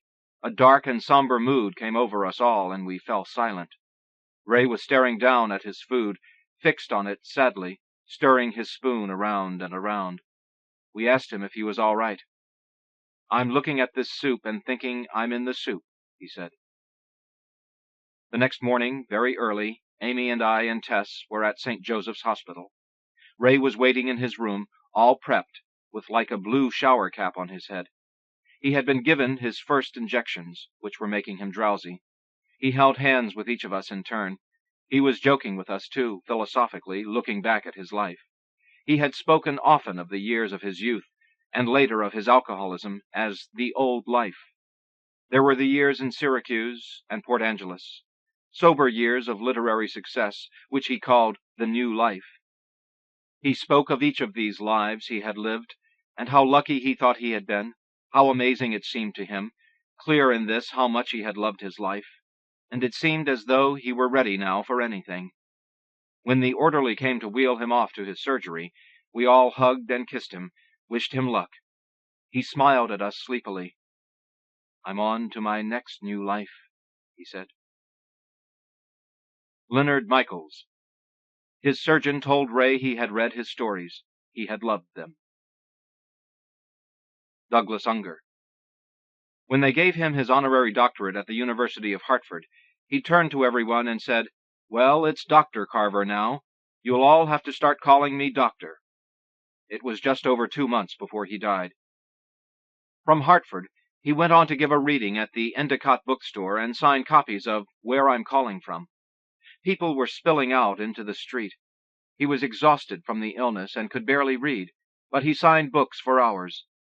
The next day he was inducted into the American Academy and Institute of Arts and Letters. That was a miracle to him. Then there was another book signing at the Scribner's bookstore. About 20 writers were there signing books, but there were as many people lined up at Ray's table, waiting for a handshake and signature, as you might see in line for a first-run movie. He kept turning to me and saying, "Can you believe this? Isn't this just amazing? Who would have thought this?" Finally, they had to shut the bookstore down. We were out in the street later, and there were still people waiting. Ray had managed to convince both the press and his editors that he had beaten his cancer. Up until mid-June, maybe he had even convinced himself, as well as the world, that he had beaten it. He'd say, "I feel fine. I'm getting stronger every day." Marianne Carver. He did not want to die, of course, but I think he had written out all his themes and didn't have a whole lot more to say, or he would have stuck around to do it. I think his higher self knew when it was time to go, at the very pinnacle of his life, as far as his career was concerned. The last time I saw him alive was April 22nd, 1988, when he was receiving radiation treatment in Seattle. Chris, our daughter, and her little girls, Wendy and Chloe, and I went down to see him. I had received a letter from him earlier, right after he'd had his surgery, in which he had tried to counsel me and advise me how to behave, consolidate property, and so on, now that we were sort of over the hill. When I read that, I thought, well, speak for yourself. I was very saddened to read that negative letter, for, after all, I did not think that was the right attitude for fighting cancer. So I was determined, when I went to the Four Seasons in Seattle to meet for lunch, that I'd show him. I got this absolutely stunning outfit from this store in town called A Touch of Class, and wore incredible gold earrings from Turkey that 4 people in the restaurant complimented me on. A friend said I looked like I'd just stepped out of a Ferrari. We arrived before he did, so I waited for him up on the balcony, and when he walked in, oh, it was the most tragic sight I had ever seen. His face was so swollen from the steroids he had been taking. He had a big coat on, with a scarf around his neck, and a cap to cover his loss of hair from the radiation treatments. He looked at me, and tears flooded his eyes. He said, "If you're not a sight for sore eyes." But then he managed to put on a real party for the little girls. Ray insisted we all have a different dessert. Then we took a bite of everyone else's, as we laughed and enjoyed the treats. We were thrilled to be together, holding hands as we ate. They all looked at me at the beginning of the meal, so I said grace. I finished by saying, "In Jesus' name." At one time, Ray would have been embarrassed, perhaps, but he was right in there this time. I told him it was important to pray in Jesus' name, because it was the consciousness involved and invoked, as well as the literal instruction of Jesus in the Bible. I said a prayer for his life and health, and we all very solemnly and sensitively said, Amen. Later that afternoon, I gave him a Reiki treatment. He would have scoffed at that too in the past. Reiki, in the first degree, is the laying on of hands technique that Jesus used to heal. It was rediscovered by a Japanese Christian professor, Dr. Mikao Usui, after many years of research. Ray laid his head on the palms of my hands, and, ironically, I was holding the exact part of his head where he was daily being zapped with radiation treatments. My hands got hot, and he absolutely loved lying with his head in my lap, his head in my hands. He kept saying, "This feels so good. Oh, this feels so good." Chuck Kinder. Ray had a premonition long ago that he'd die young. I'm not into this touchy-feely business, but I think that was pretty genuine. Douglas Unger.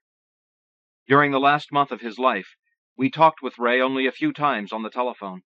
When asked about his illness, he kept saying he was doing well, his hair was growing back after the radiation treatments, and he was working hard on his new book of poems. That continued to be his news for everyone. But there were so many hints that this wasn't true. Amy and I were stricken by a house fire in Idaho, in which our 2 German shepherds died, and we just barely got out alive. Ray was concerned for us, offered us money and help if we needed it, and we thanked him. At one point in the conversation, he said mysteriously, "I'm thinking a lot about those dogs."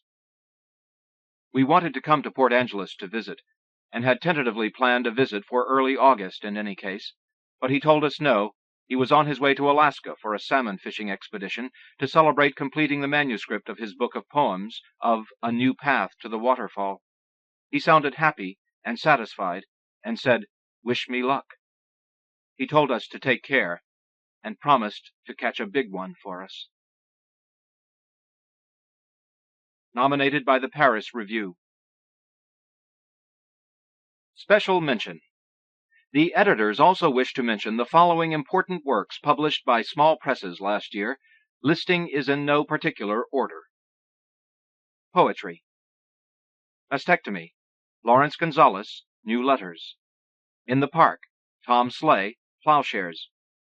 Mercies. Charlie Smith, Mississippi Review. History Lessons. Yusef Komanyaka, Kenyon Review. Chrysanthemums. Jane Kenyon, Iowa Review. The Burning Man. William Logan, Sewanee Review. Them. Kim Adonisio, Prairie Schooner. The Loop. Bruce Weigel, New England Review. Wijiji. Greg Pape, Cutbank.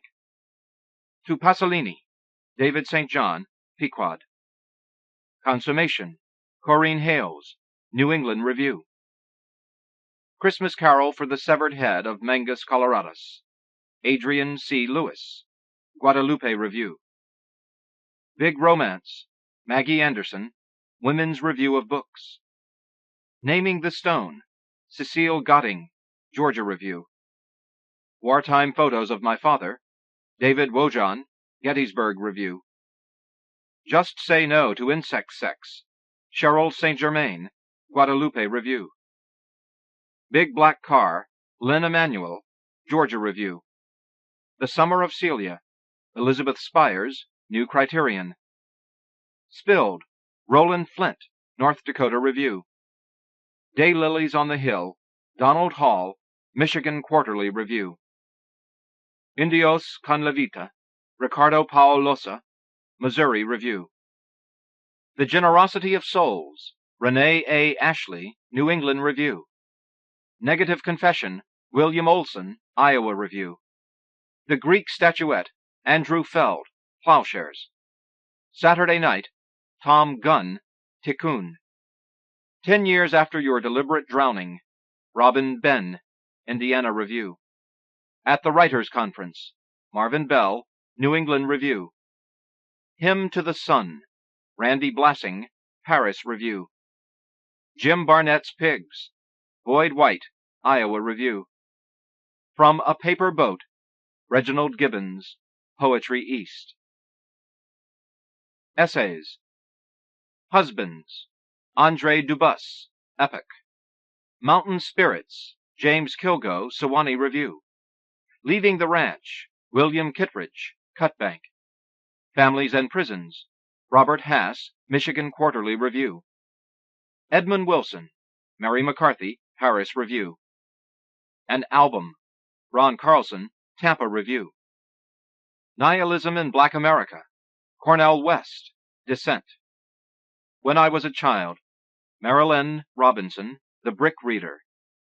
Hard Being Good, Reaganomics, Free Expression, and Federal Funding of the Arts, David Bosworth, Georgia Review. Nabokov and Memory, Robert Alter, Partisan Review. A Sister's Story, Virginia DeLuca, Iowa Review. My Main Man, Frank Standiford, New Letters. Letters to Moody, Edith Milton, Tikkun. Infamous Liberties and Uncommon Restraints, C.D. Wright, AWP Chronicle. Living Root, Michael Heller, Parnassus, Poetry and Review. The Redemption Center Incorporated, Victoria Nelson, Agni. Looking Around Our Corridor of Freedom, Carol Asher, Boulevard. Something That Will Last, Nancy Willard, Prairie Schooner. Correctionville, Iowa, Michael Martone, North American Review. The Ground Sense Necessary, Marvin Bell, American Poetry Review. The Arc of What Has Been, Rachel Haddis, AWP Chronicle. Fiction. You Drive, Christine Schutt, The Quarterly. Easter Dresses, Kent Myers, Georgia Review. Kerensky on Broadway, Matthew Goodman, New England Review. The Wrecking Yard, Pinckney Benedict, Ontario Review. The House Behind, Lydia Davis, Antaeus. Beauty, Julie Brown, Michigan Quarterly Review. The Meat Eaters, Michael Collins, Chicago Review. From the Diary of Jean Mays, Richard Bergen, Tri-Quarterly. Past Useless, Nancy Kincaid, Missouri Review. Lazaro in Paris, Alberto Alvaro Rios, Blue Mesa Review. The Witch of Owl Mountain Springs, An Account of Her Remarkable Powers, Peter Taylor, Kenyon Review. The Way Out, Stephen Milhauser, Story. Tanks, Phil Condon, Georgia Review. Have You Seen Me? Elizabeth Graver, Antaeus. Lena, Joan Wickersham, Story. The Act of Solitude, Joyce Carol Oates, Agni.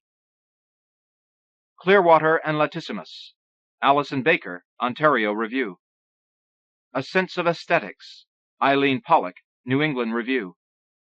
Debts and Payments, Suzanne Byrne, Threepenny Review. The Horror Age, Richard Bergen, Another Chicago Magazine. Outings, Jean Shinto, Boulevard. The Virtue of Cool, Joseph Olshan, Boulevard. Woman Found Dead in Elevator, Ruth Tarson, Paris Review. From Hunger, Gerald Shapiro, Quarterly West. Swimming, Louis Burney, Quarterly West. The Communist, Bonita Friedman, Another Chicago Magazine. Books, Paula Sharp, Threepenny Review. The Statue, Nicholas Shakespeare, Paris Review. Poet on the Mountain, Rolane Hochstein, Ohio Journal. The Famous Thing About Death, Lisa Sandlin, Shenandoah. The First Indian Pilot, Diane Glancy, Farmers Market. Sisters, Abigail Thomas, Columbia. Just Married, 1960, Abigail Thomas, Glimmer Train. No Permanent Bad Thing, Kim Edwards, Missouri Review. Tigers, Catherine Browder, The Clay That Breathes, Milkweed. One Sunday, Barbara Hudson, Quarterly West. Questionnaire to Determine Eligibility for Heaven, Rose Ellen Brown, Street Games, Milkweed. The Salem Letters, Diane Keating, Exile Editions. From Man Who Died, C. E. Poverman, Ontario Review. A Love Song, André Dubus, Crazy Horse.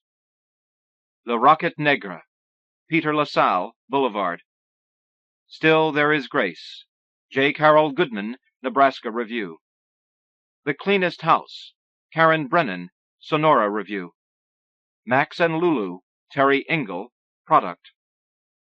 Flambe, Brent Beebe, Sonora Review. The Density of Sunlight, Rosa Shand, Nimrod. Dreams of Heaven, Steve Heller, Laurel Review. Blackbeard, Joyce Weiner, Crazy Horse. The Photojournalist, Richard Newman, Laurel Review. Water Dog Writers, Dennis Trudell, Quarry West. El Ojito del Muerto, Eye of the Dead One, Melissa Pritchard, The Southern Review.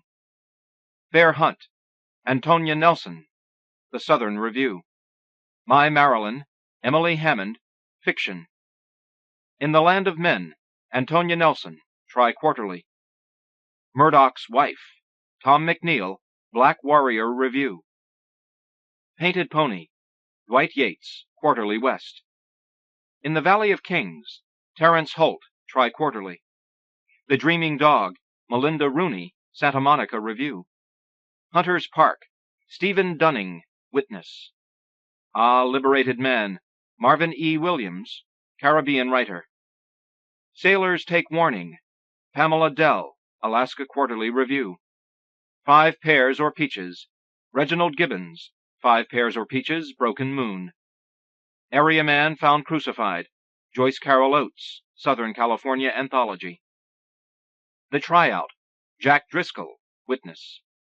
The Dream Sweep, Scott Lasser, Alaska Quarterly Review. That Tiger's Muse, Gordon Weaver, Manawa. Enfleurage, Arie Lev Stolman, Puerto del Sol. Sally at the Bullfight, Thomas E. Kennedy, Paris Transcontinental.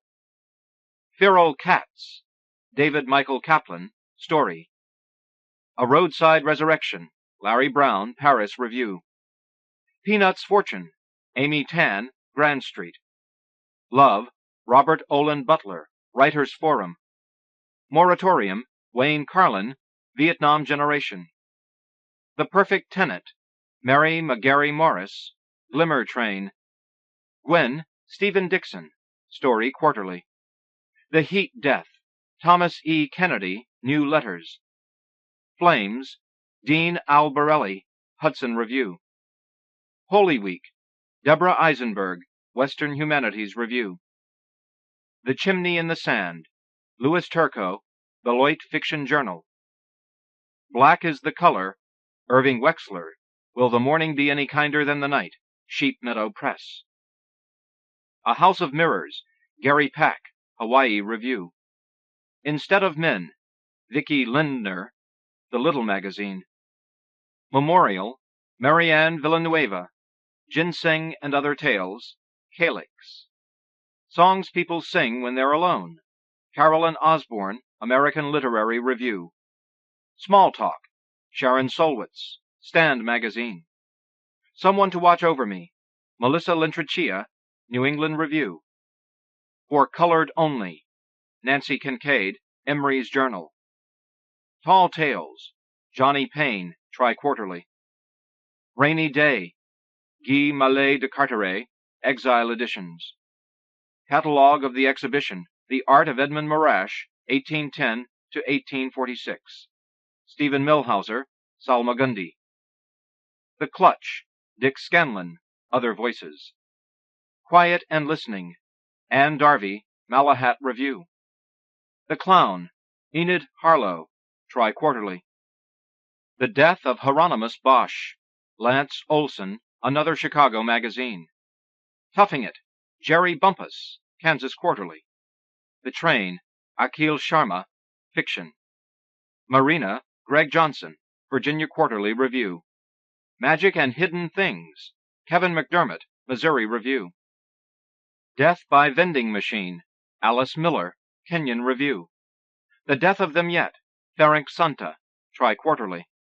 People, Daniel Meltzer, Gettysburg Review. Presses featured in the Pushcart Prize editions 1976 to 1992.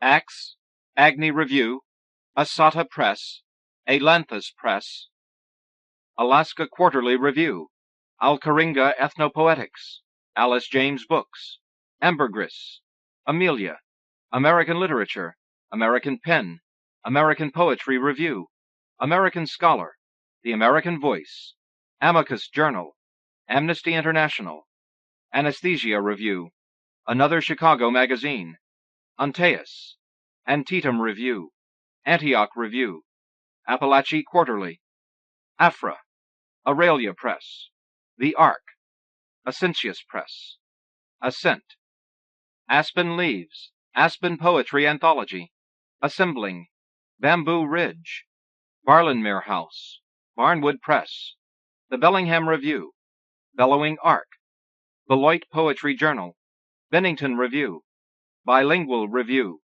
Black American Literature Forum, Black Rooster, Black Scholar, Black Sparrow, Black Warrior Review, Blackwell's Press, Bloomsbury Review, Blue Cloud Quarterly, Blue Unicorn, Blue Wind Press, Bluefish, BOA Editions, Bookslinger Editions, Boulevard, Box Spring, Bridges, Brown Journal of the Arts, Burning Deck Press, Caliban, California Quarterly, Callaloo, Calliope, Calliope Press, Canto, Capra Press, Carolina Quarterly, Cedar Rock, Center, Sheraton Review, Charnel House, Chelsea, Chicago Review, Chouteau Review, Chowder Review, Cimarron Review, Cincinnati Poetry Review, City Lights Books, Clown War,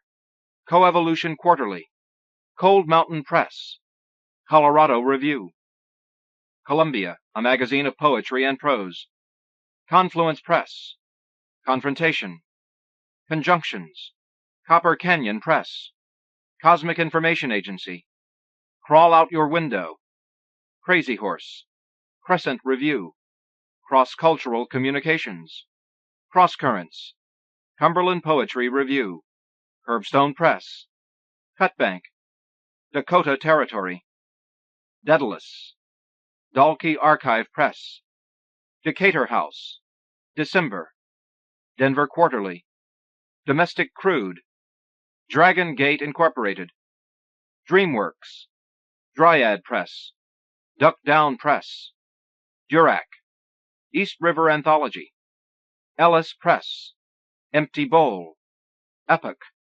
Exquisite Corpse, Fiction, Fiction Collective, Fiction International, Field, Firebrand Books, Firelands Art Review, Five Fingers Review, Five Trees Press, The Formalist, Frontiers, a Journal of Women's Studies, Gallimaufry, Genre, The Georgia Review, Gettysburg Review, Ghost Dance, Goddard Journal, David Godine, Publisher, Graham House Press, Grand Street, Granta, Grey Wolf Press, Green Mountains Review, Greenfield Review, Greensboro Review, Guardian Press, Hard Pressed, Hayden's Ferry Review, Hermitage Press, Hills, Homegangers Press, Holy Cow, Home Planet News, Hudson Review,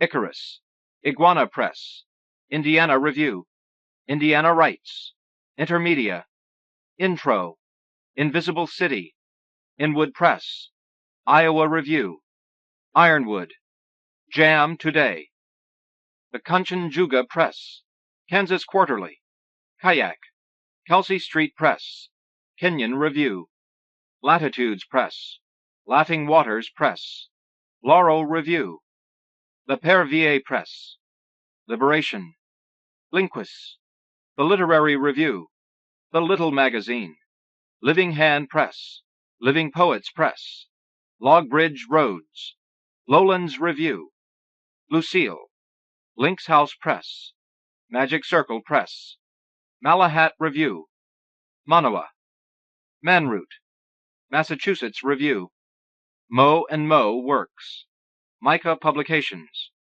Michigan Quarterly, Milkweed Editions, Milkweed Quarterly, the Minnesota Review, Mississippi Review, Mississippi Valley Review, Missouri Review, Montana Gothic, Montana Review, Montemora, Moon Pony Press, Mr. Cagito Press, MSS, Mulch Press, Nada Press, New America, New American Review, The New Criterion, New Delta Review, New Directions, New England Review and Breadloaf Quarterly, New Letters, New Virginia Review, New York Quarterly, Nimrod, North American Review, North Atlantic Books, North Dakota Quarterly, North Point Press, Northern Lights, Northwest Review, Oars, Obsidian, Oconee Review, October, Ohio Review, Ontario Review, Open Places, Orca Press, Orcus's Press, Oxford Press, Oyez Press. Painted Bride Quarterly, Painted Hills Review, Paris Review, Parnassus, Poetry and Review, Partisan Review, Pinka Books, Pentagram, Penumbra Press, Pequod, Persea, an International Review, Pipe Dream Press, Pitcairn Press, Plowshares, Poet and Critic, Poetry, Poetry East, Poetry Northwest, Poetry Now, Prairie Schooner, Prescott Street Press, Promise of Learnings, Puerto del Sol, Quarry West, The Quarterly, Quarterly West, Raccoon, Rainbow Press, Raritan, a Quarterly Review, Red Cedar Review, Red Clay Books, Red Dust Press, Red Earth Press, Release Press, Review of Contemporary Fiction, Revista Chicano-Ricana, River Styx, Rowan Tree Press, Russian Samizdat, Salmagundi, San Marcos Press, Sea Pen Press and Paper Mill, Seal Press, Seamark Press, Seattle Review, Second Coming Press, The 70s Press, Sewanee Review, Shank Painter, Shunty, Sheep Meadow Press, Shenandoah, A Shout in the Street, Sybil Child Press, Small Moon, The Smith, Some, The Sonora Review, South Florida Poetry Review, Southern Poetry Review, Southern Review, Southwest Review, Spectrum, The Spirit That Moves Us, St. Andrew's Press, Story, Story Quarterly, Street Fair Journal, Stuart Wright, Publisher, Sulphur, The Sun, Sun and Moon Press, Sun Press, Sunstone, Tar River Poetry, Teal Press, Telephone Books, Telescope, Temblor, Tendril, Texas Slough, 13th Moon, This, Thorpe Springs Press, Three Rivers Press, Three Penny Review, Thunder City Press, Thunder's Mouth Press, Tikkun, Tombouctou Books, Toothpaste Press, Transatlantic Review, Tri-Quarterly, Truck Press, Undine, Unicorn Press, University of Pittsburgh Press, Unmuzzled Ox, Unspeakable Visions of the Individual, Vagabond, Virginia Quarterly, Wampeter Press, Washington Writers' Workshop, Water Table, Western Humanities Review, Westigan Review, Wickwire Press, Wilmore City, Witness, Wordbeat Press, Wordsmith, Wormwood Review, Writers' Forum, Xanadu, Yale Review, Yardbird Reader, Yarrow, Wybird, Ziziva. Contributors' Notes. Ayla Nutku Bachman grew up in Istanbul, Turkey. She lives in New York City, is a recent Yaddo Fellow, and has just completed her first novel.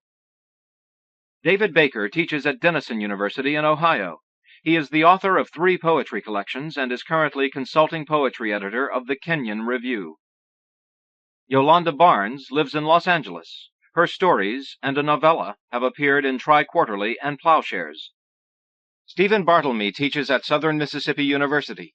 His stories were collected in And He Tells the Little Horse the Whole Story, Johns Hopkins University Press, 1987. Ken Bernard's most recent work is published by Asylum Arts. He lives in New York City. Evan Boland lives in Dublin with her husband and 2 daughters. Norton published her Outside History, Poems 1980 to 1990 recently. Henry Carlisle is the author of the forthcoming Rain, Carnegie Mellon. He teaches at Portland State University in Oregon. Hayden Carruth's poem is part of his collection just out from Copper Canyon. He lives in Munnsville, New York. Lydia Davis is the author of Break It Down. She teaches at Bard College. Lars Eigner was homeless for several years. He is at work on a book titled Travels with Lisbeth. Peter Everwine is the author of Collecting the Animals and Keeping the Night. He lives in Fresno, California. Carol Frost's 2 books of poetry are Day of the Body, Ion Books, and Chimera, Peregrine Smith.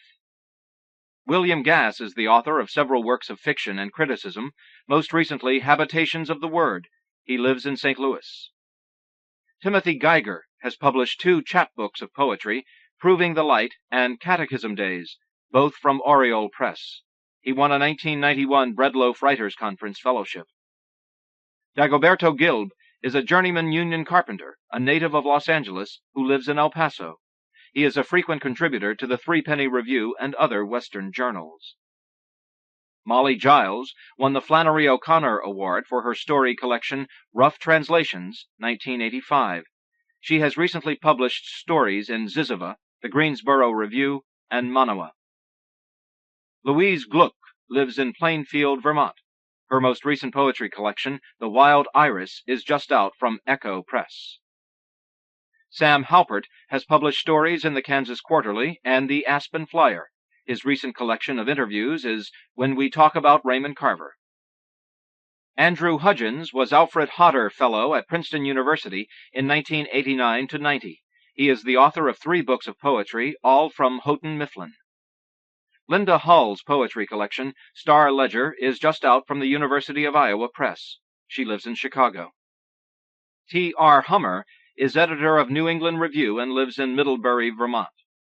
Richard Jackson is the author of Dismantling Time, 1988. He teaches at the University of Tennessee. Mark Jarman's most recent collection is The Black Riviera, Wesleyan. He teaches at Vanderbilt University. Ha Jin is from mainland China. This is his first story published in English, and it won the 1991 Agni Fiction Prize. Mary Carr's next book, The Devil's Tour, will soon appear from New Directions. She teaches at Syracuse University and was a Bunting Fellow at Radcliffe. Carolyn Kaiser won the 1985 Pulitzer Prize for her poetry collection, Yin. She was last year's co-editor of poetry for the Pushcart Prize. She is the recipient of the Frost Medal from the Poetry Society of America. Norman Lavers holds 1991 fellowships from the Arkansas Arts Council and the National Endowment for the Arts. He lives in Jonesboro, Arkansas. Gretchen Legler is at work on A Sportswoman's Notebook, a collection of essays about human relationships and the natural world. She lives in St. Paul. Philip Levine is a former poetry co-editor of this series. He is the author of several poetry collections. This essay was the keynote address at a recent John Berryman conference. Larry Levis's most recent poetry collection is The Widening Spell of Leaves. He lives in Salt Lake City. James Linville is the managing editor of the Paris Review and a former editor of the Harriton Forum. William Matthews teaches at the City University of New York. His most recent book is Curiosities, a collection of essays from the University of Michigan Press. Campbell McGrath worked as a pig farmer, a snake handler, a gandy dancer, a cocktail waiter, and an astronaut, he informs us. His poetry has appeared in Antaeus, Big Wednesday, and Caliban. Karen Minton is a native of Georgia. She recently returned there after 11 years in Alaska. Susan Moon is the author of The Life and Letters of Tofu Roshi, 1988. She lives in Berkeley, California, teaches at St. Mary's College, and is the editor of Turning Wheel. Carol Muske is the author of Dear Digby and Applause, 1989. She teaches at the University of Southern California. Sigrid Nunez was the recipient of a 1990 GE Foundation Award for Younger Writers. She lives in New York City. Ed Ochester is the author of 2 books from Carnegie Mellon Press. He lives near Pittsburgh. Sharon Olds teaches at New York University and Goldwater Hospital for the Physically Disabled. Her next collection is The Father, soon out from Knopf. Janet Peary won a 1992 NEA Fellowship. Her work has appeared in New Virginia Review, Black Warrior Review, Quarterly West, and elsewhere. Fred Feil lives in Seattle. He has published work in Georgia Review, Fiction International, and Sewanee Review. Stanley Plumley's poetry collection, Boy on the Step, is now available from Echo Press. His Out-of-the-Body Travel was nominated for an NBCC award.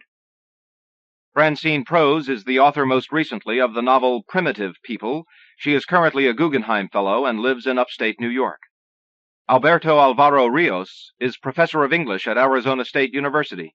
His most recent book is Teodoro Luna's 2 Kisses. Pattiann Rogers has published recently in Tri-Quarterly, Georgia Review, New England Review, Missouri Review, and Prairie Schooner. Her 4th book is Splitting and Binding.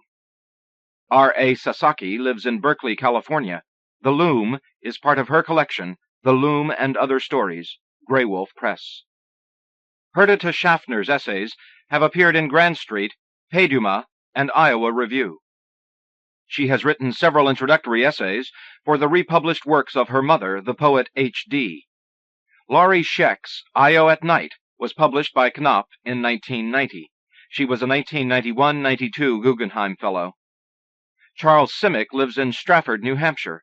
He is the author of Selected Poems, Braziller, 1989.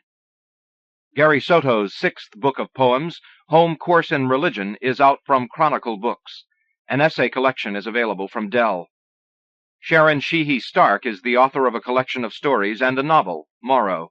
She has been featured in O. Henry and Best American Short Story collections. Gerald Stern teaches at the Writers' Workshop, University of Iowa, and is the author of several poetry collections. He is a former poetry co-editor of this series. Alexander Theroux is the author of 3 novels. His most recent book is The Lollipop Trollops and Other Poems. Mary Michael Wagner's story is her first in print. She lives in San Francisco. Steve Watkins has recently completed work on his first novel, Something with Wings. His work has appeared in Quarterly West, Crescent Review, and elsewhere. Eliot Weinberger's essays are collected in Works on Paper and Outside Stories, both from New Directions. He has translated work by Octavio Paz, Vicente Huidobro, and Javier Villarrutia. Liza Whelan's first novel, The Names of the Lost, is due out soon from Southern Methodist University Press. Her work has appeared in Plowshares, Missouri Review, and elsewhere. C.K. Williams is the author of 5 poetry collections, including Flesh and Blood, 1987, winner of the National Book Critics Circle Award for Poetry. Charles Wright's The World of the 10,000 Things, Poems 1980 to 1990, was recently published by Farrar, Straus and Giroux. He teaches at the University of Virginia. Robert Wrigley lives in Idaho. His most recent book is What My Father Believed, University of Illinois, 1991. Gary Young is editor of Greenhouse Review Press. Copper Beech Press published his poetry collection, The Dream of a Moral Life, in 1990. Paul Zimmer directs the University of Iowa Press. His most recent poetry collection is The Great Bird of Love, University of Illinois Press. Contributing small presses. These presses made or received nominations for this edition of the Pushcart Prize. See the International Directory of Little Magazines and Small Presses, Dust Books, Box 1056, Paradise, California, 95969, for subscription rates, manuscript requirements, and a complete international listing of small presses. A. ABS Press, 12 North Union Street, Lambertville, New Jersey, 08530. Alpha Beat Soup. Adventure Business Systems, Post Office Box 26, Angels Camp, California, 95222. Agni, Boston University, 236 Bay State Road, Boston, Massachusetts, 02215. Asata Press, Boise State University, 1910 University Drive, Boise, Idaho, 83725. Alabama Literary Review, 253 Smith Hall, Troy State University, Troy, Alabama, 36082. Alaska Quarterly Review, University of Alaska, Anchorage, Alaska, 99508. Alice James Books, 23 Richdale Avenue, Cambridge, Massachusetts, 02140. Amador Publishers, Post Office Box 12335, Albuquerque, New Mexico, 87195. Ambergris, Post Office Box 29919, Cincinnati, Ohio, 45229. American Poetry Review, 1721 Walnut Street, Philadelphia, Pennsylvania, 19103. American Scholar, 1811 Q Street, Northwest, Washington, D.C., 20009. The American Voice, 332 West Broadway, Suite 1215, Louisville, Kentucky, 40202. Ander Publications, 202 Viewpoint Lane, LaGrange, Georgia, 30240. Another Chicago Magazine, 3709 North, Kenmore, Chicago, Illinois, 60613. Antaeus, 100 West Broad Street, Hopewell, North Dakota, 58025. Antietam Review, 82 West Washington Street, Hagerstown, Maryland, 21740. The Antioch Review, Post Office Box 148, Yellow Springs, Ohio, 45387. Appalachie Quarterly, Post Office Box 20106, Tallahassee, Florida, 32316. Aurelia Press, 928 Marie Rochelle Drive, Westchester, Pennsylvania, 19382. Artful Dodge, English Department, College of Worcester, Worcester, Ohio, 44691. Ascension Publishing, Post Office Box 3001, Burbank, California, 91508. Ascent, Post Office Box 967, Urbana, Illinois, 61801. Asylum, Post Office Box 6203, Santa Maria, California, 93456. The Atlantic Advocate, Post Office Box 3370, Fredericton, New Brunswick, E3B 5A2, Canada. Avec, Post Office Box 1059, Pengrove, California, 94951. B. Bamboo Ridge Press, Post Office Box 61781, Honolulu, Hawaii, 69839. Beloit Poetry Journal, RFD 2, Box 154, Ellsworth, Maine, 04605. Bennett and Kitchell, Post Office Box 4422, East Lansing, Michigan, 48826. Berwick Publishing Company, 501 Spinnaker Lane, Fort Collins, Colorado, 80525. The Bilingual Review, Hispanic Research Center, Tempe, Arizona, 85287. Black American Literature Forum, Indiana State University, Terre Haute, Indiana, 47809. Blue Heron Publishing Incorporated, 24450 Northwest, Hanson Road, Hillsboro, Oregon, 97124. Blue Light, Red Light, 496 Hudson Street, Suite F42, New York, New York, 10014. Blue Stem Press, English Department, Emporia State University, Emporia, Kansas, 66801. Blue Stone Press, Post Office Box 1186, Hampshire College, Amherst, Massachusetts, 01002. BOA Editions, Limited, 92 Park Avenue, Brockport, New York, 14420. Bomb, 594 Broadway, Suite 1002A, New York, New York, 10012. Borderline, 425 West Meyer, Kansas City, Missouri, 64113. Bottom Dog Press, Firelands College, Huron, Ohio, 44839. Boulevard, 2400 Chestnut Street, Apartment 2208, Philadelphia, Pennsylvania, 19103. Breakthrough Magazine, 204 Millbank Drive, Southwest, Calgary, Alberta, Canada, T24 2H9. Brick Books, Box 38, Station B, London, Ontario, N6A 4V3, Canada. The Bridge, 14050 Vernon Street, Oak Park, Michigan, 48237. Broken Moon Press, Post Office Box 24585, Seattle, Washington, 98124. Burning Deck, 71 Elm Grove Avenue, Providence, Rhode Island, 02906. C. Cafe Solo, Box 2814, Atascadero, California, 93422. Calliope, Creative Writing Program, Roger Williams College, Bristol, Rhode Island, 02809. Calyx, Post Office Box B, Corvallis, Oregon, 97339.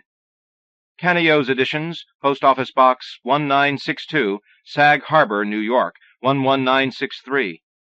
Caravan Press, 15445 Ventura Boulevard, Suite 279, Sherman Oaks, California, 91403. The Caribbean Writer, University of the Virgin Islands, Rural Route 02, Box 10,000, Kings Hill, St. Croix, Virgin Islands, 00850. Center Press, 309 Johnson Street, Santa Fe, New Mexico, 87501. Chaminade Literary Review, University of Hawaii, 3140 Waiale Avenue, Honolulu, Hawaii, 96816. The Chattahoochee Review, DeKalb College, 2101 Wonak Boulevard, Dunwoody, Georgia, 30338.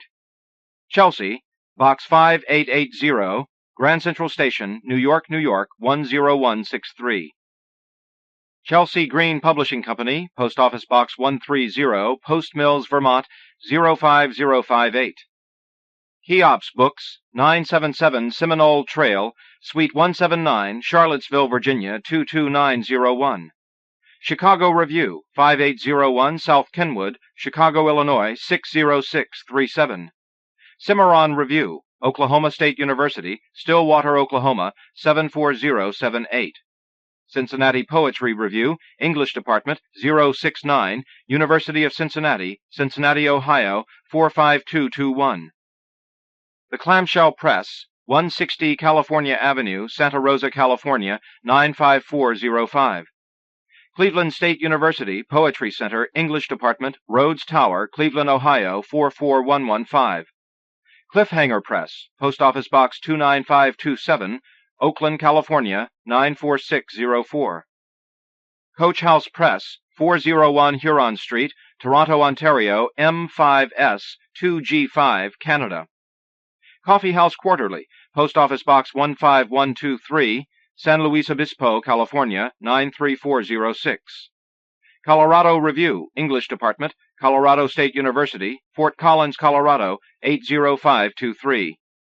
Comforter Publishing, 515 Crocker Avenue, Daly City, California, 94014. Concho River Review, English Department, Angelo State University, San Angelo, Texas, 76909. Confrontations, English Department, Long Island University, Brookville, New York, 11548. Conjunctions, 33 West 9th Street, New York, New York, 10011. Copper Canyon Press, Box 271, Port Townsend, Washington, 98368. Cornerstone Magazine, 939 West Wilson, Chicago, Illinois, 60640. Cottonwood, Box J, Kansas Union, University of Kansas, Lawrence, Kansas, 66045.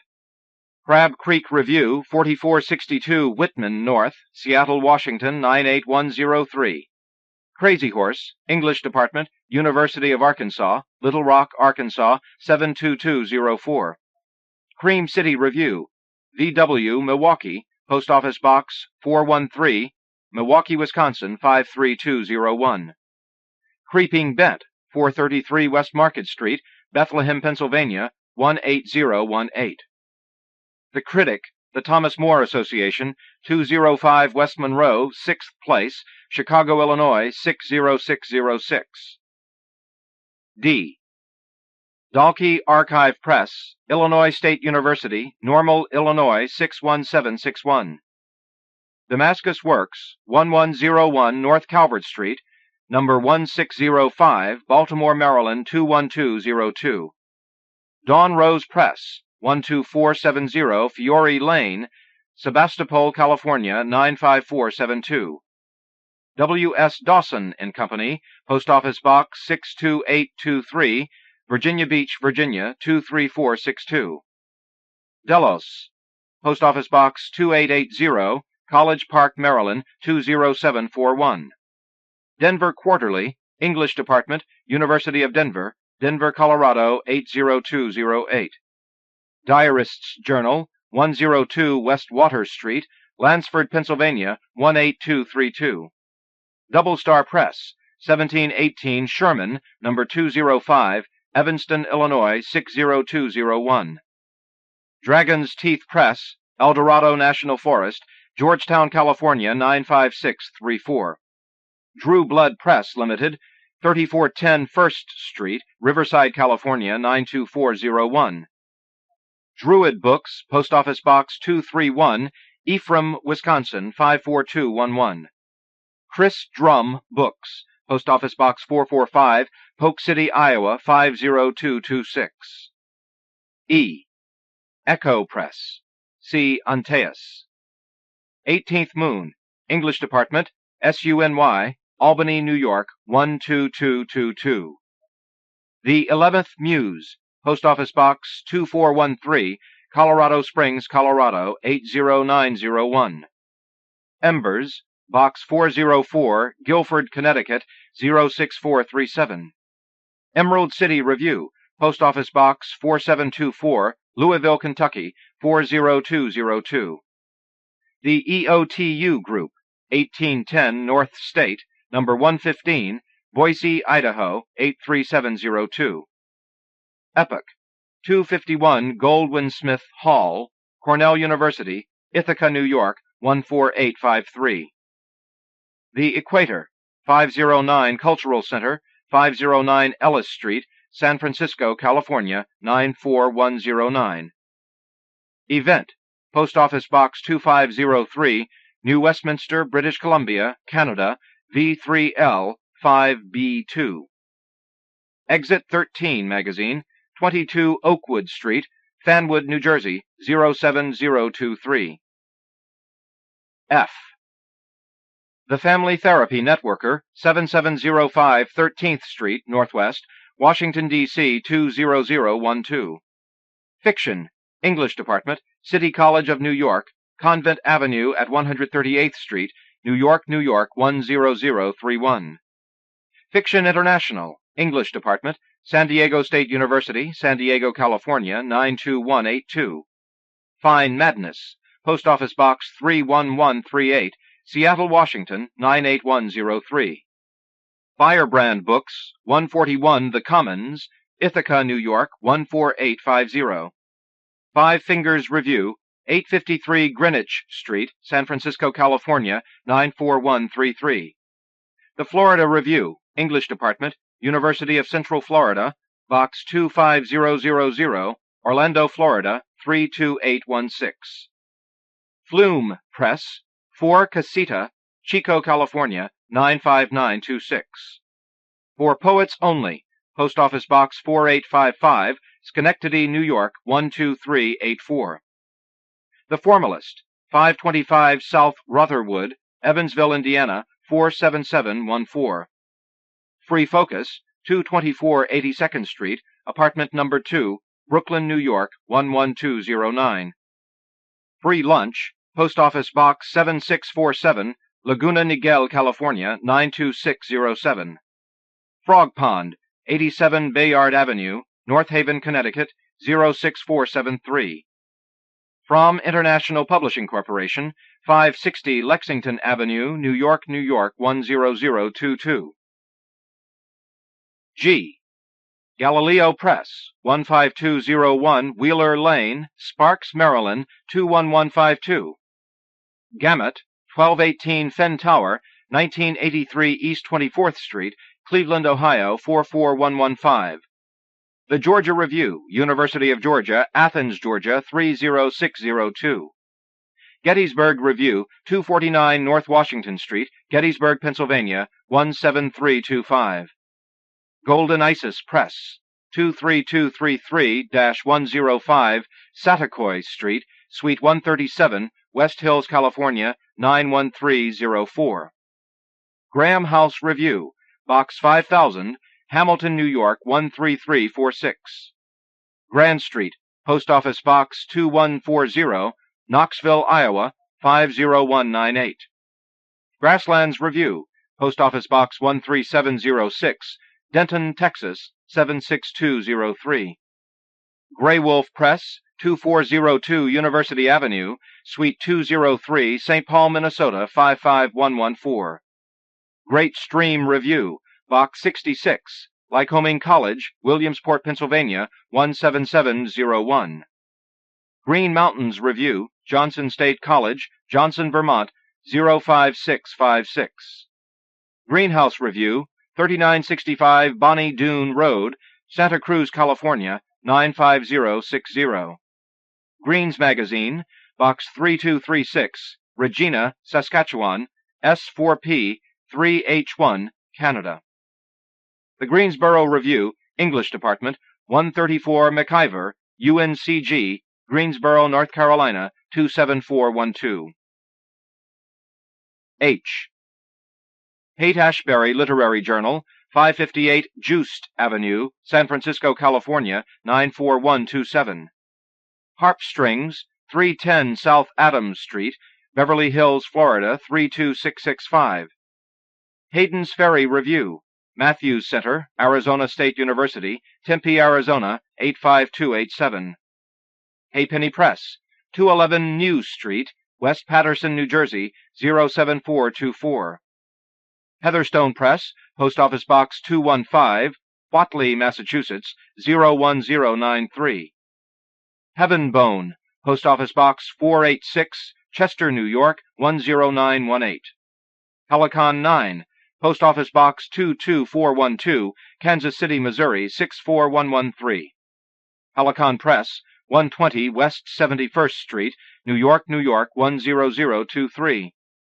Hermitage, Post Office Box 410, Tenafly, New Jersey, 07670. Heyday Books, Post Office Box 9145, Berkeley, California, 94709. High Plains Literary Review, 180 Adams Street, Suite 250, Denver, Colorado, 80206. Hobnob, 994 Nisley Road, Lancaster, Pennsylvania, 17601. Hubbub, 5344 Southeast 38th Avenue, Portland, Oregon, 97202. The Hudson Review, 684 Park Avenue, New York, New York, 10021. Hurricane Alice, 207 Lind Hall, 207 Church Street, Southeast, Minneapolis, Minnesota, 55455. I.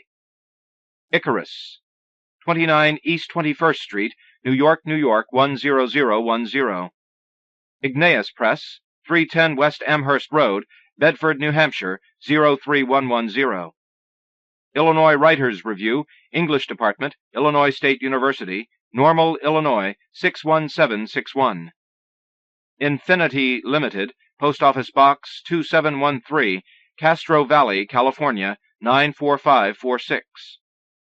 Invisible City, Red Hill Press, Post Office Box 2853, San Francisco, California, 94126.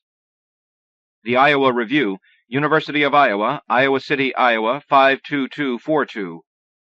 Iowa Woman, Post Office Box 2938, Waterloo, Iowa, 50704. J. The Jacaranda Review, English Department, University of California, Los Angeles, California, 90024. The Journal, English Department, Ohio State University, 164 West 17th Avenue, Columbus, Ohio, 43210. Journal of New Jersey Poets, County College of Morris, Route 10, 7 Center Grove Road, Randolph, New Jersey, 07869. K. Kaimana, Hawaii Literary Arts Council, Post Office Box 11213, Mo'ili'ili Station, Honolulu, Hawaii, 96828. Calliope, Florida Community College, 3939 Roosevelt Boulevard, Jacksonville, Florida, 32205. Kansas Quarterly, English Department, Kansas State University, Manhattan, Kansas, 66506. Karamu, English Department, East Illinois University, Charleston, Illinois, 61920. Kelsey Review, Mercer Community College, Post Office Box B, Trenton, New Jersey, 08690. Kelsey Street Press, Post Office Box 9235, Berkeley, California, 94708. The Kenyon Review, Kenyon College, Gambier, Ohio, 48022. L. Laurel Review, Northwest Missouri State University, Maryville, Missouri, 64468. The Ledge, 64-65 Cooper Avenue, Glendale, New York, 11385.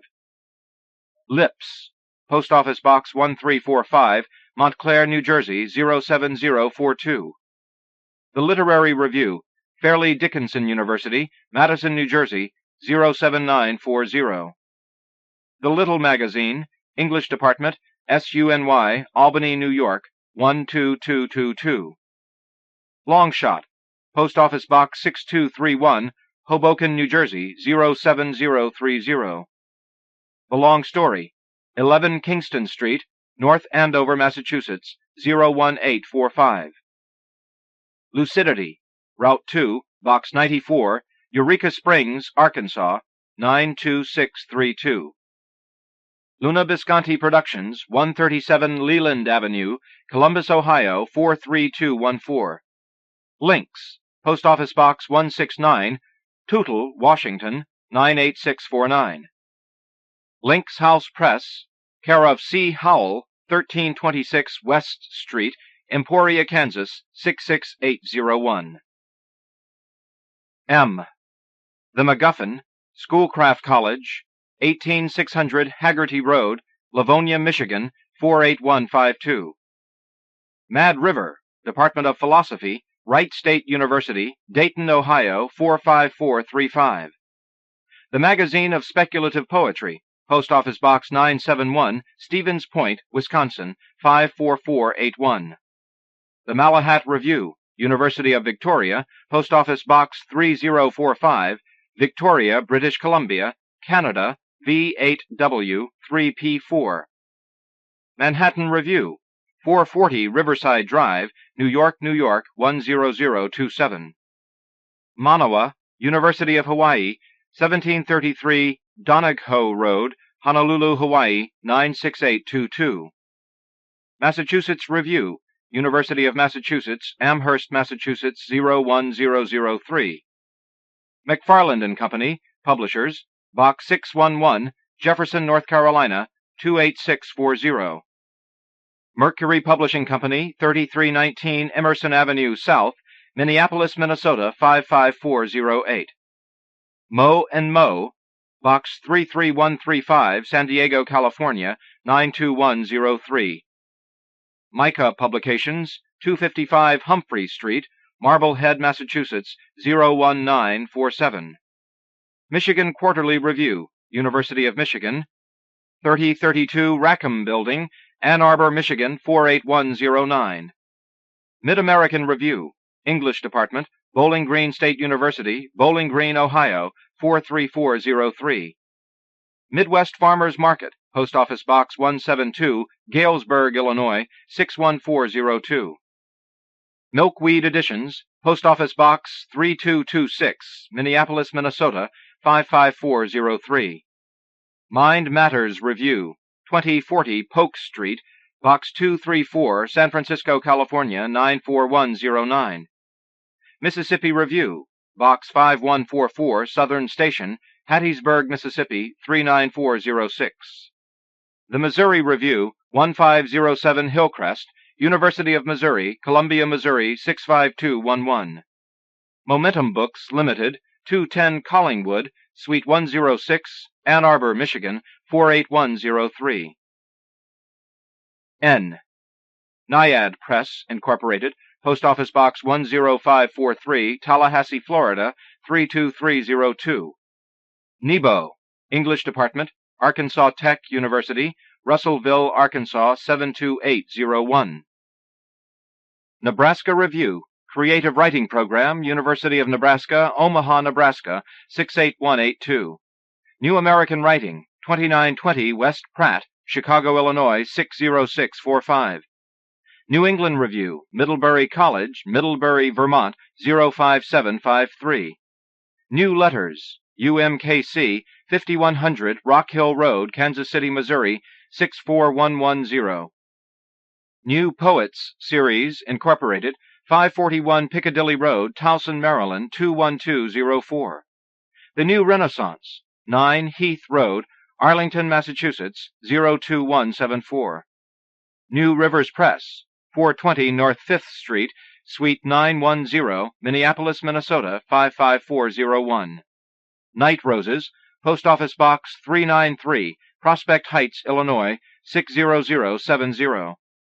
Nightshade Press, Post Office Box 76, Ward Hill, Troy, Maine, 04987. The Nihilistic Review, Post Office Box 1074, South Sioux City, Nebraska, 68776.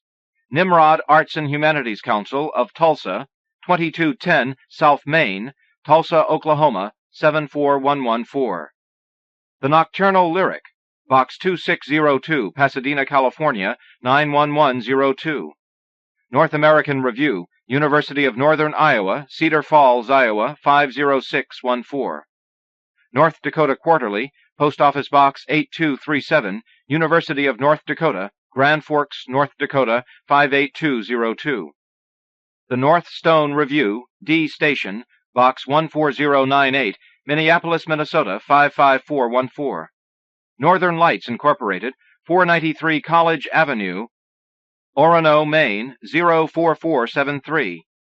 Northwest Review, 369 PLC, University of Oregon, Eugene, Oregon, 97403. Now and Then, Box 70556, East Tennessee State University, Johnson City, Tennessee, 37614. O. Oars, 21 Rockland Road, Weir, New Hampshire, 03281. Ocean County Poets Collective, Post Office Box 1342, Point Pleasant Beach, New Jersey, 08742. The Ohio Review, Ellis Hall, Ohio University, Athens, Ohio, 45701. Old Red Kimono, Box 1864, Floyd College, Rome, Georgia, 30162. Omega Cat Press, 904 Old Town Court, Cupertino, California, 95014. The Ontario Review, 9 Honey Brook Drive, Princeton, New Jersey, 08540. Orcus's Press, Post Office Box 20602, Alexandria, Virginia, 22320. Osiris, Box 297, Deerfield, Massachusetts, 01842. Other Voices, English Department, University of Illinois, Box 4348, Chicago, Illinois, 60680. Oxhead Press, Route 3, Box 136, Browerville, Minnesota, 56438. Oxalis, Post Office Box 3993, Kingston, New York, 12401. Oxford Magazine, Bachelor Hall, Miami University, Oxford, Ohio, 45056. P. The Pacific Review, English Department, California State University, San Bernardino, California, 92407. Painted Hills Review, Post Office Box 494, Davis, California, 95617. Panic Button Press, Post Office Box 14318, San Francisco, California, 94114. Panther Press Limited, Post Office Box A44, Wanto, New York, 11793. Papier Mâché, 795 Via Manzana, Watsonville, California, 95076. The Paris Review, 541 East 72nd Street, New York, New York, 10021. Parnassus, Post Office Box 1384, Forest Park, Georgia 30051. Partisan Review, 236 Bay State Road, Boston, Massachusetts 02215. The Pegasus Review, Post Office Box 134, Flanders, New Jersey 07836. Perceptions, 1530 Phillips, Missoula, Montana 59802. Persephone Press, 22B Pine Lake Drive, Whispering Pines, North Carolina 28327. Phoebe, English Department, George Mason University, Fairfax, Virginia 22030. The Pikestaff Forum, Post Office Box 127, Normal, Illinois 61761. Pine Grove Press, Post Office Box 40, Jamesville, New York 13078. Pittsburgh Quarterly, 36 Haberman Avenue, Pittsburgh, Pennsylvania 15211. Plowshares, 100 Beacon Street, Boston, Massachusetts 02116. The Plum Review, Post Office Box 3557, Washington, D.C. 20007. Poet Lore, see the Writers' Center. Poetic Page, Post Office Box 71192, Madison Heights, Michigan 48071. Poet Pourri, Box 3737, Taft Road, Syracuse, New York 13220. Poetry, 60 West Walton Street, Chicago, Illinois 60610. Poetry Harbor, 530 East Skyline Parkway, Duluth, Minnesota 55805. Poetry Northwest, University of Washington, Seattle, Washington 98105. Poets On, 29 Loring Avenue, Mill Valley, California 94941. Portmanteau Editions, Post Office Box 159, Littleton, New Hampshire 03561. Potpourri Publications Company, Post Office Box 8278, Prairie Village, Kansas 66208. Prairie Fire Press, Incorporated, 423-100 Arthur Street, Winnipeg, Manitoba, R3B 1H3, Canada. Prairie Schooner, 201 Andrews, University of Nebraska, Lincoln, Nebraska 68588. Primavera, 700 East 61st Street, Box 37-7547, Chicago, Illinois 60637. Product, SS Box 5144, Hattiesburg, Mississippi 39406. The Prospect Review, 557 10th Street, Brooklyn, New York 11215. Provincetown Arts, Post Office Box 35, Provincetown, Massachusetts 02657. Pucker Brush Press, 76 Main Street, Orono, Maine 04473. Puerto del Sol Creative Writing Center, Box 3E, New Mexico State University, Las Cruces, New Mexico 88083.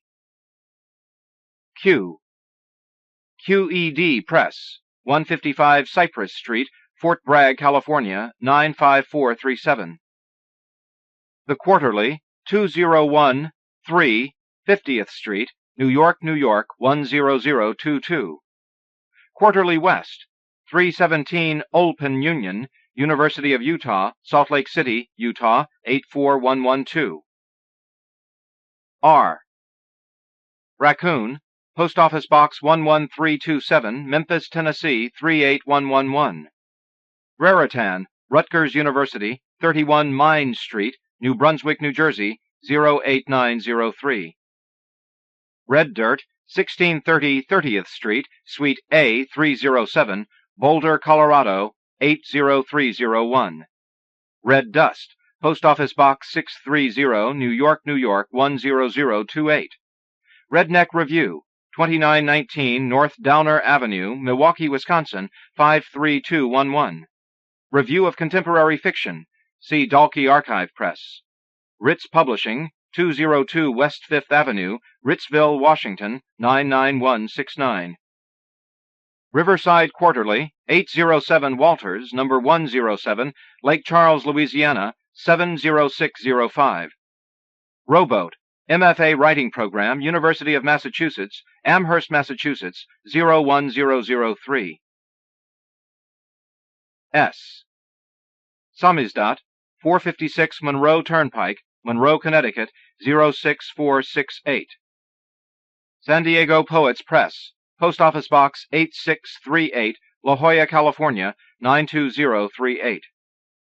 Sand Hills Press, 219 South 19th Street, Ord, Nebraska, 68862. Santa Monica Review, Santa Monica College, Santa Monica, California, 90405. Saturday Press, Post Office Box 884, Upper Montclair, New Jersey, 07043. Schmaga, Post Office Box 8062, Vallejo, California, 94590. Scripsit, Wallace 217, East Kentucky University, Richmond, Kentucky, 40475. The Seal Press, 3131 Western Avenue, number 410, Seattle, Washington, 98121. Sedna Press, 5522 Cope Street, Anchorage, Alaska, 99518. Seams, Lakeland College, Post Office Box 359, Sheboygan, Wisconsin, 53082. Seneca Review, Hobart and William Smith College, Geneva, New York, 14456. Sheep Meadow Press, Post Office Box 1345, Riverdale, New York, 10471. Shenandoah, Box 722, Lexington, Virginia, 24450. Silver Wings, Box 1000, Pear Blossom, California, 93553. Silverleaf Press, Incorporated, Post Office Box 70189, Seattle, Washington, 98107. Simple Cooking, Post Office Box 88, Steuben, Maine, 04680. Sing Heavenly Muse, Post Office Box 13320, Minneapolis, Minnesota, 55414. Singing Horse Press, Post Office Box 40034, Philadelphia, Pennsylvania, 19106.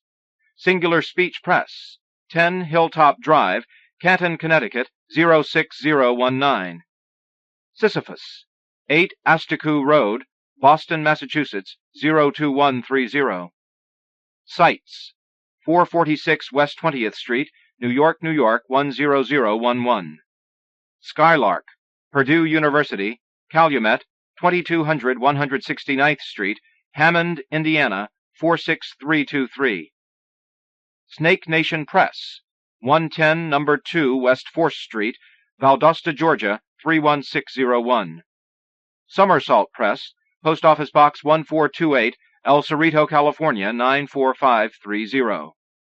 Sonora Review, English Department, University of Arizona, Tucson, Arizona, 85721. South Coast Poetry Journal, English Department, California State University, Fullerton, California, 92634. South Florida Poetry Review, Oak Hollow Road, Bullard, Texas, 75757. Southern California Anthology, Professional Writing Program, WPH 404, USC, Los Angeles, California, 90089. The Southern Review, 43 Allen Hall, Louisiana State University, Baton Rouge, Louisiana, 70803. Sou'wester Magazine, English Department, Southern Illinois University, Edwardsville, Illinois, 62026. Salzier Press, 245 McDowell Street, Bristol, Tennessee, 37620. Sparrow Press, 103 Waldron Street, West Lafayette, Indiana, 47906. Spear Shaker Review, Post Office Box 308, Napanoch, New York, 12458. Spoon River Quarterly, English Department, Illinois State University, Norman, Illinois, 61761. St. Martin's Press, 175 Fifth Avenue, New York, New York, 10010. Wallace Stevens Journal, Clarkson University, Potsdam, New York, 13699. Still Waters Press, 112 West Durer Street, Galloway, New Jersey, 08201. Story, 1507 Dana Avenue, Cincinnati, Ohio, 45207. Suburban Wilderness Press, 1619 Jefferson Street, Duluth, Minnesota, 55812. Sukarnochi Review, Station 22, Livingston University, Livingston, Alabama, 35470. Sundog, Florida State University, 406 Williams Building, Tallahassee, Florida, 32306. T. Tabula Rasa, 4 Marshall Drive, Camp Hill, Pennsylvania, 17011. Talisman, Box 1117, Hoboken, New Jersey, 07030. Tampa Review, University of Tampa, Post Office Box 19F, Tampa, Florida, 33606. Tar River Poetry, English Department, East Carolina University, Greenville, North Carolina, 27858. Tender Buttons, Box 1290, Cooper Station, New York, New York, 10276. 3 Publishing, Post Office Box 170363, San Francisco, California, 94117. 3 Penny Review, Post Office Box 9131, Berkeley, California, 94709. Tikkun, 5100 Lerna Street, Oakland, California, 94619. Times Change Press, Post Office Box 1380, Ojai, California, 93023. Toad Highway, English Department, Bowling Green State University, Bowling Green, Ohio, 43403. Translation, 412 Dodge, Columbia University, New York, New York, 10027. Tri-Quarterly, Northwestern University, 2020 Ridge Avenue, Evanston, Illinois, 60208. True Directions, 2215 R Market Street, Box 115, San Francisco, California, 94114. Tucumcari Literary Review, 3108 West Bellevue Avenue, Los Angeles, California, 90026. Turning Wheel, care of Buddhist Peace Fellowship, Post Office Box 4650, Berkeley, California, 94904. Turtle Point Press, Tuxedo Park, New York, 10987. U. Union Steel Review, Post Office Box 19078, Alexandria, Virginia, 22320.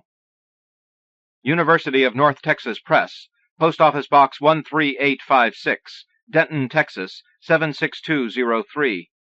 University of Phoenix Press, Post Office Box 52069, Phoenix, Arizona, 85072.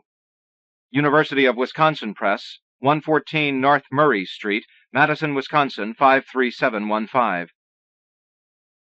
V. Vandalex Fiction Magazine, Post Office Box 515, Montross, Virginia, 22520. Verve, Post Office Box 3205, Simi Valley, California, 93093. The Vincent Brothers Review, 4566 North Circle, Mad River Township, Dayton, Ohio, 45424. Voices in Italian Americana, Foreign Languages and Literatures, Purdue University, West Lafayette, Indiana, 47907. W. Warthog Press, 29 South Valley Road, West Orange, New Jersey, 07052.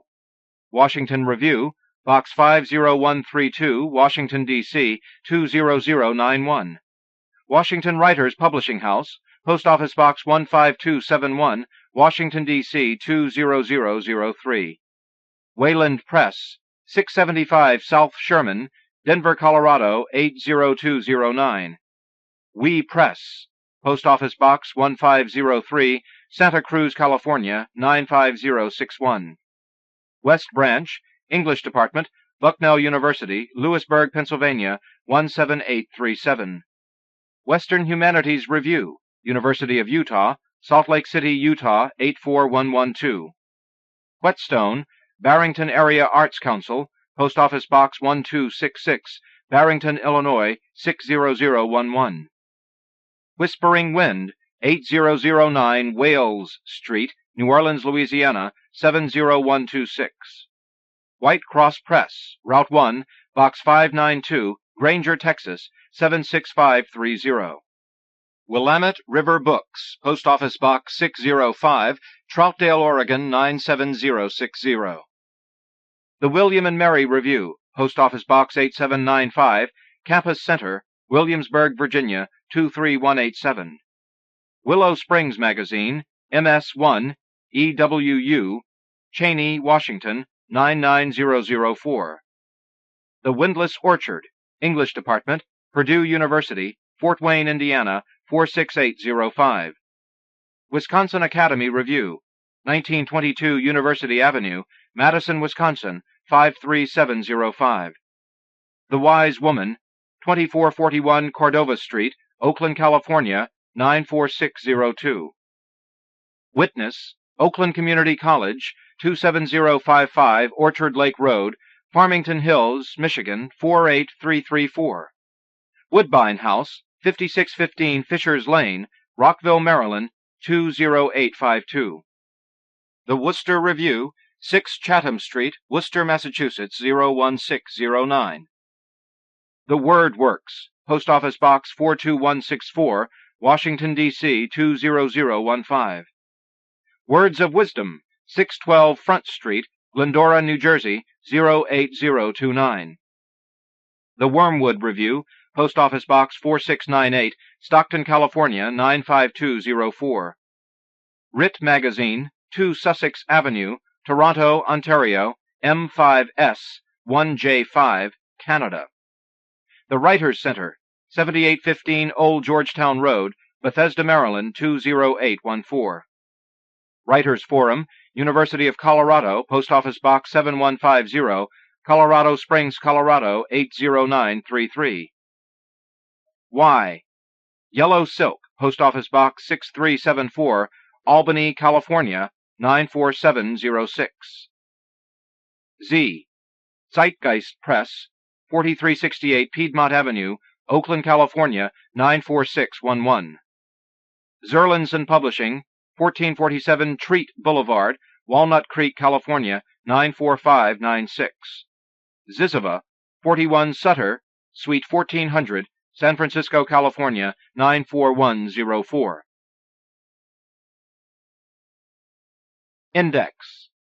The following is a listing in alphabetical order by author's last name of works reprinted in the first 17 Pushcart Prize editions. Lee K. Abbott, X, Fiction, Volume 11, page 317, The Era of Great Numbers, Fiction, Volume 13, page 308. Walter Abish, Parting Shot, Fiction, Volume 3, page 261. Kathy Acker, New York City in 1979, Fiction, Volume 6, page 396. Diane Ackerman, Zoe, Poetry, Volume 8, page 379. Alice Adams, Molly's Dog, Fiction, Volume 11, page 357. Opal Palmer Adisa, Duppy Get Her, Fiction, Volume 12, page 277. Ice, Poetry, Volume 4, page 81. Sandra Alcosser, Approaching August, Poetry, Volume 13, page 134. Vicente Alexandre, The Waltz, Poetry, Volume 3, page 106. Joan Aylshire, To Charlotte Bronte, Poetry, Volume 13, page 379. Felipe Alfal, The Stuff Men Are Made Of, Fiction, Volume 16, page 218. John Allman, Marcus Garvey Arrested at the 125th Street Station, Poetry, Volume 8, page 210. Michael Anania, Of Living Belfry and Rampart, on American Literary Magazines since 1950, Nonfiction, Volume 5, page 138. Jack Anderson, City Joys, Poetry, Volume 1, page 374. John Anderson, Lives of the Saints, Part 1, Poetry, Volume 2, page 73. Bruce Andrews, Key Largo, Poetry, Volume 3, page 510. Eleonora Antonova, A Romantic Interlude, Fiction, Volume 6, page 289.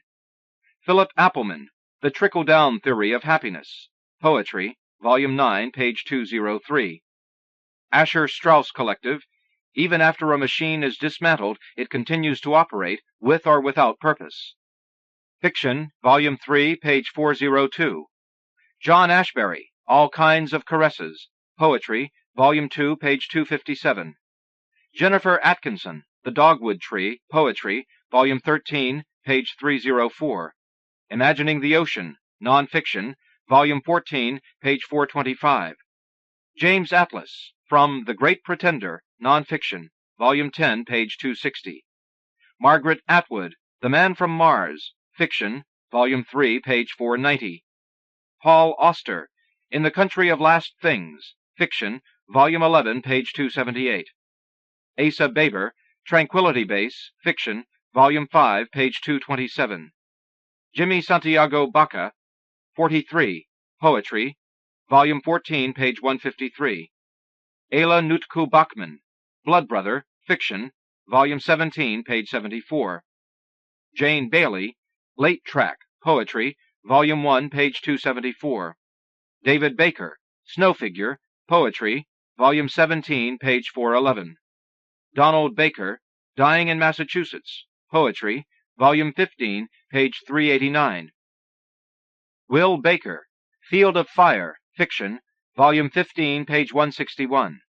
John Balaban, Doing Good. Nonfiction, Volume 3, page 445. For the Missing in Action. Poetry, Volume 15, page 486. Beau Ball, Wish Book. Fiction, Volume 5, page 124. Heart Leaves. Fiction, Volume 10, page 278. Russell Banks, Sarah Cole, A Type of Love Story. Fiction, Volume 10, page 362. Stanislaw Baransak, If Porcelain, Then Only the Kind. Poetry, Volume 7, page 393. Jim Barnes, The Chicago Odyssey. Poetry, Volume 5, page 374. Julian Barnes, Playing Chess with Arthur Kestler. Nonfiction, Volume 14, page 140. Yolanda Barnes, Red Lipstick. Fiction, Volume 17, page 63. Donald Bartlemy, Not Knowing. Nonfiction, Volume 11, page 23. Stephen Bartlemy, Hush Hush. Fiction, Volume 17, page 223. Rick Bass, Where the Sea Used to Be. Fiction, Volume 13, page 3. Wejumpka. Fiction, Volume 15, page 451. Christine Beatty, Lot's Wife. Poetry, Volume 4, page 129. Charles Baxter, Harmony of the World. Fiction, Volume 7, page 181. Westland. Fiction, Volume 14, page 212. The Donald Bartlemy Blues. Nonfiction, Volume 16, page 363. John H. Beauvais, Autumn Evening. Poetry, Volume 1, page 352. Gillian Becker, The Stench. Fiction, Volume 8, page 309. Barbara Bedway, Death and Lebanon. Fiction, Volume 7, page 118. Marvin Bell, 5 and 10, Nonfiction, Volume 5, page 432. Three Propositions, Hooey, Dewey, and Looney. Nonfiction, Volume 16, page 83. Saul Bellow, Some Questions and Answers. Nonfiction, Volume 1, page 295. Antonio Benitez Rojo, Heaven and Earth. Fiction, Volume 10, page 231. John Bennett, Beautiful People. Poetry, Volume 1, page 403. Nelson Bentley, Third Dungeness Spit Apocalypse. Poetry, Volume 16, page 286. Stephen Berg, Variations on the Mound of Corpses in the Snow. Poetry, Volume 1, page 144. And the Scream. Poetry, Volume 7, page 244. John Berger, Her Secrets. Nonfiction, Volume 12, page 443.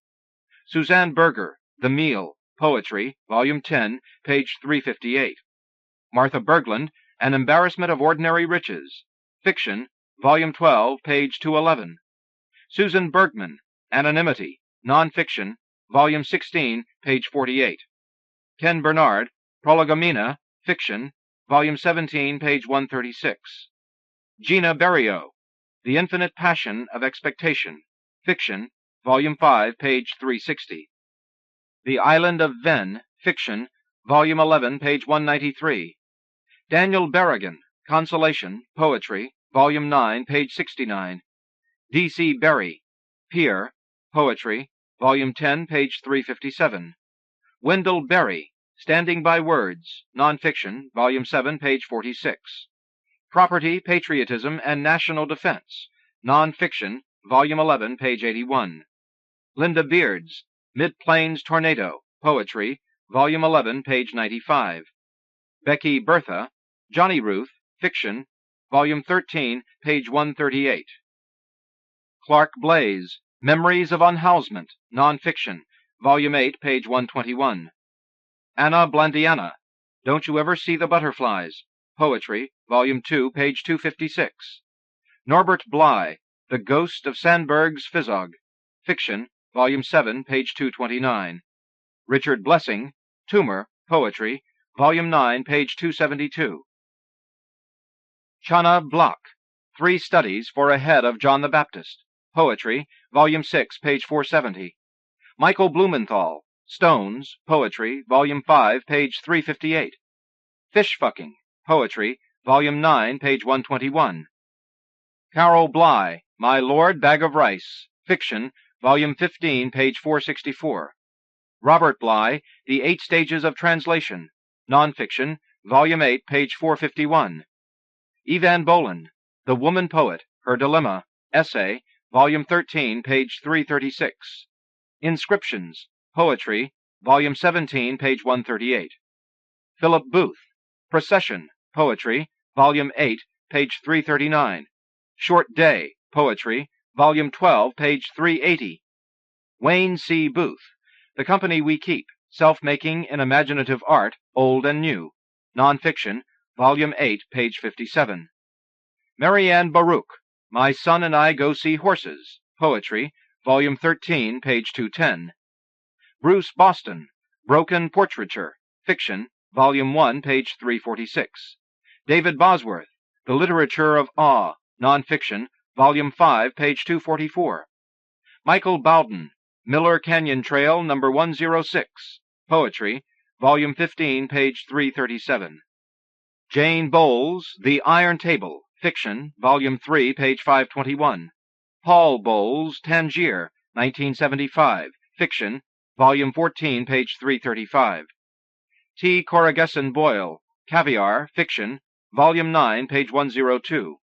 The Hector Quesadilla Story, Fiction, Volume 10, page 203. Pamela Brandt, L.A. Child, Fiction, Volume 9, page 351. Robert Bringhurst, The Stonecutter's Horses, Poetry, Volume 4, page 495. Harold Brodkey, Intro, Fiction, Volume 1, page 419. Joseph Brodsky, Lagoon, Poetry, Volume 6, page 69. David Bromige, One Spring, Volume 5, page 156. Michael Brondoli, Showdown, Fiction, Volume 5, page 458. Gwendolyn Brooks, Jane Addams, Poetry, Volume 16, page 216. Clark Brown, A Winter's Tale, Fiction, Volume 9, page 289. Rosellen Brown, One of Two, Fiction, Volume 12, page 316. Wesley Brown, Getting Freedom High, Fiction, Volume 3, page 87. Michael Dennis Brown, Bad Poems, Poetry, Volume 1, page 324.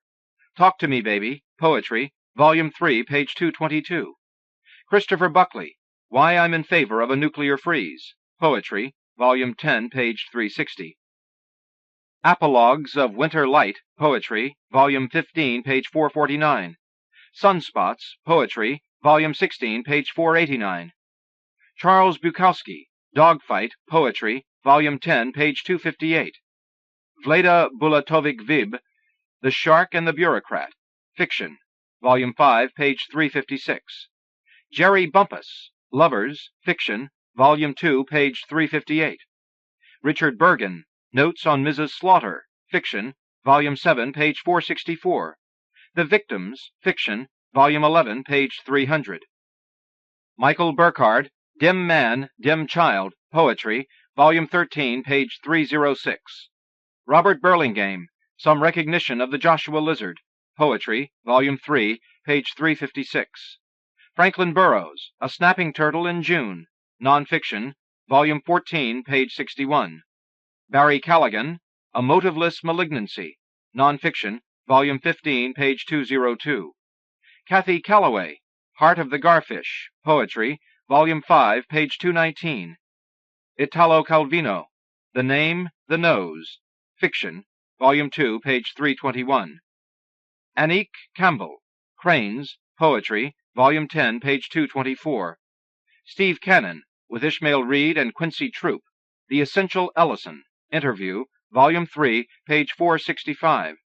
Jim Carew, The Caribbean Writer and Exile, Nonfiction, Volume 5, page 287. Henry Carlisle, Off Port Townsend 1 month before the arrival of the USS Ohio, Poetry, Volume 11, page 38. Train Whistles in the Wind and Rain, Poetry, Volume 17, page 439. Hayden Carruth, Mending the Abode, Poetry, Volume 2, page 505. Song, So Often, So Long I Have Thought, Poetry, Volume 5, page 397. Forever in That Year, Poetry, Volume 7, page 427. Paul Goodman and the Grand Community, Nonfiction, Volume 9, page 410. Plain Song, Poetry, Volume 11, page 224. Ray, Poetry, Volume 17, page 140. Jared Carter, For Star Atkinson, Who Designed Books, Poetry, Volume 10, page 389. Raymond Carver, So Much Water So Close to Home, Fiction, Volume 1, page 50. What We Talk About When We Talk About Love, Fiction, Volume 6, page 88. A Small Good Thing, Fiction, Volume 8, page 33. Careful, Fiction, Volume 9, page 306. Carolyn Cassidy, Poor God, Nonfiction, Volume 3, page 386. Denise Cassens, Girl Talk, Fiction, Volume 6, page 325. Sandy Castle, What the Shadow Knows, Fiction, Volume 13, page 388. Siv Cedering, Yukio E., Poetry, Volume 9, page 408. Lorna D. Cervantes, Meeting Mescalito at Oak Hill Cemetery, Poetry, Volume 4, page 183. F. L. Chandonnet, Stories, Fiction, Volume 16, page 292. Diane Chapman, Veteran's Head, Poetry, Volume 1, page 305. Kelly Cherry, Where the Winged Horses Take Off into the Wild Blue Yonder From, Fiction, Volume 2, page 164. Eric Chalk, Chinese Fireworks Banned in Hawaii, Poetry, Volume 16, page 212. Ken Chowder, With Pat Boone in the Pentlands, Fiction, Volume 15, page 395. Antonio Cisneros, Sunday at St. Christine's in Budapest and a fruit stand nearby, Poetry, Volume 11, page 93. Amy Clampett, The Reed Beds of the Hackensack, Poetry, Volume 8, page 398. Grassmere, Poetry, Volume 10, page 291. Naomi Clark, The Breaker, Poetry, Volume 3, page 167. Christopher Clausen, Poetry in a Discouraging Time, Nonfiction, Volume 7, page 129. Andrei Codrescu, Anesthetic, Nonfiction, Volume 5, page 432. Samba de los Agentes, Fiction, Volume 8, page 214. Judith Ortiz Kofer, More Room, Nonfiction, Volume 15, page 366. Marilyn Coffey, Crick Song, Poetry, Volume 1, page 49. Marvin Cohen, The Human Table, Fiction, Volume 1, page 210. Robert Cohen, Shamsky and Other Casualties, Fiction, Volume 12, page 3. Ted Cohen, There Are No Ties at First Base, Nonfiction, Volume 16, page 440. Henri Cole, Ascension on Fire Island, Poetry, Volume 15, page 460. Michael Collier, The Cave, Poetry, Volume 15, page 121. Kathleen Collins, Stepping Back, Fiction, Volume 3, page 418. Martha Collins, Dickinson, Poetry, Volume 10, page 288. Peter Cooley, The Elect, Poetry, Volume 10, page 133. Jane Cooper, The Conversation by the Body's Light, Poetry, Volume 3, page 352. Long Disconsolate Lines, Poetry, Volume 16, page 146. David Cope, Crash, Poetry, Volume 2, page 500. Christopher Jane Corkery, The Annunciation, Poetry, Volume 9, page 407. Jane Cotes, 3-Day New York Blues, Poetry, Volume 2, page 471. Gerald Costanzo, Dinosaurs of the Hollywood Delta, Poetry, Volume 10, page 136. The Rise of the Sunday School Movement, Poetry, Volume 13, page 131. Henri Coulette, The Desire and Pursuit of the Part, Poetry, Volume 8, page 401. Malcolm Cowley, John Cheever, The Novelist's Life as a Drama, Nonfiction, Volume 9, page 531. Hemingway's Wound and Its Consequences for American Literature, Nonfiction, Volume 10, page 32. Douglas Crace, Cuylerville, Poetry, Volume 2, page 51. Robert Creeley, This Day, Poetry, Volume 6, page 492. Song, Poetry, Volume 14, page 279. James Crumley, Whores, Fiction, Volume 3, page 427. Art Coelho, Like a Good Unknown Poet, Poetry, Volume 1, page 334. Richard Curry, The Lever's Flood, Fiction, Volume 15, page 339. Philip Dacey, The Sleep, Poetry, Volume 2, page 369. The Last Straw, Poetry, Volume 7, page 490. John Daniel, The Longing, Poetry, Volume 8, page 345. Kate Daniels, My Father's Desk, Poetry, Volume 7, page 423. Richard Dauenhauer, Koyukon Riddle Poems, Poetry, Volume 3, page 308. Guy Davenport, Christ Preaching at the Henley Regatta, Fiction, Volume 7, page 94. Jean Davidson, Robo-Wash, Fiction, Volume 8, page 300.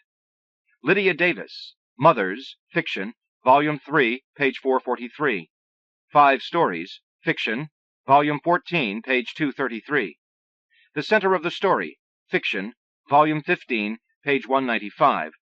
4 Stories, Fiction, Volume 17, page 286. Melinda Davis, Text, Fiction, Volume 16, page 310. Thaddeus M. Davis, For Papa and Marcus Garvey, Poetry, Volume 4, page 289. R.C. Day, Another Margot Chapter, Fiction, Volume 4, page 332. Susan Strayer Deal, Some Carry Around This, Poetry, Volume 4, page 493. Carlos Drummond de Andrade, The Elephant, Poetry, Volume 1, page 342. Vinnie Deloria, Civilization and Isolation, Nonfiction, Volume 4, page 389. Carl Dennis, Henry James on Hester Street, Poetry, Volume 13, page 302. Toy Derricott, Captivity, The Minx, Poetry, Volume 15, page 447. Janet de Saulniers, Age, Fiction, Volume 8, page 404. Terence Desprez, Poetry in Dark Times, Nonfiction, Volume 7, page 351. Self, Landscape, Grid, Nonfiction, Volume 9, page 43. Alexis DeVoe, The Woman Who Lives in the Botanical Gardens, Poetry, Volume 8, page 476. William Dickey, Those Destroyed by Success, Poetry, Volume 8, page 116. Morris Dickstein, Fiction Hot and Cool, Dilemmas of the Experimental Writer, Nonfiction, Volume 1, page 309. Deborah Diggs, Vesper Sparrows, Poetry, Volume 10, page 443. Jean Dixon, River Girls, Fiction, Volume 16, page 281. Stephen Dixon, Milk is Very Good for You, Fiction, Volume 2, page 179. Patricia Dobler, Carolyn at 20, Poetry, Volume 8, page 271. Stephen Dobbins, Where We Are, Poetry, Volume 10, page 323. The Noise the Hairless Make, Poetry, Volume 11, page 398. Carinthia, Poetry, Volume 12, page 302. H. Bustos Domecq, Monsterfest, Fiction, Volume 3, page 152. M. R. Doty, The Man Whose Blood Tilted the Earth, Poetry, Volume 4, page 313. Mark Doty, Turtle, Swan, Poetry, Volume 11, page 348. Bill's Story, Poetry, Volume 14, page 416. Sharon Dubiago, Ground Zero, Poetry, Volume 9, page 54. That Art of Seeing with One's Own Eyes, Fiction, Volume 10, page 90. Rita Dove, Dusting, Poetry, Volume 7, page 268. John Drury, The Biblical Garden, Poetry, Volume 11, page 245.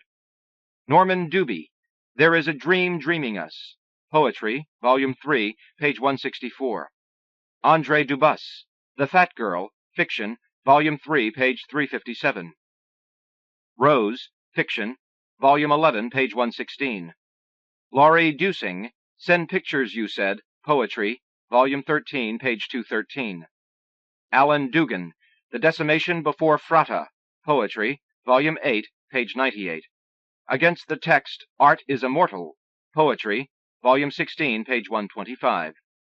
Stephen Dunn, Tenderness, Poetry, Volume 13, page 176. What They Wanted, Poetry, Volume 16, page 335. Stuart Diebeck, Hot Ice, Fiction, Volume 10, page 53. William Eastlake, The Death of the Sun, Fiction, Volume 1, page 175. Richard Eberhart, with William Carlos Williams, Making Poetry a Continuum, Selected Correspondence, Letters, Volume 9, page 170. Russell Edson, The Neighborhood Dog, Fiction, Volume 2, page 308. Lars Eigner, On Dumpster Diving, Nonfiction, Volume 17, page 88. Larry Eigner, A Puddle, Poetry, Volume 3, page 398. Barbara Einzig, Life Moves Outside, Fiction, Volume 13, page 393. Margareta Ekstrom, Death's Midwives, Fiction, Volume 10, page 428. El Huitlacoche, The Man Who Invented the Automatic Jumping Bean, Nonfiction, Volume 2, page 371. Carol Imschwiller, Yukon, Fiction, Volume 12, page 407. Susan Engberg, In the Land of Plenty, Fiction, Volume 6, page 219. John Ingalls, The Cold in Middle Latitudes, Poetry, Volume 5, page 550. Winter Flight, Poetry, Volume 9, page 78.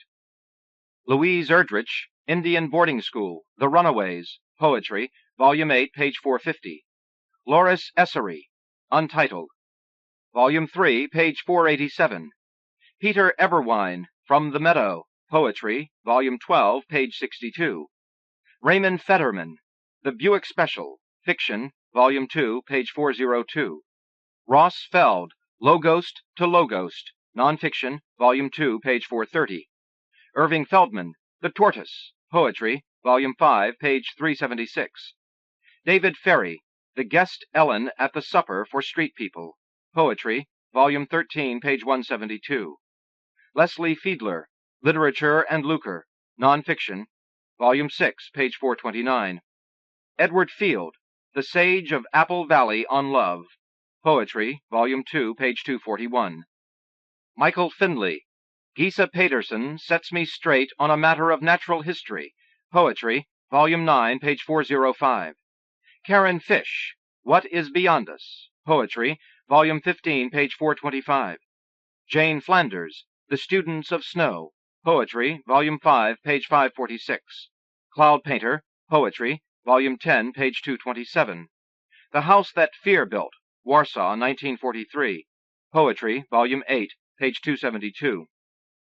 Carolyn Foucheux, Mientras dure vida, sobre el tiempo, Poetry, Volume 8, page 209. El Salvador, An Aid Memoir, Nonfiction, Volume 7, page 159. Richard Ford, Communist, Fiction, Volume 11, page 65. Jean Fowler, The Flowering Cacti, Poetry, Volume 1, page 97. Civ Cedering Fox, The Juggler, Poetry, Volume 2, page 459. H. E. Francis, A Chronicle of Love, Fiction, Volume 1, page 31. Two Lives, Fiction, Volume 5, page 524. Carol Frost, Apple Rind, Poetry, Volume 17, page 101. Tess Gallagher, Black Money, Poetry, Volume 1, page 276. The Ritual of Memories, Poetry, Volume 4, page 178. Each Bird Walking, Poetry, Volume 8, page 96. The Lover of Horses, Fiction, Volume 12, page 480. Girls, Fiction, Volume 13, page 50. James Galvin, Everyone Knows Whom the Saved Envy, Poetry, Volume 3, page 249. Kenneth Ganjimmy, Greenbaum, O'Reilly, and Stevens, Fiction, Volume 10, page 295. Eugene Garber, The Lover, Fiction, Volume 2, page 288. Isabella Gardner, The Widow's Yard, Poetry, Volume 6, page 217. John Gardner, Moral Fiction, Nonfiction, Volume 3, page 52. William Gass, I Wish You Wouldn't, Fiction, Volume 1, page 98. Uncle Balt and the Nature of Being, Fiction, Volume 8, page 384. Some Snapshots from the Soviet Union, Nonfiction, Volume 12, page 146. Simplicities, Nonfiction, Volume 17, page 142. Joseph Geha, Through and Through, Fiction, Volume 15, page 147. Timothy Geiger, Insomnia, Poetry, Volume 17, page 172.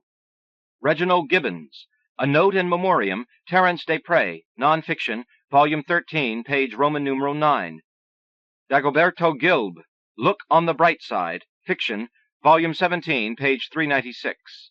Celia Gilbert, Lot's Wife, Poetry, Volume 9, page 63. Jack Gilbert, Hunger, Poetry, Volume 6, page 392. Ellen Gilchrist, Rich, Fiction, Volume 4, page 502. Summer, An Elegy, Fiction, Volume 8, page 180. Gary Gildner, Somewhere Geese Are Flying, Fiction, Volume 11, page 254. Molly Giles, War, Fiction, Volume 17, page 335. William Gilson, Getting Through It Together, Fiction, Volume 7, page 342. Sarah Glasscock, Broken Hearts, Fiction, Volume 15, page 427.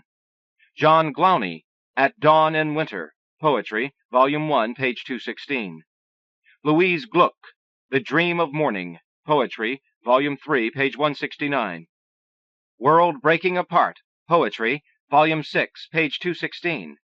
Celestial Music, Poetry, Volume 14, page 333. Vespers, Perusia, Poetry, Volume 17, page 268. C. S. Gottschalk, Wonderland, Fiction, Volume 13, page 215. Gail Godwin, Over the Mountain, Fiction, Volume 9, page 252. Patricia Gedeke, Though It Looks Like a Throat, It Is Not, Poetry, Volume 2, page 91. Albert Goldbarth, The Form and Function of the Novel, Poetry, Volume 9, page 349. The Alias, A Survey, Poetry, Volume 12, page 254. After Yitzel, Essay, Poem, Fiction, Volume 13, page 187. A Letter, Poetry, Volume 15, page 56. Barry Goldenson, The Librarian of Alexandria, Poetry, Volume 10, page 200. Laurie Goldenson, Letter for a Daughter, Poetry, Volume 3, page 220. Lorna Goodison, By Love Possessed, Fiction, Volume 14, page 419. Paul Goodman, The Tennis Game, Fiction, Volume 2, page 387. Maria Gordet, The Air Between Two Deserts, Poetry, Volume 5, page 545. Mary Gordon, Now I Am Married, Fiction, Volume 1, page 227. William Goyen, Arthur Bond, Fiction, Volume 6, page 242. Recovering, Nonfiction, Volume 9, page 124. Gerald Graff, The Politics of Anti-Realism, Nonfiction, Volume 4, page 203. Jory Graham, I Was Taught 3, Poetry, Volume 5, page 316. My Garden, My Daylight, Poetry, Volume 7, page 264. Remembering Titian's Martyrdom of St. Lawrence, Poetry, Volume 8, page 296. Matthew Graham, Translation, Poetry, Volume 7, page 177. Patrick Worth Gray, I Come Home Late at Night, Poetry, Volume 1, page 214. Lynda Gregg, Being with Men, Poetry, Volume 7, page 477. The River Again and Again, Poetry, Volume 6, page 441. Rondo, Poetry, Volume 10, page 448. Strong Pomegranate Flowers and Seeds of the Mind, Poetry, Volume 16, page 179. Ben Groff, A Call from Kotzebue, Fiction, Volume 16, page 451. Alan Grossman, By the Pool, Poetry, Volume 5, page 221. Poland of Death, Poetry, Volume 12, page 38. Dust, Poetry, Volume 15, page 488. Barbara Grossman, My Vegetable Love, Fiction, Volume 5, page 347. Susan Goober, Blessings in Disguise, Cross-Dressing as Redressing for Female Modernists, Nonfiction, Volume 7, page 492. Tom Gunn, On a Drying Hill, Nonfiction, Volume 7, page 249. A Sketch of the Great Dejection, Poetry, Volume 12, page 425. C. W. Goosewell, Horst Wessel, Fiction, Volume 3, page 228. Adam Goosow, Bohemia Revisited, Malcolm Cowley, Jack Kerouac, and On the Road, Nonfiction, Volume 10, page 390. Marilyn Hacker, Against Silence, Poetry, Volume 14, page 81. John Haynes, Rain Country, Poetry, Volume 10, page 318. Donald Hall, Poetry and Ambition, Nonfiction, Volume 9, page 317. Shrubs Burned Away, Poetry, Volume 12, page 100. James B. Hall, My Work in California, Fiction, Volume 4, page 267. James Baker Hall, Sitting Between Two Mirrors, Poetry, Volume 8, page 175. Victoria Hallerman, Talking to God, Poetry, Volume 13, page 174. Mark Halliday, 1,000 Words on Why You Should Not Talk During a Fire Drill, Fiction, Volume 16, page 141. Daniel Halpern, Dead Fish, Poetry, Volume 6, page 334. Amaryllis, Poetry, Volume 11, page 248. Walking in the 15th Century, Poetry, Volume 12, page 423. Sam Halpert, Glimpses, Raymond Carver, Nonfiction, Volume 17, page 485. Sam Hamill, Only One Sky, Nonfiction, Volume 14, page 247. Handsome Lake, Farming, Poetry, Volume 5, page 499. O. B. Hardison, A Tree, a Streamlined Fish, and a Self-Squared Dragon, Science as a Form of Culture, Nonfiction, Volume 12, page 342. Joy Harjo, Eagle Poem, Poetry, Volume 13, page 178. For Anna May Aquash, Whose Spirit is Present Here and in the Dappled Stars, Poetry, Volume 15, page 362. William Harmon, Iron Eyes, Nonfiction, Volume 5, page 503. Michael Harper, Made Connections, Poetry, Volume 4, page 352. Chief, Poetry, Volume 7, page 241. Yuki Hartman, Chinatown Sonata, Poetry, Volume 3, page 354. James Hashim, The Party, Fiction, Volume 2, page 258. Robert Hass, Lowell's Graveyard, Nonfiction, Volume 3, page 332. James Hathaway, Cooking, Poetry, Volume 11, page 354. Ehud Havazalet, What Is It Then Between Us? Fiction, Volume 13, page 179. Daniel Hayes, What I Wanted Most of All, Fiction, Volume 15, page 235. Gwen Head, Night Sweats, Poetry, Volume 16, page 101. Seamus Haney, Sweeney Astray, Poetry, Volume 3, page 251. The Otter, Poetry, Volume 5, page 84. The Impact of Translation, Nonfiction, Volume 12, page 289. Atlas of Civilization, Essay, Volume 13, page 363. Len Heginian, Selections from My Life, Fiction, Volume 6, page 151. From the Person, Poetry, Volume 12, page 492. David Hellerstein, Death in the Glitter Palace, Nonfiction, Volume 6, page 53. Robin Hemley, Installations, Fiction, Volume 15, page 258. Amy Hempel, Today Will Be a Quiet Day, Fiction, Volume 11, page 212. Don Hendry, Jr., Moral Cake, Fiction, Volume 3, page 76. Patricia Henley, The Birthing, Fiction, Volume 12, page 124. DeWitt Henry, Witness, Fiction, Volume 14, page 355. Anne Herbert, Snake, Fiction, Volume 3, page 281. Felisberto Hernandez, The Daisy Dolls, Fiction, Volume 4, page 88. Kim Hertzinger, The Day I Met Buddy Holly, Fiction, Volume 15, page 27. Alan V. Hewitt, The Big Store, Fiction, Volume 2, page 95. Brenda Hillman, Anonymous Courtesan in a Jade Shroud, Poetry, Volume 4, page 354. At a Motel, Poetry, Volume 14, page 210. Mighty Forms, Poetry, Volume 16, page 144. Edward Hirsch, In a Polish Home for the Aged, Poetry, Volume 11, page 178. Birds of Paradise, Essay, Volume 13, page 247. Jane Hirschfield, Justice Without Passion, Poetry, Volume 13, page 264. George Hitchcock, Marathon of Marmalade, Poetry, Volume 5, page 154. Edward Hoagland, Learning to Eat Soup, Nonfiction, Volume 14, page 401. Tony Hoagland, Sweet Ruin, Poetry, Volume 16, page 122. Lynda Hogan, Friends and Fortunes, Fiction, Volume 11, page 150. Michael Hogan, Silence, Poetry, Volume 1, page 273. Spring, Poetry, Volume 1, page 30. John Hollander, Blue Wine, Poetry, Volume 5, page 222.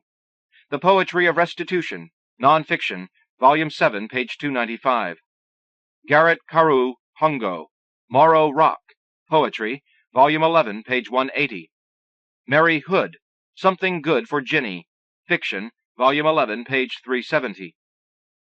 Judith Hoover, Proteus, Fiction, Volume 4, page 368. Richard Howard, Lining Up, Poetry, Volume 8, page 340. Marie Howe, Mensis, Poetry, Volume 13, page 351. Susan Howe, Heliopathy, Poetry, Volume 12, page 459. Christopher Howell, The Wu General Writes from Far Away, Poetry, Volume 3, page 85. Andrew Hudgins, From a Sequence on Sidney Lanier, Poetry, Volume 8, page 177. When I Was Saved, Poetry, Volume 17, page 377. Richard Hugo, Medicine Bow, Poetry, Volume 2, page 145. Confederate Graves at Little Rock, Poetry, Volume 8, page 153. Lynda Hull, Tide of Voices, Poetry, Volume 11, page 101. Hospice, Poetry, Volume 15, page 199. Lost Fugue for Chet, Poetry, Volume 17, page 413. T.R. Hummer, Austerity in Vermont, Poetry, Volume 15, page 157. Worldly Beauty, Poetry, Volume 17, page 363.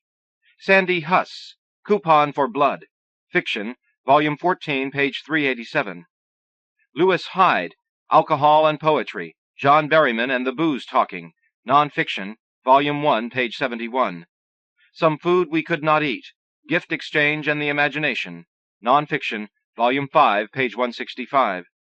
David Ignato, A Requiem, Poetry, Volume 7, page 266. Gyula Ilyes, While the Record Plays, Poetry, Volume 3, page 304. Colette Inez, What Are the Days, Poetry, Volume 11, page 400. Elizabeth Innes Brown, Release, Surrender, Fiction, Volume 7, page 150. John Irving, The Pension Grillparzer, Fiction, Volume 2, page 25. Angela Jackson, The Love of Travelers, Poetry, Volume 14, page 231. Richard Jackson, The Promise of Light, Volume 12, page 204. Circumstances, Poetry, Volume 17, page 205.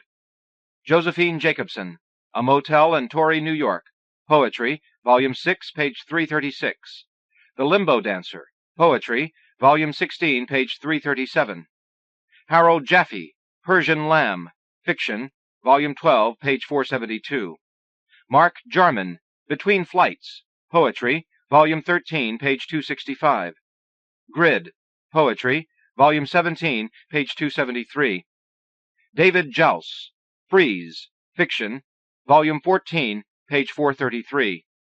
Glossolalia. Fiction, Volume 16, page 27. Laura Jensen, The Crow is Mischief. Poetry, Volume 3, page 459. Cheer. Poetry, Volume 13, page 70. Ha Jin, My Best Soldier. Fiction, Volume 17, page 125. Dennis Johnson, The Throne of the Third Heaven of the Nation's Millennium General Assembly. Poetry, Volume 11, page 40. Diane Johnson, The Importance of Plot. Nonfiction, Volume 14, page 102. Willis Johnson, Prayer for the Dying. Fiction, Volume 8, page 100. Elizabeth Jolly, My Father's Moon. Fiction, Volume 12, page 389. Rodney Jones, A History of Speech. Poetry, Volume 9, page 347. Rodney Hale Jones, Francis, Brother of the Universe. Fiction, Volume 15, page 371. Donald Justice, Psalms and Lament. Poetry, Volume 12, page 500. Laura Kalpakian, The Battle of Manila. Fiction, Volume 15, page 490. Mary Carr, Post-Larkin Tryst. Poetry, Volume 15, page 423. Against Decoration. Nonfiction, Volume 17, page 245. Janet Kaufman, Mennonite Farm Wife. Poetry, Volume 5, page 155.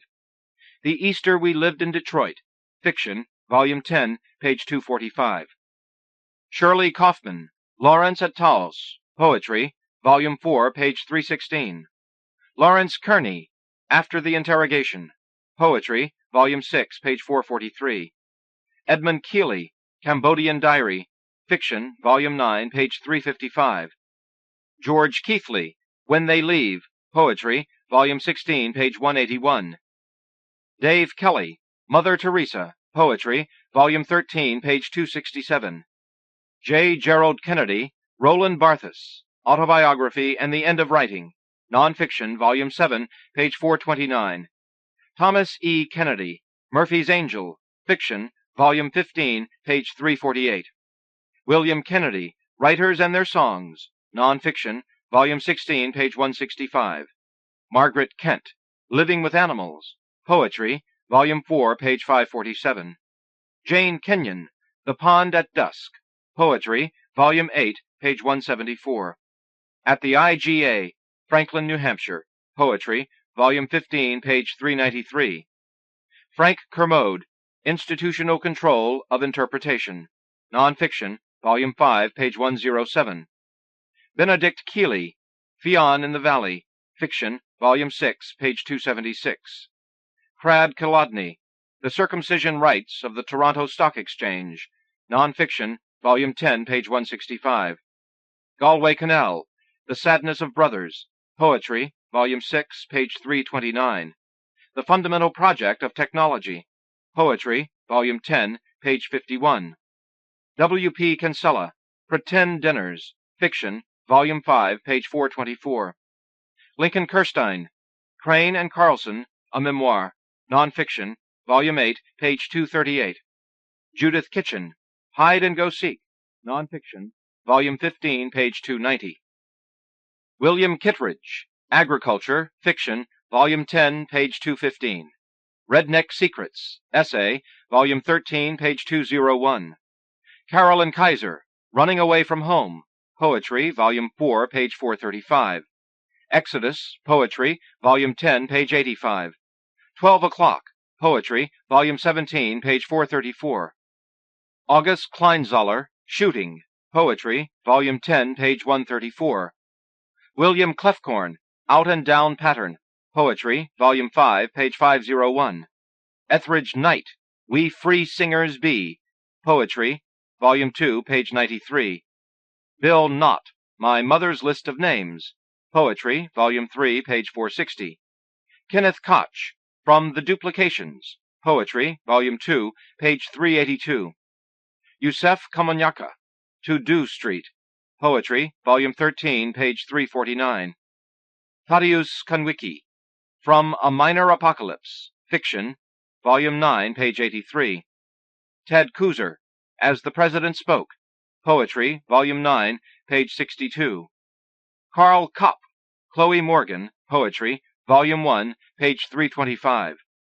Cinda Kornblum, In Iowa, Poetry, Volume 2, page 503. Richard Kostelanetz, Olympian Progress, Volume 2, page 456. David Cranes, Cordials, Fiction, Volume 1, page 3. Marilyn Crissell, Lynda, Poetry, Volume 6, page 119. Maxine Kumin, Another Form of Marriage, Fiction, Volume 2, page 347.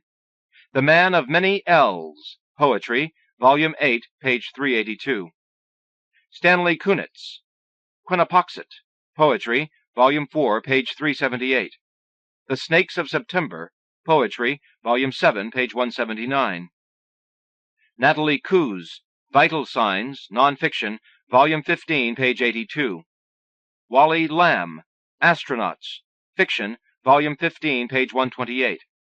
Mary Lane, How It Will Be, Poetry, Volume 2, page 368. Christopher Lash, The Family as a Haven in a Heartless World, Nonfiction, Volume 2, page 194. James Laughlin, In Another Country, Poetry, Volume 4, page 83. Dorian Lau, Quarter to Six, Poetry, Volume 11, page 219.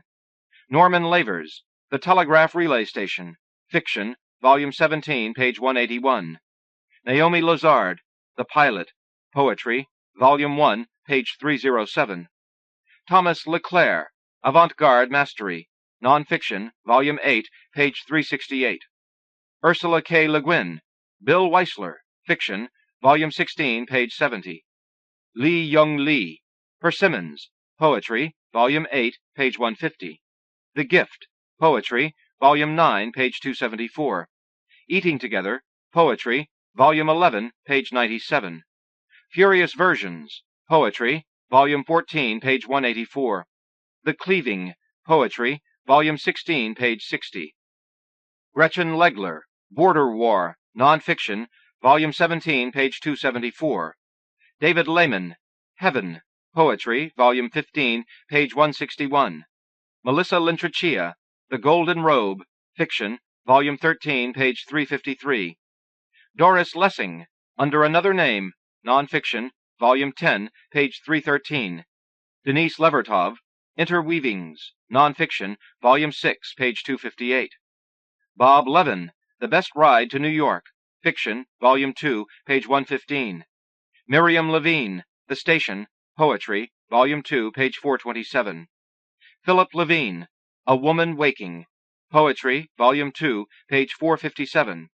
I Sing the Body Electric, Poetry, Volume 7, page 488. A Poem with No Ending, Poetry, Volume 10, page 414. Mine Own John Berryman, Nonfiction, Volume 17, page 37. Larry Levis, The Ownership of the Night, Poetry, Volume 4, page 284. Whitman, Poetry, Volume 7, page 478. The Poet at 17, Poetry, Volume 11, page 355. To a Wren on Calvary, Poetry, Volume 17, page 241. James Lewison, Theodore Retka, Poetry, Volume 2, page 501. Fred Licht, Shelter from the Pilgrim, Fiction, Volume 7, page 324. Romulus Linney, How St. Peter Got Bald, Fiction, Volume 5, page 368. Gordon Lish, How to Write a Poem, Fiction, Volume 8, page 145. The Merry Chase, Fiction, Volume 11, page 273. Mr. Goldbaum, Fiction, Volume 12, page 138. Stephen Shu-Ning Liu, My Father's Martial Arts, Poetry, Volume 7, page 146. Gerald Lachlan, The Last Romantic, Fiction, Volume 2, page 461. John Logan, The Paper Boys, Poetry, Volume 11, page 251. David Long, Eclipse, Fiction, Volume 6, page 413. Philip Lopate, Ode to Senility, Poetry, Volume 2, page 131. Against Joie de Vivre, Nonfiction, Volume 12, page 81. John Love, A Vision Expressed by a Series of False Statements, Nonfiction, Volume 4, page 291. Barbara Lovell, A Woman in Love with a Bottle, Nonfiction, Volume 4, page 356. Thomas Lux, Barrett and Browning, Poetry, Volume 2, page 463. At the Far End of a Long Wharf, Poetry, Volume 6, page 275. For Robert Winner, 1930 to 1986, Poetry, Volume 13, page 347. D.R. MacDonald, The Flowers of Bermuda, Fiction, Volume 11, page 103.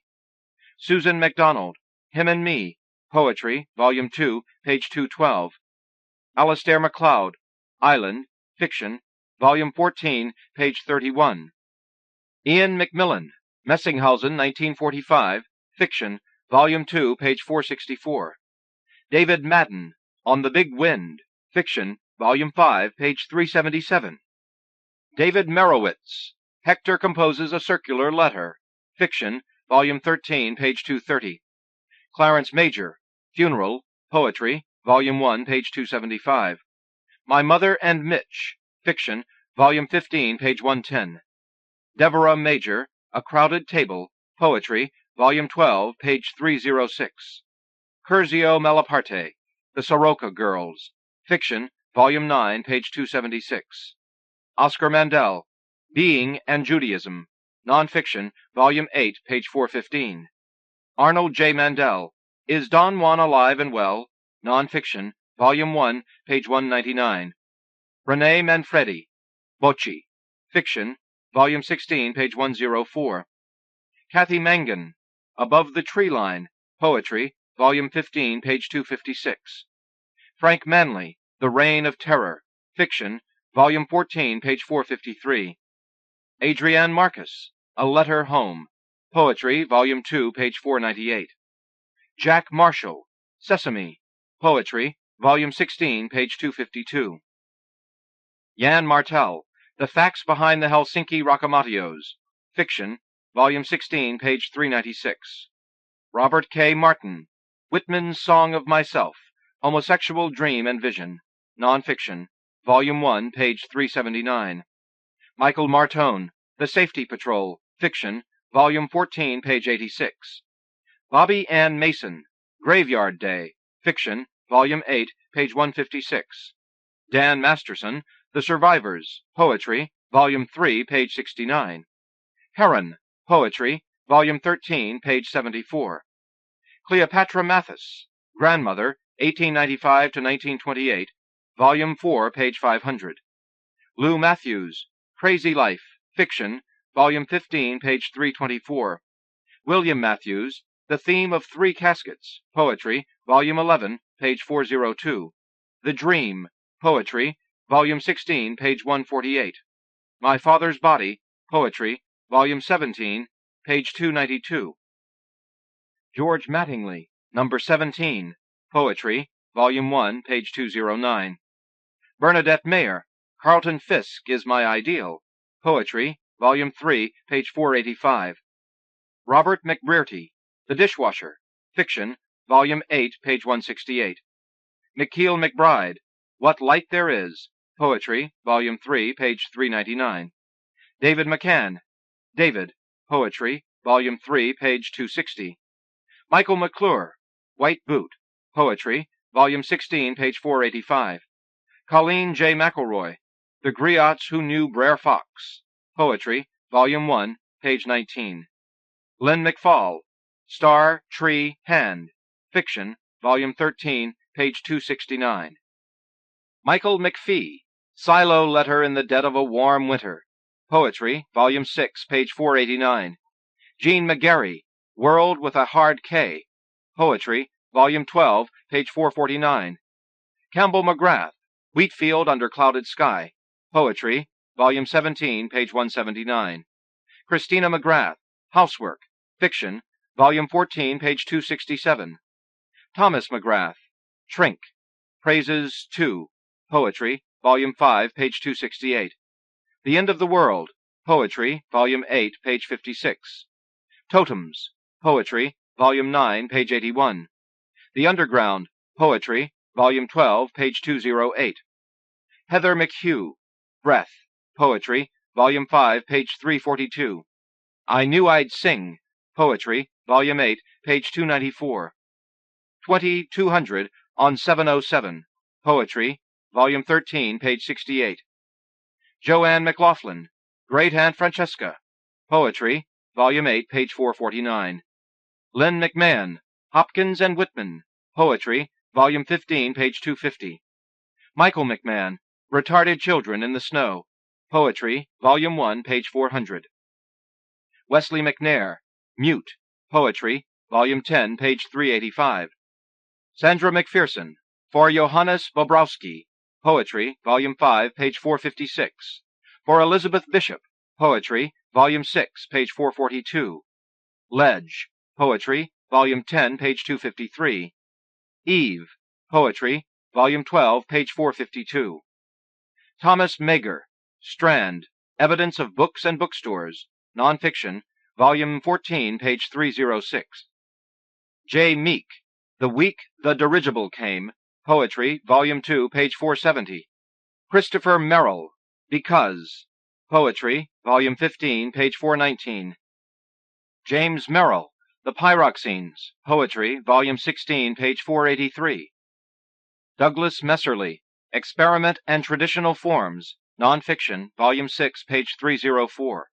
Paul Metcalf, The Hat in the Swamp, Fiction, Volume 4, page 472. Leonard Michaels, Literary Talk, Essay, Volume 13, page 359. I'm Having Trouble with My Relationship, Nonfiction, Volume 15, page 123. Lorenzo Milam, From the Cripple Liberation Front Marching Band Blues, Nonfiction, Volume 10, page 325. Henry Miller, Jimmy Pasta, Nonfiction, Volume 2, page 243. Leslie A. Miller, Epithalamium, Poetry, Volume 13, page 136. Mark Crispin Miller, Big Brother Is You, Watching, Nonfiction, Volume 10, page 171. Czeslaw Milos, The Garden of Earthly Delights, Poetry, Volume 12, page 505. Barbara Milton, The Cigarette Boat, Fiction, Volume 9, page 155. Robert Minkoff, Better Tomorrow, Fiction, Volume 14, page 324. Stephen Minot, Hey, Is Anyone Listening? Nonfiction, Volume 3, page 239. Susan Minot, Hiding, Fiction, Volume 9, page 31. Karen Minton, Like Hands on a Cave Wall, Fiction, Volume 17, page 382. Judson Mitchum, Explanations, Poetry, Volume 14, page 385. Susan Mitchell, The Explosion, Poetry, Volume 9, page 270. Leaves That Grow Inward, Poetry, Volume 13, page 384. Judith Moffat, Scatsquall in Spring, Poetry, Volume 6, page 273. Charles Molesworth, Contemporary Poetry and the Metaphors for the Poem, Nonfiction, Volume 4, page 319. Tom Montag, Lecturing My Daughter in Her First Fall Rain, Poetry, Volume 1, page 69. Eugenio Montale, Xenia, Poetry, Volume 1, page 439, cloth edition only. Susan Moon, Bodies, Fiction, Volume 17, page 366. Jim Moore, For You, Poetry, Volume 14, page 116. Hilda Morley, That Bright Gray Eye, Poetry, Volume 8, page 446. Herbert Morris, Delphina Flores and Her Niece Modesta, Poetry, Volume 11, page 184. Mary Morris, Copies, Fiction, Volume 9, page 506. Howard Moss, Short Stories, Poetry, Volume 2, page 354. It, Poetry, Volume 11, page 353. Thelius Moss, Interpretation of a Poem by Frost, Poetry, Volume 14, page 379. Jess Mowry, One Way, Fiction, Volume 16, page 491. Liesl Mueller, The End of Science Fiction, Poetry, Volume 2, page 49. David Mura, Listening, Poetry, Volume 15, page 391. Victor Moravin, The Red Cross Knight, Fiction, Volume 2, page 78. Joan Murray, Coming of Age on the Harlem, Poetry, Volume 9, page 522. Carol Muske, Box, Poetry, Volume 13, page 381. To the Muse, Poetry, Volume 17, page 335. Barbara Meyerhoff, The Renewal of the Word, Nonfiction, Volume 4, page 48. Leonard Nathan, Season's Greetings, Poetry, Volume 10, page 439. Opal Nations, The U.S.-Chinese Immigrants' Book of the Art of Sex, Fiction, Volume 2, page 310. Kent Nelson, The Middle of Nowhere, Fiction, Volume 15, page 306. Lynn Nelson, Sequence, Poetry, Volume 14, page 448. Howard Nemerov, Media, Poetry, Volume 16, page 378. Susan Schaefer Neville, Johnny Appleseed, Fiction, Volume 4, page 486.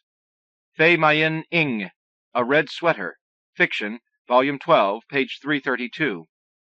Sheila Nickerson, Song of the Soapstone Carver, Poetry, Volume 1, page 399. Kodiak Widow, Poetry, Volume 10, page 257. Anais Nin, Waste of Timelessness, Fiction, Volume 3, page 312. Helen Norris, Raisin Faces, Fiction, Volume 16, page 265. S. Norbies, When I Was a Child, Poetry, Volume 6, page 395. Josip Novakovich, Rust, Fiction, Volume 15, page 69. Sigrid Nunez, The Summer of the Hats, Fiction, Volume 14, page 196. Christa, Nonfiction, Volume 17, page 304. Naomi Shihab Nye, Making a Fist, Poetry, Volume 7, page 461. Trying to Name What Doesn't Change, Poetry, Volume 9, page 520. Maintenance, Nonfiction, Volume 16, page 240. Joyce Carol Oates, The Hallucination, Fiction, Volume 1, page 404.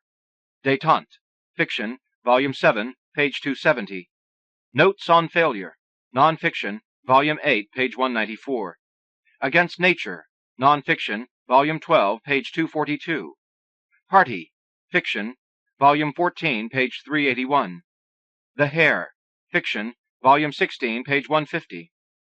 Tim O'Brien, Going After Cacciato, Fiction, Volume 2, page 53. Quantum Jumps, Fiction, Volume 10, page 3. Ed Ochester, Oh, by the Way, Poetry, Volume 17, page 280. David Ohl, The Boy Scout, Fiction, Volume 2, page 464.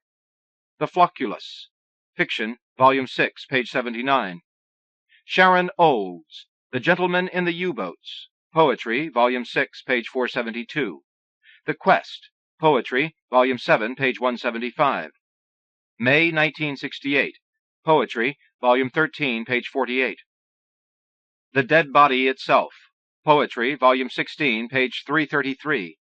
The Pull, Poetry, Volume 17, page 476. Carol Oles, Maria Mitchell in the Great Beyond with Marilyn Monroe, Poetry, Volume 11, page 405.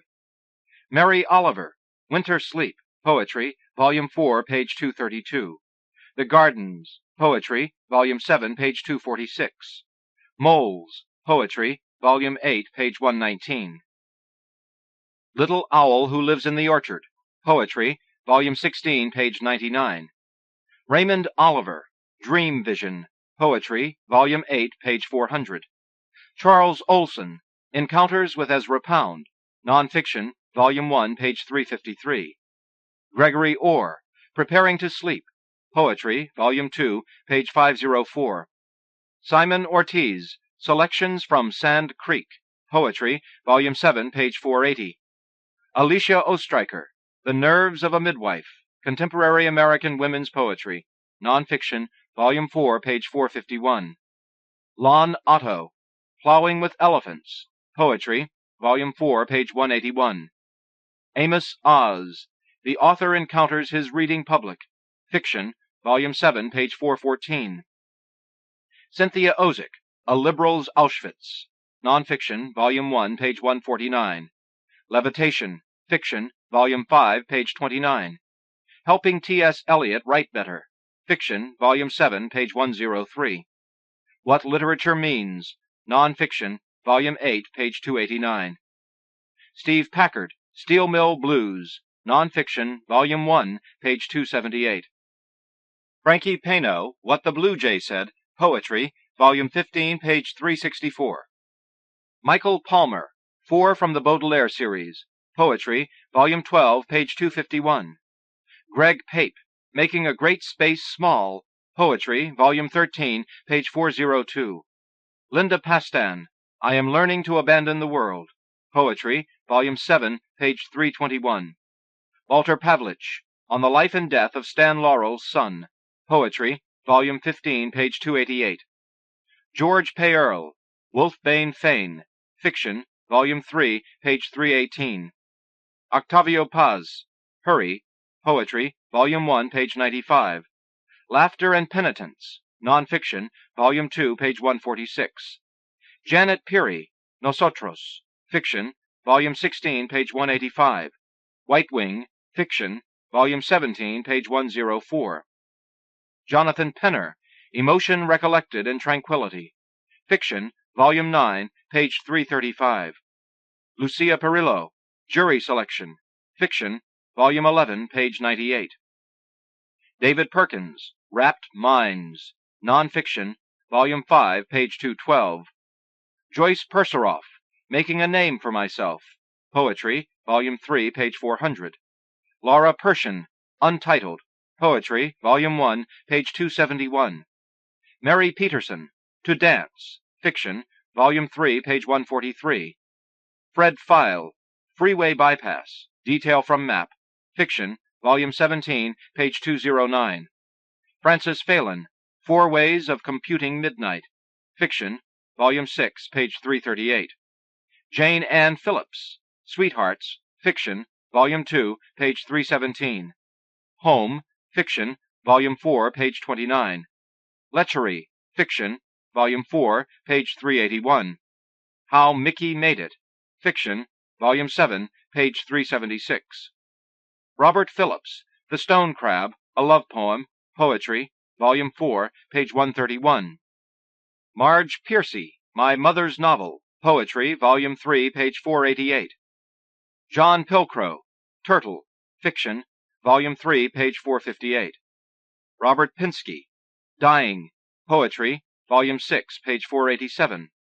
Lament for the Makers, Poetry, Volume 12, page 427.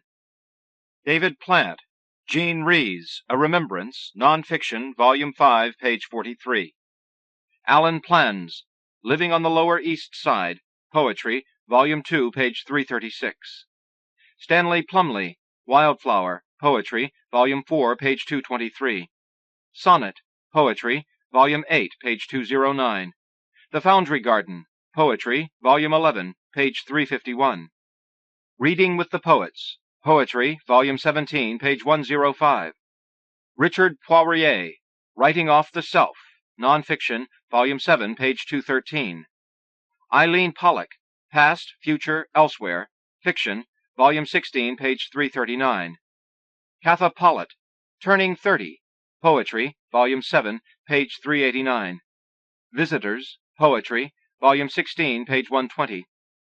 Robert Pope, Flip Cards, Essay, Volume 13, page 407. Popocatépetl, Poetry, Volume 1, page 174. Joe Ashby Porter, Sweetness, A Thinking Machine, Fiction, Volume 4, page 306. Duckwalking, Fiction, Volume 9, page 70. T. E. Porter, King's Day, Fiction, Volume 2, page 214.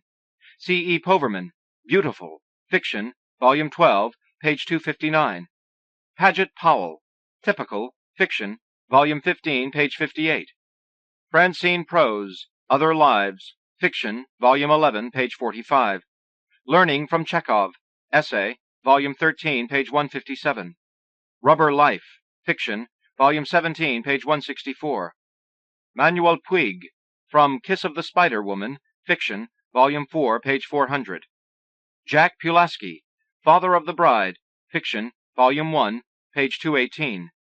Tony Quagliano, Experimental Language, Poetry, Volume 1, page 333. Ruth Ellen Quillen, West Virginia Sleep Song, Poetry, Volume 3, page 108. Ben Remke, The Consolation of Touch, Poetry, Volume 10, page 202. Jared Ramsey, Rabbit Trance, Poetry, Volume 2, page 191. Irina Ratashinskaya, On the Meaning of Life, Fiction, Volume 12, page 46. David Ray, Take Me Back to Tulsa, Poetry, Volume 1, page 197. Eugene B. Redmond, Five Black Poets, History, Consciousness, Love, and Harshness, Nonfiction, Volume 1, page 154. Ishmael Reed, with Stephen Cannon and Quincy Troop, The Essential Ellison, Interview, Volume 3, page 465. American Poetry, Looking for a Center, Nonfiction, Volume 4, page 254. David Reed, The Secret Sharer, Nonfiction, Volume 12, page 415. Gary Riley, The Biography Man, Fiction, Volume 4, page 441. Joan Retallack, High Adventures of Indeterminacy, Nonfiction, Volume 9, page 470. Donald Revell, A Setting, Poetry, Volume 10, page 289. Avram Raisin, The Dog, Fiction, Volume 1, page 115. Adrienne Rich, Power, Poetry, Volume 1, page 438. Vesuvius at Home, The Power of Emily Dickinson, Nonfiction, Volume 3, page 170. Mark Richard, Happiness of the Garden Variety, Fiction, Volume 13, page 144. Alberto Alvaro Rios, The Secret Lion, Fiction, Volume 10, page 159. What She Had Believed All Her Life, Poetry, Volume 13, page 405. Incident at Amuris, Poetry, Volume 14, page 341. The Other League of Nations, Fiction, Volume 17, page 422. Len Roberts, Gift Shop in Pex, Poetry, Volume 16, page 250. Mary Robinson, Happy Boy Allen, Fiction, Volume 7, page 449. Pattiann Rogers, The Objects of Immortality, Poetry, Volume 10, page 387. The Power of Toads, Poetry, Volume 9, page 118. The Family Is All There Is, Poetry, Volume 14, page 475. Good Heavens, Poetry, Volume 17, page 379. Carol Rowe Spaulding, Waiting for Mr. Kim, Fiction, Volume 16, page 382. Leo Romero, What the Gossips Saw, Poetry, Volume 7, page 322. David Romptvet, 1989, Gillette, Our Navy, Poetry, Volume 16, page 214. Leon Rook, The Blue Baby, Fiction, Volume 13, page 292. William Pitt Root, Meeting Coot, Poetry, Volume 3, page 227. Dear Jeffers, Poetry, Volume 7, page 115. The Unbroken Diamond, Night Letter to the Mujahideen, Poetry, Volume 9, page 207. Kenneth Rosen, Castrato, Poetry, Volume 15, page 403. Alvin Rosenfeld, Armed for War, Notes on the Antithetical Criticism on Harold Bloom, Nonfiction, Volume 3, page 372. Theodore Roszak, On the Contemporary Hunger for Wonders, Nonfiction, Volume 6, page 101. Gibbons Ruark, A Vacant Lot, Poetry, Volume 15, page 462. Terry Rutsch, Claire's Lovers' Church, Fiction, Volume 9, page 462. Raphael Rudnick, Amsterdam Street Scene, 1972, Poetry, Volume 5, page 318. William Ruckert, Literature and Ecology, An Experiment in Eco-Criticism, Nonfiction, Volume 4, page 142. Sharman Apt Russell, Aliens, Nonfiction, Volume 15, page 408. Thomas Russell, Lavender, Poetry, Volume 9, page 346. Vern Rutsala, Wilderness, Poetry, Volume 10, page 446. Margaret Ryan, Pig 311, Poetry, Volume 4, page 522. Michael Ryan, The Pure Loneliness, Poetry, Volume 2, page 144. Pinchas Sade, From a Journey Through the Land of Israel, Nonfiction, Volume 3, page 110. Samizdat, The Death of Yuri Galanskov, Nonfiction, Volume 1, page 22. Samizdat, The Deportation of Solzhenitsyn, Nonfiction, Volume 2, page 339. Samizdat, The Trial of Rojdestvov, Nonfiction, Volume 4, page 549. Samizdat, On the Metropole Almanac, Nonfiction, Volume 6, page 386. Ed Sanders, Codex White Blizzard, Nonfiction, Volume 5, page 338. The Mother-in-Law, Fiction, Volume 1, page 248. Marjorie Sandor, Icarus Descending, Fiction, Volume 13, page 77. Reg Sainer, They Said, Poetry, Volume 2, page 395. John Sanford, The Fire at the Catholic Church, Fiction, Volume 2, page 473. Sherrod Santos, Melancholy Divorcee, Poetry, Volume 5, page 86. R. A. Sasaki, The Loom, Fiction, Volume 17, page 460. Teo Savory, The Monk's Chimera, Fiction, Volume 2, page 396. Leslie Scalapino, That They Were at the Beach. Elotropic Series, Poetry, Volume 12, page 110. Perdita Schaffner, A Day at the St. Regis with Dame Edith, Nonfiction, Volume 17, page 196. William J. Scheik, Books Oft Have Such a Charm, A Memory, Nonfiction, Volume 16, page 206. Dennis Schmitz, Birdwatching, Poetry, Volume 13, page 211. Max Schott, Early Winter, Fiction, Volume 4, page 239. Philip Schultz, Ode, Poetry, Volume 6, page 469. Christine Schutt, The Women, Fiction, Volume 4, page 473. Steve Schutzman, The Bank Robbery, Fiction, Volume 4, page 464. James Schuyler, Song, Poetry, Volume 2, page 429. Lloyd Schwartz, Simple Questions, Poetry, Volume 12, page 310. Lynn Sharon Schwartz, Rough Strife, Fiction, Volume 3, page 29.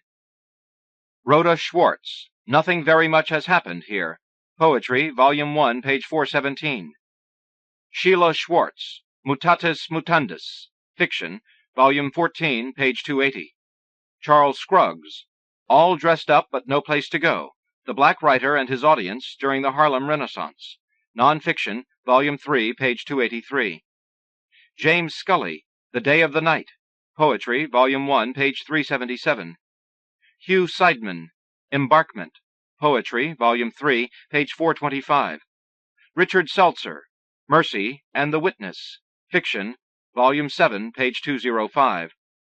Bob Shakochis, Hot Day on the Gold Coast, Fiction, Volume 10, page 333. Lawrence Shainberg, Exorcising Beckett, Essay, Volume 13, page 98. Notasaki Shanga, Toussaint, Poetry, Volume 2, page 332. Beth Tashery Shannon, Bonds, Fiction, Volume 3, page 73. A Silomarian Lecture, The Dermal Life of the Inhabitants, Fiction, Volume 9, page 518. Harvey Shapiro, Musical Shuttle, Poetry, Volume 1, page 417. Constance Sharp, I Show the Daffodils to the Retarded Kids, Poetry, Volume 4, page 545. Laurie Scheck, Rush Hour, Poetry, Volume 15, page 253. Mannequins, Poetry, Volume 17, page 240. Eve Shellnut, Andantino, Fiction, Volume 13, page 325. Chen Shiksu, The General in the Small Town, Fiction, Volume 6, page 473. Gerard Schein, Column Beta, Fiction, Volume 5, page 89. Leslie Silko, Deer Dance, For Your Return, Poetry, Volume 3, page 49. Coyote Holds a Full House in His Hand, Fiction, Volume 6, page 142. Ron Silliman, Sitting Up, Standing, Taking Steps, Volume 4, page 346. Maxine Silverman, A Comfort Spell, Poetry, Volume 3, page 423. Charles Simic, A Suitcase Strapped with a Rope, Poetry, Volume 5, page 198.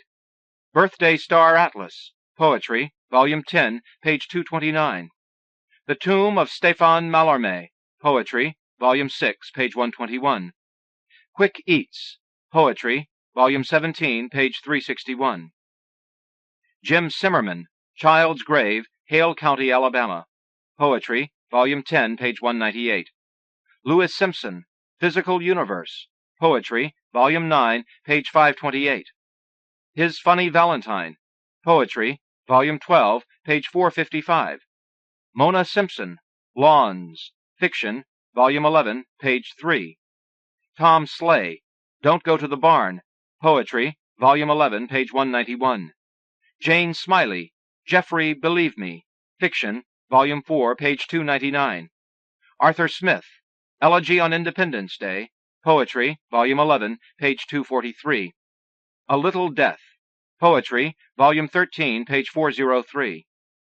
Dave Smith, Snow Owl, Poetry, Volume 4, page 127.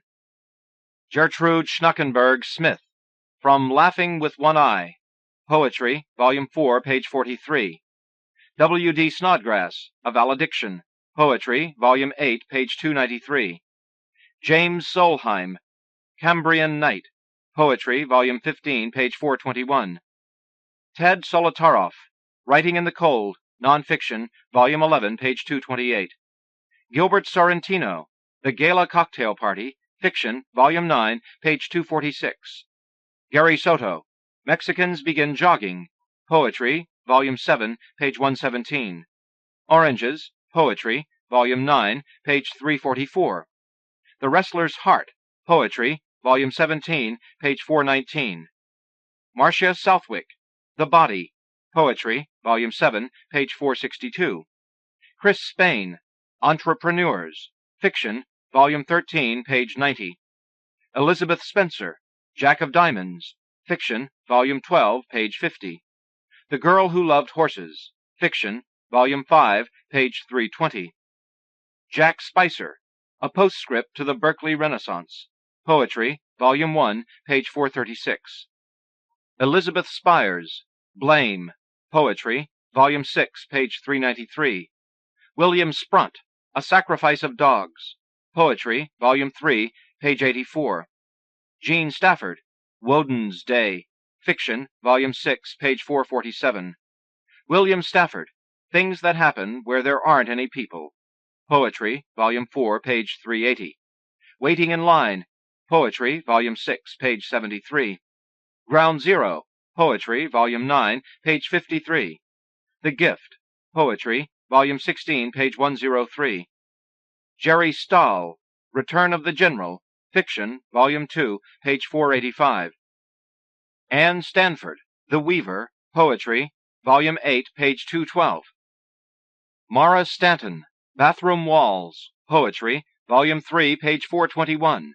Sorrow and Rapture, Poetry, Volume 10, page 88.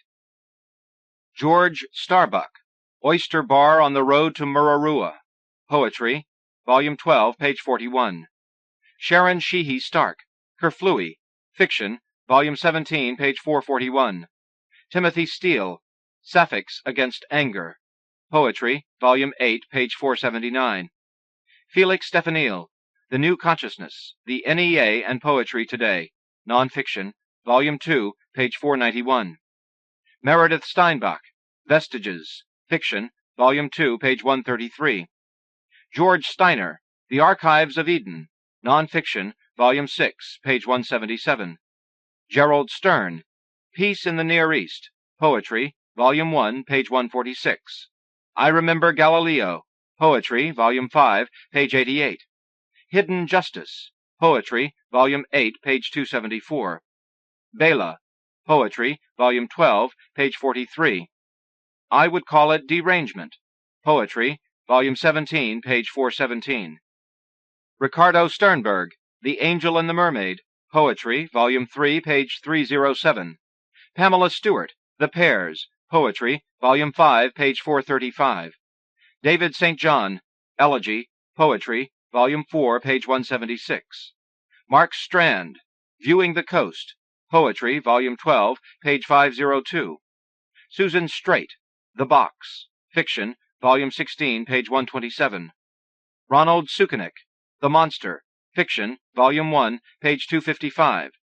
Sarah Suleri, Excellent Things in Women, Essay, Volume 13, page 31.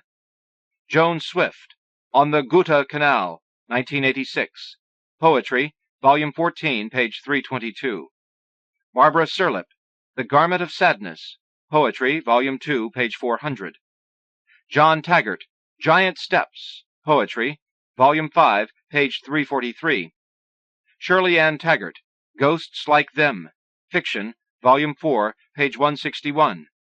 Mary Tallmountain, There Is No Word for Goodbye, Poetry, Volume 7, page 425. Elizabeth Ann Talent, Why I Love Country Music, Fiction, Volume 6, page 247. Ron Tanner, Garbage, Fiction, Volume 14, page 343. Barry Targan, Dominion, Fiction, Volume 6, page 154. Eleanor Ross Taylor, To Future Eleanors, Poetry, Volume 10, page 451. Catherine Terrell, To My Daughter, Poetry, Volume 2, page 162. Julia Thacker, In Glory Land, Fiction, Volume 6, page 126. Alexander Theroux, Lynda Van Katz, Fiction, Volume 1, page 139. A Note on the Type, Fiction, Volume 17, page 268. Elizabeth Thomas, Without End, Poetry, Volume 7, page 148. Barbara Thompson, Tattoo, Fiction, Volume 7, page 31. Crossing, Fiction, Volume 9, page 216. Susan Tichy, At a P.C. Sergeant's House, Poetry, Volume 12, page 384. Molly Best Tinsley, Zoe, Fiction, Volume 15, page 219. Bill Tremblay, Unwritten Laws, Poetry, Volume 12, page 256. Quincy Troop, with Stephen Cannon and Ishmael Reed, The Essential Ellison, Interview, Volume 3, page 465. Ann Tyler, The Artificial Family, Fiction, Volume 1, page 11. Peter Teisver, After the Stations of the Cross, Fiction, Volume 14, page 156. John Updike, To Ed Sisman, Poetry, Volume 4, page 311. Lee Upton, The Imagination of Flowers, Poetry, Volume 12, page 387. Jean Valentine, Seeing You, Poetry, Volume 16, page 263. Cesar Vallejo, The Spanish Image of Death, Poetry, Volume 4, page 287. H. L. Van Brunt, The Spring, Poetry, Volume 1, page 195. Mona Van Dyne, Letters from a Father, Poetry, Volume 4, page 235. Michael Van Walligen, Arizona Movies, Poetry, Volume 2, page 279. Dennis Van Atta, The David of Michelangelo, Fiction, Volume 15, page 443. Stephanie Vaughn, Sweet Talk, Fiction, Volume 5, page 201. Ana Lydia Vega, Lyrics for Puerto Rican Salsa and Three Soneos by Request, Fiction, Volume 11, page 59. George Venn, Forgive Us, Poetry, Volume 4, page 470. Richard Vine, From the Death of Love, A Satanic Essay in Mobius Form, Nonfiction, Volume 5, page 405. Roman Vishniak, The Life That Disappeared, Photographs, Volume 3, page 512, cloth only. Sarah Vaughan, Scenes from the Homefront, Fiction, Volume 5, page 437. Ellen Bryant Voigt, Quarrel, Poetry, Volume 8, page 155. Woman Who Weeps, Poetry, Volume 16, page 183. Mary Michael Wagner, Acts of Kindness, Fiction, Volume 17, page 294. David Wagoner, Missing the Trail, Poetry, Volume 1, page 10. Whispering Song, Poetry, Volume 5, page 5230. Peacock Display, Poetry, Volume 9, page 120. Derek Walcott, Cantina Music, Poetry, Volume 6, page 50. Europa, Poetry, Volume 7, page 113. Robert Walser, Two Strange Stories, Fiction, Volume 3, page 441. Marnie Walsh, Vicky Lone's Arrow, Fort Yates, North Dakota, 1970, Poetry, Volume 2, page 284. Marilyn Waniak, I Send Moma Home, Poetry, Volume 11, page 222. William Wantling, Style 3 and Style 4, Nonfiction, Volume 1, page 328. Robert Penn Warren, The Only Poem, Poetry, Volume 5, page 548. Michael Waters, The Mystery of the Caves, Poetry, Volume 9, page 76. Miles Weeping, Poetry, Volume 15, page 406. Barbara Watkins, Josepha Kankowska, Poetry, Volume 5, page 403. Steve Watkins, Critterworld, Fiction, Volume 17, page 348. Richard Watson, On the Zedic, Nonfiction, Volume 15, page 41. Gordon Weaver, Whiskey, Whiskey, Gin, Gin, Gin, Fiction, Volume 10, page 138. Marvin Weaver, Lost Colony, Poetry, Volume 1, page 376. Bruce Weigel, Temple near Quang Tree, Not on the Map, Poetry, Volume 5, page 199. Eliot Weinberger, At the Death of Kenneth Rexroth, Nonfiction, Volume 11, page 339. Paper Tigers, Nonfiction, Volume 12, page 23. James Jesus Angleton, 1917 to 1987, Nonfiction, Volume 14, page 350. A Clarion for the Quincentenary, Nonfiction, Volume 17, page 370. Jeff Weinstein, A Jean-Marie Cookbook, Fiction, Volume 4, page 185. David Weissman, Falling Toward Thanksgiving, Poetry, Volume 1, page 401. Joseph Weizenbaum, Science and the Compulsive Programmer, Nonfiction, Volume 1, page 122. Susan Welch, The Time, the Place, the Loved One, Fiction, Volume 8, page 347. Paul West, The Place and Flowers Where Pollen Rests, Fiction, Volume 12, page 430. Portable People, Nonfiction, Volume 16, page 316. Kate Wheeler, Judgment, Fiction, Volume 8, page 275. Edmund White, A Man of the World, Fiction, Volume 7, page 394. Gail Whittier, Lost Time Accident, Fiction, Volume 6, page 29. Turning Out, Fiction, Volume 10, page 111. Dallas Wiebe, Night Flight to Stockholm, Fiction, Volume 4, page 133. Liza Wieland, The Columbus School for Girls, Fiction, Volume 17, page 23. Ellen Wilbur, Faith, Fiction, Volume 5, page 275. Sundays, Fiction, Volume 10, page 81. Richard Wilbur, Hamlin Brook, Poetry, Volume 8, page 381. Anita Wilkins, Tutka Bay, Alaska, Poetry, Volume 8, page 481. Nancy Willard, How the Hen Sold Her Eggs to the Stingy Priest, Poetry, Volume 3, page 306. C. K. Williams, Floor, Poetry, Volume 6, page 213. From My Window, Poetry, Volume 7, page 143. Le Petit Salvier, Poetry, Volume 12, page 194. Helen, Poetry, Volume 17, page 480. Diane Williams, Two Stories, Fiction, Volume 16, page 360.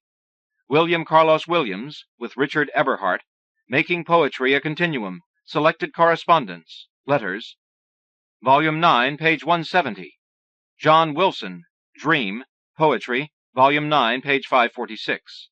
Barbara Wilson, Miss Venezuela, Fiction, Volume 14, page 124. Robley Wilson, Jr., The United States, Fiction, Volume 3, page 197. Harold Witt, Stationery, Cards, Notions, Books, Poetry, Volume 1, page 418. David Wojan, Weldon Keys in Mexico, Poetry, Volume 6, page 124. Armageddon, Private Gabriel Calvin Wojan, 1900-18, Poetry, Volume 15, page 108. Tobias Wolff, Leviathan, Fiction, Volume 11, page 201. Workers' University, The Other Face of Bread, Nonfiction, Volume 3, page 208. Robert Wrigley, Ravens at Deer Creek, Poetry, Volume 16, page 487. Parents, Poetry, Volume 17, page 137.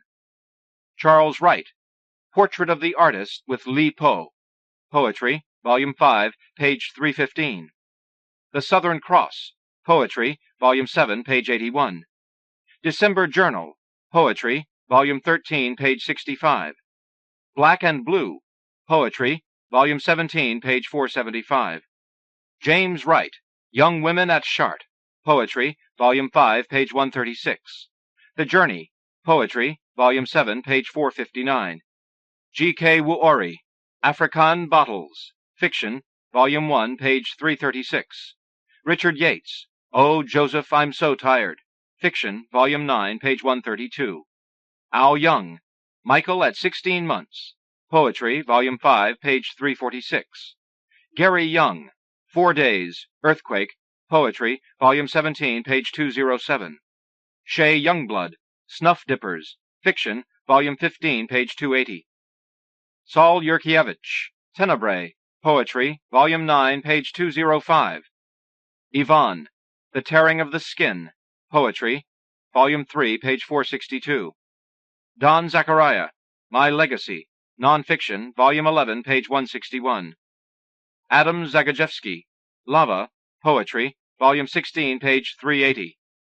Christine Zawodowski, With the Rest of My Body, Poetry, Volume 2, page 192. Patricia Zelver, Story, Fiction, Volume 5, page 399. Max Zimmer, Utah Died for Your Sins, Fiction, Volume 3, page 135. Paul Zimmer, Zimmer Drunk and Alone, Dreaming of Old Football Games, Poetry, Volume 2, page 72. The Eisenhower Years, Poetry, Volume 7, page 391. But Bird, Poetry, Volume 17, page 333. Howard Zimmern, Grandparents, Poetry, Volume 1, page 245. End of the Pushcart Prize 17, Best of the Small Presses, 1992 to 1993. Edited by Bill Henderson and others. Narrated by Rick Foucheux in the studios of Potomac Talking Book Services, Incorporated, for the Library of Congress, September 1993. For special distribution as authorized by Act of Congress, under Public Law 89-522, with the permission of the copyright holder and the publisher, Pushcart Press, Post Office Box 380, Wainscott, New York, 11975. End of book.